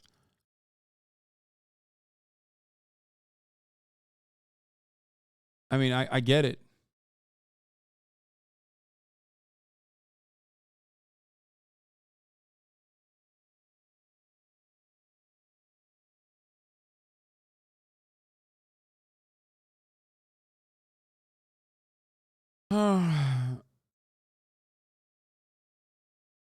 You simply them to be just build more houses? No, I didn't say that. I said low income housing is what needs to be built. And then you said, I lived in affordable housing and it's been around for decades and done nothing. I lived in low income housing my whole life. It just put me in areas where everyone was richer than me and we still couldn't make ends meet. The issue is so much more complex than your solutions. Yes. And when I said, what, you want fucking poor people to just leave? You said, yes, I'm saying things will stabilize over time. And then when you realize that you're like, you know, coming across like a fucking vulture, okay? Then you turned around and said, okay, maybe I wasn't meaning that. I meant the companies should leave, okay? And you said stop saying I told poor people to move.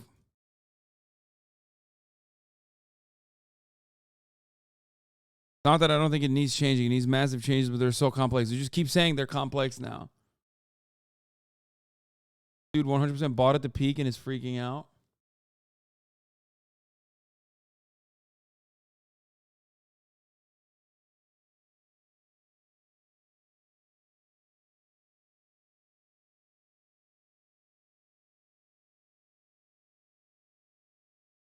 Do corporations bring cheaper housing areas? Or am I mistaken on what you're saying? I'm confused. No, corporations will often implement low-cost sites.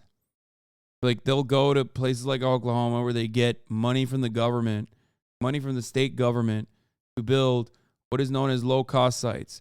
And places like that, they can actually engage in profit-seeking measures like all of the other people that work in that site.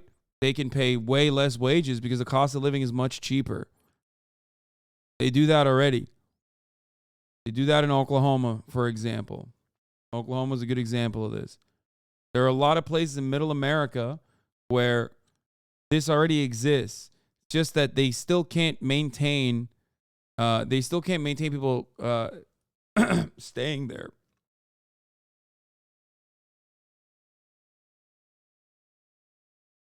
But even then, that doesn't solve the issue that I'm mentioning. There are millions of fucking people that live here. And they're living in a... There are millions of people that live here. We can't tell them to fuck off and leave, okay? So what do we do?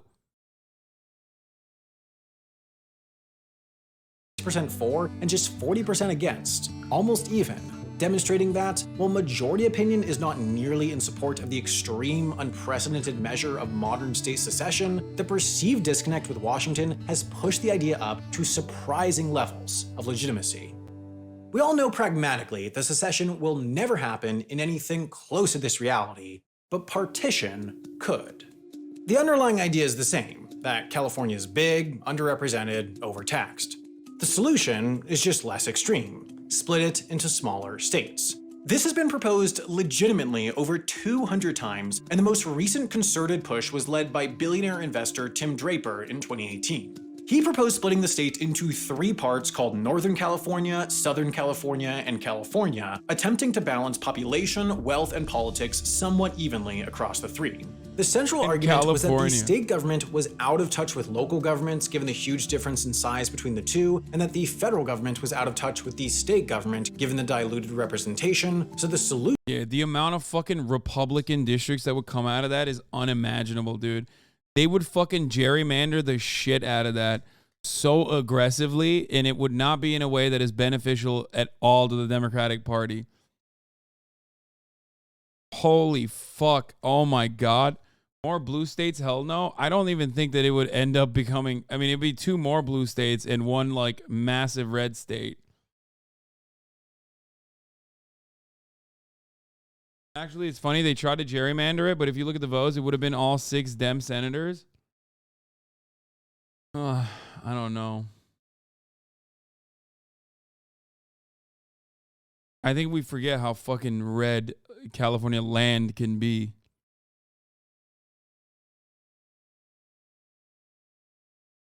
You know what I mean?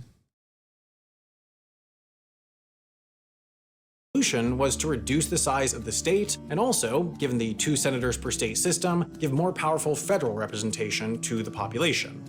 The argument was persuasive enough to generate far more than 367,000 signatures necessary to put the question on the ballot, but before Election Day, it was struck down by the state Supreme Court on constitutional grounds.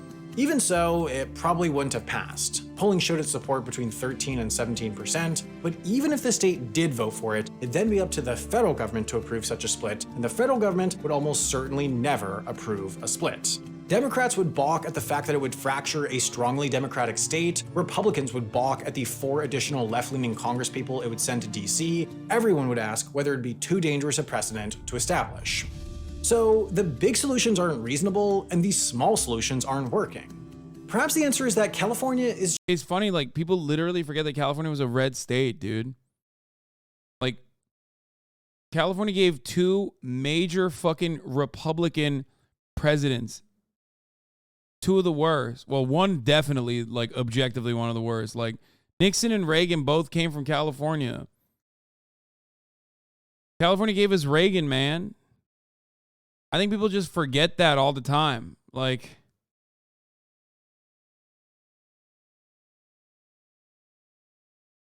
crazy. California has been liberal for shorter than it has been Republican. It's just too unique, because it definitely is unique. There is no state, region, or other national subdivision with a larger economy on Earth, and going— Dude, that's awesome. There's a whole zone in SD now where they can build 100-unit apartment buildings without we need to provide parking lots. What model for building generational wealth to suggest in place of decommodifying housing? What model for building generational wealth to suggest in place of decommodifying housing? You dodging my questions because it's uninteresting, my man? What the fuck?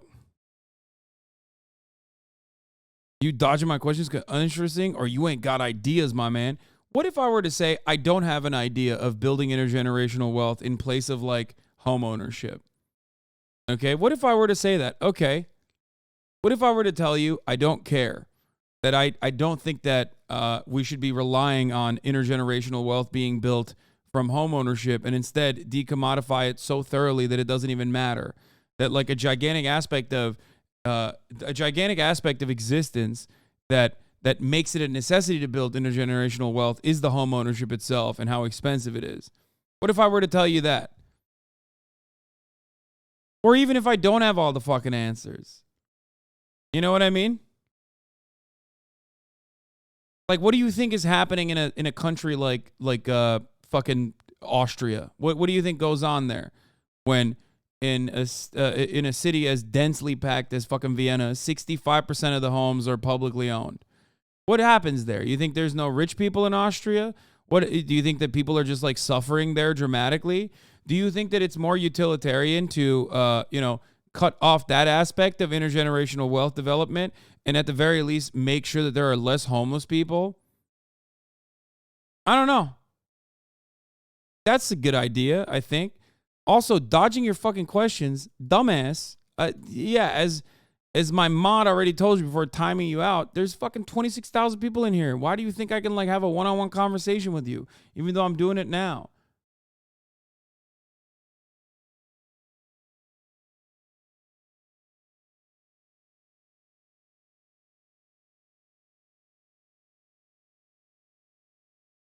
What you're saying about intergenerational wealth this way, or generational wealth this way, is literally just the opposite version of what TikTok landlords say all the time. Just buy a home, forehead. The only way to fucking build generational wealth is buying a home, stupid. Like, okay, how do you do that? How does, out of the 26,185 people in this fucking chat right now, with some notable exceptions like Corey Lulu, who was chirping about home ownership earlier, how the fuck do the overwhelming majority of people in here do that without already having existing generational wealth? How are they going to do that?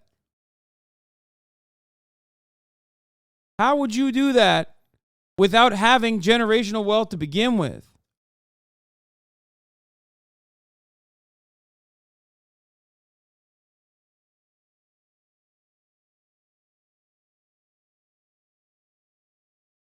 Oof.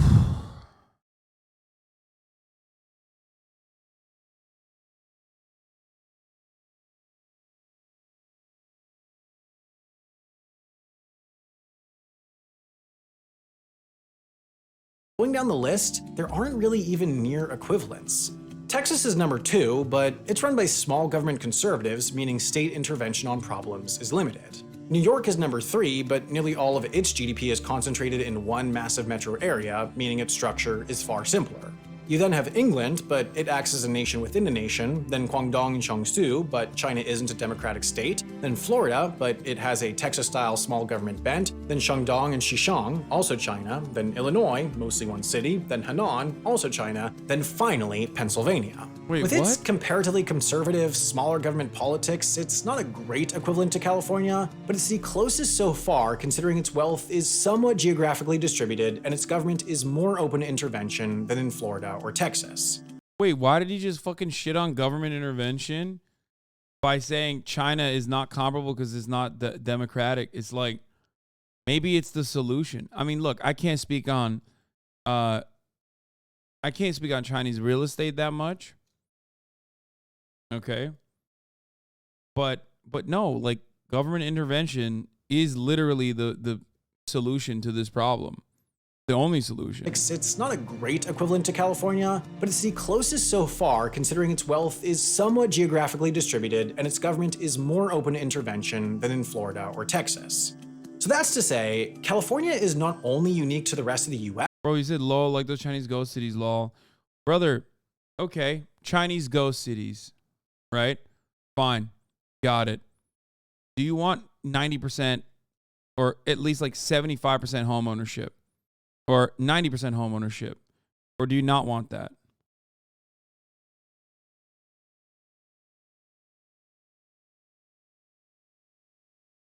Also, where are the fucking ghost cities now? I don't even know. Do they still exist? If you want to fucking see a ghost city, go look at Detroit, okay? I actually don't know. I'm asking. Like, look at this shit. China has a almost 90% home ownership rate.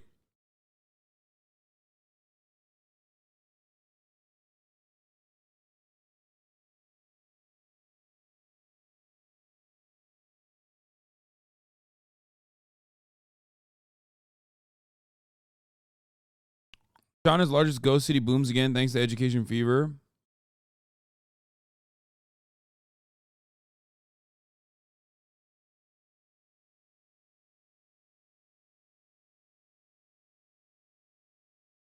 Detroit is overplayed. They have a fucked up shit on half of the city. The rest is normal.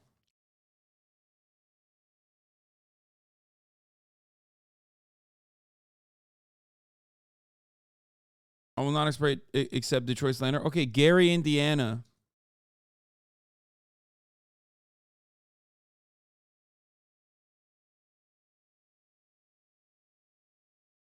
In America, there are literal ghost cities, and ghost in the sense that, like, not that it was like built and no one fucking frequented it, but ghost in the sense that, like, it was alive and then killed, and now the ghost haunts it. You know what I mean? Like real fucking ghost cities.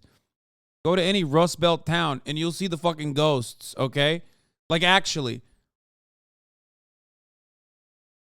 Meanwhile, you're talking about fucking China's ghost cities, dude.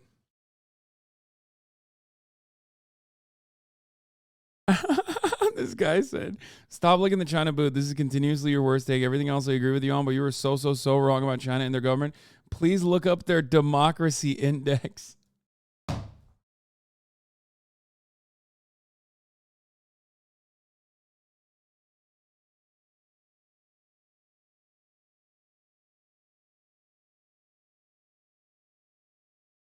Bro, he said look up the democracy index, dude.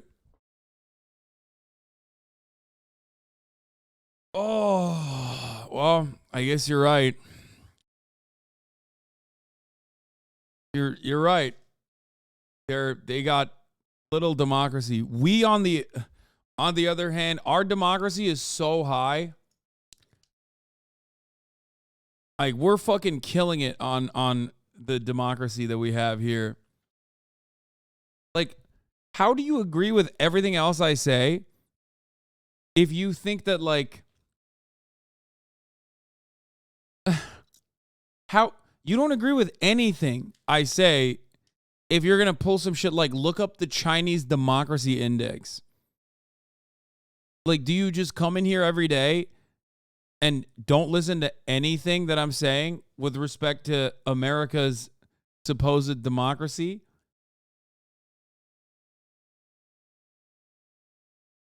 Your worst take has always been China's a democracy. Wait, I've never even said that. I didn't even say that. But to be fair, I don't think America is a democracy either.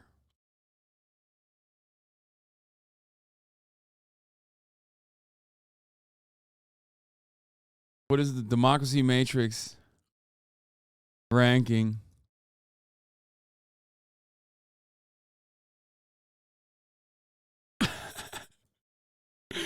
We can't even make up. We can't even do well in our. We can't even perform well in our own metrics that we made, dude. That's awesome.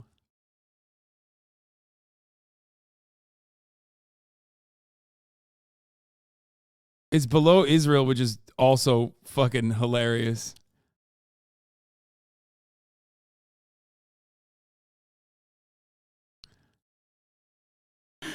Where's the Chinese democracy index? Where is it? Where's China? Wait, where the fuck is China? Did I skip it? What's going on?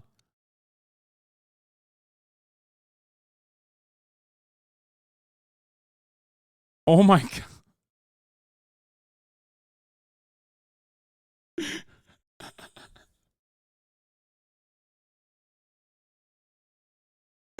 Bro.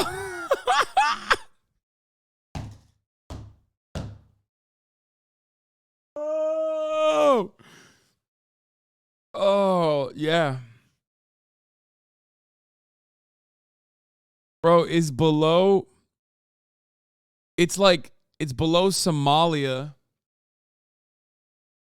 Palestine is 160. Wow. It's nice of them to recognize Palestine / West Bank, only to put them at at the bottom of the list. Wow. Perhaps they deserve being existing under an apartheid state. You know, they hate democracy. Oh, I love this, dude. Thank you. Wait, Palestine, Gaza. Oh, they even separated it.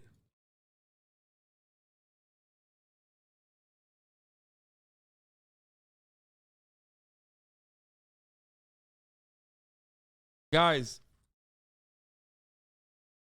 would you be shocked if I told you that the world's largest open air prison that is just basically a bunch of like under 20-year-olds living in fucking bombed out buildings that has no like access to water that's being controlled or electricity, all of that's being controlled by an apartheid state that wants to fucking ethnically cleanse them, is ranking very low on the democracy index.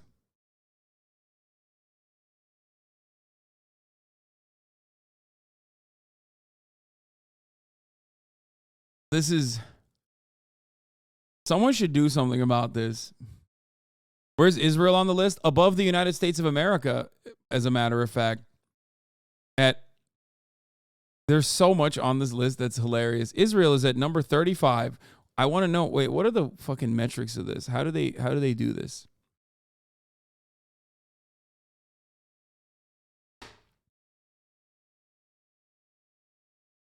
Conceptualization, elaboration of democracy, operationalization, aggregation.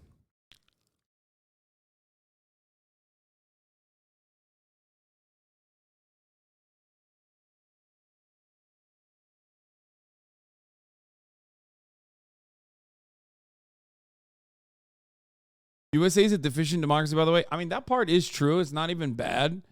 Like, that part does make sense. It makes it additionally funny.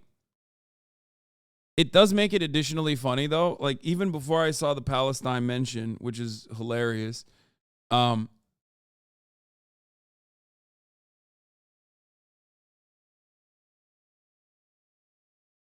logs from the anti-China. Is peace stored in the balls? I mean, that part is...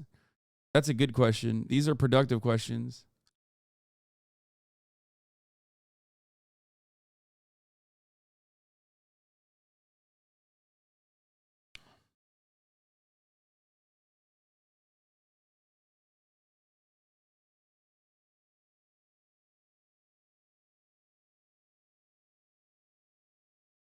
America is a flawed democracy in here. Yeah, I've seen it. I've seen it and I believe it.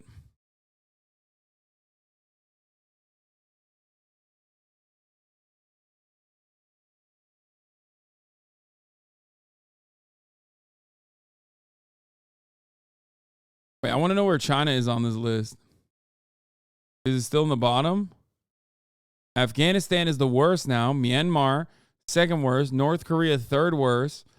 Central African Republic. Syria. Democratic Republic of Congo. Damn, China has made it up the list a little bit, dude. Damn.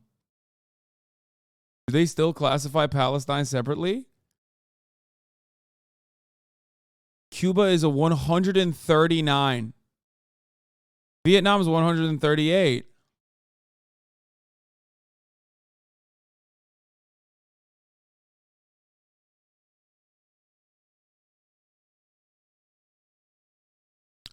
Glad that the United Arab Emirates has more freedoms than China does. Bro, this is like half at the bottom of this list is just like what America did. Putting Cuba on par with Haiti is insane. Also, 4 ranks in between Haiti and Cuba with respect to how it's run. Cuba literally just like codified. What didn't they just codify fucking LGBT rights? like this past year, while in the United States of America, they're fucking trying to find new and imaginative ways of like killing trans people. What the fuck? What are we? What is happening here?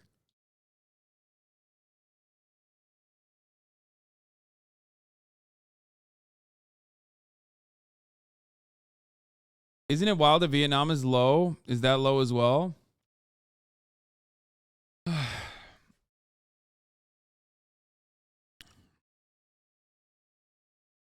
I don't even.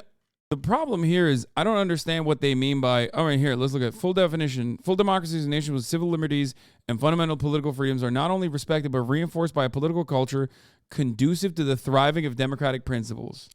These nations have a valid system of governmental checks and balances, an independent judiciary whose decisions are enforced, governments that function adequately, and diverse and independent media. This is probably what knocks out half of like America's official enemies off of that index in its entirety. If you have any sort of control or restriction over media, which we do too, for the record, but like not as openly as other countries do, these nations only have limited problems in democratic functioning. Elections are fair and free. Hybrid regimes are regular electoral frauds, preventing them from being fair and free democracies. Authoritarian regimes are nations where political pluralism is non-existent or severely limited. Well, I would go so far as to say that political pluralism is non-existent or severely limited in the United States of America. As a matter of fact, 90% of my commentary revolves around this reality. What do I mean by this? I don't care how many parties the United States of America has. If they're advocating and agitating for the same exact principles, if they're defending the same exact principles, then who gives a fuck if you have a false choice? I would go so far as to say the UK is similar. Canada is pretty similar too. There are edge parties, but they are no different than the Russian structure, right? Where there are controlled opposition parties that Vladimir Putin almost entirely controls. And then there are other parties that everybody understands is still under the control of Vladimir Putin, but exist, like the Communist Party, right? And very rarely are they allowed to like speak out against Vladimir Putin. But ultimately, they are all aligned on the same goal, on the same agenda. In China, you have the Chinese Communist Party, but that's it. Doesn't matter. The function is still the same. So instead of looking at the aesthetics of how governance works in any of these nations, I like to look at the outcomes, who the government is seeking to defend, who the government is actually actively uplifting. I look at economic development, okay? And where economic development is going. Is there a concept of prosperity? Who are they protecting? Why are they protecting? Who they're protecting? And what they're doing with the wealth that they are accumulating. In the United States of America, if you were to look at it from the material realities of wealth distribution, okay? If you look at the wealth distribution, for example, all the wealth that we generate in comparison to like how insanely impoverished certain areas are, you realize that it's not actually meeting the medal. It doesn't matter if you think you can vote for the blue guys or the red guys. It's just still continuing in the way that it does. Now, people will be quick to say, do you also look at the genocide of Uyghurs, right? Were there re-education camps? Absolutely. But you are saying that from literally the number one jailer on the planet. The United States of America is oftentimes considered one of the freest nations on earth. Free for who is a question I have to ask you. Okay? That is an insane that's an insane thing to say. The United States of America also does infinitely worse shit that China could ever imagine doing to the fucking Uyghurs, to like Muslim people overseas, all around the planet, as a matter of fact. So how the fuck are we comparing that? Where does that factor in with respect to the democratic process there? We have legalized slavery here. We have work camps, right? In the same way that you would consider it if it was a foreign enemy. Okay? Our foreign enemies always have gulags. In America, slavery is codified, institutionalized as a part of the fucking Constitution. And yet, that is legal. In the Eastern world, our Orientalized attitudes indicate that they have bribery, and that's bad. In the Western world, we codified the bribery in the form of lobbying and corporate donations. So that's different. It's good. It's fair. It's controlled. It's what we do. We're not barbarians. We don't do bribery like they do in Pakistan or in India. We have super PACs. We have 501c4s. How dare you? We codified our bribery. They have work camps. They have gulags. We have codified and institutionalized our slavery. We don't even hide it. We openly state it in the 13th Amendment. Slavery is an acceptable form of punishment. We talk about how these other nation states are absolutely police states. Constant surveillance, round the fucking clock. We not only surveil our own citizens, okay? We also surveil our allies. We don't even just surveil our enemies, our foreign adversaries. We surveil our allies too. Okay? So when you come to me with a list like this, yes, there are differences, especially as it pertains to free speech. And by that, I mean not the fucking American understanding of free speech, okay? I'm not talking about, the freedom to say the N-word without any scrutiny whatsoever, or whatever the fuck Americans believe the free speech is, because America certainly does not have free speech for black people. We've seen this already. They don't have free speech for marginalized people. We've seen that already. You're poor, you're black, you're brown, and you advocate against the systems in place, you will get fucking hit in the face with a rubber bullet. You'll lose your fucking eye. If you try to fight back, they'll call it a riot. They'll push back even harder. In America, we talk about freedom of press. This is one area where there is a major difference in the United States of America in comparison to other countries, certainly. There is no free press in Cuba, I agree. Partially, that is because they are, in constant war with the world's largest imperial power in their backyard that has never once loosened the restrictions that it placed upon them in an act of unjustifiable collective punishment for the crime of not maintaining its dictatorship that we actually gave guns to, gave Batista weapons so he could keep the sugar plantations and keep Cuba a nice little tourist destination for for the American wealthy. Okay? And then when he was overthrown, we decided they're our enemy number one and put them under this blockade that has yet to change. No matter how unjustifiable it is, no matter how cruel it is. But even beyond that, yes, we have freedom of the press here. Except when we have freedom of the press here, again, all matter of media, just like both of our parties, align on the same fucking values.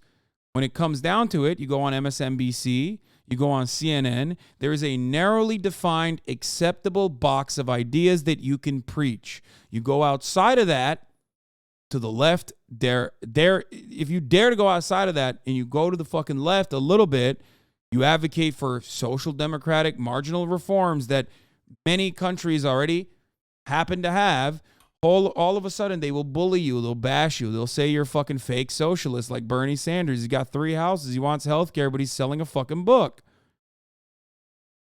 You go outside of that narrowly defined box without actually harming hierarchical powers, the hierarchical order, like Marjorie Taylor Greene, you get a puff piece in comparison to that. Okay? So even though there is the false notion of choice in the United States of America with your consumption of media or with the 35 different brands of cookies that you can purchase at the grocery store that's still being made by the 6, multinational corporations, okay? They give you this false choice like you actually are doing something with your life, which I don't even disagree with. I think that's a great thing. For the record, I love that part of neoliberalism. Okay? If you are to look at the situation here and compare it to other countries as it pertains to the material realities of the working poor, the United States is nowhere near lapping any of these other countries. If you look at the cruelty that China is subjecting, the Uyghurs to, and then you compare that to what America has done in Iraq, what America has done in even Syria, what the roles that it has played there, in Afghanistan, all around the fucking nation. Just those are three that I'm immediately, Iran. I mean, that's nothing.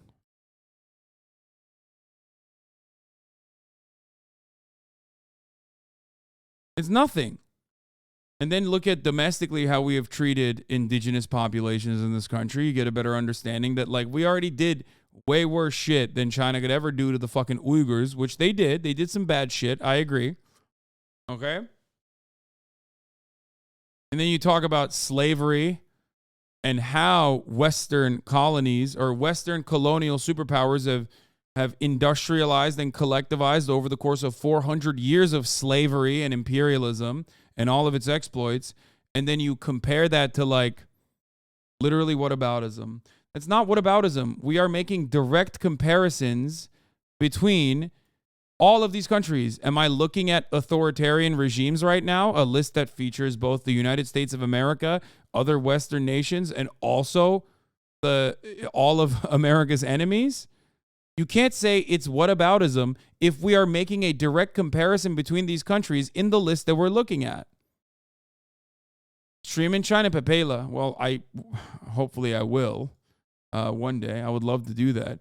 But make no mistake, I come from Turkey. I do not have the same amenities and the same freedoms in Turkey as I do in the United States of America. That's one of the benefits of living in the imperial core. When you are inside of the most powerful nation on the history of Earth, on the history of the fucking planet, the most powerful nation on the planet that is doing so much death and destruction overseas, they let you say some fucked up shit about the nation state itself, and they don't even think about it too much.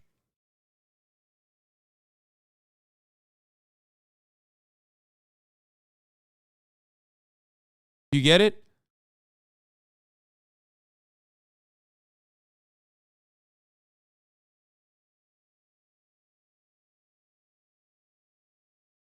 The whole freedom index is literally an alternative version of the law. Didn't explicitly say the N-word, so it isn't racist. It's bullshit defined by the West to make itself look better. Yeah.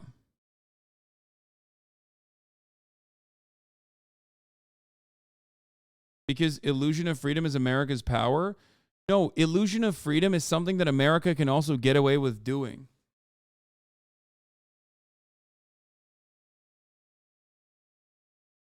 Because ultimately, it's like a minor amenity at the end of the day because it doesn't move the fucking needle in real tangible ways. I can donate as much as I want to labor strike funds. I can try to push for unionization as much as I want.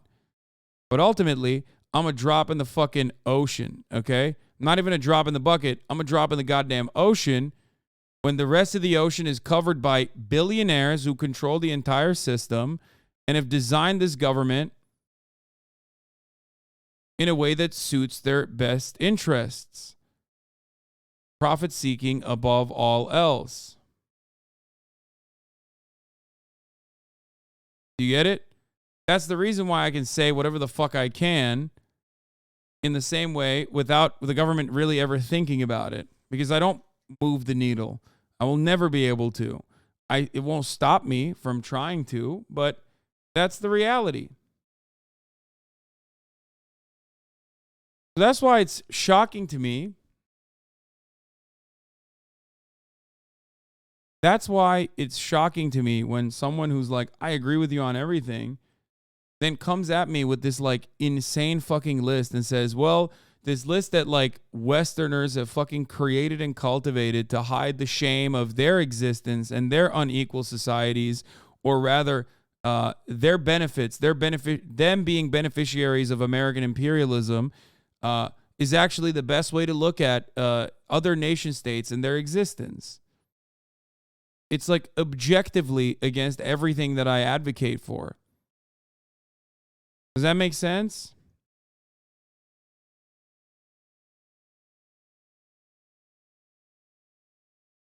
They don't have to stop you because they know that they've trained everyone to yell at you if you disagree with how great America is. I mean, kind of.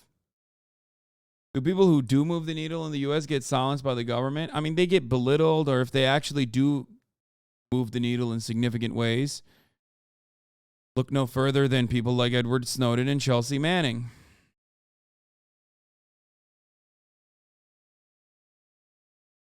You either get belittled, ruthlessly critiqued, endlessly, until you become a non-entity like Bernie Sanders, or if you are truly, engaging in direct action, whether it be MLK, Malcolm X, Fred Hampton, then all of whom are black, by the way, and that's, of course, an additional layer on top of everything else. If you're truly working to actively dismantle a pre-existing hierarchy like white supremacy, obvious, glaringly obvious white supremacy, then they fucking execute you. That's it. You get fucking assassinated.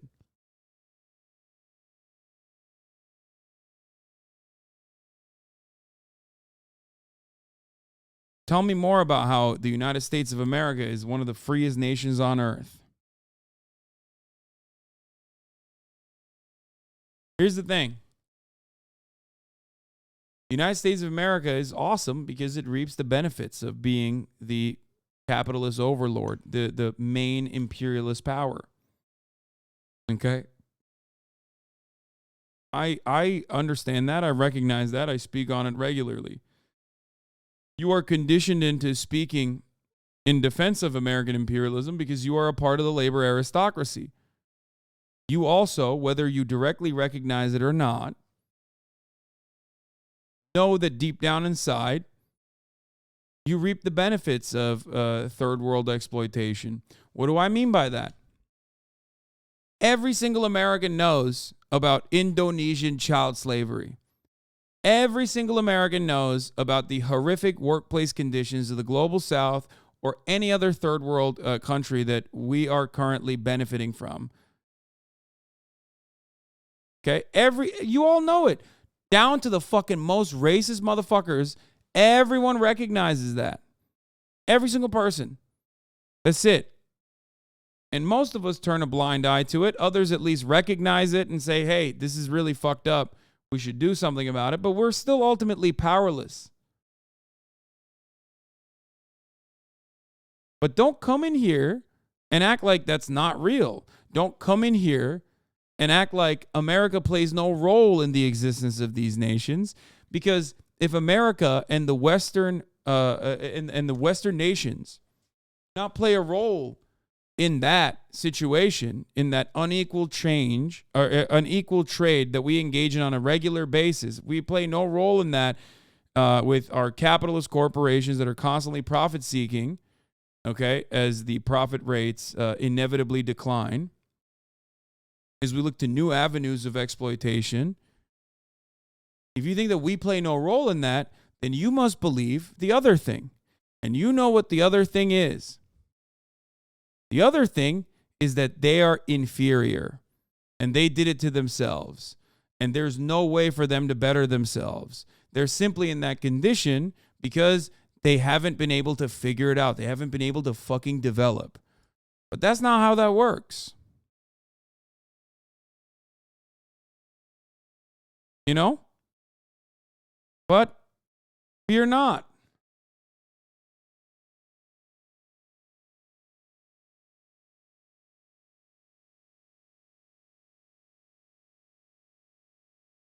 Holy shit, that tweet broke my fucking brain from Ethan. What the fuck? H3 almost got 700K stolen from them?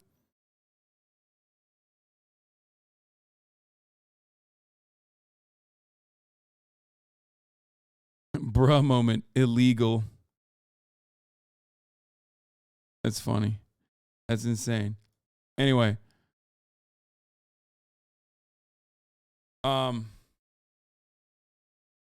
But fear not, chatter. That kind of rampant, corrupt exploitation doesn't just stay in the third world. You reap some of the benefits of it, but not all of them. Because that inevitably comes back, loops back around, and fucks you in the United States of America as well. That's why we have so much gig economy labor now. We have a lower union participation rate than a country like Chile that we fucking wrote the goddamn constitution for, that we destroyed. Okay? Chile's union participation rate is 15%. United States of America union participation is 11%. Okay? So that global exploitation inevitably comes back around and fucks you as well. You didn't even mention the IMF. It's too much. I don't want to get into everything. Okay?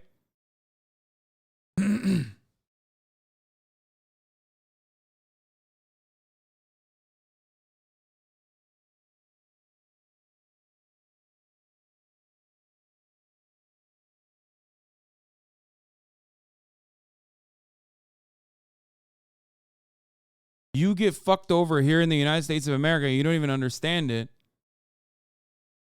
You still recognize some of the benefits of being a part of the labor aristocracy. So you think, all right, the system could be worse overall. It's the best we got. And then you sit there and you eat your fucking Oreos and you shut the fuck up and you think, no, it is the best country on the planet. Not the best country on the planet. It's the most bloodthirsty, most vulturous country on the planet.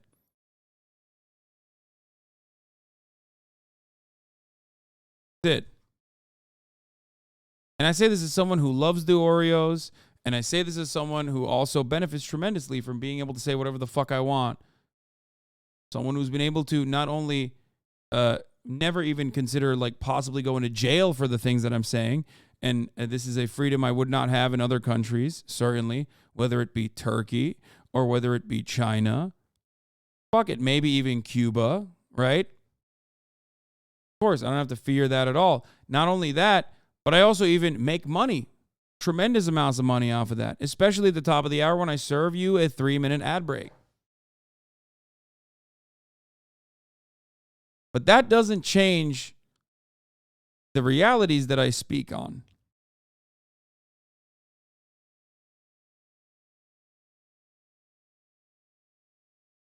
Just like the reality that at the top of the hour, there's a 3-minute ad break. If you no longer want to see those ads, all you need to do is subscribe,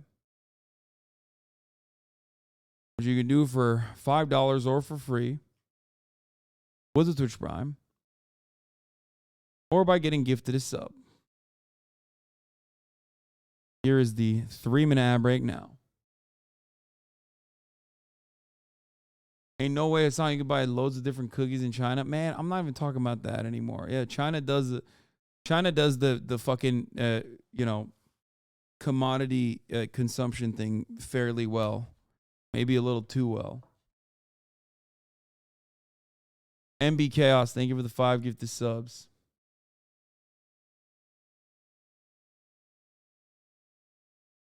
Kelthus, thank you for the 20 gifted subs.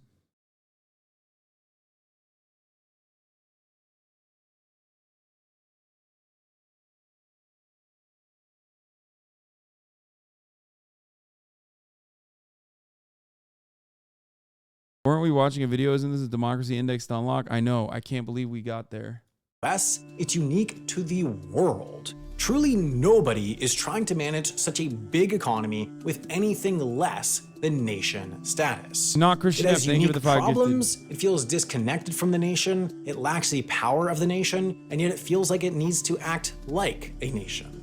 This should sound familiar because in 1776, 13 North American colonies declared independence from Britain, citing their unique problems, feeling of disconnection, lack of nation-scale power, and an inkling that just being a nation was a way to fix it all. What happened next was America. What happened after that was American exceptionalism. The belief that the US is fundamentally and dramatically unique. This is, in many ways, true.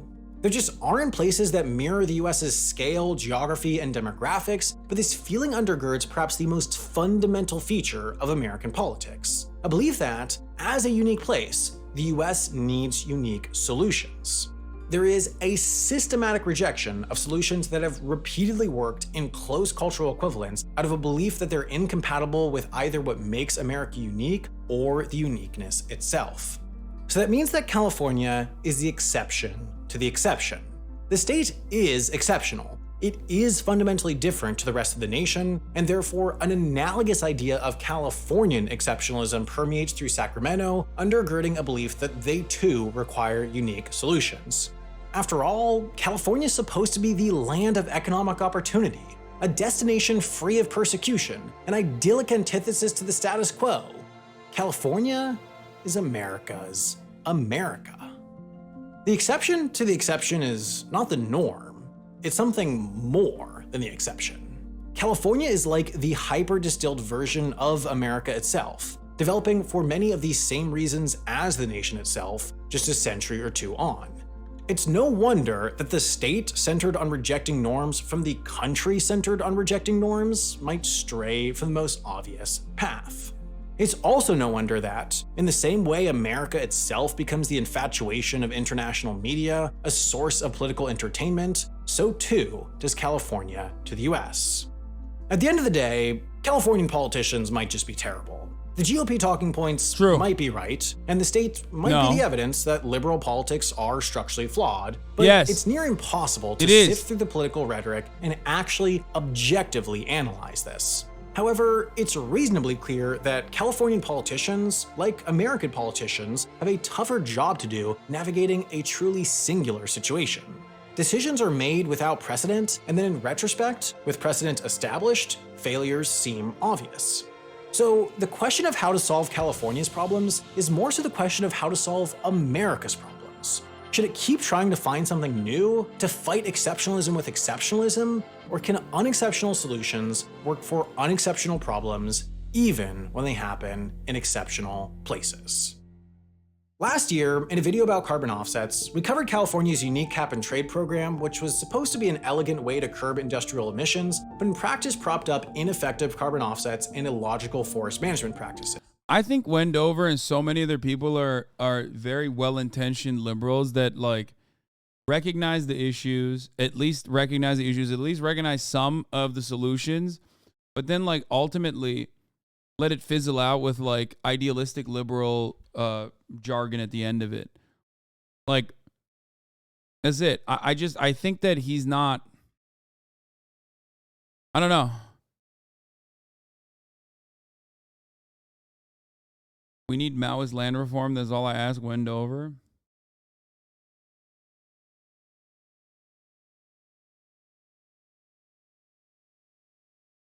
They're literally the reason why people hate the idea of bicoastal elites.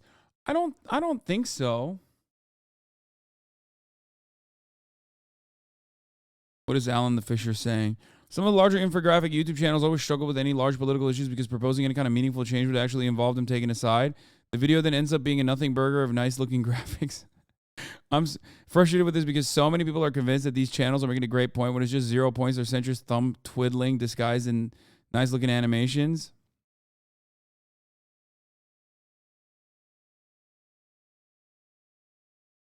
Luckily, my graphics suck ass.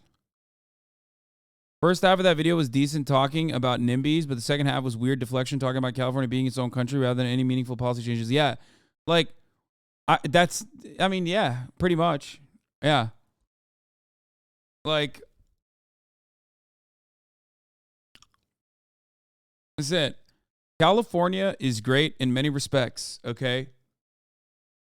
When I look to what happened with the teachers union collaborative strike in like the UTLA collaboration with like all the other staff members that work in schools, right? And then I see how that strike ended, right? That's very California.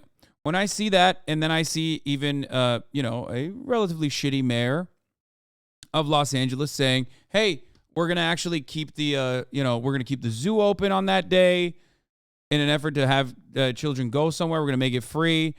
I say, you know what? That's like a very marginal way in which California is better than a place like fucking Florida. Okay? It sounds silly, but like, yes, in comparison, it's much worse in other places. You know what I mean? It's marginally better. There's a lot of like weird things that California does that we just kind of take for granted or we don't even think about. And you know, it's a good thing overall. But there are glaringly obvious neoliberal problems that seem unshakable and impossible to fucking change. And it frustrates me endlessly to live in this goddamn beautiful state that is turned into a fucking hellhole because of profit-seeking vultures. Okay? And just like seemingly unshakable neoliberal solutions that aren't real solutions at all to those same problems. I think you guys forget about the Northeast. No, I mean, I'm from the Northeast. What do you mean?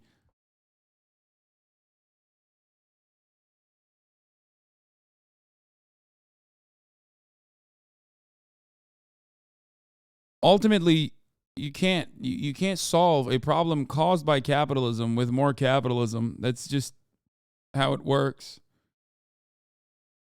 I mean, I guess you can make an argument to why an inherently anti-capitalist thing such as government regulations or government intervention would be helpful in the long term, but that's long-term capitalist benefits, and capitalism dictates that you only think about the short term. What I mean by that is social democratic reforms are genuinely beneficial to national prosperity in the long run. Okay? Not like fucking, I keep saying Norway, but it's not like Norway doesn't have billionaires. They have more billionaires per capita than the United States of America. You know what I mean? But you don't want to even think about it like that. You don't even want to do that. Because in the short term, people might actually devalue their homes. And that's fucking outright unacceptable. You know what I mean?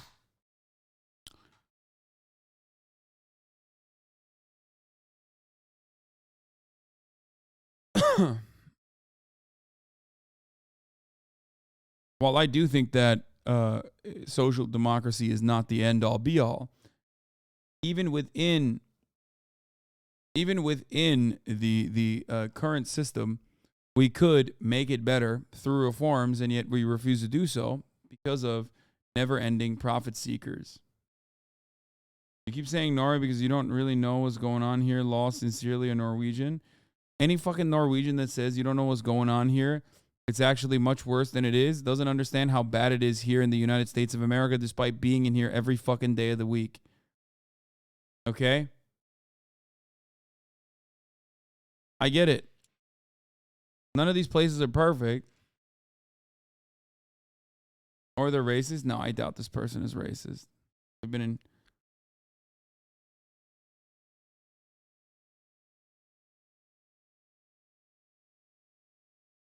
Folks in the chat saying you're CIA. Okay, Perlman King. No trolling right now. Anyway, I got to go. I'm done for the day. I'm tired. My brother's here. And yes, no Resident Evil today. I'm sorry. Tomorrow, hopefully, there will be some gaming. Yes, I am CIA, though. You already know that.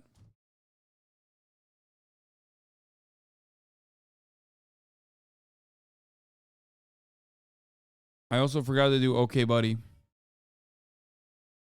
I think it's more about you holding unreasonably favorable views of other countries. No. I see the good and bad in everything. And depending on what my argument is, I can bring out both. We didn't even do the fucking hog talk, Bud Light reacts, which I was supposed to. We'll do it. Next time. On the HasanAbi broadcast. Anyway, guys, I will see you tomorrow. Peace.